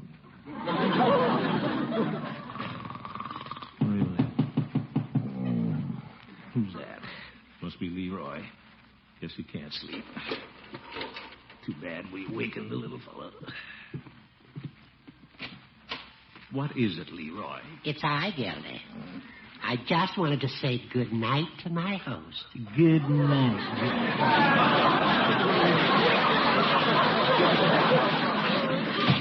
Oh, what a nightshirt. The old goat looks like a zebra.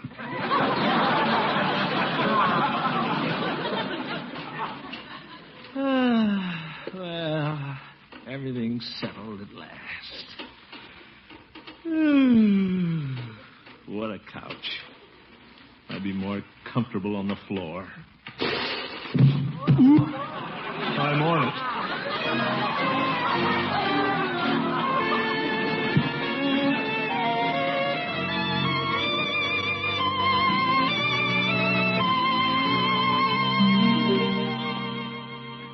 Morning, Miss Gildersleeve. Good morning, Bertie. What you doing out here in the kitchen with that razor in your hand? Oh, didn't mean to frighten you. Looking for a place to shave, Bertie. Yes, sir. Judge Hooker shaving in the bathroom? Yeah, he's been primping for an hour. Of course, it takes quite a while for the judge to make himself presentable. I think it's mighty nice of you to invite the judge over. Yeah, nice. Bertie, can I have a basin of hot water? I'll shave out here in the service porch. Hi, Bertie. Hi, Unc. Morning, Leroy. Hello, Leroy. What's for breakfast? Leroy, you're not ready for breakfast. You haven't even combed your hair. Yeah, I know. I can't even wash my face. Yeah, well, I'm sorry you haven't had a chance to clean up. Who's squawking? Bertie, make that 2 pans of hot water. Oh, for corn's sake. It'll take a little while to heat it. The judge uses a powerful lot of hot water, and I was going to wash clothes this morning. Oh? But it's nice to have the judge around. Good morning, everybody. Good morning, my dear. Bertie, get another washpan for Marge. Never mind. Everything's clear upstairs now. It's about time. The judge will be down in a minute. Now, here's what he wants for breakfast, Bertie. He wrote it out? He's on a health diet. Oh, my goodness. Well, I'll be glad to fix whatever the judge wants. Carrot juice. Carrot juice? 1 piece of whole wheat toast with the crust cut off. He's certainly got his crust. Cocoa made with skim milk. And what's this he's got on here about an egg, Mr. Gildersleeve? Oh, he wants it coddled, Bertie. Well, Bertie better get busy. I can see she's got a lot of coddling to do. Now, Bertie, like you say, it's nice to have the judge around. Yes.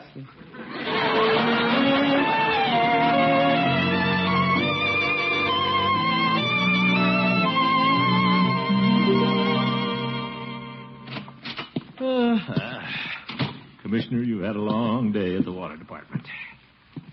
Guess the judge is home already. There's his little cape hanging on the hall tree. Evening, Mr. Gildersleeve. Oh, Bertie, what are we having for dinner? I'm glad you asked me that. We're having barley broth. Broth? Green salad with no dressing, boiled rice, and eggplant instead of meat. Eggplant? That's Coddled? That's what the judge ordered. Hmm? Well, Bertie, we should have something a little family likes. Mr. Gildersleeve, you said accommodate the judge. That's what you said. But... And that's what he ordered. Bertie can't cook to please everybody. This ain't no hotel. Big-hearted, coddled egg Gildersleeve.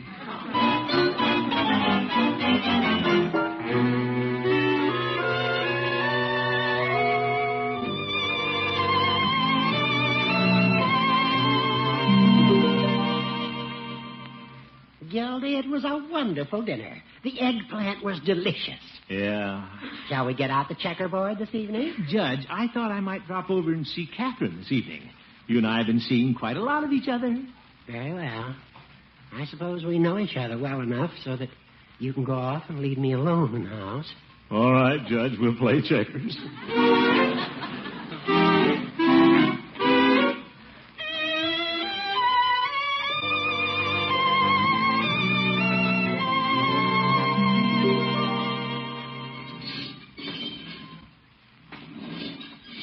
Hi, Bertie.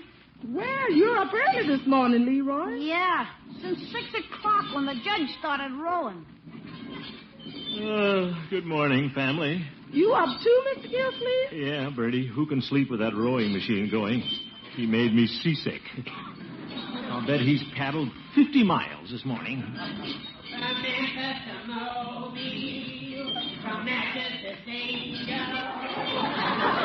Now he's a riverboat. But a whole breakfast, Bertie. We're waiting for the Robert E. Lee.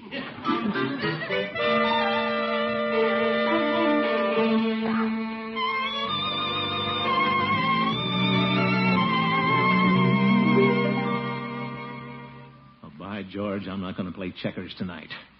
Marjorie, do you and Bronco mind if I have the parlor this evening? But you and Judge Hooker had it last night. I thought this was his evening to leave. Well, it is. But he may want to hang around. That's why I've cooked up a little plan. A plan? Yeah, humdinger, too. I'm having KATHRYN over. Oh. Yeah, when he sees I have a date, he'll surely leave. Of course, I've enjoyed having the judge, but he'll leave. All right, Unky. You and Miss Milford can have the parlor. Thank you, my dear. You're sly, Gildersleeve. Yeah.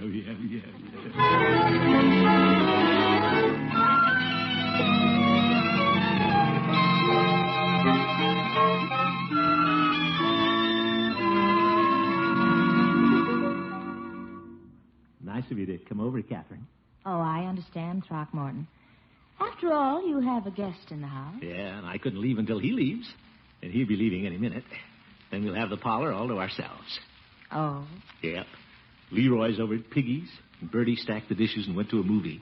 She did? Nerves. Oh, here he comes now. Guess he's all packed. Good evening, Miss Milford. Hello, Judge. Judge, where are your bags? My bags? I mean, can I help you pack? Thank you, Gildy, but I'm not ready to go yet. Oh?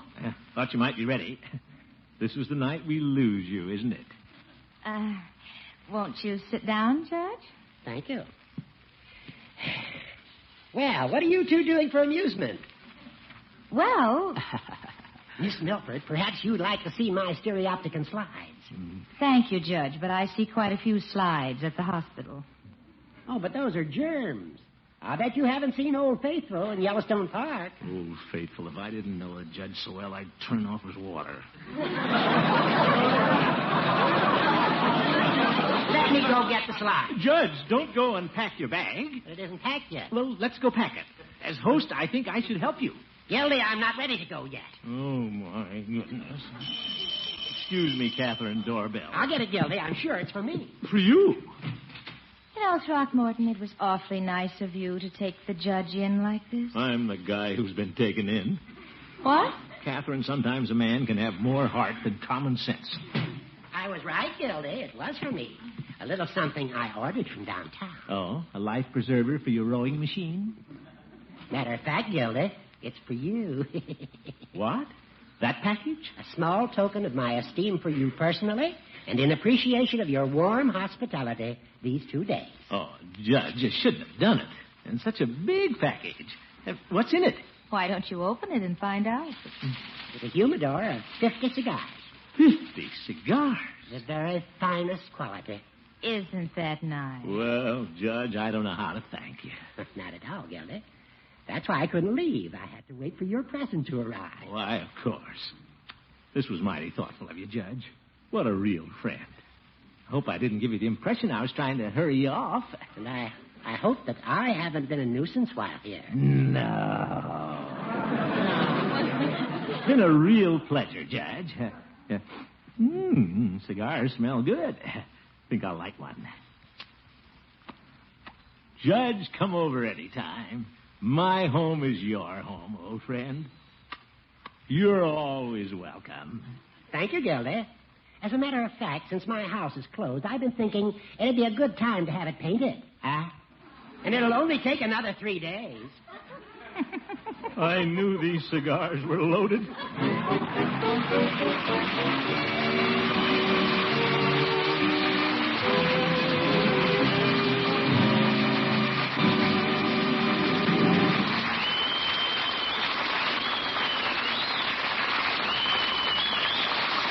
We'll hear from the great Gildersleeve again very shortly.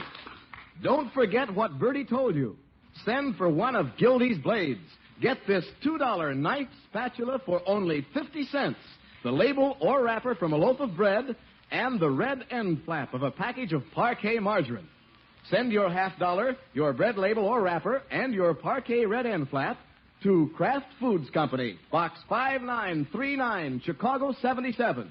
Kraft Foods Company, Box 5939, Chicago 77. And hurry, this offer is for a limited time only.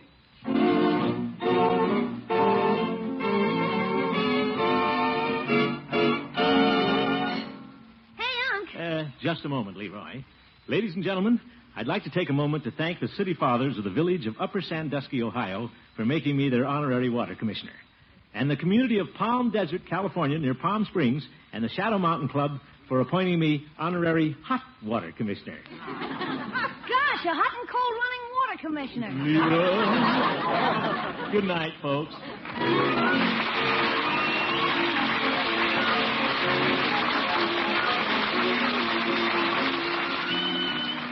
The Great Gildersleeve is played by Harold Perry. The show was written by Paul West, John Elliott, and Andy White, with music by Jack Meakin. Included in the cast are Walter Tetley, Mary Lee Robb, Lillian Randolph, Kathy Lewis, Earl Ross, and Dick LeGrand. This is Jay Stewart saying goodnight for the Kraft Foods Company, makers of the famous line of Kraft quality food products. Hot water commissioner. Be sure to listen in next Wednesday and every Wednesday for the further adventures of the Great Gildersleeve.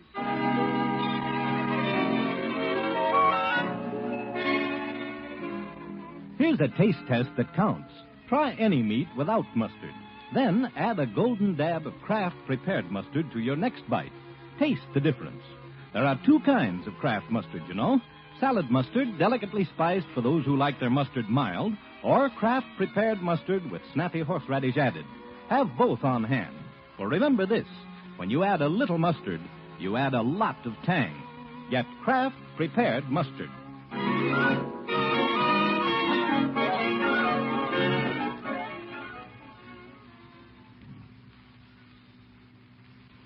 Next, join the excitement of Break the Bank on NBC.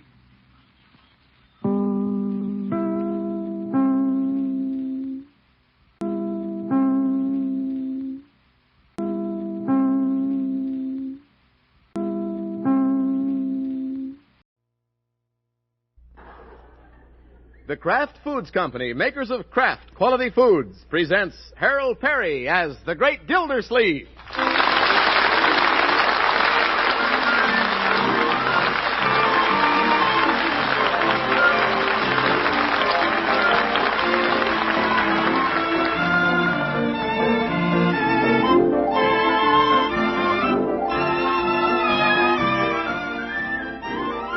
Tonight is our next to last chance to tell you about Gildy's Blade, the sensational knife spatula that you can get through Parquet margarine at a sensational saving.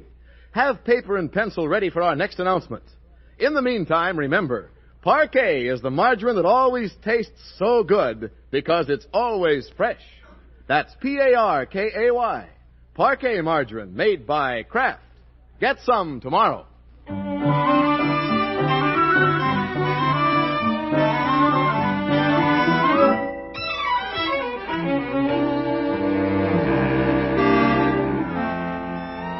Well, it's a bright April morning in Summerfield. Out of the great Gildersleeve's house, there's a pleasant hum of springtime activity. Bertie's washing clothes. Marjorie's cleaning up her room. Leroy's cleaning up his room. All the little wheels busily turning. And the big wheel? Well, he's rolling around keeping an eye on things. Yes, sir. Everybody happily at work. What a great little family. Beautiful day. By George, I'll bet if I opened this window, I could see a robin down in the backyard. Huh? Oh, hello. The magic of spring. A birdie carrying a laundry basket.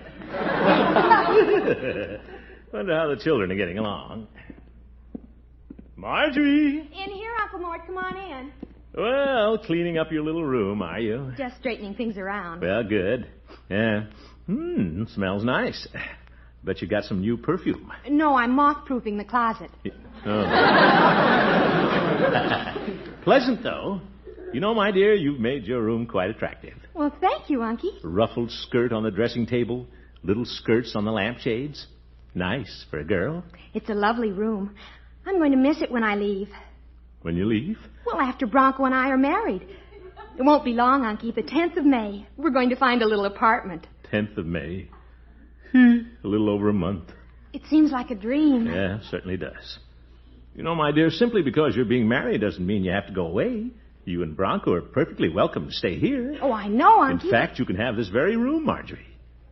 Of course, Bronco might object to some of the ruffles, but that's easily fixed. You could have a skirt on one lamp and trousers on the other. His and hers. Yeah. You're sweet, Uncle Mort, but there just isn't room enough in here for 2 people. Now, wait, my dear. Well, look at this closet. There's barely room for my clothes. Where would I put Bronco's wardrobe? Well, from what I've seen of Bronco's wardrobe, he wears it during the day and kicks it under the dresser at night. Oh, Unky. And you could manage, couldn't you, for a while? No, Uncle Mort, the room just isn't large enough. You don't feel badly about me leaving, do you? Oh, no. I have to go, Unky. I'm meeting Bronco. He'll be here for dinner tonight. Yeah, fine. I don't know why she's worried about having room up here for Bronco. He's always at the dinner table. Hey, Yes, Leroy, what is it? will you come in and help me catch Elmer? What's this? Elmer, my pet turtle. He's under the bed and I can't get him out. Well, leave him there. And get the rest of this room straightened up, young man. Look at this mess. Everything on the floor. How do you walk through it? I step over it. Oh, goodness. Let's get these clothes off the floor, Leroy. Hang things up. Where am I going to hang them? The hooks in my closet are loaded. Well, there must be some place besides the middle of the floor. Under the bed? No. Hey, I got an idea, Unc. When Marge gets married, I can have her room. Marjorie's room? Sure, and then Elmer can have this one. Elmer. Is that all it means to you, Leroy, your sister getting married and leaving us, that you can have a room for that turtle? Well? Wait a minute. Your room and Marjorie's are adjoining. I could take out part of the wall. Which wall? Between the rooms. Certainly, I could make a dandy apartment out of it. For me and Elmer? For Bronco and Marjorie. Oh. That would give them plenty of room, Leroy. They can have their own apartment right here in the house with us. By George, that's the answer. Yeah, but what about me? I'm getting robbed. You're not getting robbed, my boy. You can have the den downstairs for your room. No kidding? No kidding. Gee, that'll be keen. Right next to the kitchen. I can almost lean out of bed and open the icebox. At the rate you're growing up, Leroy, you can lean out of bed and open the garage doors.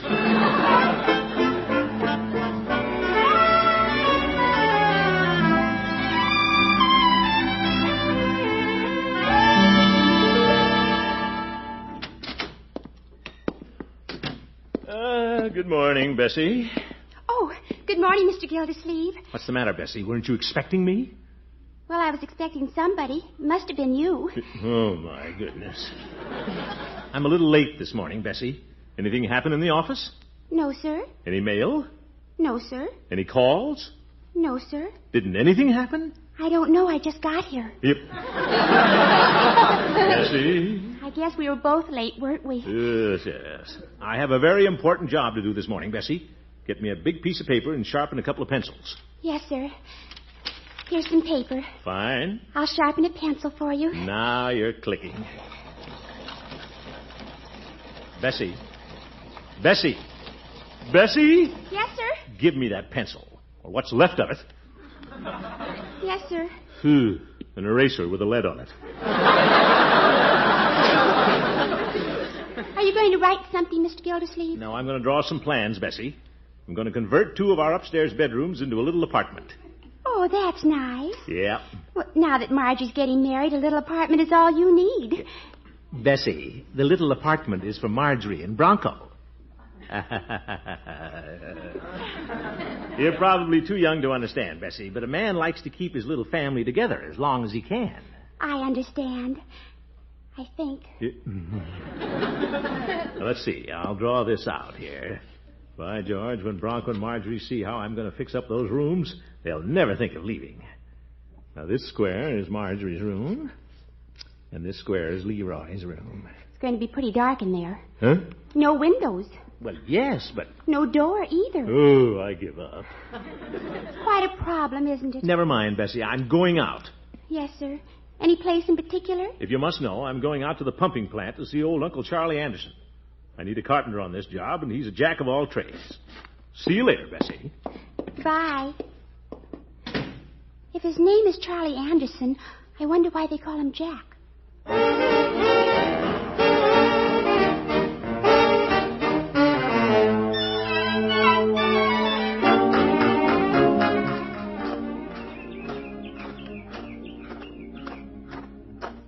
Uncle Charlie will do this for me.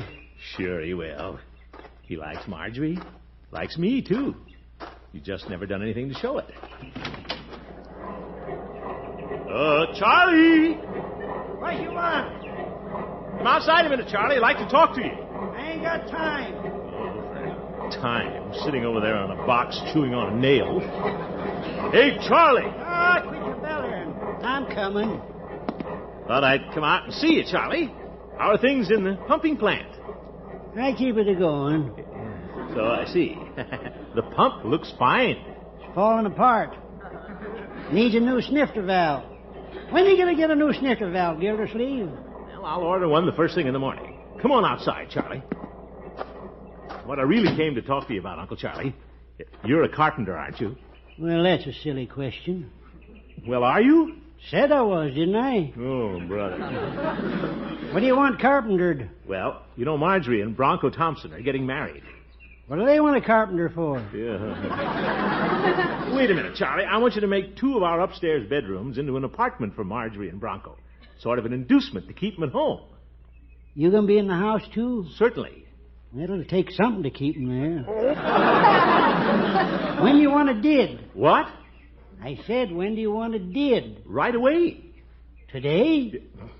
Just as soon as you can get to it, Charlie. They're being married the 10th of May. All right, I'll get over there first of the week. Fine. Good old Charlie. Anything else? No, that's all. All right, then, go on and beat it. I don't allow no loafers around the pumping plant. Loafers? Now, just a minute. I am the water commissioner. Water commissioner? Worst kind of a loafer. Charlie!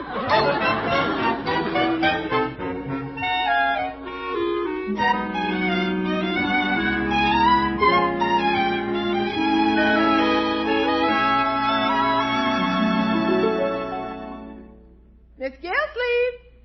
Miss Gildersleeve! I'm coming, Bertie. Dinner's all on the table. Fine. Marjorie and Bronco here? Yes, sir. Everybody's at the table. Good. Leroy and I have a surprise for him. I think you'll be happy to know, Bertie, that I'm going to fix the rooms upstairs so Marjorie and Bronco can live with us after they're married. Oh, that'll be nice. Yeah. We have to keep our little family together, Bertie. Well, good evening, children. Hello, Unky. Oh, good evening, Mr. Gildersleeve. Hello, Bronco. Don't get up. How are you this evening, Mr. Gildersleeve? Fine. I don't think we can shake hands the full length of the table, can we? Oop. Made it. Brother, what an arm. How's everything, Unc? Huh? What's that, my boy? You know. Oh, yeah. Fine. I'm glad you're with us this evening, Bronco. Well, it's always a pleasure to be in your house, Mr. Gildersleeve. Yeah, glad to hear it. Go ahead, Unc. Spring it. Just eat your pineapple and cottage cheese, Leroy. I'll take care of this. What's going on, Unky? Going on? Well, as I said, I'm glad that you and Bronco are having dinner with us tonight. I have a little news for you. News? News? Yeah, news. You know, Bronco, I think a great deal of Marjorie, and a great deal of you, too. Oh, thank you. You're welcome. I mean, and though I'm very happy that you two are going to be married, the thought of losing Marjorie has caused me considerable sadness. But, Unky... Now, wait, my dear. Yeah, keep your shirt on. Leroy? I'll come to the point. Since it would cost you two quite a bit to go out and rent an apartment, I worked out a little arrangement. I'm converting Leroy and Marjorie's rooms into an apartment upstairs, so that after you're married, you can move in here and we'll all be together. Now, what do you think of that? Well, what do you think? Gee, don't just sit there. Marjorie? Bronco? Uncle Mort, it's very kind of you. Mr. Gildersleeve, we're grateful to you, but we can't accept your offer. You can't accept... Oh, for corn's sake. We have to have a place of our own, Unky. But Marjorie... We have to be independent, Mr. Gildersleeve. We're not going to sponge off our relatives. You won't be sponging. I want you here. I'm sorry, Unky. We have to stand on our own feet, Mr. Gildersleeve. All right. Excuse me, children. Yeah, excuse me, too. Come on, Unc.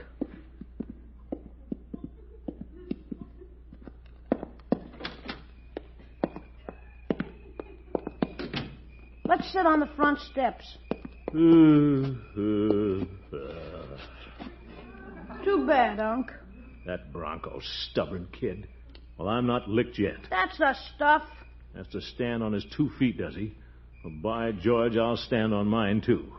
My feet are just as big as his. You said it, Unc. Leroy?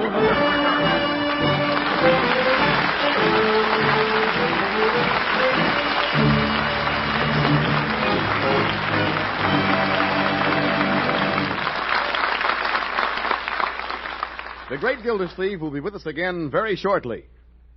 This is the next to last time we can tell you on this program about Gildy's Blade, the sensational knife spatula made by Kalan and offered you as a sensational bargain by Parquet Margarine. Thousands have already sent in for this unique kitchen implement. We urge you to get your order in before it's too late.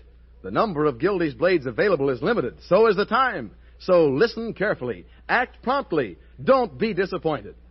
Gildy's blade is unlike anything you can get anywhere else. Think of it. It's more than a knife, more than a spatula. It's both. A fine kitchen knife and an all-purpose spatula all in one handle. One side of the wide, springy 7-inch blade has a lifetime serrated edge for slicing bread, cake, fruits, vegetables. The other side has a hand-honed, razor-keen straight edge for all kinds of cutting. The whole blade is spatula-shaped for mixing, turning, scraping. Overall length is just under a foot, counting the polished imported rosewood handle. Now, you would expect to pay $2 for an implement like this in any store, but Parquet is offering Gildy's Blade to you for only 50 cents, plus the label or wrapper from any loaf of bread you buy at your grocer's, and the red end flap from a package of Parquet margarine. Be sure, of course, to include your own name and address. Now, merely send your $50, your bread wrapper or label, and your Parquet end flap to Kraft Foods Company, Box 5939, Chicago 77, Illinois. That's Kraft Foods Company, Box 5939, Chicago 77, Illinois. Remember, this offer is for a limited time only. Send for Gildy's Blade tomorrow.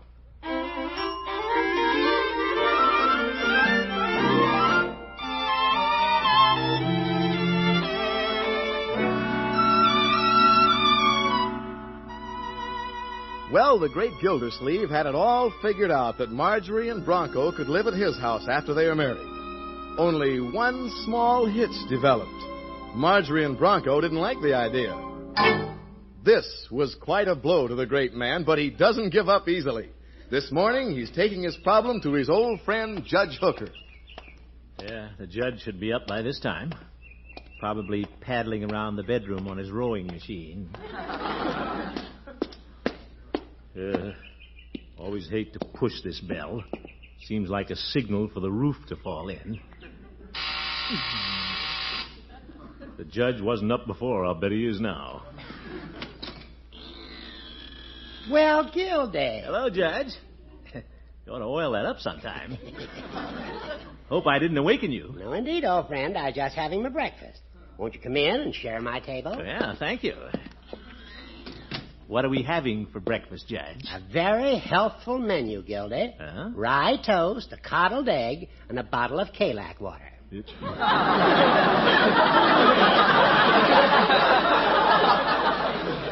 know, Judge, I think I've already eaten. Well, you can sit down with me at any rate. What brings you to my lodgings this fine morning? Well, I have a little problem, Horace. Oh? I want Marjorie and Bronco to live at my house after they're married. I'm even making a nice little apartment for them. They just can't see it. Well, you know how young married couples are. Well, I'm offering them free rent and free meals. Believe me, with Bronco's appetite, that's a pretty big offer. I know how you feel, Gildy. I'm even going to furnish the apartment for them, Judge. I'm going to buy Marjorie a cedar chest and new rugs. They couldn't find a nicer apartment anyplace. Besides, it's good for Leroy to have Marjorie around. I agree, Gildy. But on the other hand, it's quite commendable that two young people desire to make their own way in the world. That's the kind of determination that built our country. That was the spirit of 76.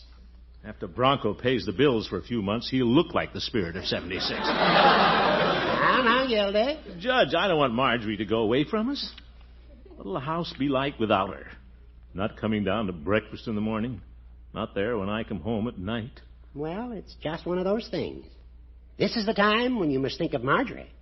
You want her to be happy, don't you? Of course I do. Then there's only one thing for you to do. Will you take my advice? Well, all right. You go back to Bronco and Marjorie and help them find an apartment. What? Try to forget your own loss, Gildy, and pitch in. Give them your fullest cooperation. Well, I guess there's nothing else to do. Of course there isn't. So simply make the best of it. Now, cheer up. Put a smile on your face. Yeah. You can do better than that. Big smile. Spread your mouth. Tilt your corners. Tilt my corners? Remember, Gildy, a twinkling eye and a happy countenance are the brooms that sweep the clouds from life's blue sky. That did it, Judge. I'll take my brooms and go home.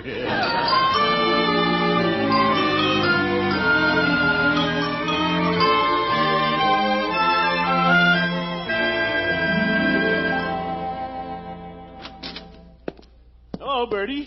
Oh, didn't see you coming in the back door. How'd you come along, Miss Gildersleeve? I don't know, Bertie. Looks like the children are going to leave us. Well, don't you worry about Miss Marjorie and Mr. Bronco. If it's to be that they're going to be here, then they're going to be here. If it ain't to be, then they ain't going to be here.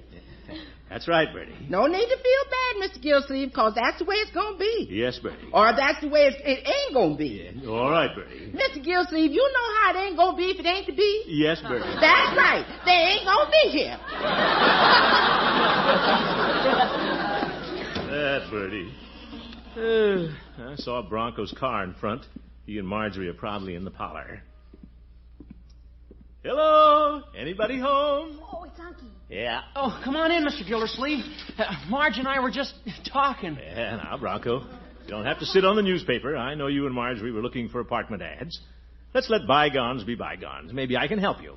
You, Unky? Sure, why not? I'm a good ad reader. What have you found? You're swell, Mr. Gildersleeve. Isn't he wonderful, Bronco? Yeah. We found one ad here that sounds great. You did? Yeah, listen to this. Furnished apartment, 3 sunny rooms, modern, immaculately clean, $65 a month. Well, that's not bad. Of course, $65 a month is a lot of money. We can't find anything for less, Uncle Mort. Well, if you didn't have to pay any rent, you could save the $65. Someday buy a little house. Mr. Gildersleeve. Unky. I'm not trying to talk you out of it. No, indeed. Where's this apartment located? It's at the corner of Pittman and Cherry Streets. Pittman and Cherry. Not a very good neighborhood. It isn't? Right next door to the tack factory. Oh. Of course, it's all right if you don't mind a few tacks flying around. No, I guess that'd be out. Yes, I guess it would. Now, don't be discouraged. You've just begun. Takes a heap of looking to find a place to live. Well, guess I'll go upstairs and take a little nap. Oh, Bronco, why don't we go over and look at that apartment on Green Street? Yeah, that might be an idea. Let's go. What's this? You going to see an apartment? Yes, we saw a sign on a place on Green Street. Oh, good. Why don't the three of us go over? I thought you were going to take a nap, Unky. Nap? No. Let's go see the apartment.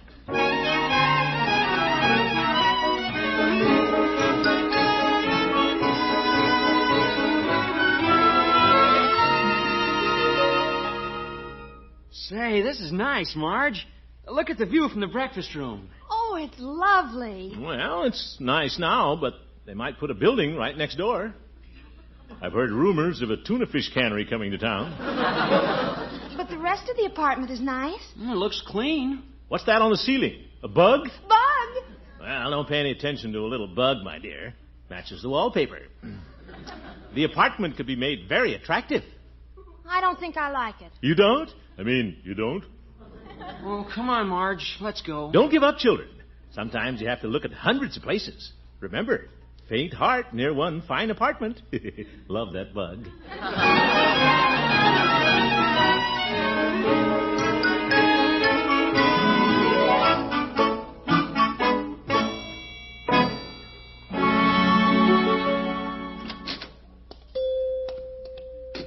Hello, Peavy. Hello, Mr. Gildersleeve.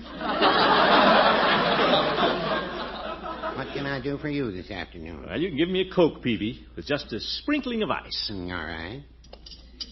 You seem to be in pretty good spirits this afternoon. You said it.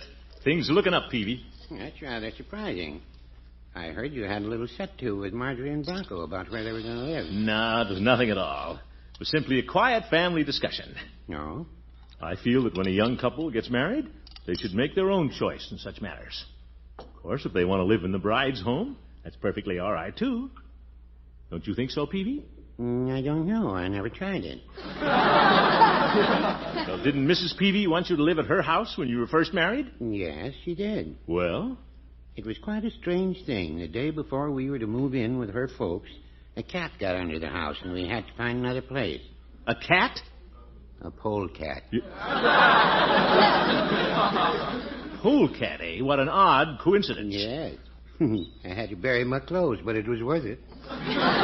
Peavy? Of course, that was a long time ago. Yes. Well, it's not easy to see your little girl move out, Peavy. But by George, I'm keeping strictly hands off. Say, isn't that Bronco's car going down the street? What? Had Marjorie with him. But they're going to look for an apartment.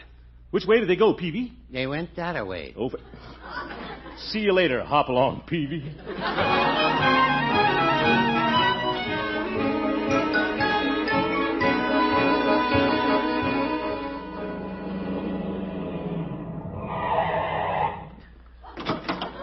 This must be where they stopped.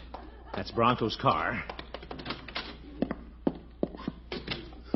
Darned apartment houses. A dozen doors down the hall. Wonder which one they went in. Nobody's there. Sounds hollow. The guy could get into trouble this way. I'll try this one. The water meters are in the basement, Commissioner. Fresh housewife. I'll try this one. Madam, I'm not reading. Marjorie! Unky, how'd you get here? Oh, just happened to be going by. Saw Bronco's car. Find an apartment, did you? Yes, we found one, Unky. You have? Come on in. It's adorable. It is? Uh-huh. Bronco's over with the manager signing the lease. Oh. Isn't it pretty, Uncle Mort? Look at the view. Yeah, nice view. Aren't you happy, Unky? Sure, I'm very happy. I think. This will be very nice for you children. Oh, I think I'll like it. Of course you'll like it. After a while, it'll be home to you. I guess so. Well, think I better go, Marjorie. Nothing more I can do. Oh, Unky. Well. Oh, here's Bronco. Hello, Mr. Gildersleeve. Well, Bronco, congratulations. No congratulations, Mr. Gildersleeve. I'm angry. What's the matter? Mr. Gildersleeve, can Marge and I have the apartment at your house if I pay rent for it? What? Why, sure. Well, what happened, Bronco? That manager. He gave me the lease to sign, and I read it. And you know what it said down in the fine print? No children allowed in this building. I threw it right in his face. No children? Good for you, Bronco. By George, there's no rule against children at my house. Come on, children, let's go home. Yeah.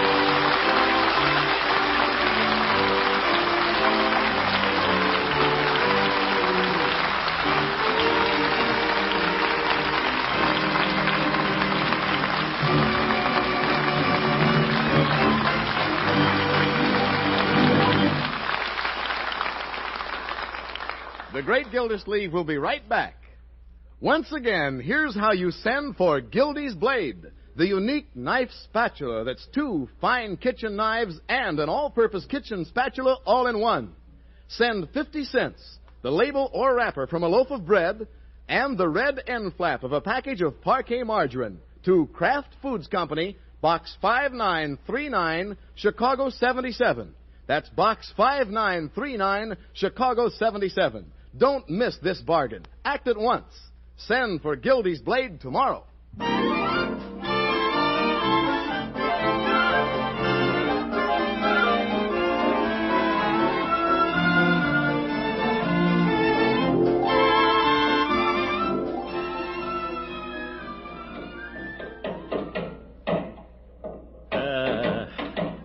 Lovely racket. Good old Uncle Charlie. Upstairs working on the apartment. Yes, sir. This house is a regular beehive. I love it, too, Bertie. George, there's nothing like having all the family together. Yes, indeed. Well, guess I'll go in the den and relax before dinner. You can't go in the den. Leroy's moving all his stuff in there. Oh? Well, go upstairs to my room. Can't use your room, Mr. Gildersleeve. Uncle Charlie's got his machinery in there. Machinery, huh? All right, I'll use the living room couch. Miss Marjorie's got all her clothes spread out on the couch. Bertie, what's in the basement? Laundry. Oh, well, guess I'll go out and sit in the car. But it's nice to have the family all together. Huh, Bertie? Good night, folks.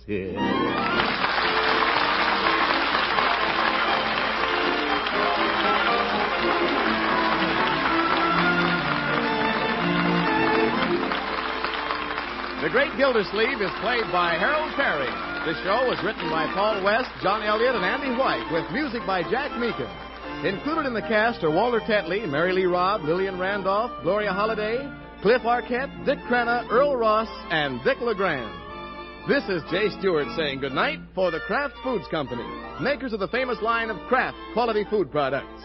Be sure to listen in next Wednesday and every Wednesday for the further adventures of the Great Gildersleeve.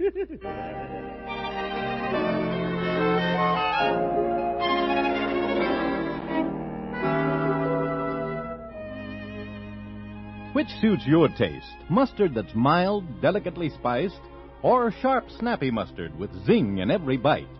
Either way, you like Kraft prepared mustard, for there are two kinds: salad mustard, tangy but smooth, and Kraft prepared mustard with snappy horseradish added. Have both on hand. For different tastes, different uses. Either works magic in bringing out hidden flavor. For when you add a little mustard, you add a lot of tang. Get Kraft prepared mustard.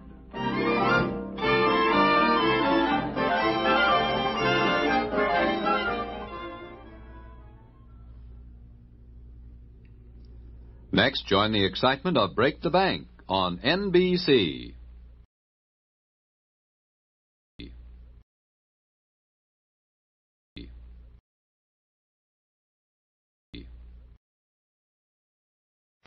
The Kraft Foods Company, makers of Kraft quality foods, presents Harold Perry as the Great Gildersleeve.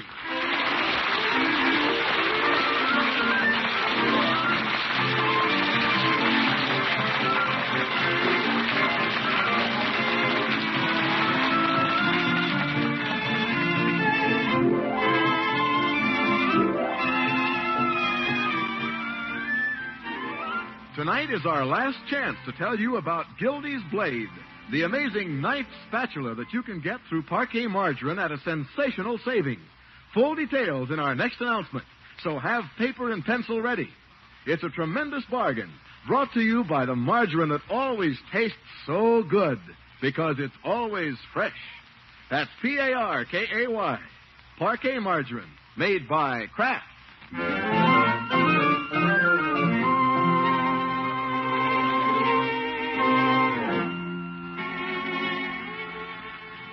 Well, the Great Gildersleeve is a busy man, but he's never too busy to give advice to little Leroy, whether he asks for it or not. Today, Leroy's asking for it. Hey, Unc, you got a minute? Well, I have to get to the office, Leroy. But I want to ask you about a business deal. Business deal? You're a sharp businessman. Well, yes.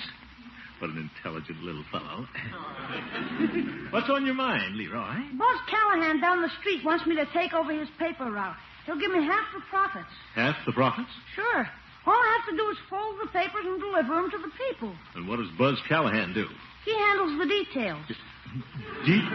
Details on a paper route? Oh, my goodness. You do need advice. Leroy, you don't want that job. I don't? Of course not. Buzz Callahan sits back and collects the money while you run your legs off. Use your head, Leroy, not your feet. Oh, gosh, I'm just a little kid. My head isn't grown up yet. Your head is just as good as anybody's. Don't forget, Leroy, you're my nephew. Yeah. The men of our family have always done well. We've been leaders, captains of industry. I use my head every day. How do you suppose I got to be water commissioner? Political pull? No, Leroy. It's because I did an efficient job. I proved I was capable of running the department. I knew how to get somebody else to do the work. I've got Bessie at the office, Charlie Anderson at the reservoir, and the meter reader. They all work for the water commissioner. Yeah, but that's not helping me. I need some dough. Well, you have your allowance, my boy. Yeah, but it don't stretch far enough anymore. One movie and a couple of bubble gums and I'm busted. Well, I'll tell you what I'll do then. Rather than see you working for Buzz Callahan, I'll give you 50 cents a week to mow the lawn. 50 cents a week? You bet. And here it is, in advance. Oh, boy, thanks, Doc. I'm going right out and start mowing. Now, wait a minute, Leroy. Huh? There you go, using your feet again. Haven't you gotten anything out of our little talk? Sure. 50 cents. Naturally, Leroy. But if you're going to use your head and be a businessman, you'd offer Buzz Callahan a quarter to mow the lawn and keep a quarter for yourself. Say, that's a keen idea. Gee, you're smart, Unc. Well, I bet there's nothing that you don't know. now, Leroy, there's probably a lot of things I don't know. Of course, I can't think of them right at the moment.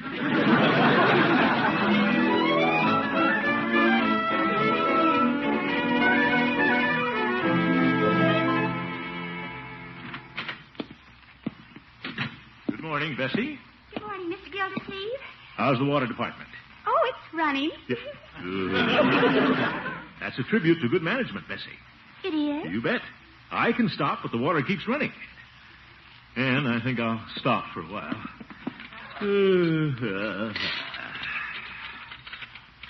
Now, let's see what we have to do. Bessie, what's on the calendar for today?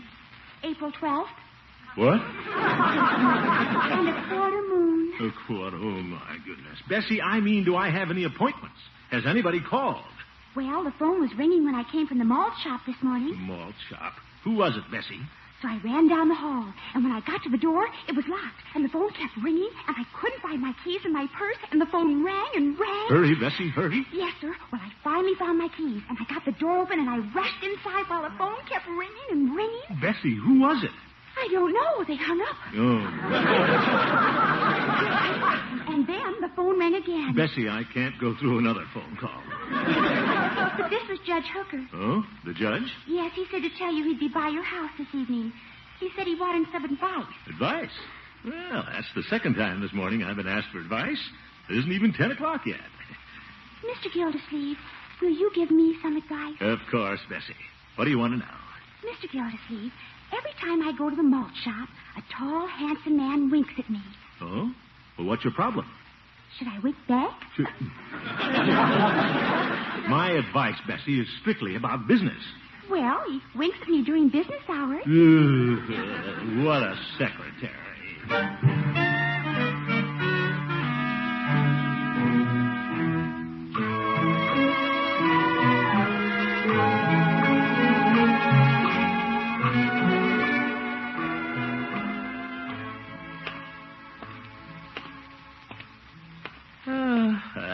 What a wonderful time of day. Between sunset and dusk. So quiet. Not a human sound to break the silence. Gildy! Oop. Still not a human sound. What the old goat wants. Hello, Judge. Evening, Gildy. Can I have a little talk with you before dinner? Of course, Horace. Come on in the house. Thank you. There you are. Mr. Gildersleeve? Yes, Bertie? You got to get rid of that old goat. Bertie, he's here. Well, you got to get rid of that old goat Leroy brought home. Oh, Leroy's old goat. What's this? Evening, Judge. Evening, Bertie. What about Leroy and a goat? That's what he's got, a goat. That's just what he's got. Oh, where did Leroy get a goat? I don't know where he got it, but I know where he got the goat. Now, Bertie, don't get excited. Mr. Gildersleeve, he ate every flower in the pansy bed. What, Bertie? And you ought to see my clothesline. That goat's got a goat. Did he eat the clothesline too, Bertie? No, sir, he didn't eat the clothesline. Well, good. He ate your socks off the clothesline.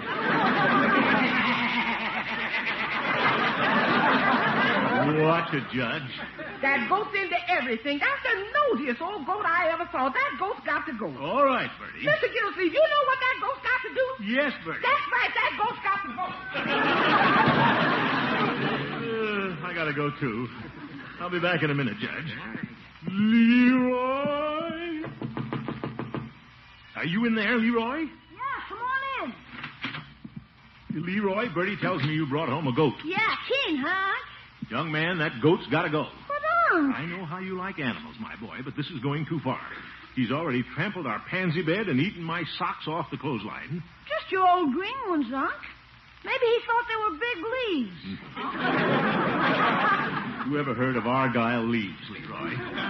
You'll have to take that goat back where you got him, you understand? Okay. Gosh, he's my first big business deal. Business deal? Sure, Unc. Remember you told me to use my head and hire Buzz Callahan to mow the lawn for half of what you pay me? Well, yes. Buzz wouldn't do it, so I bought a goat to eat the grass. Eat the grass? Sure. We're both businessmen, Unc. You got Bessie and Uncle Charlie and the meter reader working for you, and I got the goat working for me. But, Leroy, a goat won't eat all that grass. She will when he finishes the pansies. Yep. Leroy, how much did you pay for that goat? $3 on the installment plan. Only $3 for a whole goat? Yeah.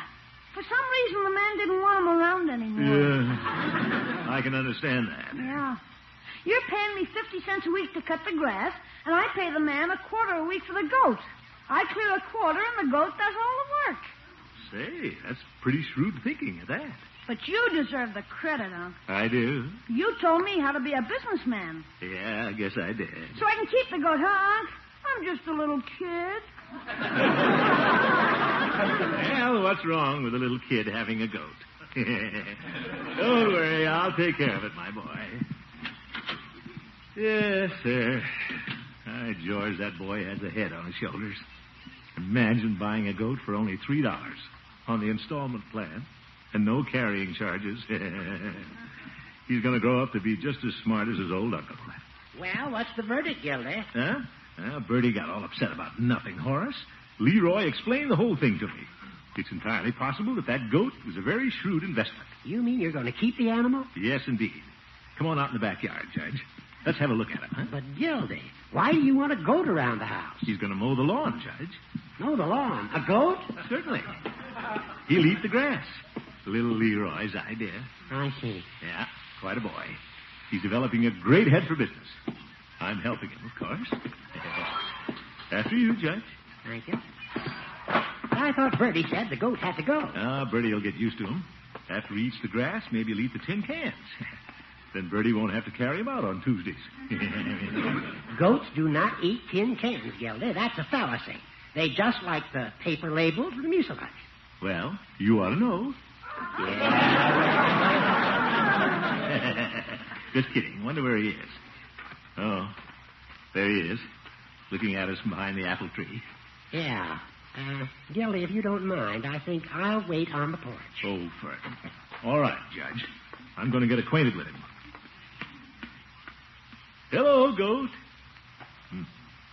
Wonder what his name is. Probably Billy. Hello, Billy. Yeah, it is Billy, all right. Pretty sociable little goat. Coming out from behind the tree. He has nice horns, Gildy. Huh? Yeah. Now, let's not get too friendly, Billy. Wonder why he's twitching his tail. Goat, don't look at me like that. Don't lower your head now. Now, Goat, Billy, you wouldn't want to butt me. I live here. I'm Leroy's uncle. You take my advice, Gildy. You run for it. Well, maybe if I just back up slowly. Oh, brother, he's coming. I better run for it. I made it. Before you hit the door, Gildy. Split the door right down the middle. That goat's got to go. And you too, Judge.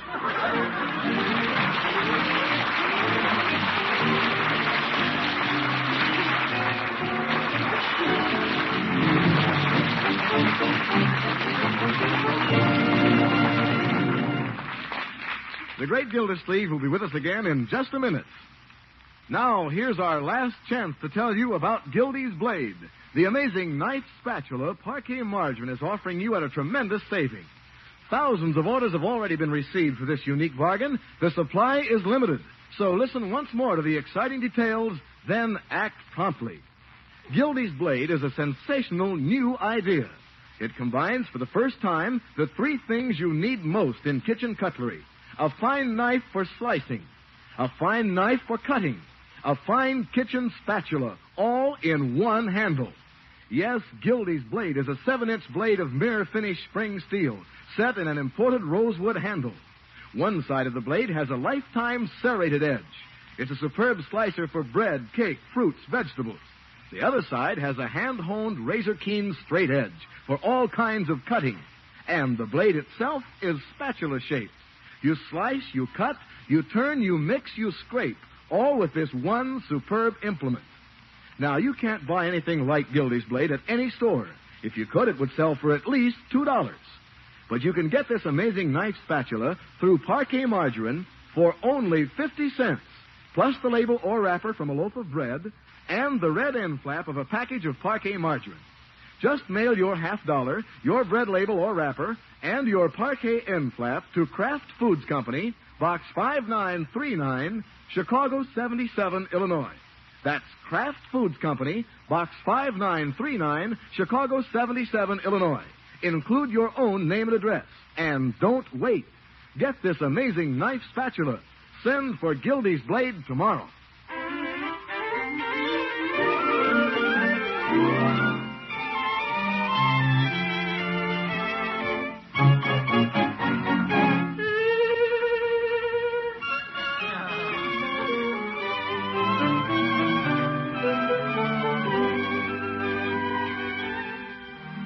Let's get back to the great Gildersleeve. Yesterday he was very proud when Leroy made his first business deal, the shrewd purchase of a $3 goat. Today, as our water commissioner wends his way homeward, he doesn't think so much of the deal. Hard for me to tell little Leroy to get rid of the animal. After all, I told him not to take the paper out. Still, I can't have that goat chasing me every time I leave the house. Someday my luck's going to run out. Well, look at that. Peavy has a new window display. Hot water bottles. Nice. Hello, Peavy. Well, hello, Mr. Gildersleeve. Nice window display you have, Peavy. Well, I didn't know hot water bottles were that interesting. Well, they are to me. Anything that plugs water, I'm for. Well, I wouldn't sell a hot water bottle without a plug. Oh, my goodness. That was a little witticism, Mr. Gildersleeve. Plug in the hot water bottle? I get it, Peavy. What can I do for you this afternoon, Mr. Gildersleeve? Sell you a hot water bottle? No, Peavy. Just stopped in on my way home. I'm going to get my car and take KATHRYN out to dinner. Oh? I thought perhaps you were spending the evening at home with your goat. What? The judge was in. Oh, yes, the judge. Well, it's not my goat, Peavy. It's Leroy's. It's becoming a real problem. You don't say. Every time I set foot out of the house, he chases me. My. Has he caught you yet? He's not going to either. He doesn't bother Leroy, nor Marjorie, nor Bertie. I can't understand why he goes after me. Well, perhaps he considers you a better target. Yep. Peavy. Just an observation, Mr. Gildersleeve. Well, something has got to be done about the creature. When I was a boy, I had a goat, and I don't mind saying he had a lot of good qualities. Really? Say, Peavy, I'll bet you'd like to buy this goat. Well, no, I wouldn't say that. Cheap? Free? Peavy, if I were to give him to you free, what would you say? Nah. Ooh.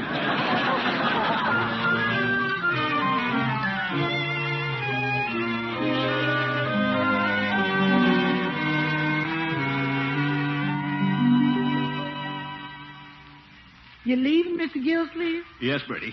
I'm taking Miss Milford to dinner this evening. There'll be just you and Marjorie and Leroy. Yeah, me and Marjorie and Leroy and that no good goat. Well, don't you worry about him, Bertie. You know where I found him sleeping this morning, Mr. Gildersleeve? I'm afraid to ask. Up in Leroy's old pigeon roost. What? He climbs like a cat and he'll sleep any place. He's a no-good goat. Well, he's no friend of mine, Bertie. No, sir. There's good goats and there's bad goats. He's a bad goat. That's right, Bertie, but I've got to go now. You going out through the backyard? Yeah. You want me to go with you? No, I guess I'll make it all right. Thank you, Bertie. Thank you very much. See you later. There. Now, if I can just make it to the car without attracting that goat's attention. He doesn't seem to be around any place. So far, so good. Hey, Leroy. have you seen Billy? No, and he hasn't seen me. Gosh, I can't find him. Well, good. I wonder if he jumped the fence and ran away. He might have. You know how goats are, Leroy. Here today and gone tomorrow, thank goodness. But he's my business investment. I've still got to pay for him. Well, my boy, if he's disappeared, I'll pay for it, gladly. No kidding? Absolutely, my boy. Okay, he's disappeared. All right, here's your $3. Is that right? Well, I've been checking the prices on goats, Unc, and they just went up. Oh, they did. This one just went up 50 cents. Yeah. Well, I guess I'm buying a goat on the bull market. Yeah, but it's worth it, my boy. Here's your extra 50 cents. Thanks, Unc. How am I doing in business? Yeah, better than I am. Gotta get out of here while I've got enough money left to take Kathryn to dinner. Leroy, who left his car door open? I guess I did. Remember last night when you made a run for the back porch? I had to go out and turn off the ignition. Oh, yes. Well, goodbye, my boy. Bye. Wonder where that darn goat went to. Where would I go if I were a goat? Nah, he wouldn't go there. Well, he's gone. That's all that matters.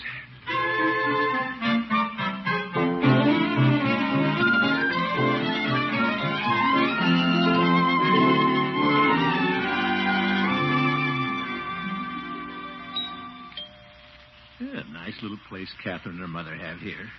Katie, beautiful Katie. Now, here she comes.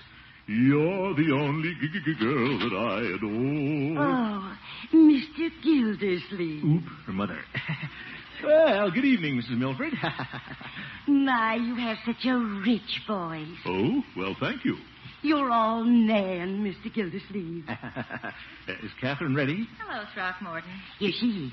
She's been primping for you. Oh, Mother. Well, nice primping, too. You look stunning, Kathryn. Doesn't Mr. Gildersleeve say the nicest things? He sang to me. Oh. We better be going, huh? Ta-ta, Mrs. Milford. Ta-ta. Bye, Mother. Nice old soul, your mother. Mm-hmm.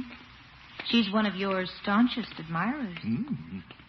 Nice of you to take me out to dinner, Throckmorton. Well, I'm ready for it. Climb in, Katie. Huh? Yeah, I've had a hectic day. You have? Yeah, we've had a goat on our hands. A goat? Mm-hmm. Did somebody turn it in on a water bill? No. Leroy brought him home, but at last we're rid of him. Oh. What did you do with him? I didn't have to do anything. He just disappeared. I suppose little Leroy's broken-hearted. Not Leroy. He made money off the creature hand over fist. Well, he'll probably come back. Nah. That goat's miles away by this time. You know, goats are supposed to be so smart. Well, this one didn't fool me. I had his number right in the very beginning. Heavens. What's that? Oh, Billy. He was sleeping in the back seat. Oh, for goodness sake, a stowaway goat. I'm sorry, Kathryn. I'll have to take him back home and pick you up later. Yes, I guess you'd better. Confounded animal. This time Leroy has got to get rid of him. Stop breathing down the back of my neck.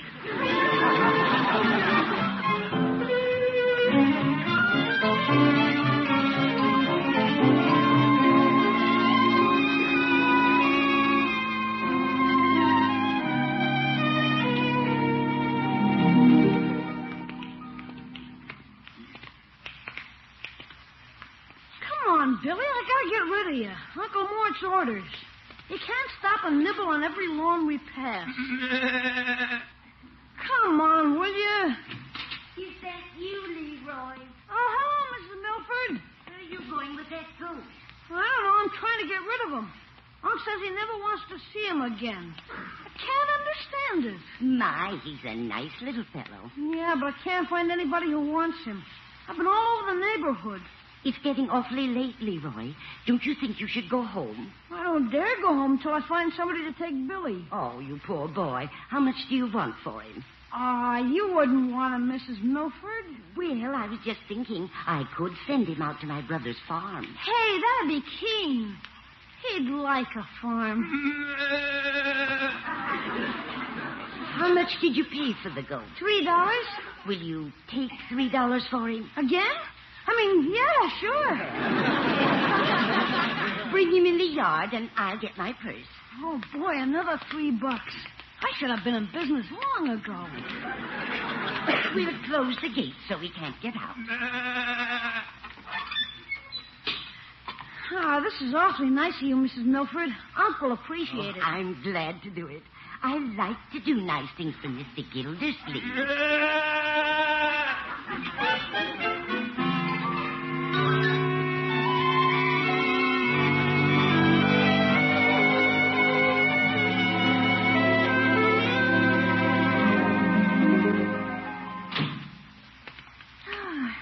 Been a lovely evening, Throckmorton. Yeah.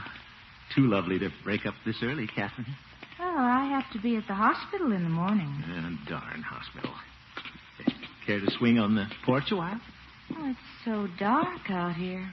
Well, there's only a quarter moon, and that's behind the house. Great night for swinging. Well, we might sit in the swing a minute. Good.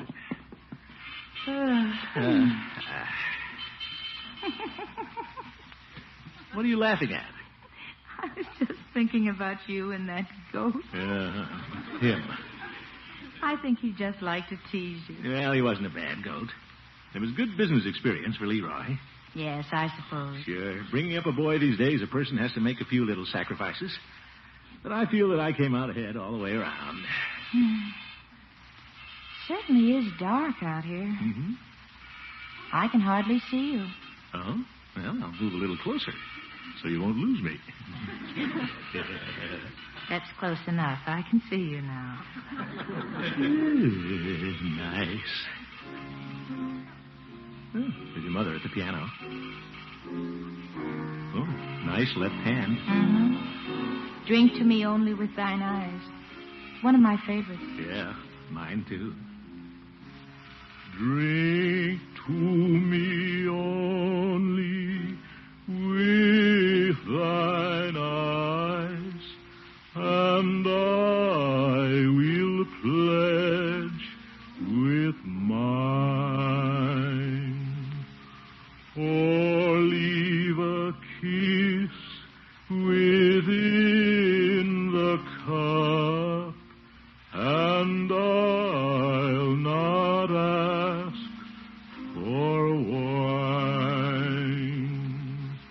The thirst that from the soul doth rise, doth ask a drink divine. But might I of Jove's nectar sup, I would. Catherine, did I hear a goat? I did. I see him. He's lying right there on the porch. Oh, how did he get over here? He's getting up, Throckmorton. So am I. Good night, Catherine. Don't run, Throckmorton. Don't run, she says. See you later. Look out, Throckmorton. If I can just make it to the gate.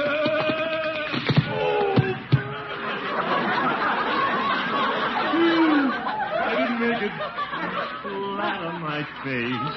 Throckmorton, did he knock you down? No, I always go home this way.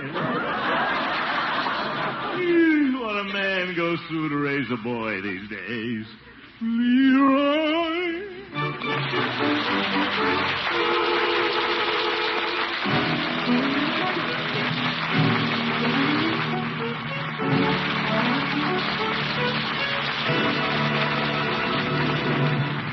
We'll hear from Gildy again very shortly. Final instructions. To get Gildy's Blade Amazing Knife Spatula, just send 50 cents, the label or wrapper from any loaf of bread, and the red end flap of a package of Parquet margarine to Kraft Foods Company, Box 5939, Chicago 77, Illinois. That's Kraft Foods Company, Box 5939, Chicago 77, Illinois.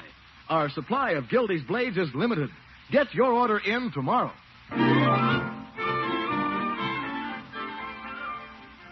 What you doing? I'm lying on the couch, resting. Why are you lying on your stomach? Never mind. Gee, I sure made money on that ghost.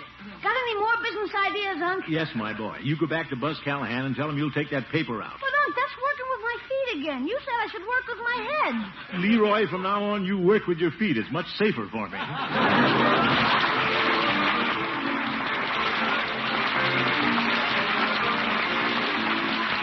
The Great Gildersleeve is played by Harold Perry. The show was written by Paul West, John Elliott, and Andy White, with music by Jack Meakin. Included in the cast are Walter Tetley, Lillian Randolph, Kathy Lewis, Gloria Holliday, Earl Ross, and Dick LeGrand. This is Jay Stewart saying goodnight for the Kraft Foods Company, makers of the famous line of Kraft quality food products. Be sure to listen in next Wednesday and every Wednesday for the further adventures of the Great Gildersleeve. And don't forget to send for one of those Gildy's Blades. They're really practical, folks, really useful. And what a bargain at the price Parquet is asking. I want every friend, that is every lady friend, of mine to have one. So get that little Billy Doo off to the Kraft Foods Company tomorrow. You'll be glad you did. Good night, folks.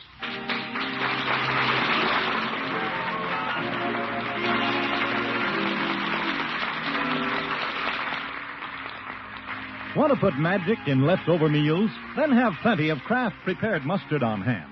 Mustard makes hidden flavors pop right out of leftover meats, adds new life to salad or egg dishes. You can get two kinds of Kraft prepared mustard, you know. Salad mustard, mild, delicately spiced, or Kraft mustard with snappy horseradish added. Have both on hand. For when you add a little mustard, you add a lot of tang. Get Kraft prepared mustard.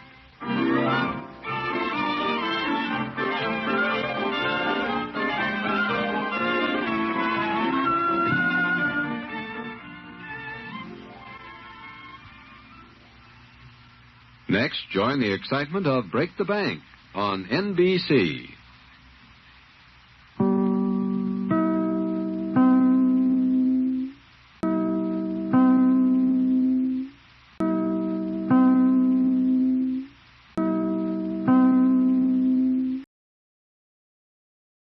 The Kraft Foods Company, makers of Kraft quality foods, presents Harold Perry as the Great Gildersleeve.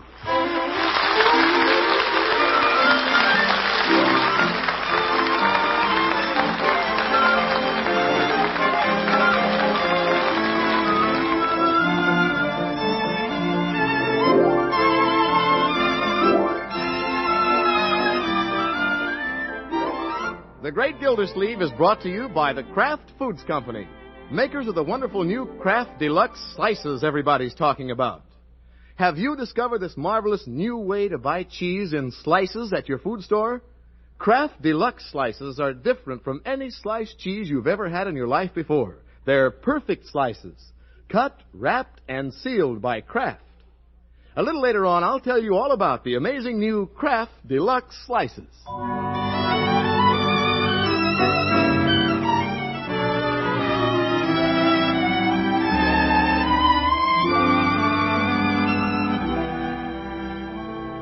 Well, 3 weeks from today, the Great Gildersleeve's niece, Marjorie, is to be married. And things are beginning to move at a fast tempo around the Water Commissioner's house. By George, I love a wedding. Miss Gildersleeve! Yes, Bertie? Are you home? Am I home? No, Bertie, I'm still at the office. Well, when you get home, there's something... There, you here. Mr. Gildersleeve, are you spoofing me? Yeah. What is it, Bertie? The wedding invitations just came. Oh, they did? Yes, so here they are, all engraved. Well, good. And here's the bill. Let's see. Oop. They must be engraved in solid gold. Yes, sir. Well, let's open them up, huh? Hey, what did that guy bring, Unc? Marjorie's wedding invitations, Leroy. Yeah, let me see them. How many are there? Well, we ordered about 200. Yes, sir. Everybody in Summerfield wants to see Miss Marjorie married. 200? Gosh, they'll have to put bleachers in the church. Well, everyone we send invitations to isn't supposed to attend the wedding, Leroy. They're just supposed to send presents. Mr. Gildersleeve's gonna get his money back somehow. That's right, Bertie. Let me see what the invitation says. Don't handle them, Leroy. We don't want strawberry jam all over them. Okay. Feel that engraving. It says, Mr. Throckmorton P. Gildersleeve, that's me, requests the honor of your presence at the marriage of his niece, Marjorie. That's Marge. To Mr. Walter J. Thompson. That's Bronco. Yes. On Wednesday, the 10th of May. What's going on, Unky? Your wedding invitation just arrived, my dear. Oh, they did? Yeah, you're going to get married May 10th. I know, Leroy. Gosh, just think, Marge, in 3 weeks you'll be a ball and chain. Leroy? And comes the bride, fair, fat, and wide. Oh, stop it, Leroy. See how she waddles from side to side. Uncle Mort. Don't you worry, my dear. You won't waddle going down the aisle. I wonder if I will. Bronco will be here in a minute. I can't wait for him to see the invitations. They look terribly expensive, Unky. Hey, why does the bride have to pay for everything? Very elementary, my boy. If the groom had to pay, he wouldn't have enough left to start housekeeping. You know, I'm afraid this is just the beginning, Uncle Mort. Oh? There'll have to be a cake and things for the reception. Well, I've been putting a little aside for that. Well, then there'll be the flowers for the church. Yeah, we need plenty of flowers. And an organist and a soloist. Say, why don't I save some money and sing the solo myself? I could run around behind the church in time to take you down the aisle. Sure, you could use my bicycle. Yeah. Oh, Unky. All right, I just hope my money holds out. Oh, and that isn't all, Uncle Mort. There's more? Well, we have to furnish dresses for the bridesmaids. Zeke. I wonder if I'm eligible for the Marshall Plan. Well, at least we won't have to buy your wedding dress. Unky, Yeah? are you sure Mother's dress is here? No, it must be. Well, Bertie and I have searched the attic, and if it's here, it must be in that old trunk of yours. Yeah, I guess so. Come on, Marjorie, let's go up and find it, huh? Oh, that must be Bronco. I can't go now, Unky. Why not? Bring Bronco along. He can move the trunk.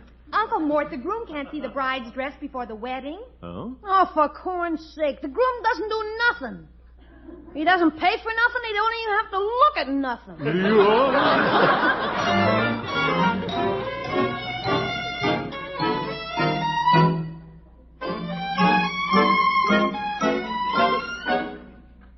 Is this the trunk, Unc? That's it, Leroy.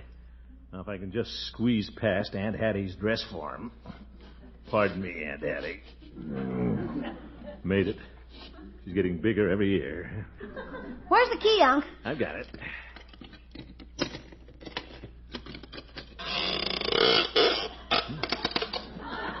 Hinges are kind of rusty.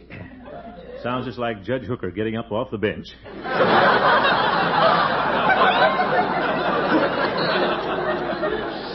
I'll lift the tray out, Unc. All right, my boy.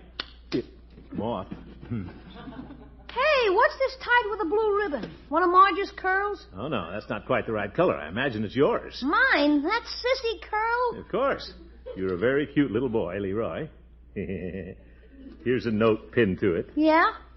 Throckmorton's curl at age 5. Guess you were pretty cute, too, Unc. Never mind, Leroy. Let's look for the wedding dress. What color is it, Unc? White and lacy. Let's see. Boxes. My old fur mittens. A comic Valentine.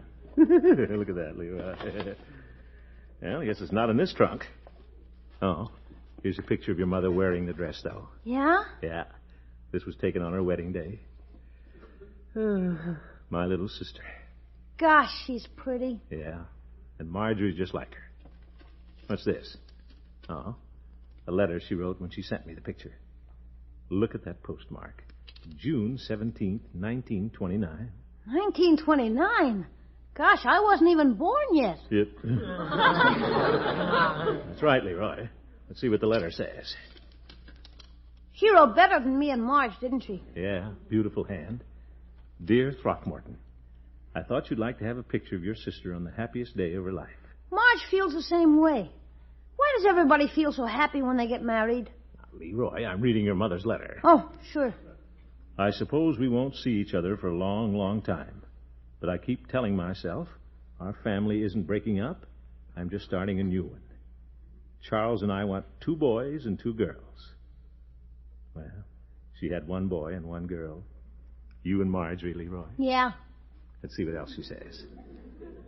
It'll be the joy of my life to watch my children grow up and see them as happily married as I am. Gosh, did Mother say that? Yeah, she did. What's the matter, Unc? Nothing, my boy.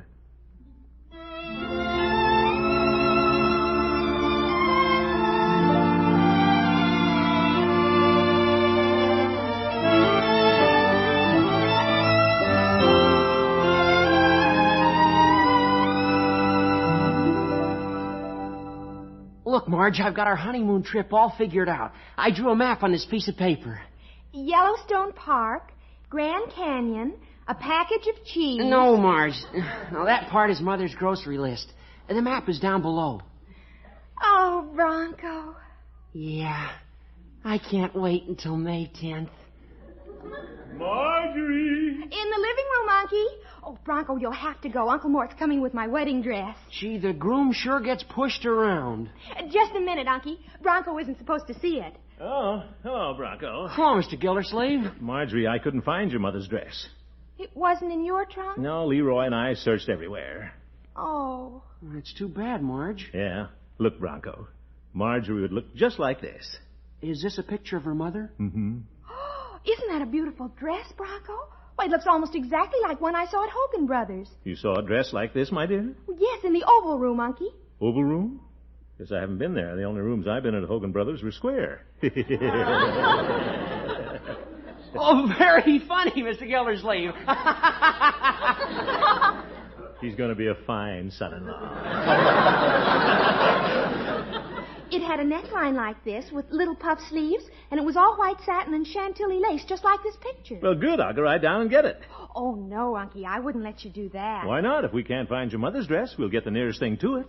But, Unky, this is a very expensive dress. Oh? Marge is right. You've got to start watching expenses, Mr. Gildersleeve. Well, I'm going to start right after the wedding. Poor Unky. Yeah, I've been figuring out what this wedding is costing you, Mr. Gildersleeve. I was lying awake the other night worrying about it. You were? I said to myself, Mr. Gildersleeve's furnishing the flowers, buying invitations, paying for music, giving a reception. Well, yes. And what are my parents furnishing? Me. Well, what more could any girl want? Oh, Marge.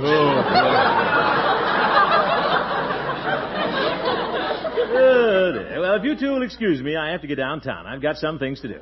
Unky. Yes, my dear? You're not going down and look at that wedding dress, are you? Me? No. If I have to buy one, I'll get something inexpensive.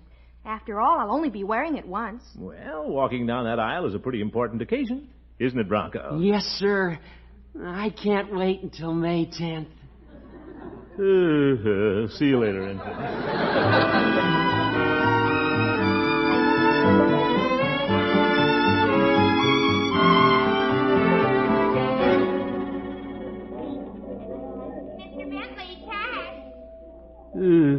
Nothing but women around here. Must be getting close to the Oval Room. For some reason, I don't feel very comfortable in this end of the store. Hope nobody sees me. Gildy! Oop. Judge Hooker. Judge, what are you doing up here among the wedding gowns? Pretty dangerous for an eligible bachelor like you. Not as dangerous for me as it is for you, Gildy. You're a fatter catch than I am. Old goat, stop cackling, Horace. Everybody's looking at you. As a matter of fact, I was cutting through to the 3/4 length socks. What are you doing here, Gildy? Well, I'm down here to buy a wedding dress for Marjorie, Judge. Why don't you come along? What's the matter? Afraid to walk into the Oval Room alone? Well, there are a lot of women in there. Very well, I'll accompany you. beautiful room, isn't it? Yeah. Quiet, too. Thick carpets. Yeah. Can hardly see my shoe tops. Say, Gildy, look over there. You look over there, Judge. I'm looking over here. What? Models. My, is that a wedding gown? I think so, but let's keep moving, huh? Are you gentlemen interested in wedding gowns? Yes, indeed, miss. At least my niece is. Oh, well, do you like the one being modeled? That blonde wedding gown? I mean... Gildy, whatever happened to Marjorie's mother's wedding dress? We can't find it, Judge, but I'm here to get one just like it. Miss. Yes? You have a dress here that my niece rather liked. Oh, can you describe it? Well, it's white satin, has a neckline sort of like this, and little puffy sleeves, and there's a lot of chantilly lace. Chantilly lace. There's nothing like the fragile gossamer beauty of chantilly lace. Like a fleecy cloud hovering around the bride. Oh, brother. All right, Judge, come out of the clouds. You know the one I have in mind, miss? I'm sure I do. It's quite expensive. It is? Gildy, aren't you going overboard on Marjorie's wedding? Well, Horace, it's taken about all I've saved for a rainy day, but what the heck? Let's spend it for a sunny day. That's a nice attitude, Gildy. Of course, I'll have to cut down on cigars and lunches for a little while. But at a time like this, what's another $50 for a wedding dress? Here's the dress. Isn't it lovely? Oh, that's it, all right. Nice long train. Beautiful. It's $135. 100 and Zeke? No, $135. He heard you, miss. Uncle Mort. Yeah, Marjorie. Well, hello, Marjorie. Hello, Judge. Uncle Mort, I thought I'd find you here. Yeah. Uncle, you've spent too much money already. I forbid you to buy that dress. Well, I had no idea it was that expensive. May I show you something else? No, thanks, miss. We're just cutting through to the 3/4 length socks. I hope they're out of them. See you later, Marjorie. Come along, Judge.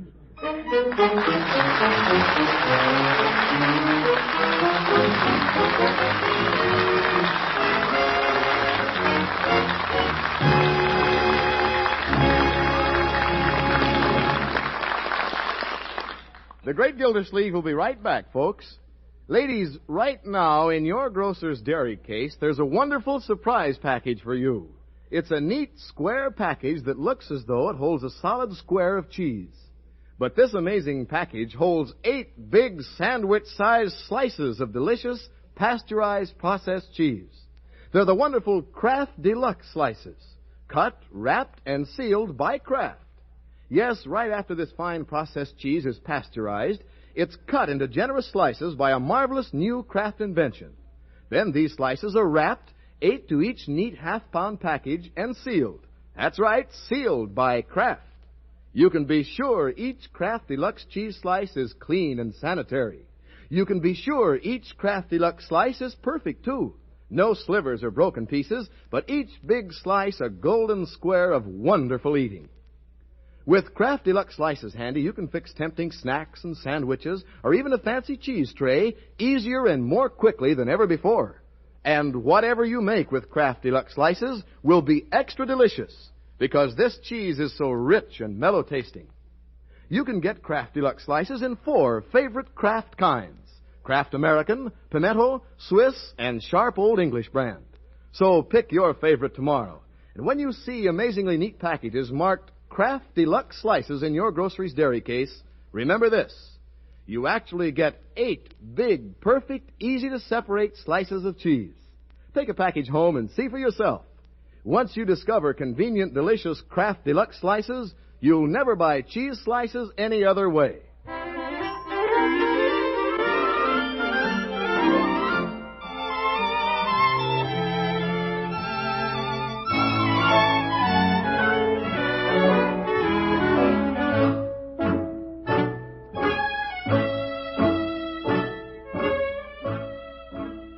Well, let's get back to the Great Gildersleeve. Yes, sir. By George, Marjorie's a sensible girl. Not letting me spend $135 I don't have.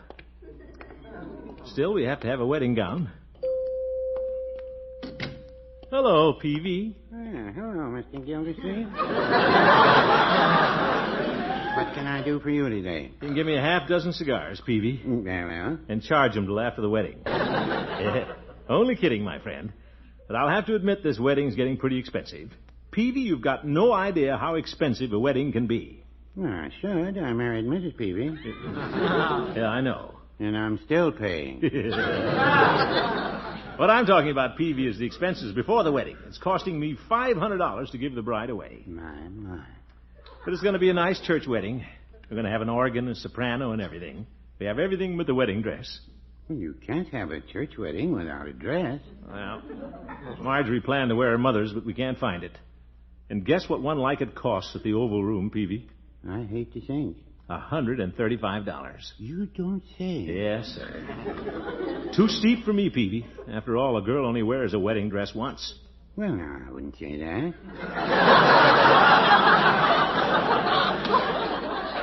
What? Mrs. Peavy's cousin Ida used hers 6 times. In 5 different states. Yeah. Oh, my goodness. Cousin Ida liked to travel. Yeah, I can see that. And by the way, Mr. Gildersleeve, there's no reason why Mrs. Peavy's wedding dress shouldn't be used again. Do you suppose Marjorie'd wear it? Marjorie? It's a beautiful dress, and as you say, you've been put to a lot of expense. Well, I don't know. I'd consider it quite an honor to have Marjorie wear that dress, and so would Mrs. Peavy. Well, by George, that's nice of you. I'm sure Marjorie would be honored to wear it. Well, I'll phone and have Mrs. Peavy get it ready for her. Fine. You think it'll fit Marjorie? Well, when Mrs. Peavy and I were married, she was about Marjorie's size. I remember carrying her across the threshold. I got tangled up in the train.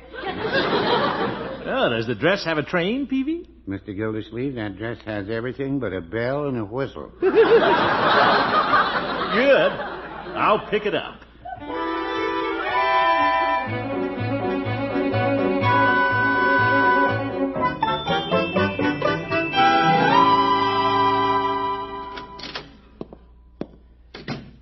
Marjorie! Yes, Unky? I've got a surprise for you. Oh? What is it? Well, it's something nice that Mr. and Mrs. Peavy sent you.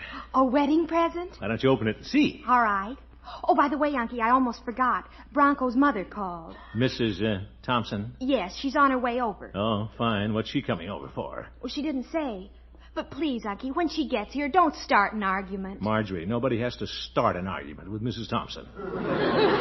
Well, be nice to her. All right, I'll be so sweet to her she won't even recognize me.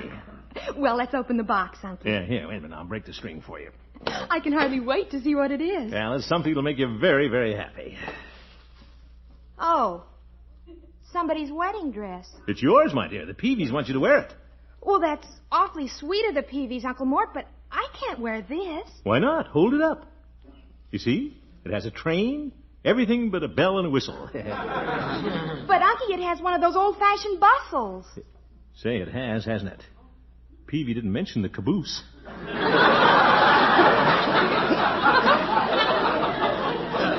We could uncouple that, my dear. Wedding dresses don't grow on trees, you know. Oh, that's probably Mrs. Thompson. I'll put the dress away. I'll get it. Yeah, I've got it, Bertie. Well, Mother Thompson. Hello, Mr. Gildersleeve. Nice to see you. Yes, indeed. Won't you come in? Thank you. My, you're looking fine today, Mrs. Thompson. Fit as a fiddle. Bull, that is. Is that Mr. Gildersleeve? I said you're looking fine. You look, well, too. Well, thank you. This is quite a surprise seeing you. As they say, if I'd known you were coming, I'd have baked a cake. Is Marjorie here, Mr. Gildersleeve? Yeah, she's upstairs. She'll be down in a minute. Yes, indeed. It's nice to see you, Mrs. Thompson. What are you doing these days? Keeping busy, are you? Yes, I'm keeping busy. Well, good. Are you keeping busy? Me? Yes, indeed. I'm the water commissioner, you know. I know. That's why I wondered. Wonder what you meant by that. Oh, hello, Mrs. Thompson. Hello, Marjorie, my dear. I can't stay. I just dropped by to leave this package for you. Oh, for me? Well, Bronco came home and told us how high the wedding expenses are running, and this is something I'd like to do to help out. Isn't that nice? I brought you my wedding dress. Oop. Not another one. What was that, Mr. Gildersleeve? I said, I'll bet it's a lovely one. Well, it's very thoughtful of you, Mrs. Thompson. Don't mention it, my dear. I know that a wedding dress is a very difficult thing to get. Not around here, it isn't. Won't you come into the living room and sit down, Mrs. Thompson? Thank you, my dear. Excuse me, Mr. Gildersleeve. Oop! Right on my corn. I hope that isn't somebody else with a wedding dress. Judge! Oh, how we danced on the night we were wed. What's in that package, Jolson?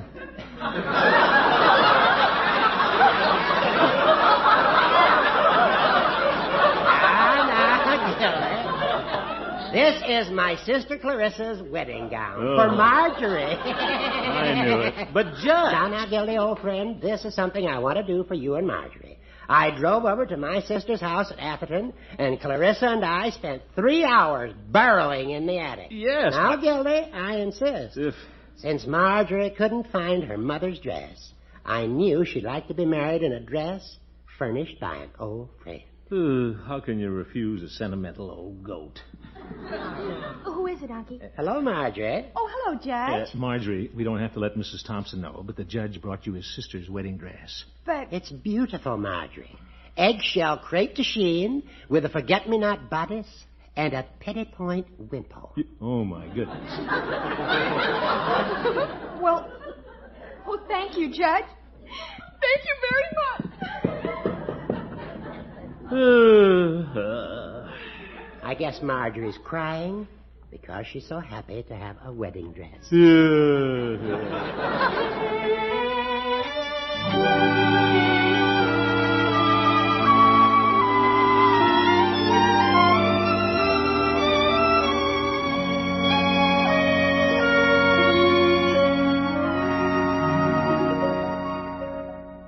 Bertie! Yes, sir?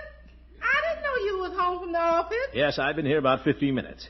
Bertie, is Marjorie in her room? I noticed her door is closed. Yes, sir. She's been up there most all day. She has? There's a girl with too many wedding gowns on her hands. You're so right, Bertie. And none of them hers. Well, people are trying to be nice. Yes, sir. But she don't want no second-hand dress, Mr. Gildersleeve. You're so right, Bertie. She wants a dress of her own. I know, Bertie. I'm going up and have a talk with her. Marjorie! I'm in my room, Unky. May I come in? If you like. Oh, looking out the window, eh? Marjorie, Bertie and I were just talking about the wedding dresses. What am I going to do, Unky? Well... I don't want to offend the Peavies. No, I know you don't. And the judge was a dear to drive all the way over to his sister's to borrow her dress. Yeah? And I can't refuse Mrs. Thompson. Yeah, I thought of that. It's not a good idea to offend your mother-in-law. Marjorie. Yes, Unky. Why don't you go up in the attic and take one last look for your mother's dress? But you and Leroy were up there only yesterday. Well, we could have missed it. I might have looked right at it and never seen it. Run along, my dear.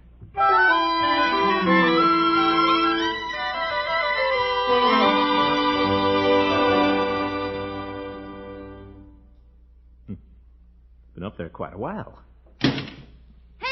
Time to eat. I'm hungry. Leroy, you're always hungry. We don't eat till all the family is here. Where's Marge? She's keeping a little kid from getting his vitamins. She's up in the attic, my boy, looking for her mother's wedding dress. How can she find it if we couldn't? Well, maybe she has better eyes than we have. She must have seen a mouse. She must have seen something. Auntie! Oh, Auntie! Yes, my dear? Auntie, look what I found. Well, you found your mother's dress. What's going on out here? Bertie, she found the dress. Hold it up to your shoulders, Marjorie. All right. Oh, it's absolutely the most beautiful wedding dress a girl ever had. It sure is, Miss Marjorie. Yeah, that's keen. How did we miss it, Unc? Yeah, Leroy, let's go wash for dinner. Okay. Bertie, dinner'll have to wait. I've got to try it on. Yes, ma'am. You sure love that dress, don't you? Oh, yes, Bertie. I love it just as much as if it were Mother's. Ain't it your mother? Look, Bertie. Land alive. Hogan Brothers. $135. We mustn't let Unky know he forgot to take off the price tag.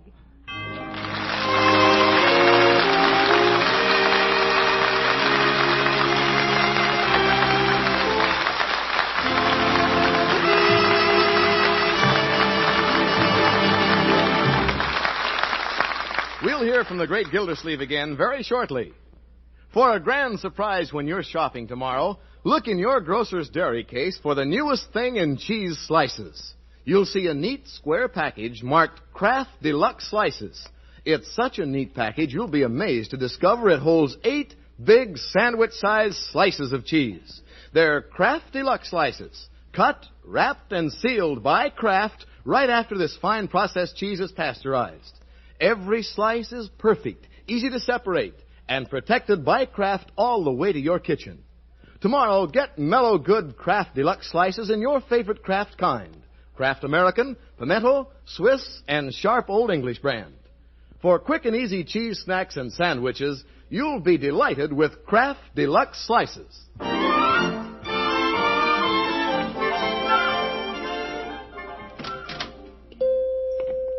Hello, Peavy. What can I do for you today, Mr. Gildersleeve? I brought your wife's dress back, Peavy. Marjorie's very grateful to you both, but she found a wedding dress up in the attic. Oh, her mother's? Well, yes, Peavy. One I bought for her mother. Oh, that's nice. A memory like that's a fine thing at a wedding. Yeah. Think I'll have some lunch, Peavy. Very well. Would you like the blue plate? 60 cents? 60 cents? It's the businessman's special. Yeah, no thanks, Peavy. Just give me a 10-cent sandwich and a glass of water. Well, what kind of a lunch is that? The water commissioner's special. Good night, folks.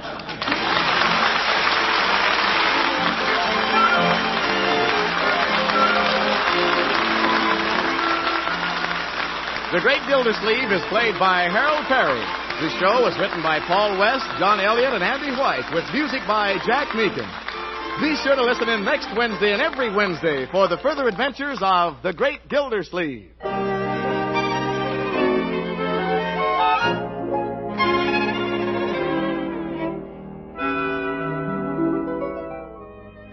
Here in America, most of us have plenty to say about what's wrong with our economic system. And we have the right and the freedom to say what we think. Certainly our economic system isn't perfect, but let's remember this.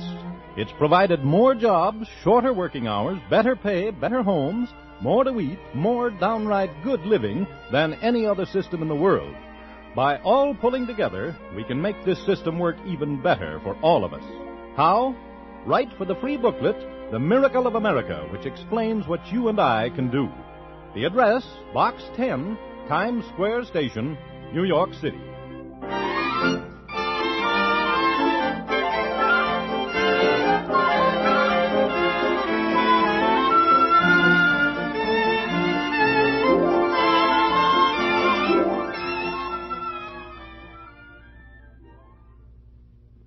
Next, join the excitement of Break the Bank on NBC.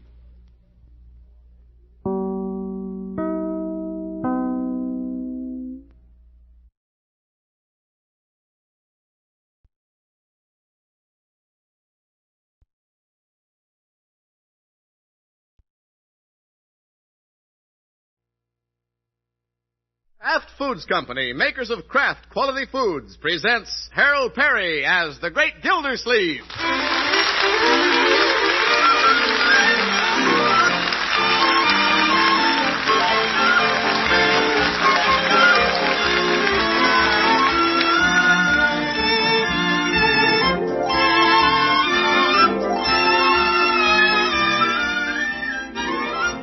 The Great Gildersleeve is brought to you by the Kraft Foods Company, makers of the wonderful new Kraft Deluxe cheese slices everybody's talking about. Have you discovered this marvelous new way to buy cheese in slices? Kraft Deluxe slices are different from any sliced cheese you've ever had in your life before. They're perfect slices, cut, wrapped, and sealed by Kraft.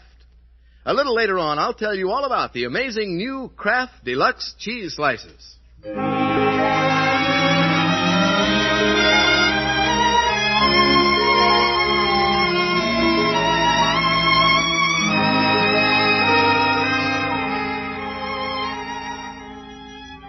Well, the lights are beginning to twinkle silently in Summerfield. The quiet of eventide has settled over the Great Gildersleeve's household. In fact, the water commissioner has just had a quiet shave.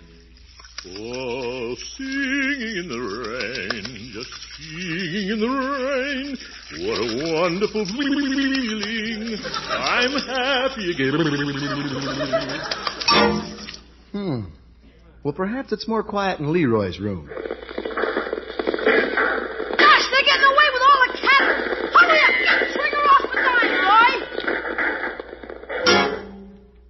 isn't so quiet there either. Let's try Birdie. Well, it's can night again. Bombs away!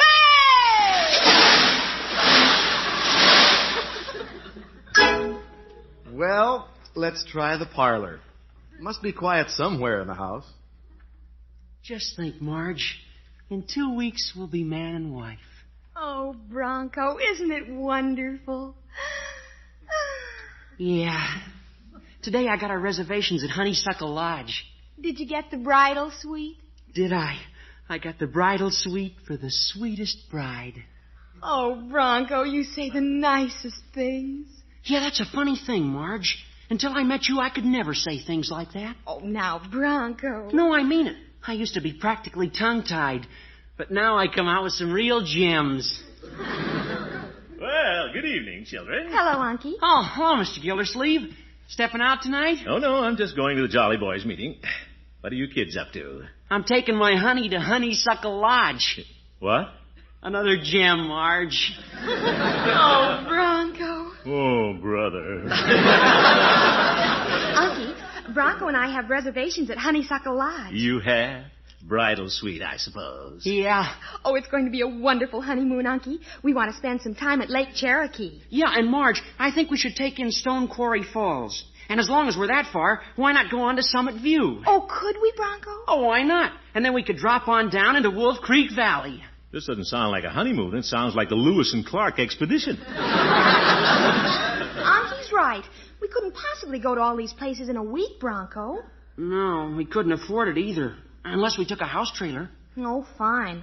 We spent our money for a house trailer. We couldn't afford to take it anywhere. Well, instead of going to Lake Cherokee, you could park it up by the Summerfield Reservoir. Oh, Unky. Marge, maybe we'd better shorten the itinerary. Yeah.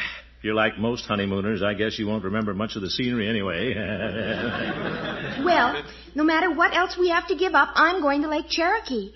I want to wear my new bathing suit. Oh, yes, the luminous pink job. Marge, if we can go to Lake Cherokee, we can go to Summit View.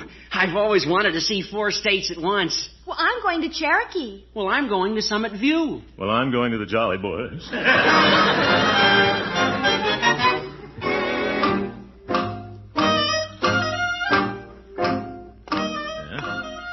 Guess I'm not late for the meeting. It looks like the friendly neighborhood druggist crossing the street. Hello, Peavy. Well, hello, Mr. Gildersleeve. What can I do for you this evening? Yeah, but Peavy, you're closed. Well, if your purchase is big enough, I'll go back and open up. No thanks, Peavy. You're not going to get any of my money tonight. Yeah, I can wait. Well, there's the judge. Bonsoir, monsieur. Good evening, Judge. Hello, Horace. Thanks for holding the door open. Not at all. Entrez-vous, monsieurs? Sounds as though the judge ate a French dinner tonight. Matter of fact, I did. Somebody has to give a little tone to this club. You know, you've made us quite distinguished, Horace. Thank you, Gildy. We're the only club in town with a French goat. Now, Gildy. Well, Chief and Floyd are here. Hi, fellas. Oh, Floyd. Commissioner. Hey, Commish, the Chief and I got a great idea. Oh? Commissioner, how'd you like to have the Jolly Boys singing Oh, Promise Me at your niece's wedding? My. Well, thanks, Chief, but we're having a soloist. Well, what's wrong with 4 soloists singing together? Yeah, and me at the organ. That did it. Sorry, Floyd, but all the arrangements have been made. Well, if we can't sing at the wedding, Commissioner, how about singing at the reception? Well, I planned to have Irving Hotstetter and his Hepcats playing in the parlor, but I could save a little money there. That's a capital idea, Gildy. Let's rehearse something appropriate. Well, they'll be leaving on a trip. We could sing Coming Around the Mountain. Yep. Peavy, that'll never do. It should be something about a honeymoon. A joyful number for a joyful occasion. Oh, look who's talking about honeymoons. He ain't never been on one. Floyd, he's touchy about it. The only song we know with honeymoon in it is By the Light of the Silvery Moon. Yes, in fact, that's one of the few songs we know. Yeah, well, let's try that then, huh? Hit it, Floyd. Coming up, Commish. By the light of the silvery moon, I want to spoon till my honey I'll prune.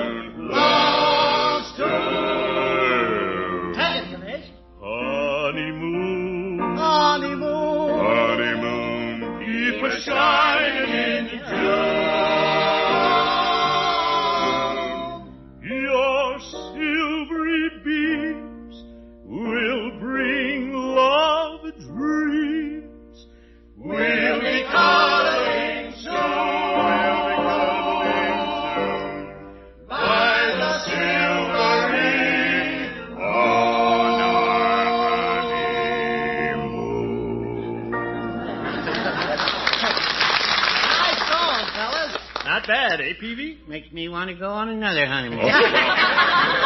By the way, Gildy, I've been meaning to bring this up before the group. What can we Jolly Boys give Marjorie and Bronco for a wedding present? Wedding present? You mean our singing ain't enough? Yeah. Oh, no, Floyd. Gentlemen, I think the Jolly Boys would be remiss if we didn't make a suitable presentation to the niece of one of our most beloved members.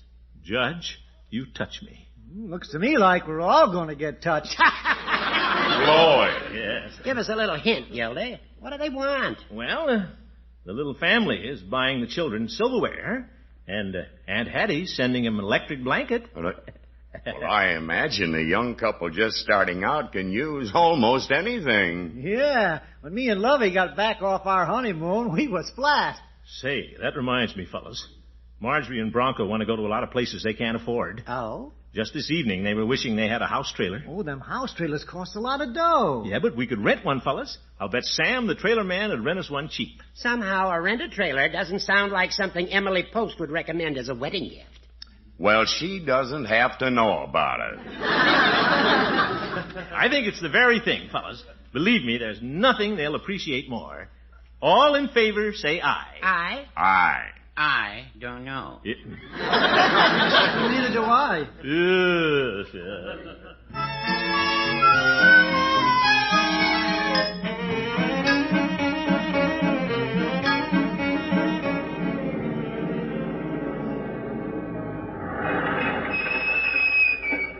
Age before beauty, Judge. Thank you, Gildy.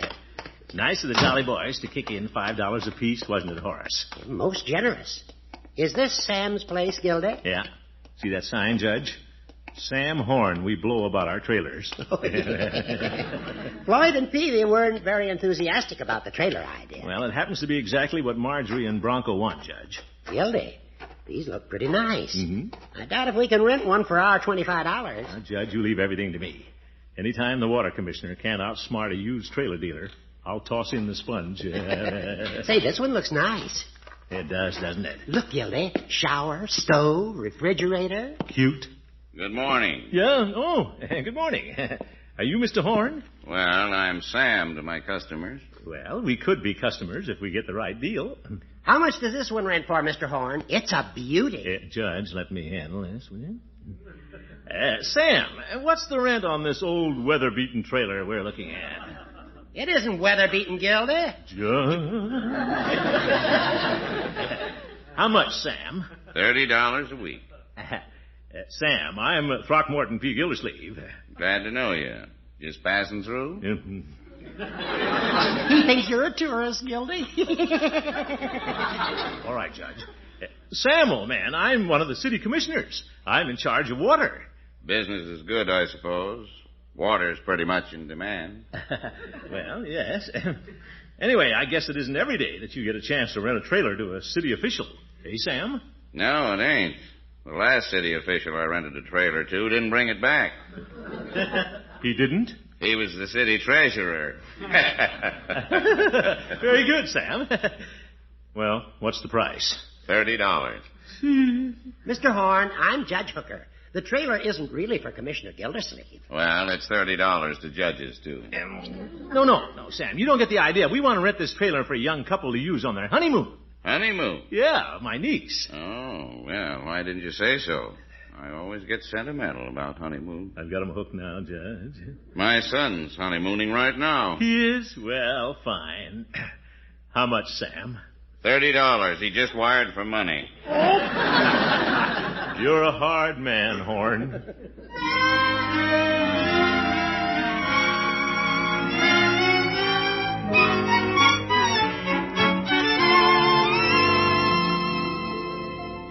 Did all the Jolly Boys chip in on the trailer, Unc? Well, I chipped in twice, Leroy. But what the heck, it'll be the most appreciated of all the wedding gifts. Gosh, I wouldn't mind taking a honeymoon myself if I could go in a trailer. By the time you're ready, Leroy, they'll be honeymooning in flying saucers. Where's Marjorie? I can't wait to tell her. She and Loverboy are in the kitchen. Yeah, I guess Bronco's eating again, huh? Marjorie! We're in the kitchen, Unky. We're having a sandwich, Mr. Gildersleeve. Yeah, so I notice. I think I'll make a sandwich, too. How about you, Unky? It's almost lunchtime. Thank you, my dear, but I'm too excited to eat. I've got something to tell you. Oh? Remember last night when you were talking about honeymooning in a trailer? Oh, that. Oh, yeah, we junked that idea. Well, I went... You did?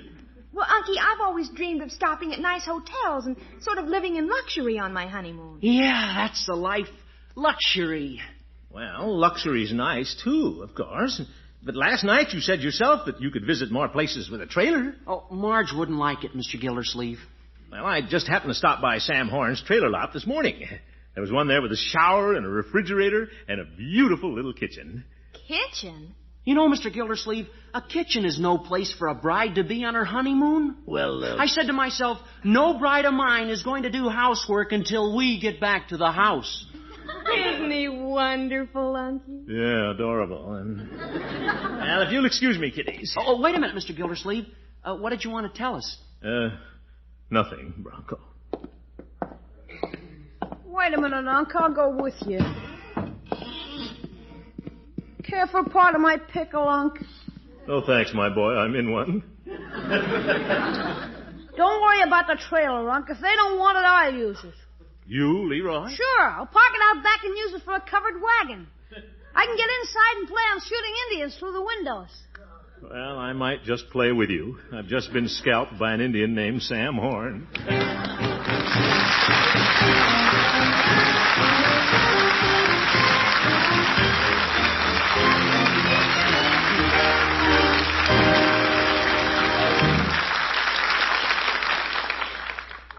We'll be back with the great Gildersleeve very soon.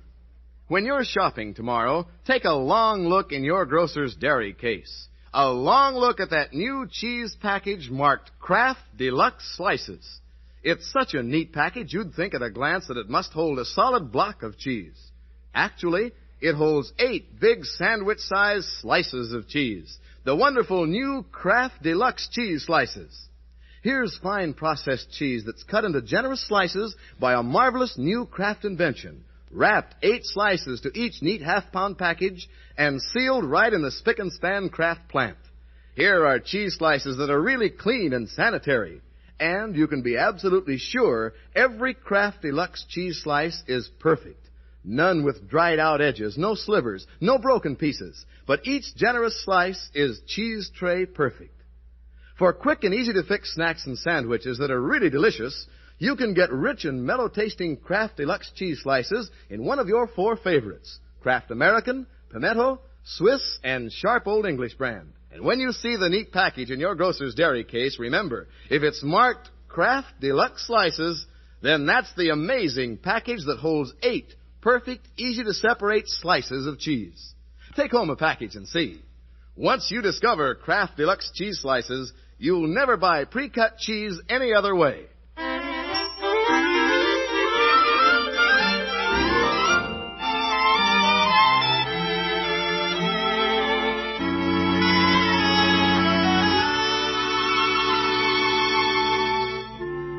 Well, let's get back to the great Gildersleeve. He persuaded the Jolly Boys to rent a house trailer as a wedding gift to Marjorie and Bronco for their honeymoon. Then the water commissioner discovered the young couple had other plans.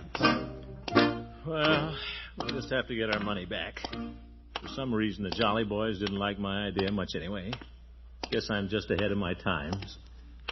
Say, what's the trailer doing back of Floyd's barbershop? And there's the judge. And the chief on top of the trailer. And Floyd leaning out of the window. Fellas, what's going on?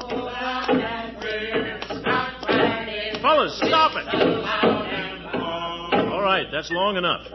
What are you doing with the trailer here? We're working on it. I persuaded Sam to let us take it and fix it up. But we're the dwarfs. Dwarfs? Tidying up the trailer for Snow White and her Prince Charming. Well, that's very nice, Judge, but... Why don't you grab a broom, Commissioner? Yeah, I'm sneezy, Floyd is happy, the chief is grumpy, and you can be dopey. Oh, my goodness. I thought you fellows didn't like the trailer idea. And I come down and find everybody working except Peavy. Well, no, I wouldn't say that. Peavy, what are you doing in the shower? I'm not in the shower. I'm in the medicine chest. What? Peavy is stocking the chest with sundries. Peavy, you shouldn't do that. Well, I'm happy to do it, Mr. Gildersleeve. I brought quite a few items from the pharmacy. Toothpaste, shaving cream, razor blades, Band-Aid. Yeah, you know how them nervous grooms are when they shave. They need first aid. How can I tell them the kids don't want the trailer? We're having a ball, Commissioner. I've been thinking about this thing, fellas. Maybe the trailer isn't just the right wedding gift. Are you kidding? Just come inside, Gildy, and see what we've done. Well, I must admit it looks very attractive. Look at the little curtains I tacked up. Dotted Swiss. Very nice, Judge. Yes, and I painted the cupboards, Commissioner. Steel gray. Some paint we had left over at the jail.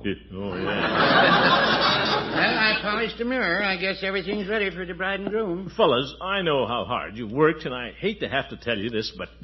Yes, Gildy? Well, the kids don't want the trailer. What? A fine time to tell us. Yes, Gildy. You were the one who suggested the trailer in the first place. I know, Judge. And Mrs. Peavy called off her whist party to watch the pharmacy. Yeah, I'm sorry, Peavy. What a double-crosser. Floyd. Now, fellas, let's remember we're all jolly boys. Well... The chief is right. What the heck? Let's forgive and forget. I'm willing. Let's hitch up the trailer, fellas, and take it back. Don't look at me, Commish. You take it back. Huh? I lost enough time from the shop already. Well, I should be getting back to the office. But, fellas... I'll walk with you, Judge. It's time to feed the prisoners. I think I'll take my sundries and go back to the pharmacy. I think I'll cry.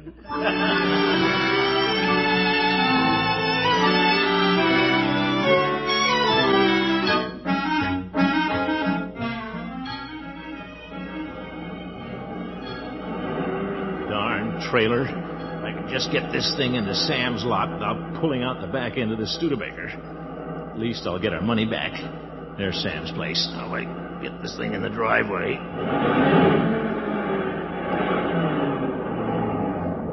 Phew, made it. Now, if I can find Sam, he'll understand when I explain to him that things just didn't work out. Sam! Hey, Sam! Yeah? There he is. Good old Sam.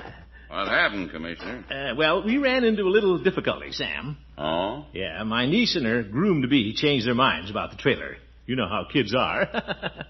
Well, too bad. We'll just unhitch it and forget the whole thing. Yeah, we'll just forget the whole thing. There you are. Sorry you can't use it, Commissioner. Well, so are we. Goodbye, Commissioner. Goodbye. Wait a minute, Sam. What about our money? I said I was sorry. Sam, you've got to give us our money back. We returned the trailer. Commissioner, do you give people their money back when they return water? Well, that's never happened. Once they take it out of the faucet, I mean... Look, Sam, the trailer's in better shape than it was when we took it. We worked on it. Look at there. Dotted Swiss curtains, jail paint. It's an improved trailer. All right, Gildersleeve. I don't want to get in bad with the city officials. I'll give you your money back. Fine. I'll only charge you $5 for the day you had it. Zeke scalped again.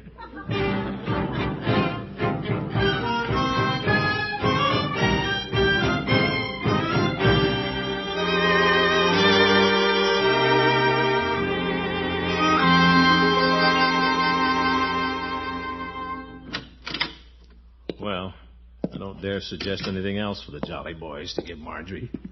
Not after the way I botched this deal. They're all so down on me now, they probably won't even give the kids a wedding present. Gildersleeve, sometimes you exasperate me. Hello, Mr. Gildersleeve. Oh, hello, Bertie. Mr. Gildersleeve, you look tired. Yeah, I am, Bertie. Tired of myself. Yes, sir. Sometimes it doesn't pay to carry the ball, Bertie. No, sir. When I found out the Jolly Boys wanted to give the kids a wedding gift, should have let somebody else make a suggestion. Yes, sir. I shouldn't have opened my big mouth. No, sir. Of course, I don't know why Miss Marjorie didn't want the trailer. Well, Bertie, they have a right to plan their own honeymoon. Yes, sir. But if I had a chance to honeymoon in a trailer, I'd take it. Yeah, that's fine, Bertie. In fact, if I had a chance to honeymoon, I'd take it. At this point, I think I would, too. Hey, what's this about Bertie taking a honeymoon? Hey, don't worry, Leroy. We're not losing our cook. You'll get your dinner. Gosh, she scared me for a minute. Always thinking of your stomach. Yeah. Did Marjorie and Bronco go out? Yeah, they went down to look at the house trailer. Oh, they did? How did they know about it? I told them. Leroy, why did you do that? Well, it's a crying shame the way they let you and the Jolly Boys down, and I told them. Leroy, you shouldn't have done it. Now they'll feel obligated to take the trailer. Sure. Maybe they'll come back from their trip a day early, and I'll get to use it for a covered wagon. Bang! Bang, bang! I knew there was something behind this. I better get down to Sam.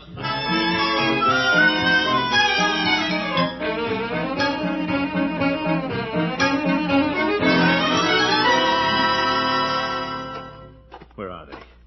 Oh, there's Marjorie and Bronco looking in the trailer. Why didn't Leroy keep his big mouth shut? Oh, hello, Unky. Gee, we think the trailer's adorable. Hey, this is swell, Mr. Gildersleeve. Well, that's fine. But, kiddies, you don't have to be nice about it. We've already gotten our money back. No, Mr. Gildersleeve. We like it. Think of all the food we can store in these cupboards. And, Unky, the dotted Swiss curtains are so sweet. Yeah, they were Judge Hooker's idea. He ran them off himself. But let's forget the trailer, huh? No, sir, Mr. Gildersleeve. We got it all figured out. Don't you see, Unky? We can spend 2 days at Honeysuckle Lodge. Yeah, and then take off for all the places we want to see. Follow the open road. But, Bronco, you said yourself that you didn't want Marjorie to cook. Well, Bronco has a wonderful idea about that, Unky. Oh? Yeah, we're both going to cook. Oh, I can't wait for May 10th. Oh, Bronco, you're going to make the best husband. Oh, Marge. Well, I guess that convinced me. Better go give Sam his money back. And look, Marge, we can get a lot of groceries in this refrigerator. Yeah, groceries. Sam! Oh, Sam! You back again, Mr. Gildersleeve? Yeah, in person. Sam, we'll rent the trailer after all. Here's $30. $30 for that trailer? Huh? That's $40 now, Commissioner. But Sam... Well, look at it. Painted cupboards, dotted Swiss curtains, jail paint. Like you said, it's an improved trailer. What a sneaky way to raise rent.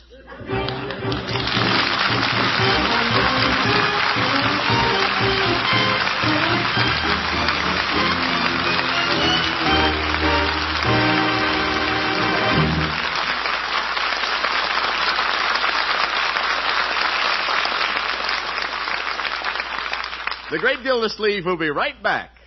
Stop at your grocer's dairy case tomorrow and look for a package marked Kraft Deluxe Slices.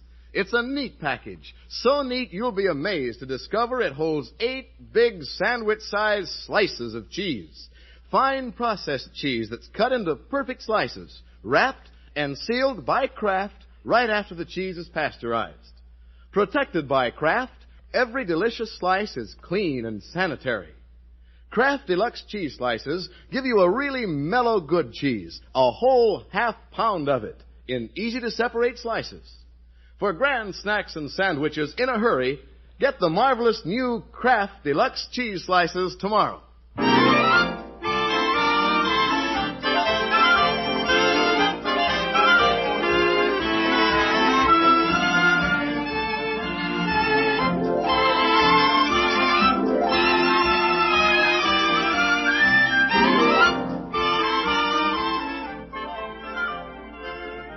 Miss Gildersleeve.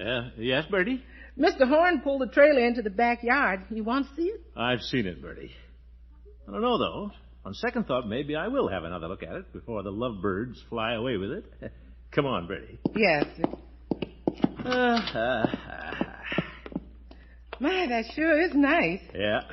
We Jolly Boys did a good job on it, all right. Would you like to look inside? Yes, I would. Yeah.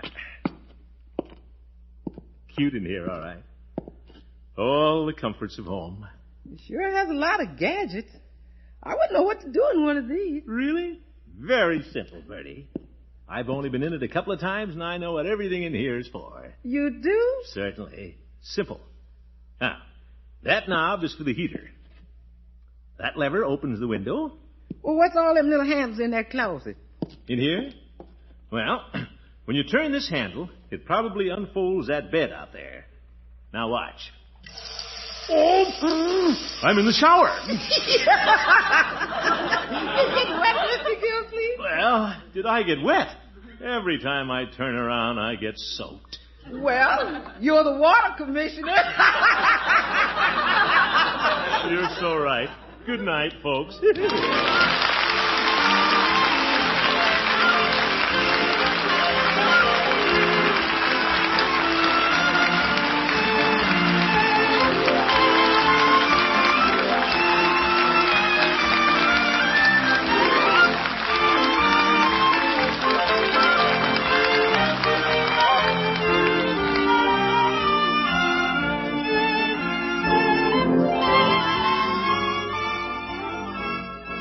The Great Gildersleeve is played by Harold Perry.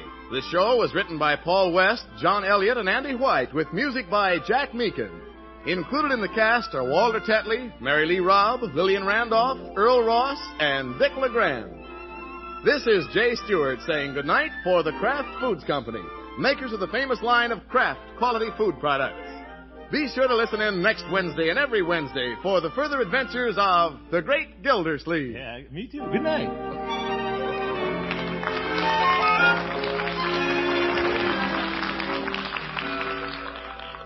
Want to put magic in leftover meals? Then have plenty of Kraft prepared mustard on hand. Mustard makes hidden flavors pop right out of leftover meats, adds new life to salad or egg dishes.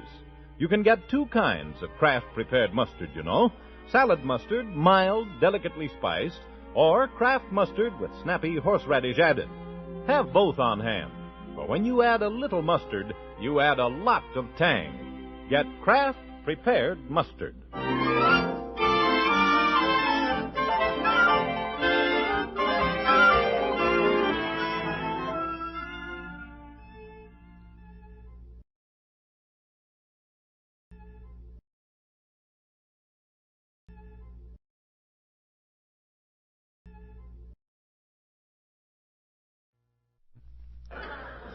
The Kraft Foods Company, makers of Kraft quality foods, presents Harold Perry as the Great Gildersleeve.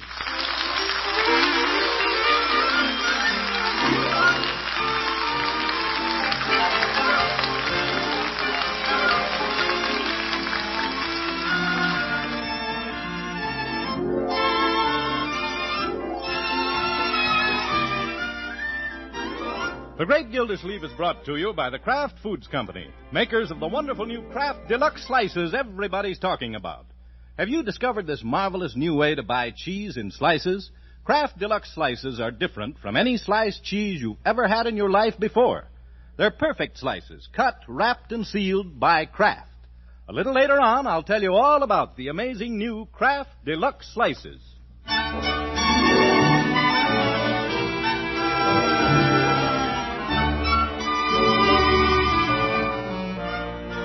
Well, it won't be long now. Just a few more days, and the great Gildersleeve's niece, Marjorie, heads for the altar to become the blushing bride of Bronco Thompson. Say, isn't this the great man coming up the street? Sure is. By golly, the water commissioner's home from the office early today. I wonder what's up. Oh, promise me that someday you and I... Hey, Unc! Yeah. Oh, hello, Leroy. Can I go to the wedding rehearsal tonight? Can I, Unc? Well, I don't know. Oh, let me go. I've never seen a wedding. But this isn't going to be the wedding, my boy. They're just going to practice. I've never seen that either. I ought to go, Unc. It'll be part of my education. Education? Sure. Every little bit helps. Well, the photographers from Look Magazine are going to be there getting ready to shoot pictures of the wedding. I suppose you should go. Oh, boy, keen, Unc. Yeah. Let's go in and see how your little sister's getting along, huh? After you, Unc. Yeah. Well, thank you, Leroy. What's happened to the boy? That you, Miss Gildersleeve? Yeah, I'm home, Bertie. Where's Marjorie? She's in the back bedroom. Land alive, the way that girl been working today. She's just been sailing around here. Well, she's excited, Bertie. Yes, sir. She's been zipping through the kitchen, out to the garage, zipping back in, zipping out again. What have you been doing, Bertie? I've been ducking. She don't want any help, Mr. Gildersleeve. She's getting ready for the honeymoon trip, and she wants to do it herself. Well, you know how brides are, Bertie. Yes, sir. You ought to see her, Unc. She has on some old beaten-up slacks and one of your old sweatshirts. Her hair's hanging down her eyes. Boy, Bronco should see her. He joined the Navy. Now, my boy. She even scared me. Is that you, Uncle Mort? Here she comes. Well, when'd you get home, Unky? Ah! Leroy! What's the matter with him? No, nothing. Pay no attention to him, my dear. He was just making fun of your... Oop! What an outfit. Well, I've been working, Unky. Can't expect me to wear an evening gown when I'm digging suitcases out of that dusty old garage. No, I guess not. I don't know why they had to build their garage way out in the back. Seems like I had to lug those suitcases a mile. Look at my shoes. Those are shoes? Yep. Well, it is quite a ways back to the garage. Gee, if Bronco could only see her now. Oh, stop it. Society flash. Marjorie Forrester, the blushing bride, was devastating in gorgeous prune-colored slacks decorated with mud. And wearing the new ankle-length sweatshirt, courtesy of the Uptown Bowling Alley. Yeah. All right, Leroy, that will do. Oh, Uncle Mort, if that's Bronco, I'll die. Hello, Bertie. Is Marjorie here? There he is, Marge. You're dead. Well, I can't let him see me like this. What am I going to do? Go stand in a corner. We'll tell him you're a mop. All right, Leroy, you've had your fun. Now go outside. Go on, scat. Okay. And he was so polite before. Miss Marjorie, Mr. Bronco's here. Well, tell him I can't see him, Bertie. Tell him... Don't you do anything of the kind, Bertie. You're being very childish about this, Marjorie. After all, Bronco isn't here to pick you up for a date. This is the man you're going to marry. There's a difference. But, Unky, he's never seen me like this in these terrible old clothes. What'll he think? Oh, my goodness. Marjorie, Bronco is marrying you, not a three-piece ensemble from Hogan Brothers. If he loves you, he won't care if you're wearing a gunny sack. With this awful sweatshirt from a bowling alley. There's nothing awful about it. I won a tournament in that sweatshirt. Oh, Marge, I'm here. All right, Bronco, she'll be there in a minute. Well, I suppose you're right, Unky. Clothes shouldn't make any difference. Of course not, my dear. In fact, here's a chance to prove to yourself that Bronco really loves you. Just go wash your little face, powder your nose, then come in just as you are. All right. Hope you're right, Unky. Sure, I'm right. Silly girl. Worrying about Bronco getting cold feet. He's so crazy about her, he doesn't know which way he's going. That boy is numb with love. Well, hello, Bronco. Oh, hello, Mr. Gildersleeve. Say, I'm glad I caught you. Caught me? Yeah, I'm on a merry-go-round, Mr. Gildersleeve. Well, don't let it worry you, my boy. The groom is always a little dizzy before the wedding. Oh, no, it's not that. The fellow who was going to be my best man has gone out of town. Oh? Mr. Gildersleeve, do you suppose Judge Hooker would stand up for me? The judge? Why, he'd be tickled to death, Bronco. I'll go over to his house this afternoon and ask him. Oh, thanks, Mr. Gildersleeve. I'm kind of mixed up. I've watched other people get married, but gosh, this time it's me. Yeah. It's you, all right.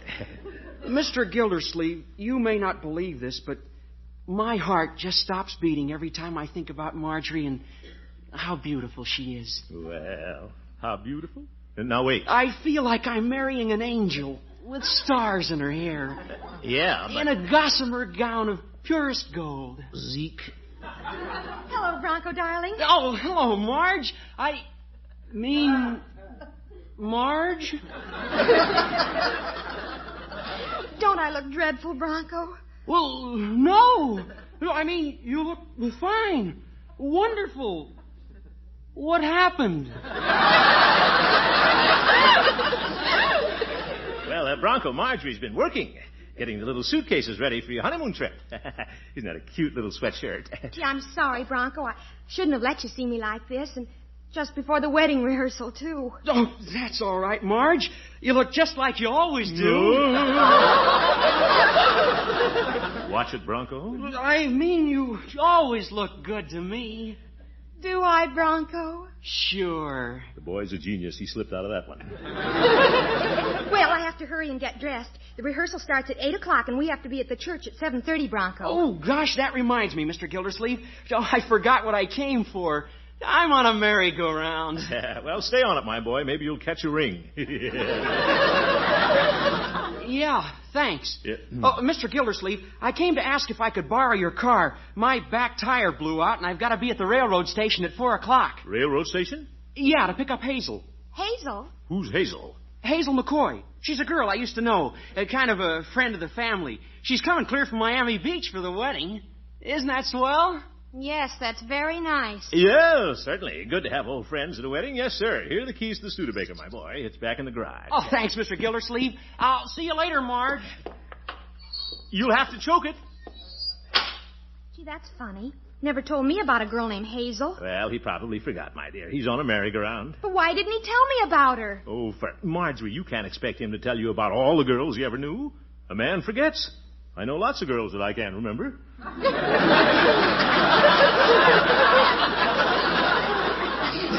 I wouldn't mind so much if he hadn't seen me in this awful outfit. Uncle Mort, what do you suppose this Hazel McCoy looks like? Well, she's probably as plain as an old shoe, my dear. He said she was a family friend. Probably a book collector like Mr. Thompson. I wonder if she's a blonde. No. Well, why was he in such a hurry to pick her up? Well, he didn't want to miss the train. Now, Marjorie, don't start getting any silly ideas. I guess you're right, Unky. I am being silly. Sure, Bronco's safe. You never have to worry about that boy. Now, you run up and get ready for the rehearsal while I go over and see Judge Hooker. Why Judge Hooker? For the wedding, my dear. He's going to be the best man. Oh, that's wonderful. Yeah, what a combination. A Bronco and an old goat.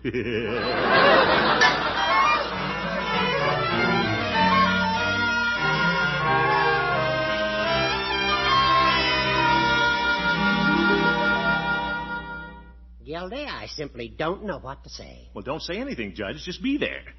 Of course, you may have to hold Bronco up during the ceremony. Well, I'll take care of him, Gildy. I'll bring along my acidity bag. It has great restorative powers for such occasions. Yes. Well, the rehearsal's at 8 o'clock tonight, Judge, over at the church. You can count on me, Gildy. My, I've never been so deeply touched. What finer gesture of friendship than to be invited to stand at the side of one about to catapult himself into the tossing seas of matrimony. Judge, this is a wedding, not a shipwreck. It's a great moment in a young man's life, Gildy. I shall be proud to be standing on the deck when they launch their little ship upon the sea of life. Oh, my goodness. How's Marjorie standing up under the approach of the great day, Gildy? Well, she's a little upset at the moment, Judge. Very cute, though. She's worried about Bronco and another girl. A little jealous, I think. Oh, the green-eyed monster. Yeah. Bronco borrowed my car to go to the depot. He's picking up an old girlfriend who came out for the wedding. An old girlfriend? Friend of the family, Judge. Well, what's the difference, Gildy? Every girl is a friend of somebody's family. Now, don't you start in on this horse. Well, I'm sure a pretty girl like Marjorie has nothing to worry about. That's what I tell her, Judge. But when Bronco came over this afternoon, Marjorie had been working, and she looked like, well, she wasn't dressed up. And you know how girls are, Judge. Oh, indeed. Yeah. Of course, I kept telling her that this friend of Bronco's was probably the plainest creature imaginable. No competition whatsoever. Why, certainly. Now, if she looked like this, look at this evening's paper, Gildy. What's this? See the picture of the girl on the front page? The one in the bathing suit? Well, nice. Now, if Bronco's old girlfriend looked like that, Marjorie might have reason to be concerned. Yeah. What a blonde. Fire hazard. I don't have my glasses, Gildy. Who is the young lady? Oh, probably some movie starlet. Let's see what it says here. Miss Everglades of 1946 arrives today to be guest of Broadmoor residence. Miss Hazel McCoy. Oh, what's the matter, Gildy? Out of the way, Judge. You've got to get home and snag the evening paper before Marjorie sees it. I don't understand. Do you know this blonde bombshell? I don't know the bomb, Judge, but I'm going to. It's falling right on our little house.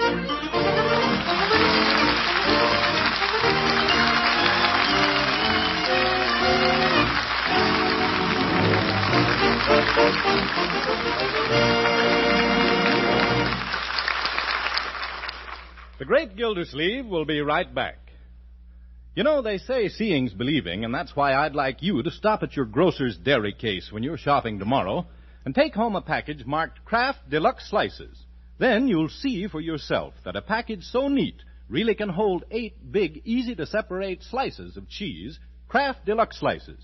Here's really fine pasteurized processed cheese that's cut into generous slices, wrapped 8 big slices to each neat half-pound package, and sealed right in the spick-and-span Kraft plant. Protected by Kraft, every Kraft Deluxe cheese slice is clean and sanitary, and every slice perfect, too. No slivers or broken pieces, no dried-out edges, but each cheese slice a perfect square of mellow good eating. With rich-tasting Kraft Deluxe slices, you can fix a variety of delicious cheese snacks and sandwiches, even a fancy cheese tray as quick as a wink and just as easy. You can get Kraft Deluxe Slices in any one of your 4 Kraft favorites. Kraft American, Pimento, Swiss, and sharp Old English brand.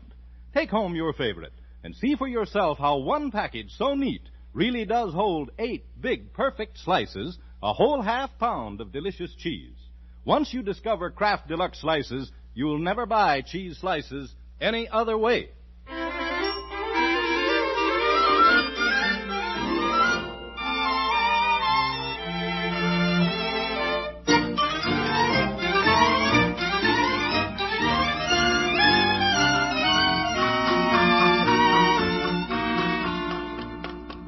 Now let's get back to the great Gildersleeve. If I can just get the paper before Bertie does. No reason to worry about Bronco, but Marjorie won't understand. Why did I ever get myself into this? It's not my fault. Quit kidding yourself, Gildersleeve. It is too your fault. You encouraged Marjorie to let Bronco get her all mussed up. Fine thing on the day of the wedding rehearsal. Oh, almost past the house. Zeke, no paper. I'm too late. Hi, Unc. Who's chasing you? Hazel McCoy. Where's the evening paper, Leroy? Bertie came out and got it. What's all the excitement, Unc? You wouldn't understand, my boy. Anybody seen Bronco? Sure, he just drove in the driveway. He did? Well, good old Bronco. Yes, sir. There's the car back in the garage. Hey, what's going on around here today? Everybody's on merry-go-round. Never mind, my boy. Everything's going to be all right. You run along now. I'm going back and lock up the garage. Getting too old for that kind of running. Silly, too, getting upset about Bronco and that girl. Just a family friend, like you said. Well, it's all part of the excitement that goes with the wedding. Bronco and Marjorie are probably in the parlor right now, billing and cooing. Bronco working up an appetite for dinner. I'll lock up the old garage and go in and relax. There. Oh, brother, what an afternoon.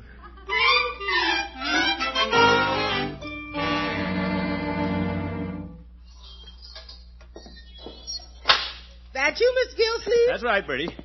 Where's Bronco? That's what Miss Marjorie'd like to know. Sure. What? Isn't he here? No, sir. You better go in and see Miss Marjorie. She's on the warpath. But, Bertie, the car's in the garage. Maybe the car's in the garage, but you better go see Miss Marjorie.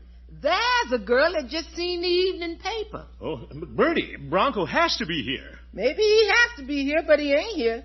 Nothing here but the evening paper. What? You seen the evening paper, Miss Gildersleeve? Yes, Bertie, but... Oh, Miss Marjorie, ready to get married, and here comes the evening paper. I know, Bertie, but... Oh, Miss Marjorie.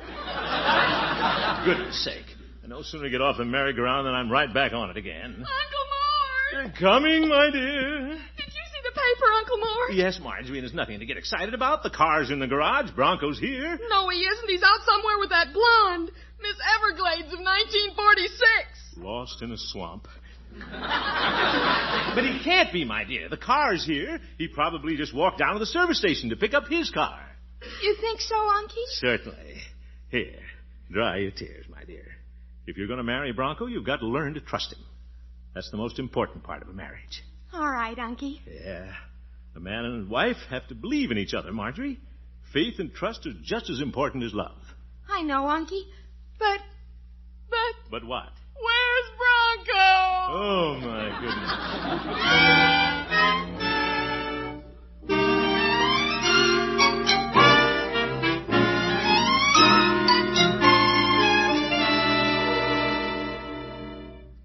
Hi, Bertie. Leroy. Don't jump up behind me like that. What's wrong? We got nerves in this house. I thought you was Mr. Bronco. Oh, for corn's sake. Hasn't he showed up yet? No, he ain't. Miss Marjorie pacing up and down, looking out the windows. Mr. Gildersleeve pacing up and down. It's going to be time to go to the church for the wedding rehearsal, and no Mr. Bronco. Oh, he'll come back when it's dinner time. Pow, Miss Marjorie.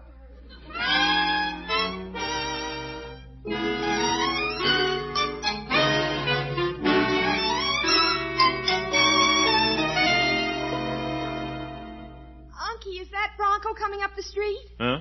No, that's Rumson Bullard with his alligator briefcase. It's almost 6 o'clock, Unky. Where's Bronco? Marjorie, he'll come back. Bertie's starting dinner. He's bound to be here. On the night of our wedding rehearsal. He leaves me. Marjorie, please stop wailing. He probably had to wait for his tire to be fixed. He's only been gone a couple of hours. That blonde from the Everglades. Why didn't she stay there? Now, my dear, that girl means nothing to Bronco. How could he be interested in her? Unky, look at the picture. Zeke. I mean, why should he? I mean, he wouldn't. Well, I'm not even going to think about it. That's the girl. If he comes back, he'll come back. If he doesn't, he doesn't. That's the spirit, my dear. But, Unky... Yeah? Where's Bronco?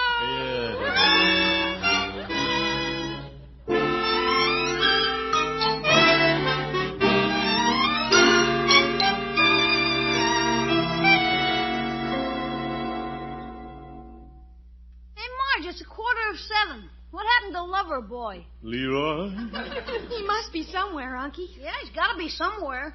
Why don't you call a gas station? I called the gas station. He's not there. Well, too bad. Guess he flew the coop.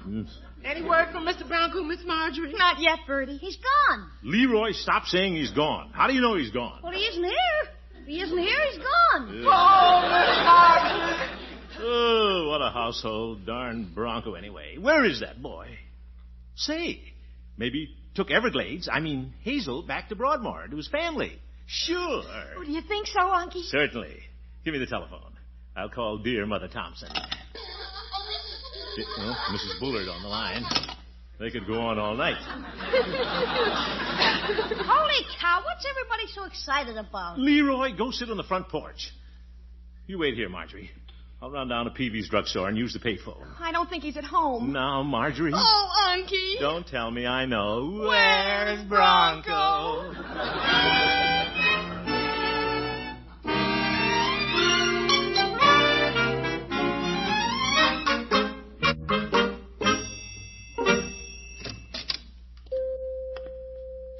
Hello, Peavy. Well, hello, Mr. Gildersleeve. Say, the man from Look magazine tells me they're going to run a lot of pictures of Marjorie's wedding next week. Yeah, that's right, Peavy. Like to have me save some copies for you? About 20, Peavy. But right now, I just want to use your telephone.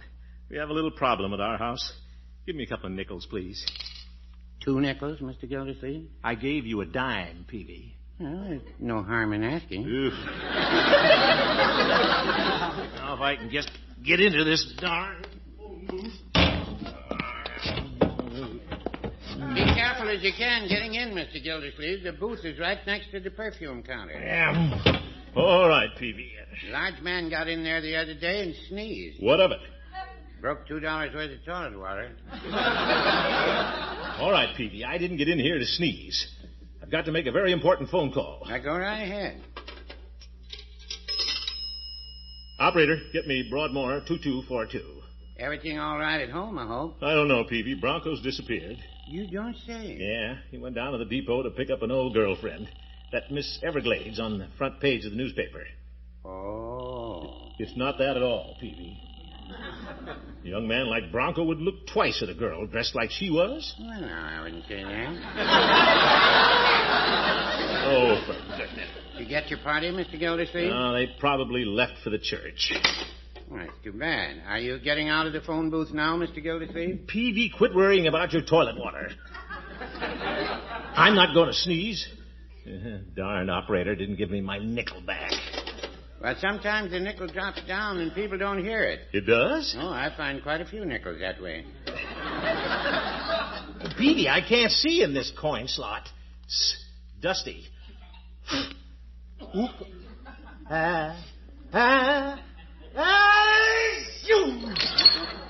Your sun tied. Break anything, Peavy? No, I was holding on to the bottle. Well, I have to go home and tell Marjorie I couldn't find him. No, I wish I could help you, Mr. Gildersleeve. Thank you, Peavy.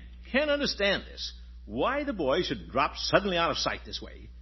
Peavy, if you went down to the depot to pick up a girl like Hazel, a friend of the family, where would you go? Well... Well? No use, Mr. Gildersleeve. Mrs. Peavy doesn't have any friends like that. All right, Peavy. Good night.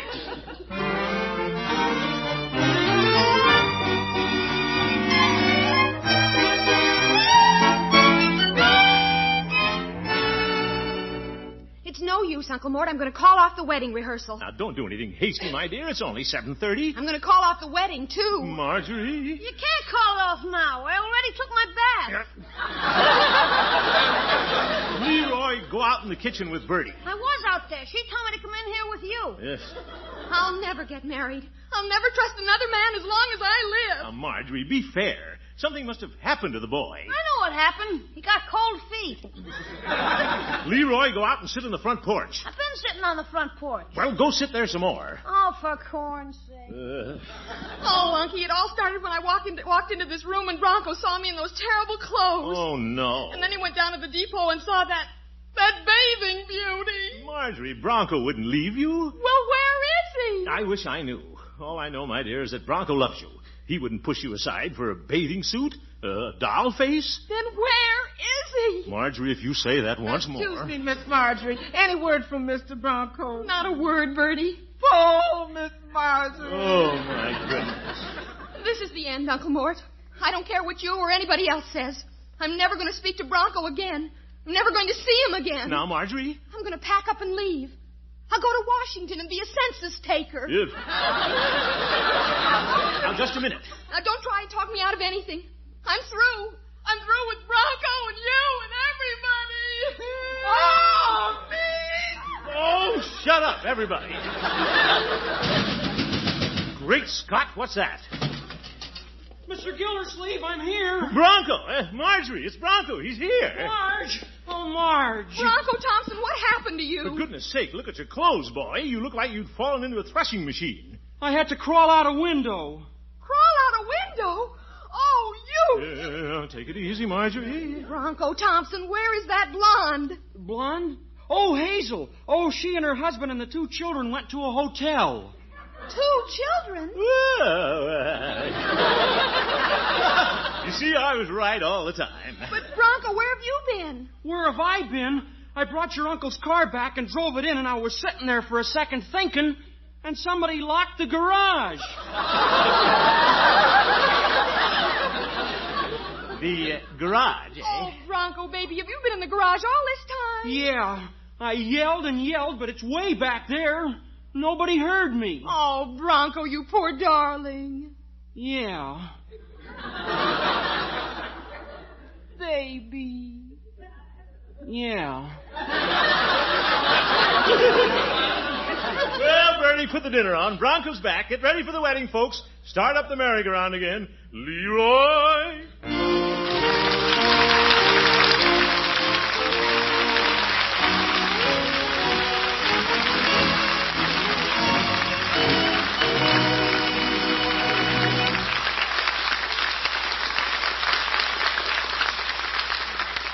The great Gildersleeve will be with us again very shortly. Simply amazing. That's what women are saying about the neat package marked Kraft Deluxe Slices. And it is simply amazing how one package so neat holds 8 big sandwich-sized slices, a whole half-pound of wonderful pasteurized processed cheese. And it's mellow good cheese that's cut, wrapped, and sealed right in the spick-and-span Kraft plant. So every slice is clean and sanitary and absolutely perfect. Kraft Deluxe cheese slices are easy to separate, too, for really quick snacks and sandwiches. Tomorrow, look in your grocer's dairy case for Kraft Deluxe cheese slices.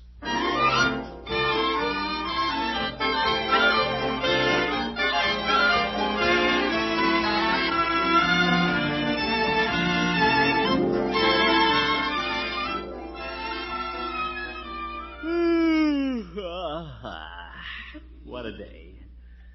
The rehearsal went well, though. Going to be a beautiful wedding. Hey, Unc. What is it, my boy? Look at Marge and Bronco out on the porch. Huh?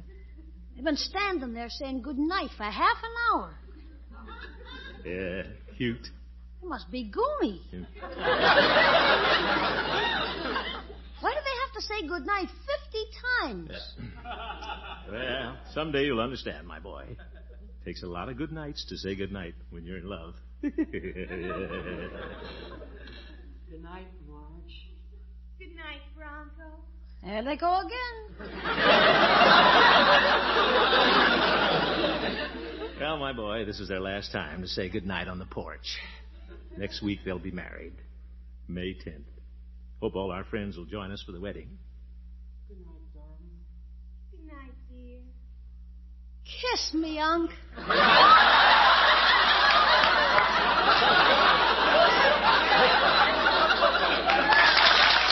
you next week at the wedding.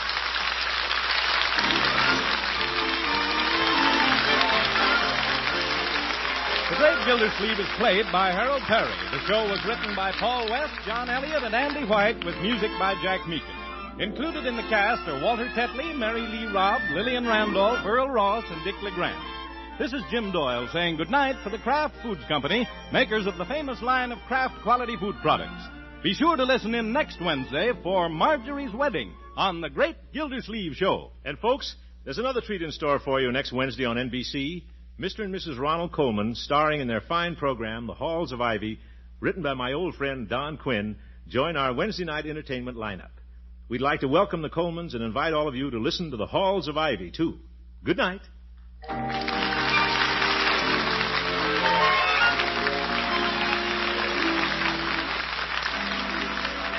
Which suits your taste? Mustard that's mild, delicately spiced, or sharp, snappy mustard with zing in every bite? Either way, you like Kraft prepared mustard. For there are two kinds: salad mustard, tangy but smooth, and Kraft prepared mustard with snappy horseradish added. Have both on hand. For different tastes, different uses. Either works magic in bringing out hidden flavor. For when you add a little mustard, you add a lot of tang. Get Kraft prepared mustard.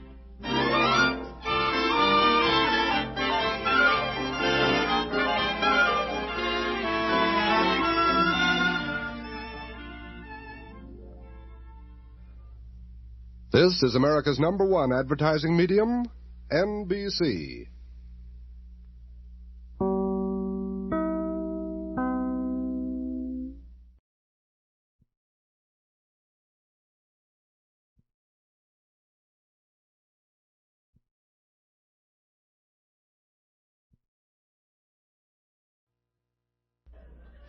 The Kraft Foods Company, makers of Kraft quality foods, presents Harold Perry as the Great Gildersleeve.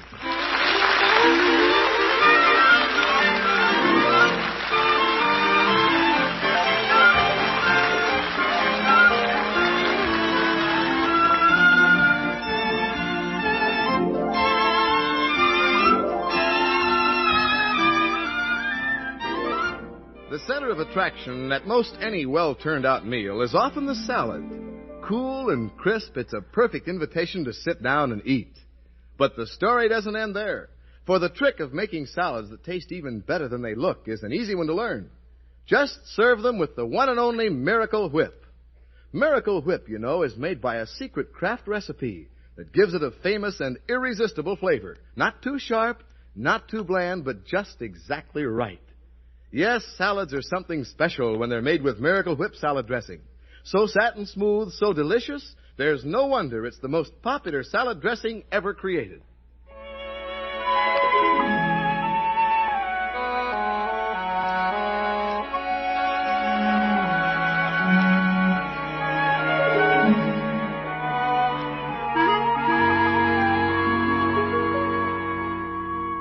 Well, it's May 10th in Summerfield. Why on May 10th should the birds be singing so sweetly? Why should the sun be shining so brightly? Why should the scent of orange blossoms fill the air? Why, it's Marjorie's wedding day.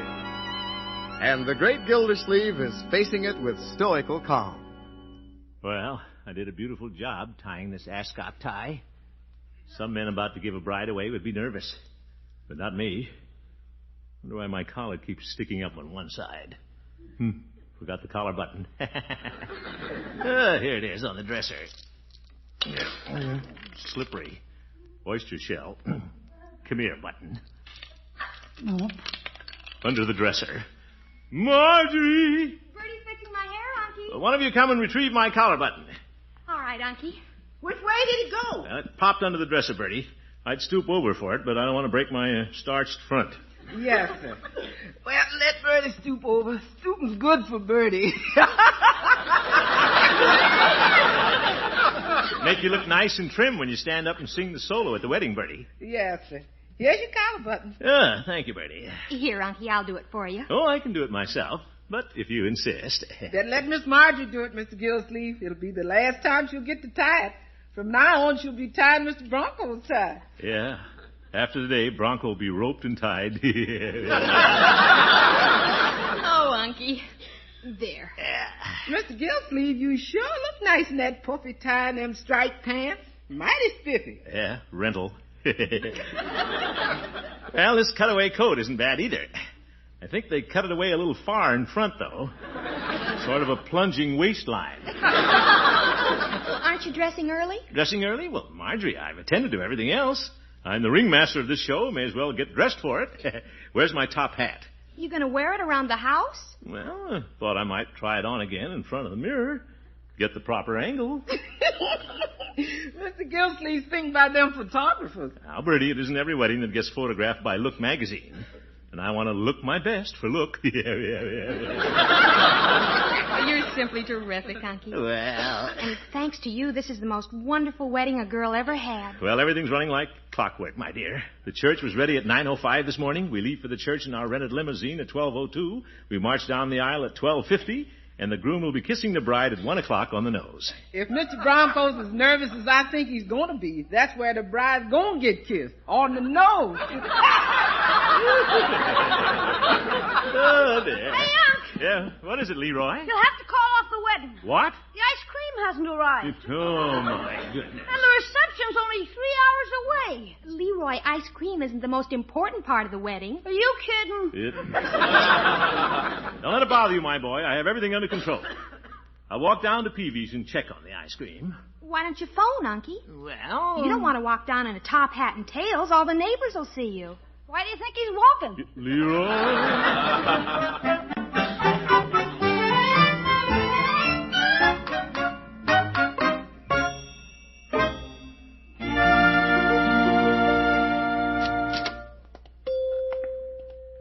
Hello, Peavy. Well, hello, Mr. Gildersleeve.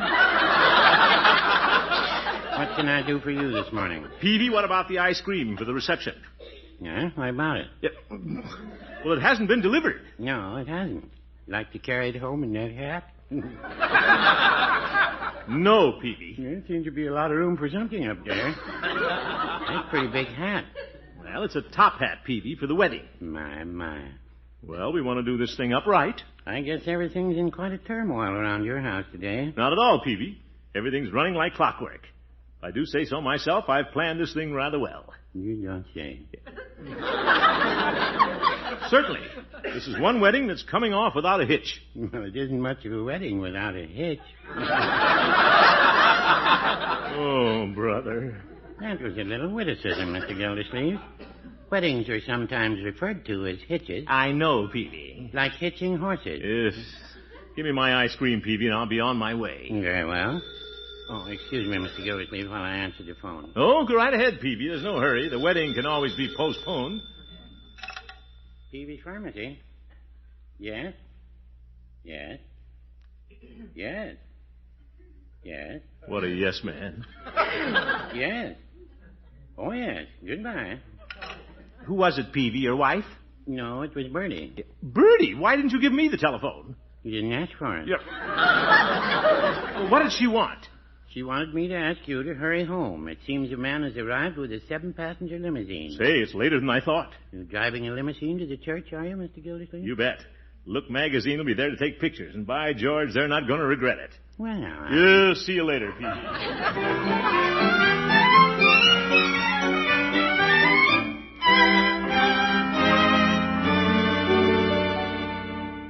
Bertie! Yes, Miss Gildersleeve? Have you heard anything from Bronco's parents? They're supposed to ride with us in that limousine. The Thompsons haven't showed up yet, Mr. Gildersleeve. Better get on the ball. We should be starting soon. The photographer wants to take pictures before the ceremony. Yes, sir. Miss Gildersleeve? Yes, Bertie? I know there's a lot of important people in this wedding, so you can tell that look photographer he don't have to take no pictures of me.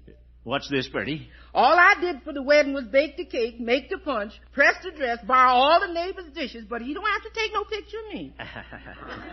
Yeah, you'll have your picture taken, Bertie. Well, he don't have to take it. All I did was bake the cake, make the punch, press the dress. I know, Bertie. Where's Leroy? He don't have to take my picture. Bertie, I'd planned to have him take a picture of you throwing rice after the wedding. You did? Bertie's gonna have a picture taken. Wait a minute, Bertie, wait a minute. Where's Leroy? Oh, Leroy put on his new suit and went out to play. Well, that's... Oh, my goodness. Leroy? Yeah? Where are you? I'm under the house. In your new blue suit? Yeah. I'm looking for Elmer. That turtle at a time like this? I want to take him to the church. What? Take that turtle to church? Sure. Marge can't get married without the whole family being there. Ugh. Leroy, just because you share the same room doesn't mean Elmer has been admitted to the family. You come out from under that house and go wash again. Okay. What was that? I didn't see the nail. Oh, that beautiful $16 suit. Things are beginning to fall apart.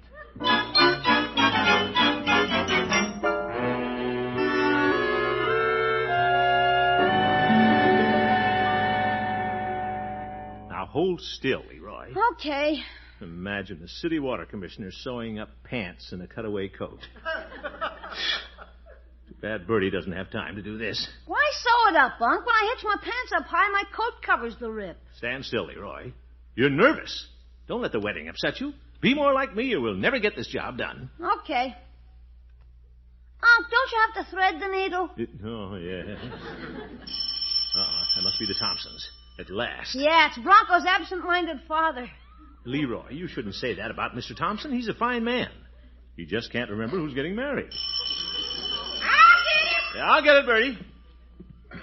Wonder why Mrs. Thompson isn't with him. We'll never get off to the church. Well, Mr. Thompson, come in. Oh, hello, Gildersleeve. At last I found your house. What? You've moved, haven't you?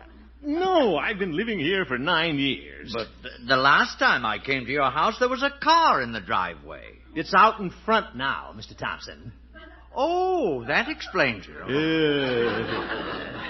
It'll soon be time to go to the church. Where's Mrs. Thompson? Martha? Oh, she went by to check the church. The church was checked at 9:05 this morning. Well, Martha likes to double-check things. Yes, I know. Who is it, Unky? Oh, hello, Mr. Thompson. Mr. Thompson, you remember Marjorie? Oh, of course, she's going to marry my son, Bronco. Yeah, now he's clicking. You remember Bronco? Yeah. Good. Everybody knows everybody. Now I'll tell you why I came. Let's see now, why did I come? Oh, brother. Could it be that you're going to ride to the church with us? That's it. And Martha thought I might come over early and help. There's a wedding today, you know. Oh. Marjorie, isn't it time you got into your wedding dress? Right away, Unky. Come on, Bertie, you can hook me up. I'm coming. Confusion. Oh, now, Gildersleeve, don't get nervous. Yeah, watch that needle, Unc. Well, stop twitching, Leroy. Well, you're busy with Leroy, Bertie's busy with Marjorie. I think I'll wander into the dining room and look at the cake. Good. How's Bronco holding up? Yeah, how many times has he fainted? Oh, Bronco's in fine spirits. In fact, when we left him, he was shaving and singing. Well, happy bridegroom. What was he singing, the prisoner's song? Leroy? Ow! Sorry. Oh, say, this is a beautiful wedding cake. 3 stories. That's right. Bertie baked that cake. Leroy, if you don't stand still... But I got an itch. Too bad if a beautiful white cake like this should get dusty. Yeah. Gildersleeve, how would it be if I covered it with this long piece of muslin? Go right ahead, Mr. Thompson. Just keep yourself occupied. Yeah. That'll protect it. Frosting's a little sticky. Oh, well, you can always wash the muslin, eh, Gildersleeve? Yeah. All through, Leroy? That's it. Another emergency met. Everything's running like clockwork again. Miss Gildersleeve? Yes, Bertie? Would you bring up Miss Marjorie's bridal veil from the dining room? Bridal veil? Bridal veil? Zeke, stop the clock. Now I have to launder a bridal veil.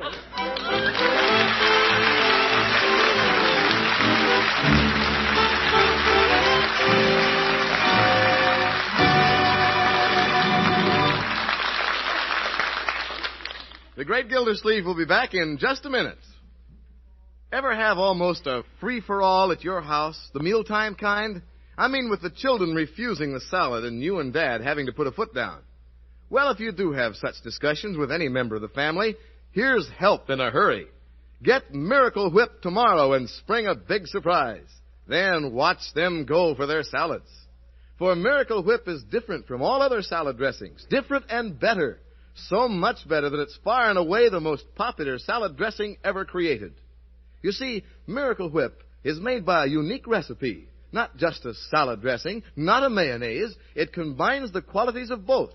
Gives you a perfection of flavor you get in it alone. Ask for the one and only Miracle Whip.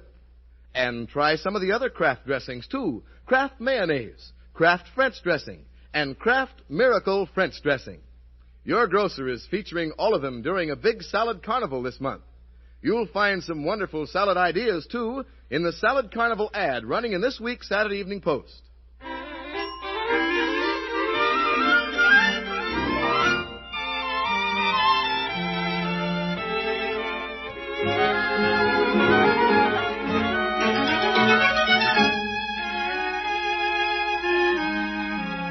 Well, when there's a wedding, everybody concerned seems to get a little excited.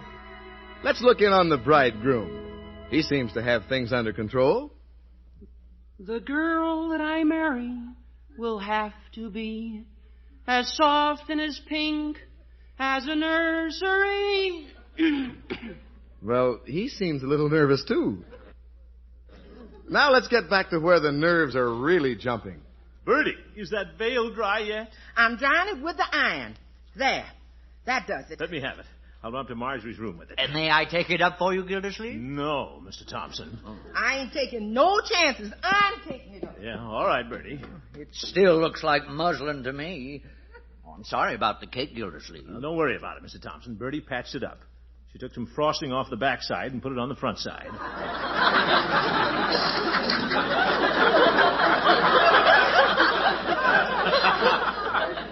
Gosh, I hope I get a piece off the front. Yeah. Now, Leroy. Well, I don't want to get cheated on my own sister's wedding. I can't imagine what's keeping Martha. She was invited, wasn't she? Yes. Miss Gildersleeve, Miss Marjorie's gone. She is? Gone? Bertie, what are you saying? She's gone. She ain't in her room. Well, where would she go? She knows she's getting married, doesn't she? Yeah, please, Mr. Thompson. Maybe she couldn't wait and walk to the church. In her wedding outfit, Leroy? Well, you walk downtown in yours. Say, I'll bet that's Marjorie. She probably went outside for a little air. That's logical. Come in, Marjorie. Mr. Gildersleeve, my name is Martha. Oh, yes, it is. Mother Thompson. Come in, Martha. We've been waiting for you. Well, I had to rearrange the flowers. Is everything here in order, Mr. Gildersleeve? Well, Marjorie's missing. Marjorie's missing. You don't suppose she backed out, do you? Oh, good heavens. Bertie, she wouldn't back out right before the wedding. Well, if you're going to back out of a wedding right before it's the last chance you got. I did once while the organ was playing. Yeah. Mr. Gildersleeve, I had a feeling I should be here to take charge. Yeah, well, I'm sure Marjorie's upstairs someplace. Now, everybody be calm. Yes, Martha. Be calm. She must be in her room. Marjorie. She's not here. Little Marjorie. Where's she gone? Say, the door to my room is closed. Marjorie? Yes, Unky? Oh, there you are. Well, and don't you look beautiful in your dress? We've been looking all over for you, my dear. I'm sorry, Unky. Marjorie, what's the matter? Nothing. I just felt like coming to your room and being all alone for a little while before I have to leave you. Oh, my little girl. You've been a wonderful uncle. I know I'm going to be happy with Bronco, but I've been happy here, too. Oh, my dear, dry your pretty eyes. That's it. The people are waiting at the church. Well, it's just that... Well, Unky, you're the only father I've ever known. What the heck? Let him wait.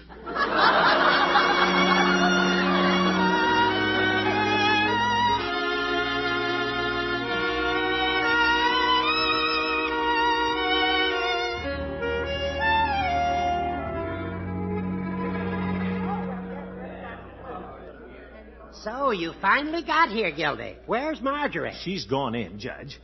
Don't you have something to do? As I recall, you're the best man. Yes, indeed, but I had to check to see that the bride arrived. Bronco was getting worried. You don't have to worry about this end of the wedding, Judge. I've got everything under control. Well, now, I wouldn't say that. Peavy, and Floyd's here, too. Hi, Commish. I closed up the barber shop just to see if you'd trip coming down the aisle. Yeah, all right, Floyd. Well, if you gentlemen will excuse me, I'll rejoin the groom in the vestry. Hey, Commish. Now that the judge is gone, which one's the getaway car? Well, it's the... Look. What? Look here, I want to wire this bomb to the engine. Floyd, there'll be none of that. It won't hurt nothing. Just blow off the hood and stink up the car. Which one is it? Floyd, you'll get no such information out of me. Hey, Unc, Marge wants you the music starting. Good luck, Mr. Gildersleeve. Thanks, Peavy. And when the minister asks who gives this bride, you say, I do. I know that, Peavy. Coming, Marjorie.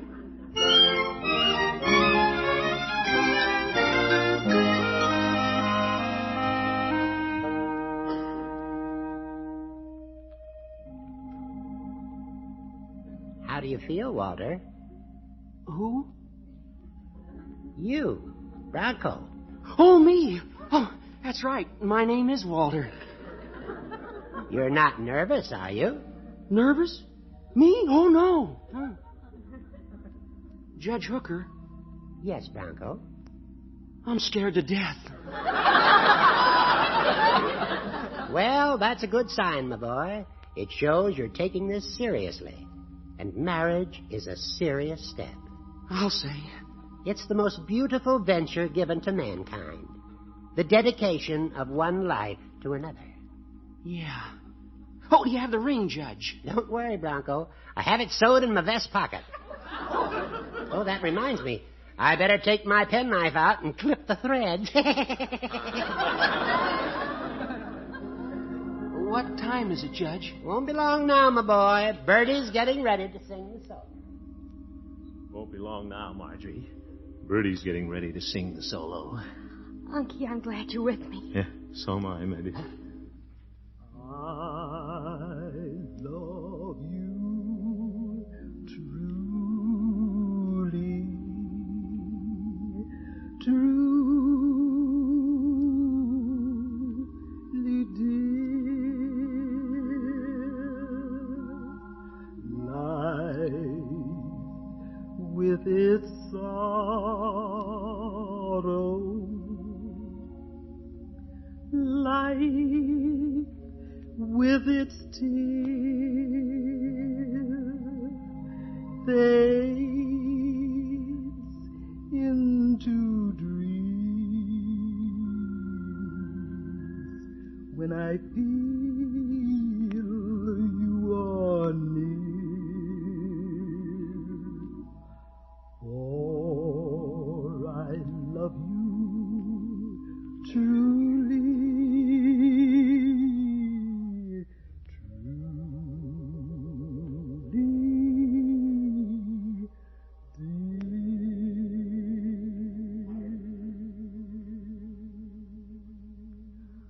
Oh, Unky. Beautiful.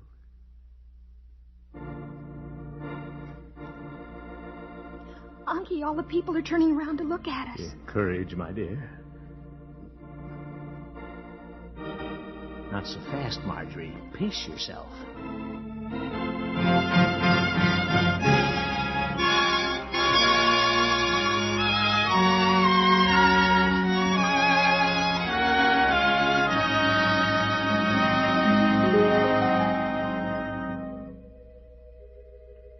Walter, wilt thou have this woman to thy wedded wife, to live together after God's ordinance in the holy state of matrimony?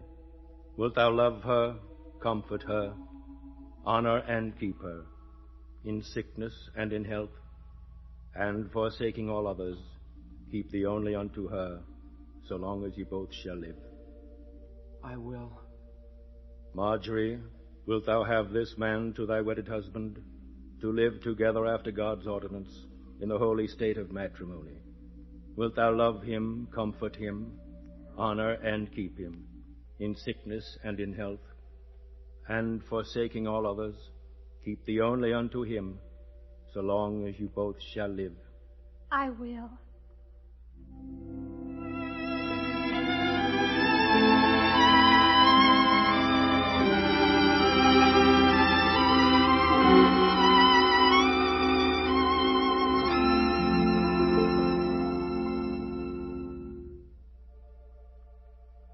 Forasmuch as Walter and Marjorie have consented together in holy wedlock, and have witnessed the same before God and his company, and thereto have given and pledged their troth each to the other, and have declared the same by giving and receiving a ring, and by joining hands, I pronounce that they are man and wife.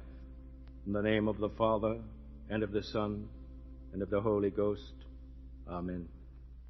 Little Marjorie, she's gone. And now the groom may kiss the bride if he so desires. Oh, Marge. Bronco. Where's my handkerchief? Give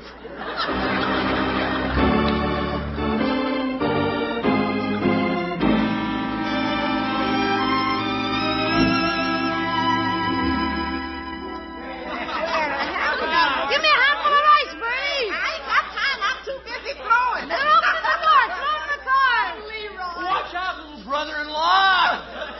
Little brother-in-law. See you at the reception. Yeah, great. Bye. Come on, Mr. and Mrs. Thompson. Relatives. Let's get in the car, huh? All right, Mr. Gildersleeve. Well, we lost a son, but we gained a daughter. That's true. And she was beautiful. Gildersleeve, you lost a daughter, but you gained a son. Yeah.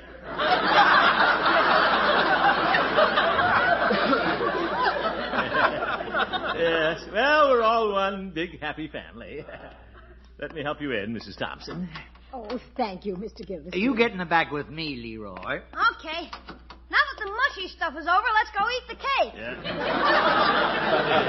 Growing boy. Mr. Gildersleeve, when I arrived this morning, I was inclined to be a little critical. You, Mother Thompson? But I must say everything went off perfect. Yeah, just like clockwork. I even kept Floyd from tinkering with the kid's car. Oh? Yeah, I wouldn't tell him which one was theirs.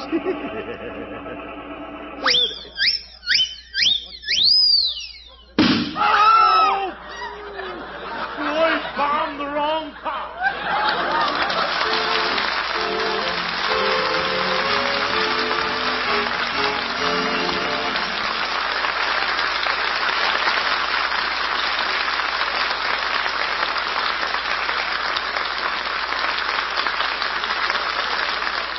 Naturally, all of you were invited to Marjorie's wedding, but for those of you who couldn't actually be at the church, the complete picture story is in the current issue of Look magazine, now on the newsstands. We'll return to the great Gildersleeve and the festivities in just a moment. If you're not buying them already, it probably won't be long until this summer's tomatoes are on the market. So let's plan to show them off in a dish that'll really delight the family and bring compliments from your guests. Choose the smallest and rosiest tomatoes you can find, stuff them with coleslaw made with famous Miracle Whip, and serve on a bed of greens. They're delicious. Just be sure you make them with famous Miracle Whip salad dressing. Made by a secret recipe, Miracle Whip combines the qualities of boiled dressing and fine mayonnaise. Has a wonderful flavor, tangy yet delicate, that simply can't be copied. It has a velvety smooth texture, too, because of a special beater used exclusively by Kraft. Like millions of others, you'll prefer the one and only Miracle Whip. Well,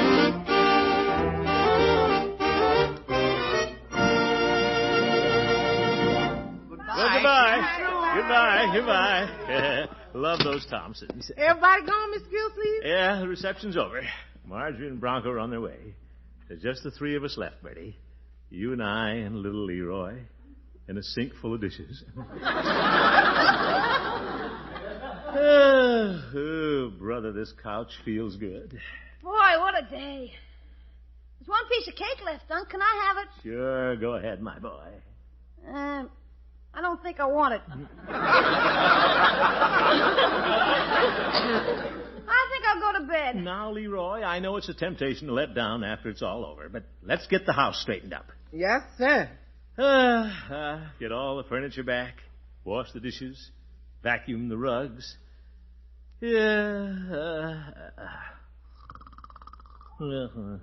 a character. What a family. Good night, folks. The Great Gildersleeve is played by Harold Perry. The show is written by Paul West, John Elliott, and Andy White, with music by Jack Meakin. Mary Lee Robb is Marjorie, and Dick Crenna plays Bronco. This is Jay Stewart saying goodnight for the Kraft Foods Company, makers of the famous line of Kraft quality food products. Be sure to listen in next Wednesday and every Wednesday for the further adventures of the Great Gildersleeve.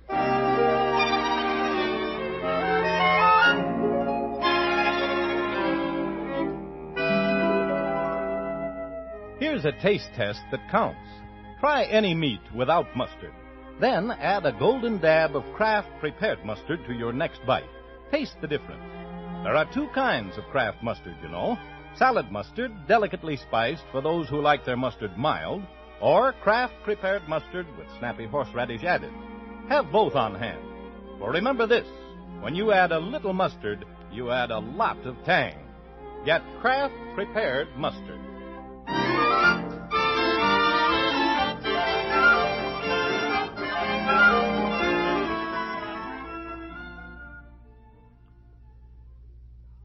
Now join the excitement of Break the Bank on NBC.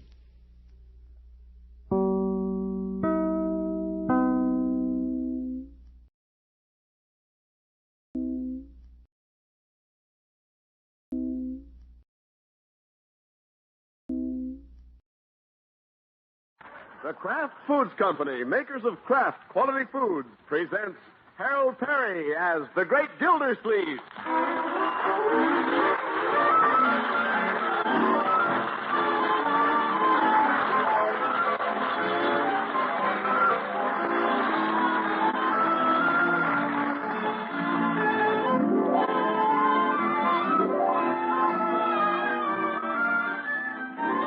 The Great Gildersleeve is brought to you by the Kraft Foods Company, makers of the one and only Miracle Whip salad dressing. Miracle Whip is a unique type of salad dressing combining the best qualities of old-fashioned boiled dressing and fine mayonnaise. Made from a secret Kraft recipe, delightful Miracle Whip gives you a lively, different flavor you'll find in no other salad dressing. Let zesty, smooth as satin Miracle Whip help you to real salad success. Try it tomorrow and see for yourself why Miracle Whip is America's favorite salad dressing.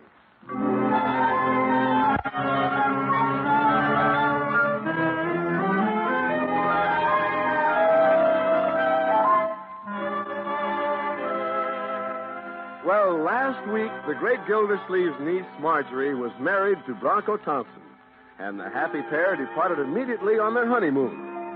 As the great man will testify, it was quite a wedding. You bet. I'm still shaking rice out of my shoes.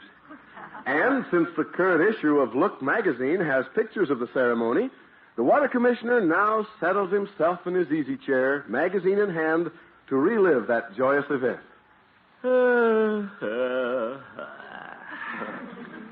Yes, sir, I managed the whole wedding single-handed. But there's a lot of it I don't remember. The driver of a car never gets to look at the scenery. Have you got Look magazine? Oh, yes, my boy. I suppose you want to look at the wedding pictures. No, I've seen them already. I want to show you something else. Look here. Yeah, I'll bet I know what's coming. Find the 7 faces in this picture and win a Shetland pony. No, better than that even. Oh? Here, look at that. Oop, a boy dressed in fish. What a picture. Yeah, he's got strings of fish all around him. He's wearing them like a suit. Keen, huh? Double-breasted halibut. Those aren't halibut. They're not? Those are bass. Boy, what I wouldn't give to catch fish like that. Can we go fishing, Unc? Fishing? Well, let's do one thing at a time, my boy. We've just finished Marjorie's wedding. Okay, she caught her fish. Yes. Now let me catch one. Leroy. Can we go, Honk? It's good for a little kid to go fishing. It's good for him to get outdoors. Yes. The fish are biting out at Grass Lake. Tomorrow's Saturday. Can we go tomorrow, can we, Unc? All right, Leroy. I'll take you fishing at Grass Lake, but not tomorrow. We'll go next Saturday. Oh, boy, keen, Unc. You there, Mr. Gildersleeve? Mm-hmm. In the parlor, Bertie. Here's the mail that came today. There's a letter from Miss Marjorie. A letter from Marjorie? Well, from Honeysuckle Lodge. Wonder how the lovebirds are getting along. Probably just sitting, smelling the honeysuckle. Let's see what Marjorie has to say here. Dear Unky and all, isn't that sweet? Little Marjorie. Dear Unky and all, words cannot express how happy I am. Bronco and I have a lovely room overlooking the lake. I wonder if there's any fish in it. In the room? In the lake. Oh, my goodness. Go fish in the backyard, Leroy. Listen to the letter, Leroy. Okay. See, Bronco and I have a lovely room overlooking the lake, and it's all like a beautiful dream. I'm sure no girl was ever so much in love with her husband. Bless her little heart. Why don't they fish? Leroy!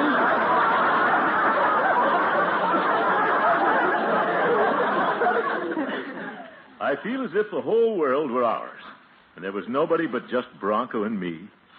At night, when the stars are out, we walk by the shores of the lake. You can fish at night. Okay. Hand in hand, we walk and count the stars. And I know I'm in heaven. I must be. I'll write more later. Give my best to little Leroy, to Bertie and Judge Hooker, and to KATHRYN Milford when you see her.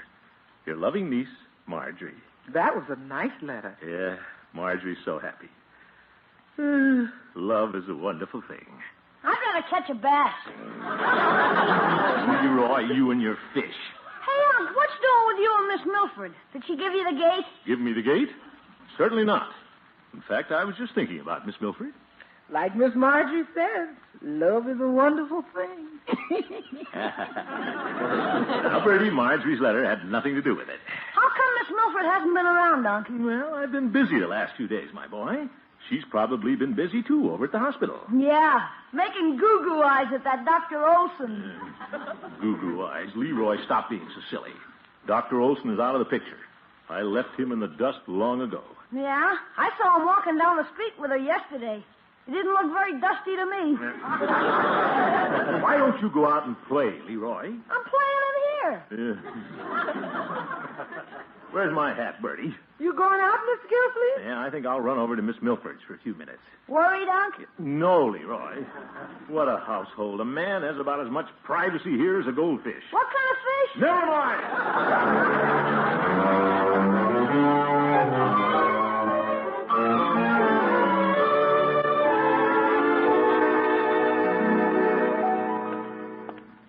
I hope KATHRYN's mother doesn't answer the door. She'd think I brought this rose for her. Leroy with his silly ideas about that Dr. Olson. KATHRYN's probably standing behind the door right now, waiting for me to ring the bell.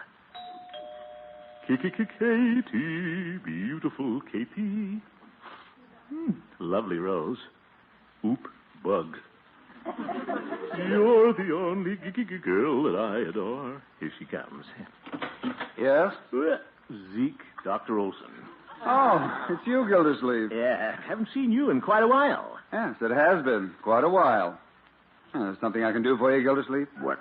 Somebody at the door? No, just some fellow from the water department. Oh, now look here, Olson. Throckmorton. Yeah, it's me. Hello, KATHRYN. Come in. Thank you. One side, Olson. Where have you been, Throckmorton? Where have I been? Well, everything's been kind of upset at our house with the wedding and all. Oh, you married, Gildersleeve? Well, congratulations. No, Dr. Olson, let go of my hand. It was my niece. Oh. Yeah. Well, I don't know why we're all standing here in the hallway. Yeah, it is kind of crowded. Aren't you needed at the hospital, Doctor? Emergency operation or something? No, I'm not on call today. You're not, eh?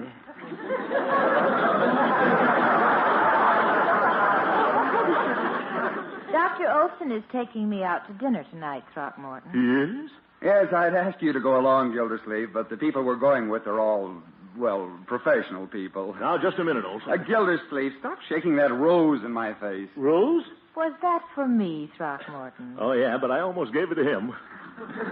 You better take it outside, KATHRYN. It has aphis on it. Apers? Kathryn, but I came by to ask you, will you have dinner with me tomorrow? Oh, I'm sorry. I can't tomorrow. I'm going out to Grass Lake. Grass Lake? Uh-huh. With Dr. Olson. Oh. Maybe some other time, Throckmorton. Yeah. Some other time.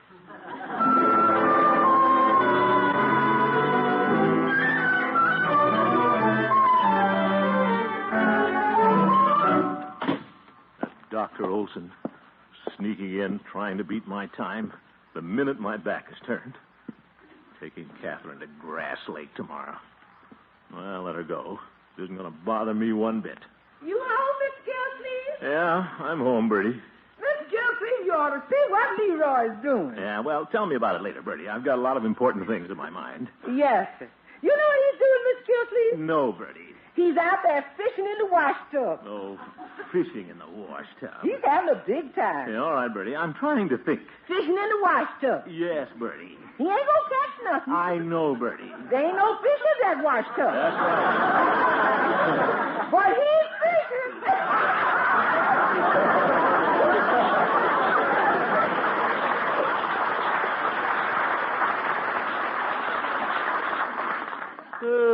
What a household. That sneaky Dr. Olson. Probably taking Kathryn out to Grass Lake tomorrow for a picnic.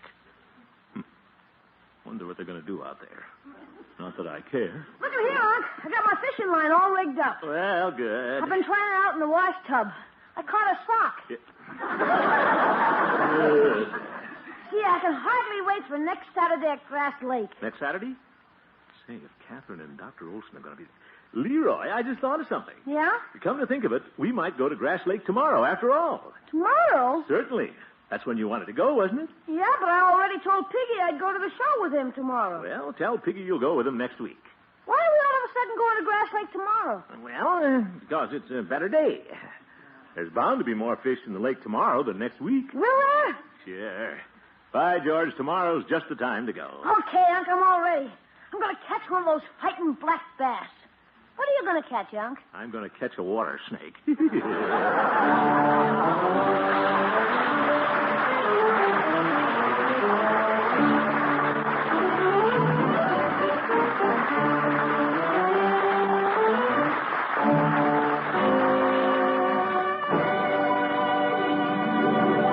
We'll see how the great Gildersleeve does in just a minute. The next time you give the family a main dish of leftovers, turn the meal into a feast by serving an extra delicious salad. Perhaps a colorful fruit combination, topped with plenty of Miracle Whip salad dressing.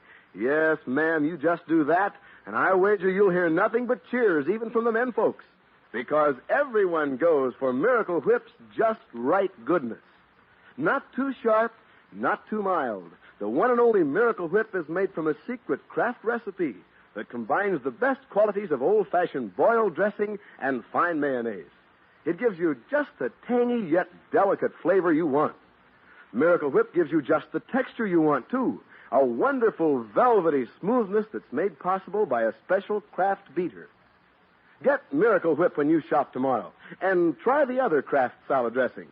There's Kraft mayonnaise, Kraft French dressing, and Kraft Miracle French dressing. Grocers everywhere are featuring all the Kraft dressings in a big salad carnival this month. Visit your grocer's display. And for more wonderful new salad ideas, look in the May 22nd issue of Life magazine for the advertisement of Kraft's Big Salad Carnival.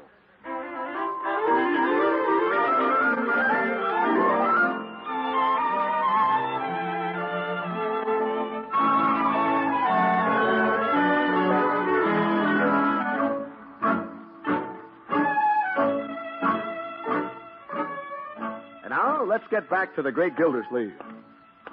This is a free country. It's a public lake.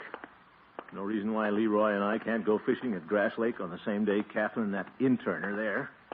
Just a coincidence. Cleverest coincidence I ever planned.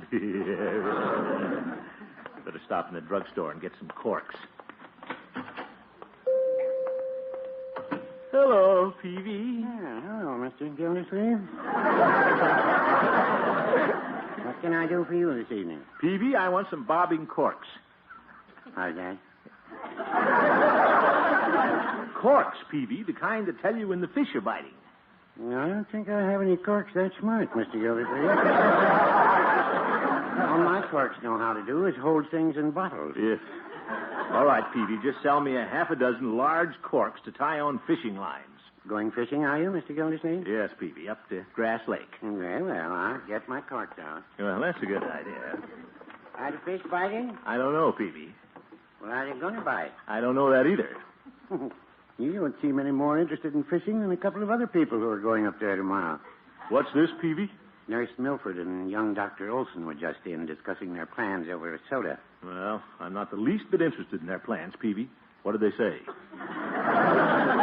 Well, she said, I'll have a vanilla soda. Peavy, that's not the information I'm after. What were his plans? Well, he planned to have a strawberry soda. Goodness. And then she bought a bathing cap.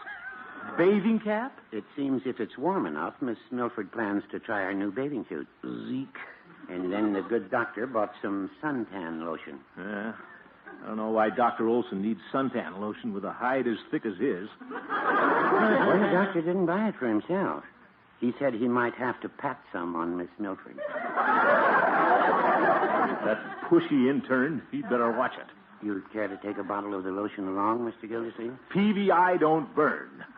You look a little burned already. What?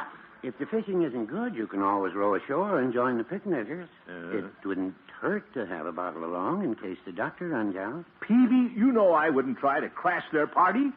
Well, no, I wouldn't say that. Well, give me a bottle. Leroy might get a sunburned nose.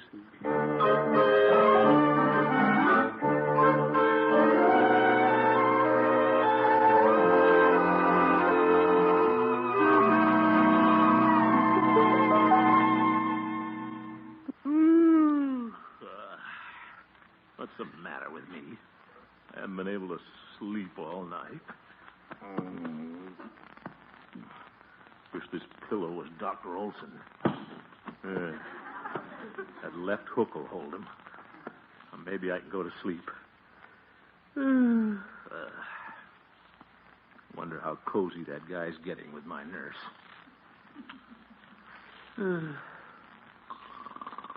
Yeah. Reeble, deeble, deeble, deeble.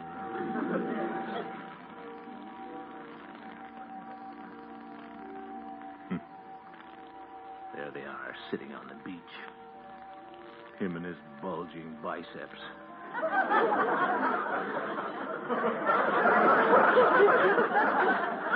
Look at him covering her with sand.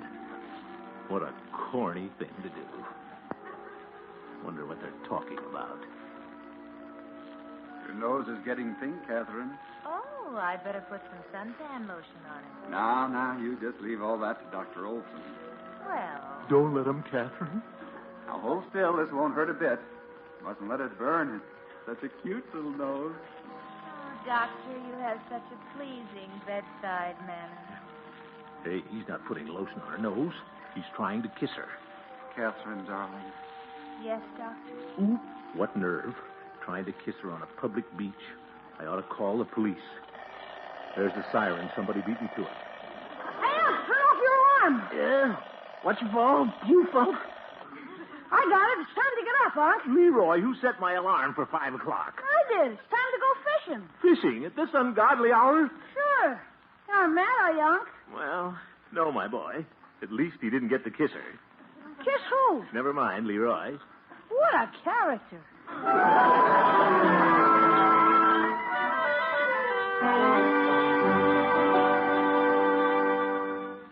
More bacon and eggs, Mr. Gildersleeve? Well, just one more helping, Bertie. I haven't much of an appetite this early in the morning. No, sir. I'll take anything he leaves, Bertie. All right, Leroy. He's just like his uncle. I'll get it, Bertie. Wonder who's going around ringing doorbells at this hour. Good morning, Gildy. Judge, what are you doing up so early? I always get up early. That's why I'm so sound of wind and limb. An old goat up before the roosters. Now, Gildy, I happened to see a light in your house, so I came over. Judge, you can't see my lights from your house 10 blocks away. Well, Peavy did tell me you and Leroy were going fishing this morning. Yeah, I knew it. And being an ardent fisherman, I happen to know all the best spots for fishing. Well, you don't happen to know what I'm fishing for. Oh, whether it's bass or bluegill, I know the spots to go. Now, Judge. Of course, I'm not inviting myself. Oh, no. Just out for a walk. But I doubt if you'd ever find the right spots if I wasn't there to point them out. Judge, you can't go fishing in that cape you're wearing. Oh, the cape is removable, Gildy. See? Oh, for tip boots, fishing jacket, landing net. And I just happened to bring my fishing rod. Oh? I was using it this morning for a walking stick. Yeah. Birdie, coddle and egg for the old judge.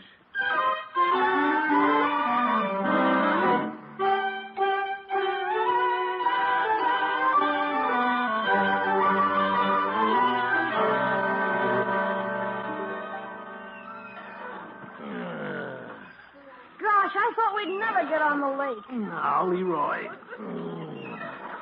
Heavy rowing. That's because you brought so much equipment along, Gildy. Even a ukulele. Yeah, what's the ukulele for, huh? Trying to catch a mermaid? No, I think it's too cool for her to go in the water. I mean, in case we go ashore, see somebody we know, they might want me to sing a song. And why the binoculars, Gildy? Well... Are the fish you catch so small you need binoculars to see them? All right, Judge. With all that wind, wouldn't you like to row for a little while? Thank you, Gildy, but I'm the navigator. It's up to me to direct you to a good fishing spot. Look at that old goat standing up in the boat. Thinks he's Washington crossing the Delaware. Sit down, Judge. Oops, I think I better. Oh, Gildy, you made me sit on the lunch. Oh, for corn's sake. Now we're going to have pressed ham sandwiches.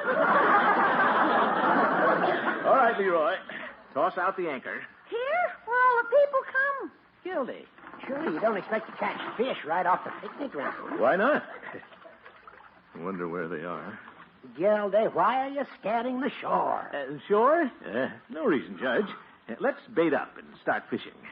Well, I'm just a guess, but if I had my way, we'd be fishing across the lake by those rocks. Yeah, over by the big stumps. There's a lot of bass over there. Now, Leroy, I know what I'm doing. I think I'll try casting. Low bridge. You're wasting your time, Gildy. You'll never catch a fish here. Well, it won't hurt to... Oop. Hey, there's something on your line, huh? Say, there's somebody over there under a tree. I wonder if... No, Katie's a redhead. Gildy, what are you staring at? Reel him in. Unc, your fish is going on into deep water. Oh, yeah.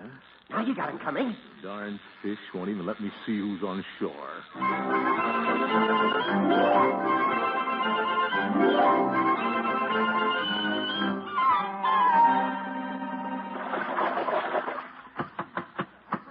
Oh, boy, the granddaddy of them all. It's a beauty, Gildy. That makes 6 for you, 2 for Leroy, and 1 for me. What a dull morning. Why do the fish have to pick on me? I'll take them off the hook, Unc. You can take my rod, too, Leroy. I think I'll relax and look through my binoculars a while. I don't see him any place. Gildy, if you're looking for your nurse and young Dr. Olson, why not look behind you? What? Yeah. Here they come in a boat. Say, it is KATHRYN. Well, imagine meeting her out here. Yeah, and Dr. Olson. Yes, yes. Hello there. Hello, Miss Melford. Dr. Olson. KATHRYN, what are you two doing out in the boat? We've been fishing. KATHRYN, you've been fishing? Yes, fishing. Yeah. What's the matter with the doctor? I'm afraid Clarence doesn't feel very well. Seasick? Oh, that's too bad. Let's get to shore, KATHRYN. Well, all right. Oh. We didn't get a strike, Throckmorton. You didn't? Gosh, look at our string. Oh, they're beautiful. Did you catch all those, Leroy? The heck no. The water commissioner caught most of them. Throckmorton, you did? Well, only 6 out of the 9. Oh, KATHRYN, please, go to shore. The boat's rocking. Clarence looks like a pale Blue Point oyster. Well,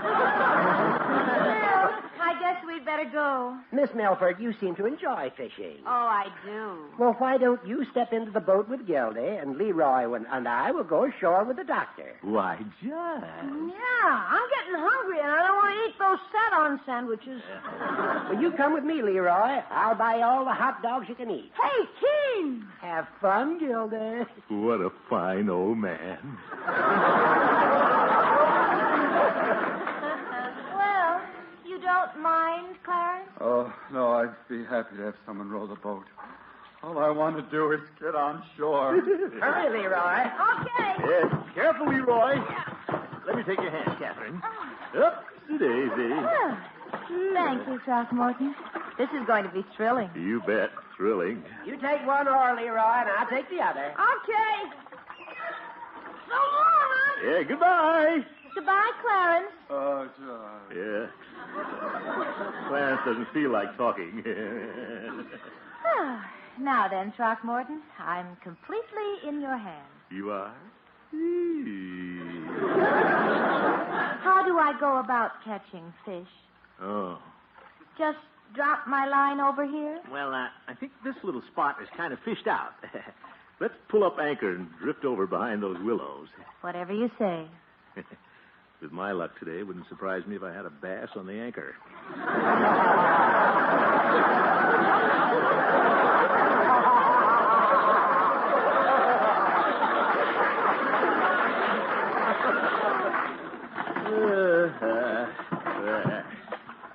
Now, we'll just kind of let our lines drag behind the boat as we drift along.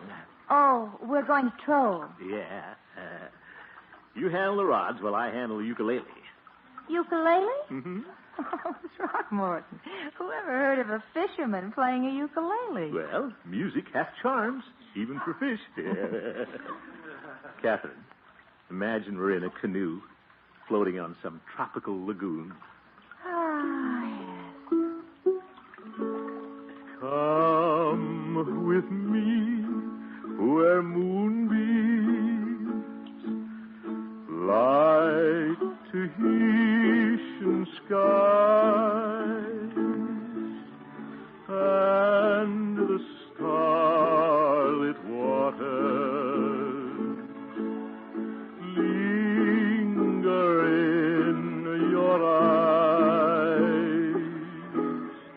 Native hills are calling, to them we belong, while we cheer each other with our pagan love songs.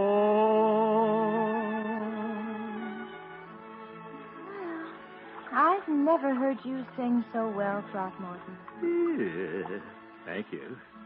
I think I'll sit a little closer, kind of balance the boat. Oh. If I play my cards right, I may get that kiss the doctor missed. Catherine. Yes, Throckmorton. Catherine. Throckmorton, I've got a bite. Oh, those confounded fish.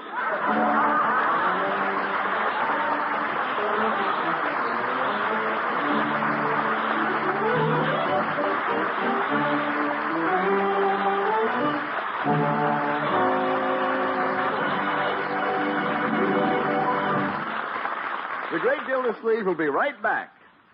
If spring fever's running high at your house, chances are you're hunting for some fresh menu ideas to fit in with that mood. Well, how about a cool, crisp, tossed salad of all your favorite greens? And to make that salad as tempting as can be, make it with plenty of the one and only Miracle Whip salad dressing. Wonderful Miracle Whip is made from a secret craft recipe for real flavor perfection. It has a just right goodness, not too sharp, not too mild, that you won't get in any other salad dressing. Yes, Miracle Whip is really unique. Its lively, different taste just can't be copied. See for yourself why millions prefer it. Top your spring salads with America's favorite salad dressing, Miracle Whip, made by Kraft.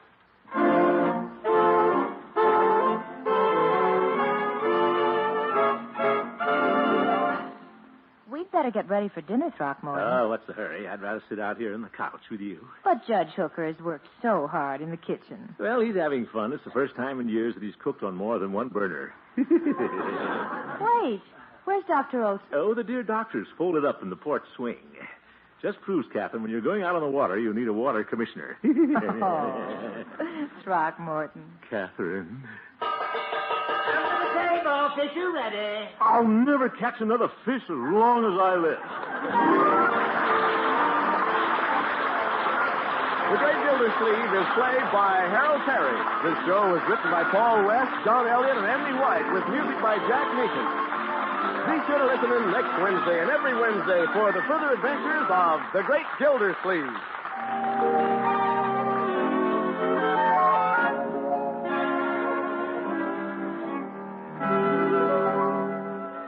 Want to put magic in leftover meals? Then have plenty of Kraft prepared mustard on hand. Mustard makes hidden flavors pop right out of leftover meats, adds new life to salad or egg dishes. You can get two kinds of Kraft prepared mustard, you know. Salad mustard, mild, delicately spiced, or Kraft mustard with snappy horseradish added. Have both on hand. For when you add a little mustard, you add a lot of tang. Get Kraft prepared mustard.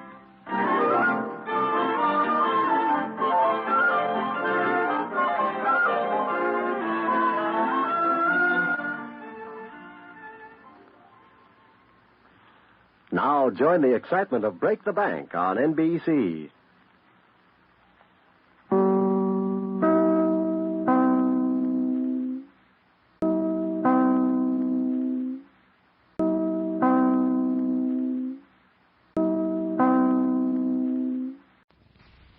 The Kraft Foods Company, makers of Kraft Quality Foods, presents Harold Perry as the Great Gildersleeve.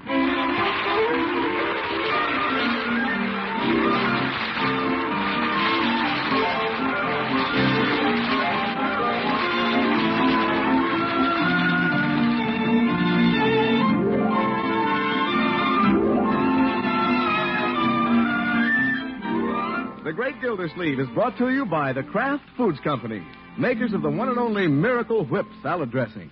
Here's a salad dressing that's different, delightfully different from any other dressing you've ever tasted. Not too sharp, not too bland. Miracle Whip has a peppy goodness that millions say is just exactly right. Enjoy Miracle Whip tomorrow.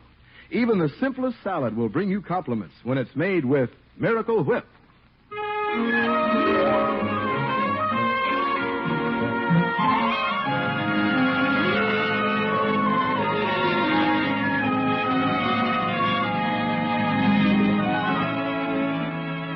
Let's see what's doing at the Great Gildersleeve's house. Late last night, Marjorie and Bronco came home from their honeymoon to again complete the little family circle. Well, I'm glad they're home. I hope they like the little apartment upstairs.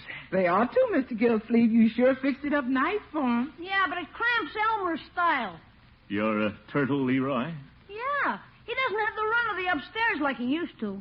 I think it's got him worried. A turtle with claustrophobia. Come on, Leroy. Let's go work in the yard for a little while, huh?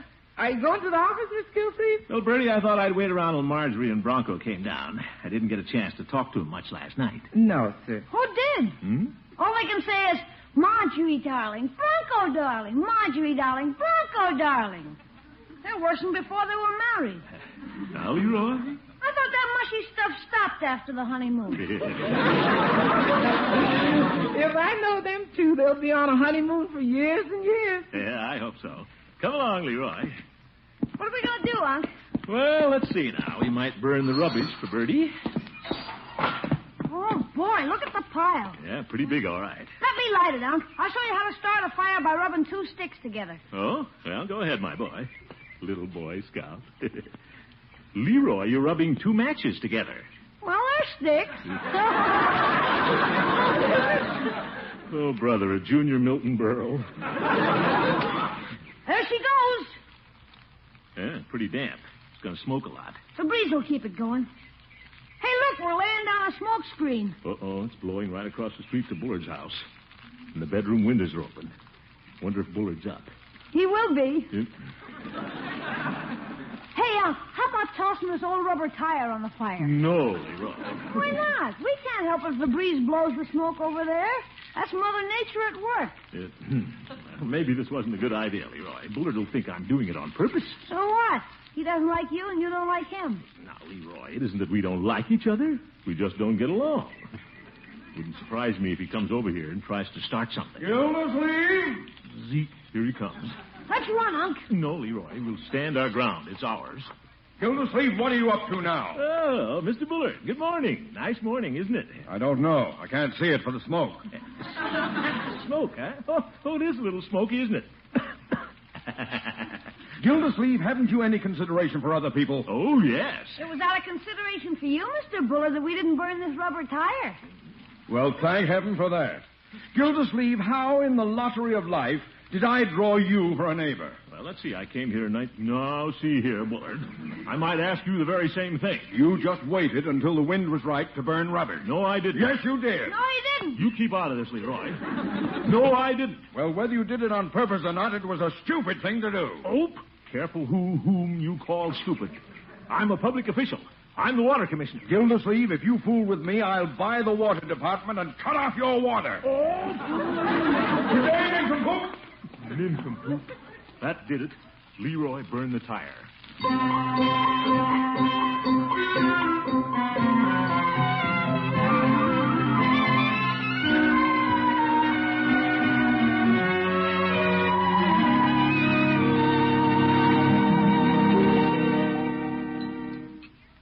Won't you have some breakfast with us, Unky? No, thanks, Marjorie. Leroy and I have eaten. I can eat again. Leroy, let's leave something for Marjorie and Bronco. Leroy's like me. He can always eat. Pass the toast, Marge, darling. Here, darling. You see, Unc, they're still at it. Mr. Gildersleeve, what was all the noise out in the backyard? Noise? Unc was just exchanging pleasantries with a neighbor. Yes. Well, what are you lovebirds going to do today? Oh, I have a million things to do. Unpack, shampoo my hair, sew on some buttons for Bronco. Good. Yeah, I'm going to work right after breakfast. Pass the jam, Marge, darling. Of course, dear. Oh, brother. Well, you going over to your father's little bookstore and start right in, Bronco? No, sir. I'm not depending on my father. Will you pass the bacon again, Mr. Gildersleeve? Yeah. Oh, yeah, bacon. Thanks. Remember what I've always said, my boy. I can find a place for you in our water department. Oh, thanks, Mr. Gildersleeve, but I'm not sponging off you. Will you pass the eggs again, please? Heavy eater. Well, what do you plan to do, Bronco? Anything in particular? Tell him your plan, darling. Yeah, what is your plan, darling? I mean, Bronco. Hey, Bronco, why don't you go to Idaho and dig potatoes? Potatoes?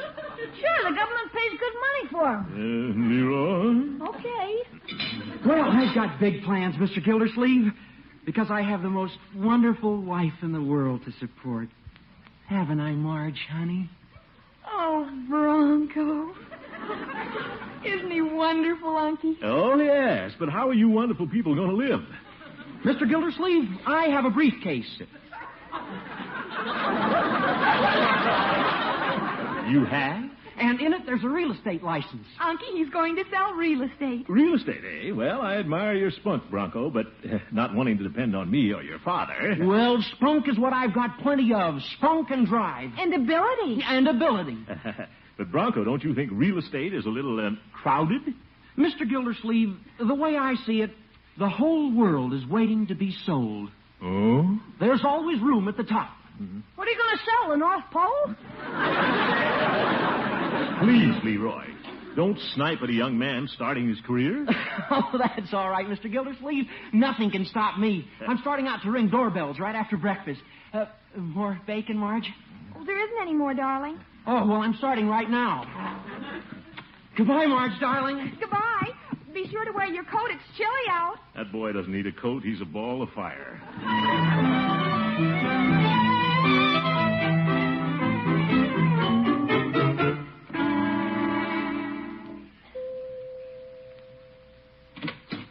Yes? Oh, good morning, Mr. Bullard. I'm Bronco Thompson, Mr. Gildersleeve's son-in-law. Yes, I know. You seem nervous, lad. Well, you're my first customer. I am? Mr. Bullard, I'm in the real estate business. Can I list your house for sale?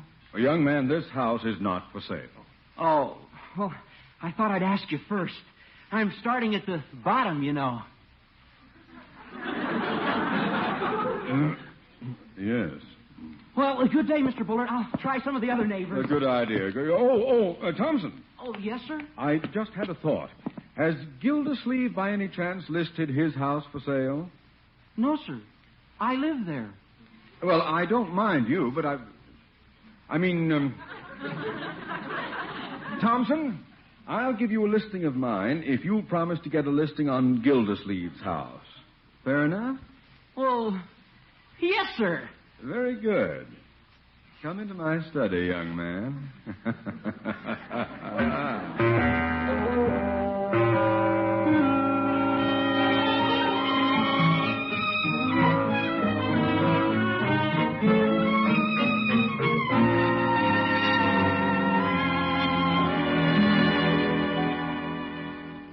Well, let's get the water department rolling, Bessie. I'm a little late this morning.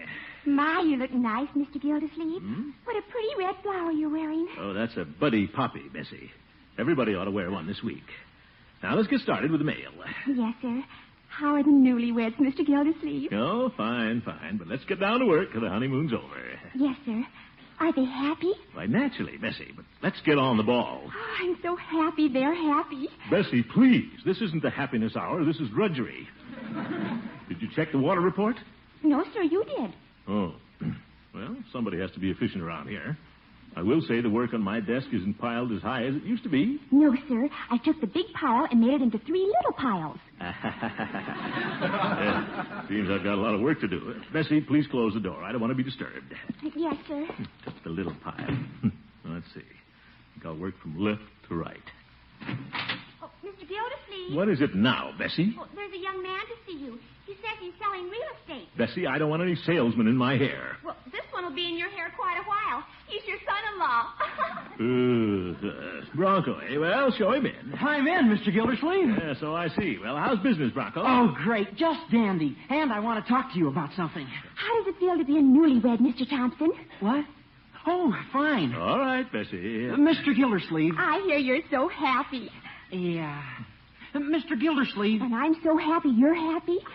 Bessie, will you please close that door from the other side? Yes, sir. What a secretary. Now, Bronco, you wanted my advice about something? No, sir. I want to list your house for sale. Well, at my house? I have a listing blank here, Mr. Gildersleeve, and if you'll just fill in a few details and sign on the dotted line, please. Wait a minute, Bronco. I don't want to sell my house. And put the top back on your fountain pen. Well, I've learned an important thing about the real estate business already. You can't sell real estate without listings. Well, that's logical and probably true, but why don't we start with somebody outside the family? No, I have. I listed Mr. Bullard's house this morning. Mr. Bullard gave you a listing on his house? Yes, sir. He said he'd like to help a young man get started.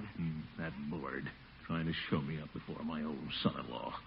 Let me see his listing, Bronco. There it is in black and white. His house isn't worth that much. He marked up the price.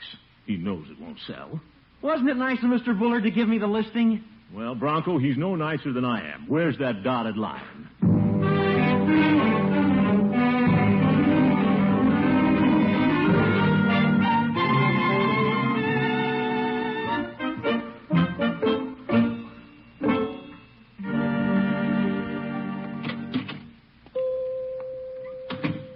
Well, hello, Peavy. Hello, Mr. Gildersleeve.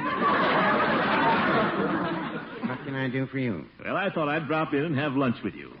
On the house? Well, no, Peavy. Have I ever asked you for a free lunch? We're good friends. Well, good friends are the kinds that eat a lot of free lunch. Oh, my goodness. Let me see your menu, Peavy. Very well. I recommend a cold salami sandwich. Well, I don't know. I think I like this roast beef. Well, if you're hungry, Mr. Gildersleeve, I'll take this salami. Why? Well, I don't have any roast beef. All right, Peavy. Give me a ham sandwich. I'd still take the salami. No ham, eh, Peavy? Peavy, it's a little chilly. Don't you have something hot? Well, I can heat the salami. I'll take it cold. Very well. I hear Marjorie brought her new husband back home last night. Yeah, they've settled down to married life, Peavy. Bronco's going into the real estate business. Yes, I know. Here's your salami, Mr. Gildersleeve. Thanks.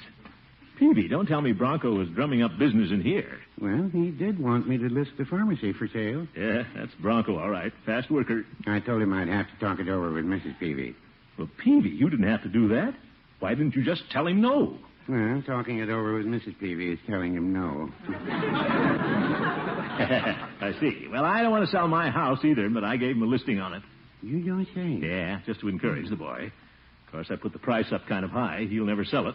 But if he has a listing from me, it might help him get other business. Yes, it might. Yeah. Oh, Mr. Gildersleeve. Bronco. I've been looking all over for you.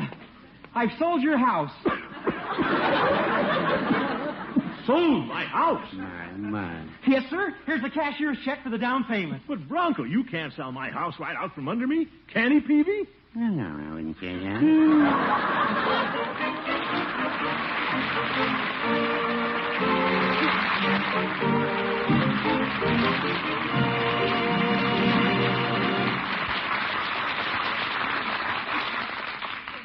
We'll return to the great Gildersleeve very shortly.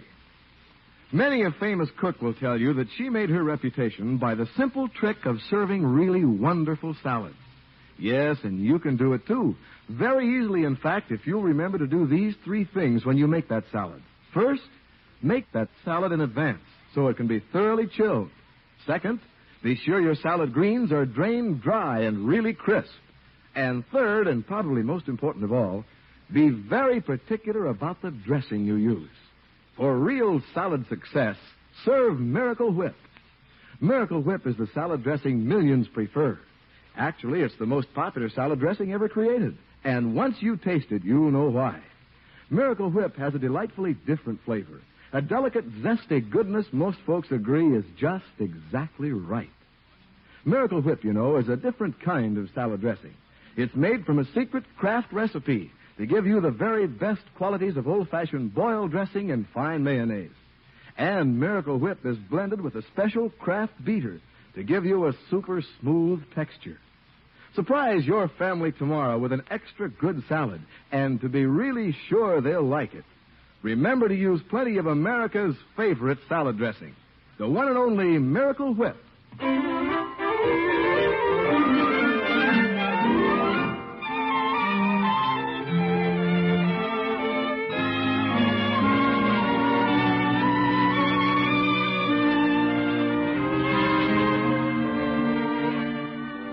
Let's get back to the great Gildersleeve.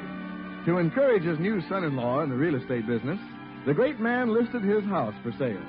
He didn't think it would move at such a fancy price, but was he ever surprised? I listed it in good faith, Margie, but I had no idea he'd sell it. Oh, isn't Bronco a wonderful salesman, Unky? Well, he's a salesman. He won't even tell me who's bought the place. The buyer wants to remain anonymous. Besides, what do you care? You're getting twice what the house is worth. And think of the big commission Bronco's making. Well, I'm glad for that, but... Hey, Unc. What is it, Leroy? How much money do I get from my treehouse out of this deal? Well, that wasn't included in the deal, Leroy. Besides, we may have to live in it. Oh, Unky, for the money Bronco's getting you, we can get an even larger house. Yeah, how about a private room and bath for my pet turtle? Leroy, this is a serious matter. And I'd back out of the deal if it was anybody else but Bronco. Yeah, and get sued. Well, I guess the buyer could take action. Miss Gildersleeve, Yes, Bertie? when we gonna start looking at houses? Well, I don't know, Bertie. Let's not rush this thing. No, sir. But when we do, let's find a kitchen that's all automatic. All automatic. Yes, sir. The only thing automatic about the kitchen we got is Bertie. Miss Gildersleeve, when we gonna move? Well, I don't know, Bertie. I don't even know who Bronco sold the house to. That Mr. Bronco, what a salesman. He sells so fast you don't even know who bought. Yeah, all right, Bertie. He's a natural born salesman. Now, Bertie? Yes, he comes back from his honeymoon and starts selling. That's a natural born salesman. I know, Bertie. Mr. Gildersleeve, you know what your new son-in-law is? Yes, Bertie. That's right. He's a natural born salesman.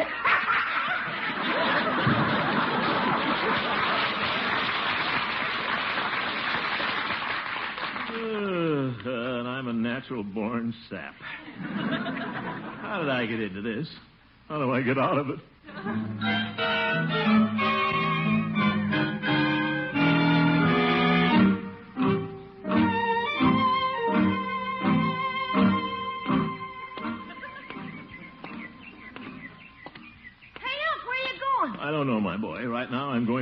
circles.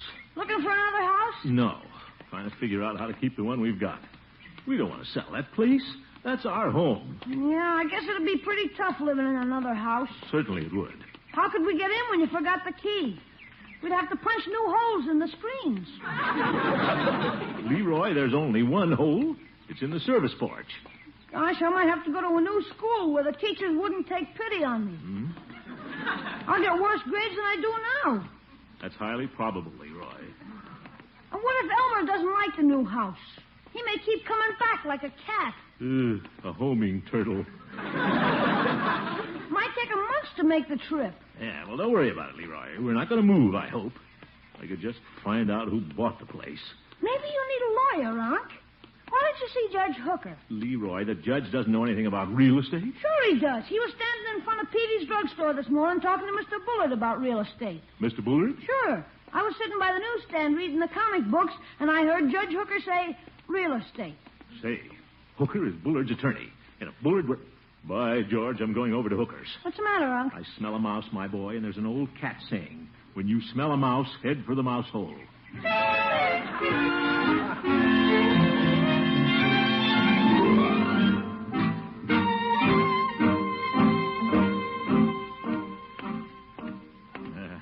Got a sneaking hunch the judge knows something about this deal. I'm sure he does.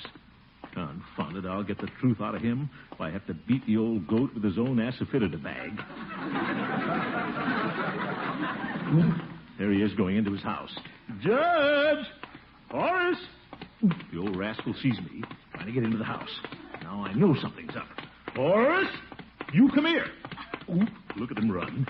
Horace! One more grab and I've got him.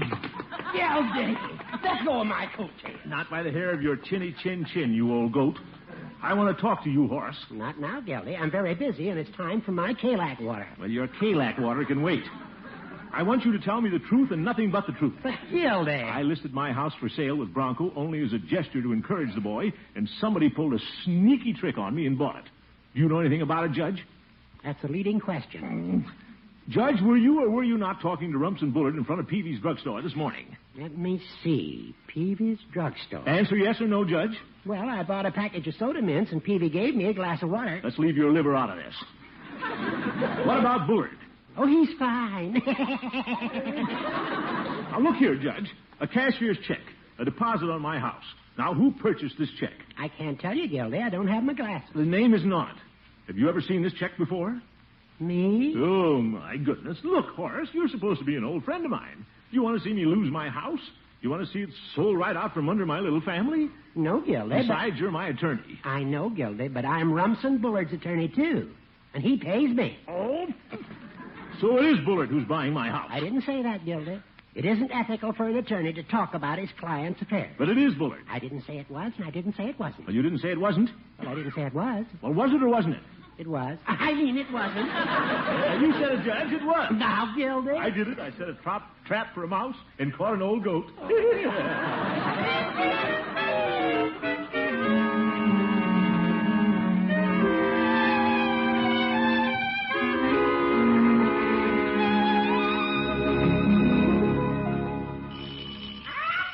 Yeah, I'll get it, Bertie. Hello, Gildersleeve. Well, Mr. Bullard. I must remember to have that doorbell changed. I don't care for it. What's this? Oh, I forgot to mention, Gildersleeve, I bought your house. You did? Well, Bullard, how could have you done such a thing? I've been waiting for an opportunity to remove you from the neighborhood, Gildersleeve.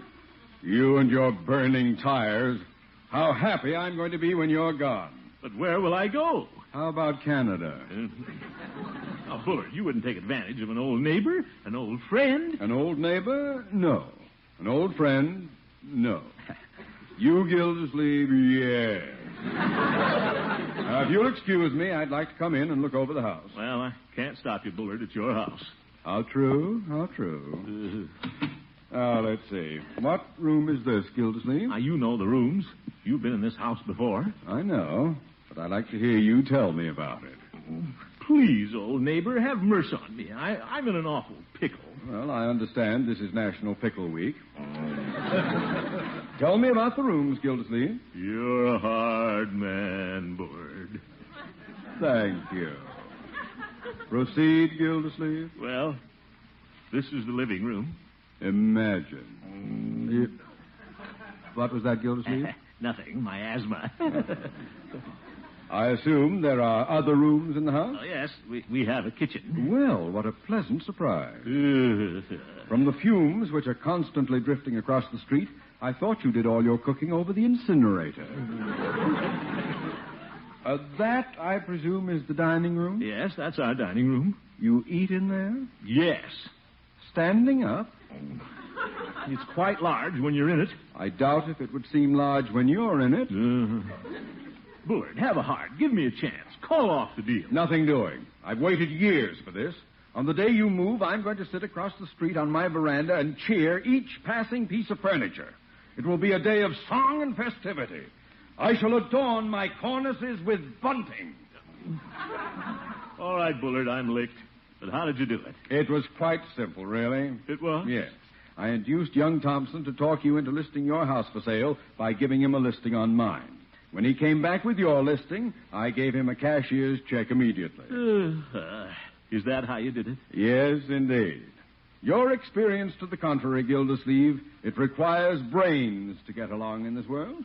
Well, by George, Bullard, I've got to hand it to you. You're clever.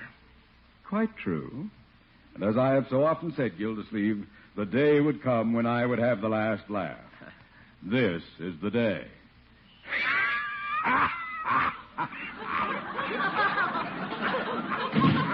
Hello, Mr. Gildersleeve. Well, Bronco. Oh, there you are, Mr. Bullard. I've been looking all over for you. Well, what an ambitious young man. What is it, my boy? I've just sold your house. Well, that's fine. What? My house? Well, Bullard, aren't you lucky? Oh, no, not my house. You can't. Well, you signed the listing, Mr. Bullard, and I have a cashier's check for the deposit. No. Yes, sir, here it is. The cashier's check you gave me for Mr. Gildersleeve. He's using it as a deposit to buy your house. My own check? Gildersleeve! I got it trapped. As you said, Bullard, this is the day for the last laugh.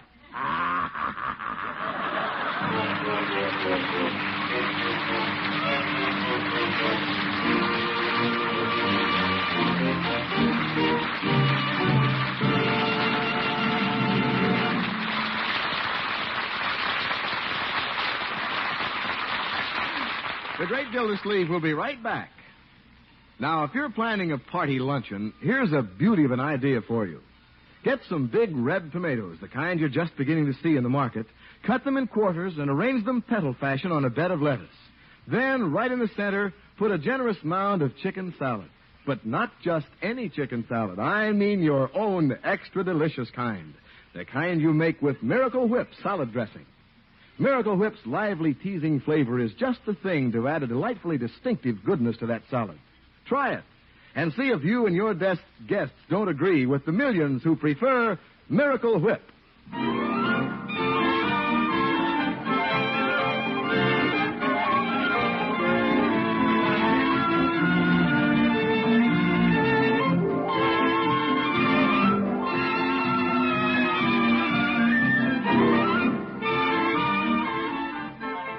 Now, just a minute, Gildersleeve. We've got him where we want him, Bronco. Well, yeah, but Mr. Gildersleeve... What's going on here? What's all the racket, Uncle? Nothing at all, children. We just bought Mr. Bullard's house. No, you haven't.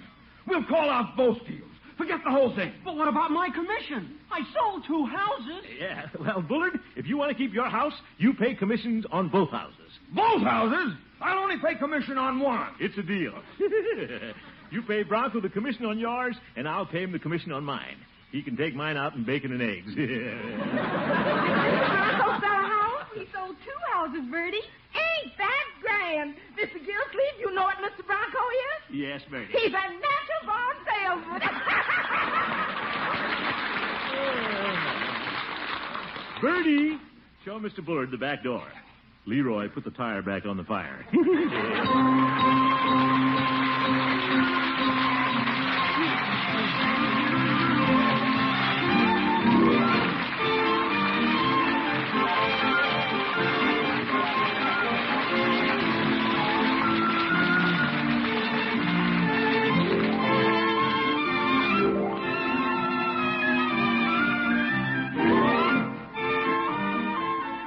Great Gildersleeve is played by Harold Perry. The show was written by Paul West, John Elliott, and Andy White, with music by Jack Meakin. Included in the cast are Walter Tetley, Mary Lee Robb, Lillian Randolph, Gloria Holliday, Dick Crenna, Gail Gordon, Earl Ross, and Dick LeGrand. What about me? This is Jay Stewart saying goodnight for the Kraft Foods Company, makers of the famous line of Kraft quality food products. Be sure to listen in next Wednesday and every Wednesday for the further adventures of the Great Gildersleeve.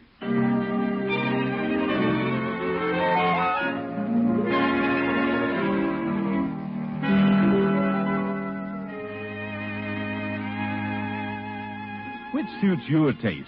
Mustard that's mild, delicately spiced, or sharp, snappy mustard with zing in every bite? Either way, you like Kraft prepared mustard, for there are two kinds. Salad mustard, tangy but smooth, and Kraft prepared mustard with snappy horseradish added. Have both on hand for different tastes, different uses. Either works magic in bringing out hidden flavor. For when you add a little mustard, you add a lot of tang. Get Kraft prepared mustard.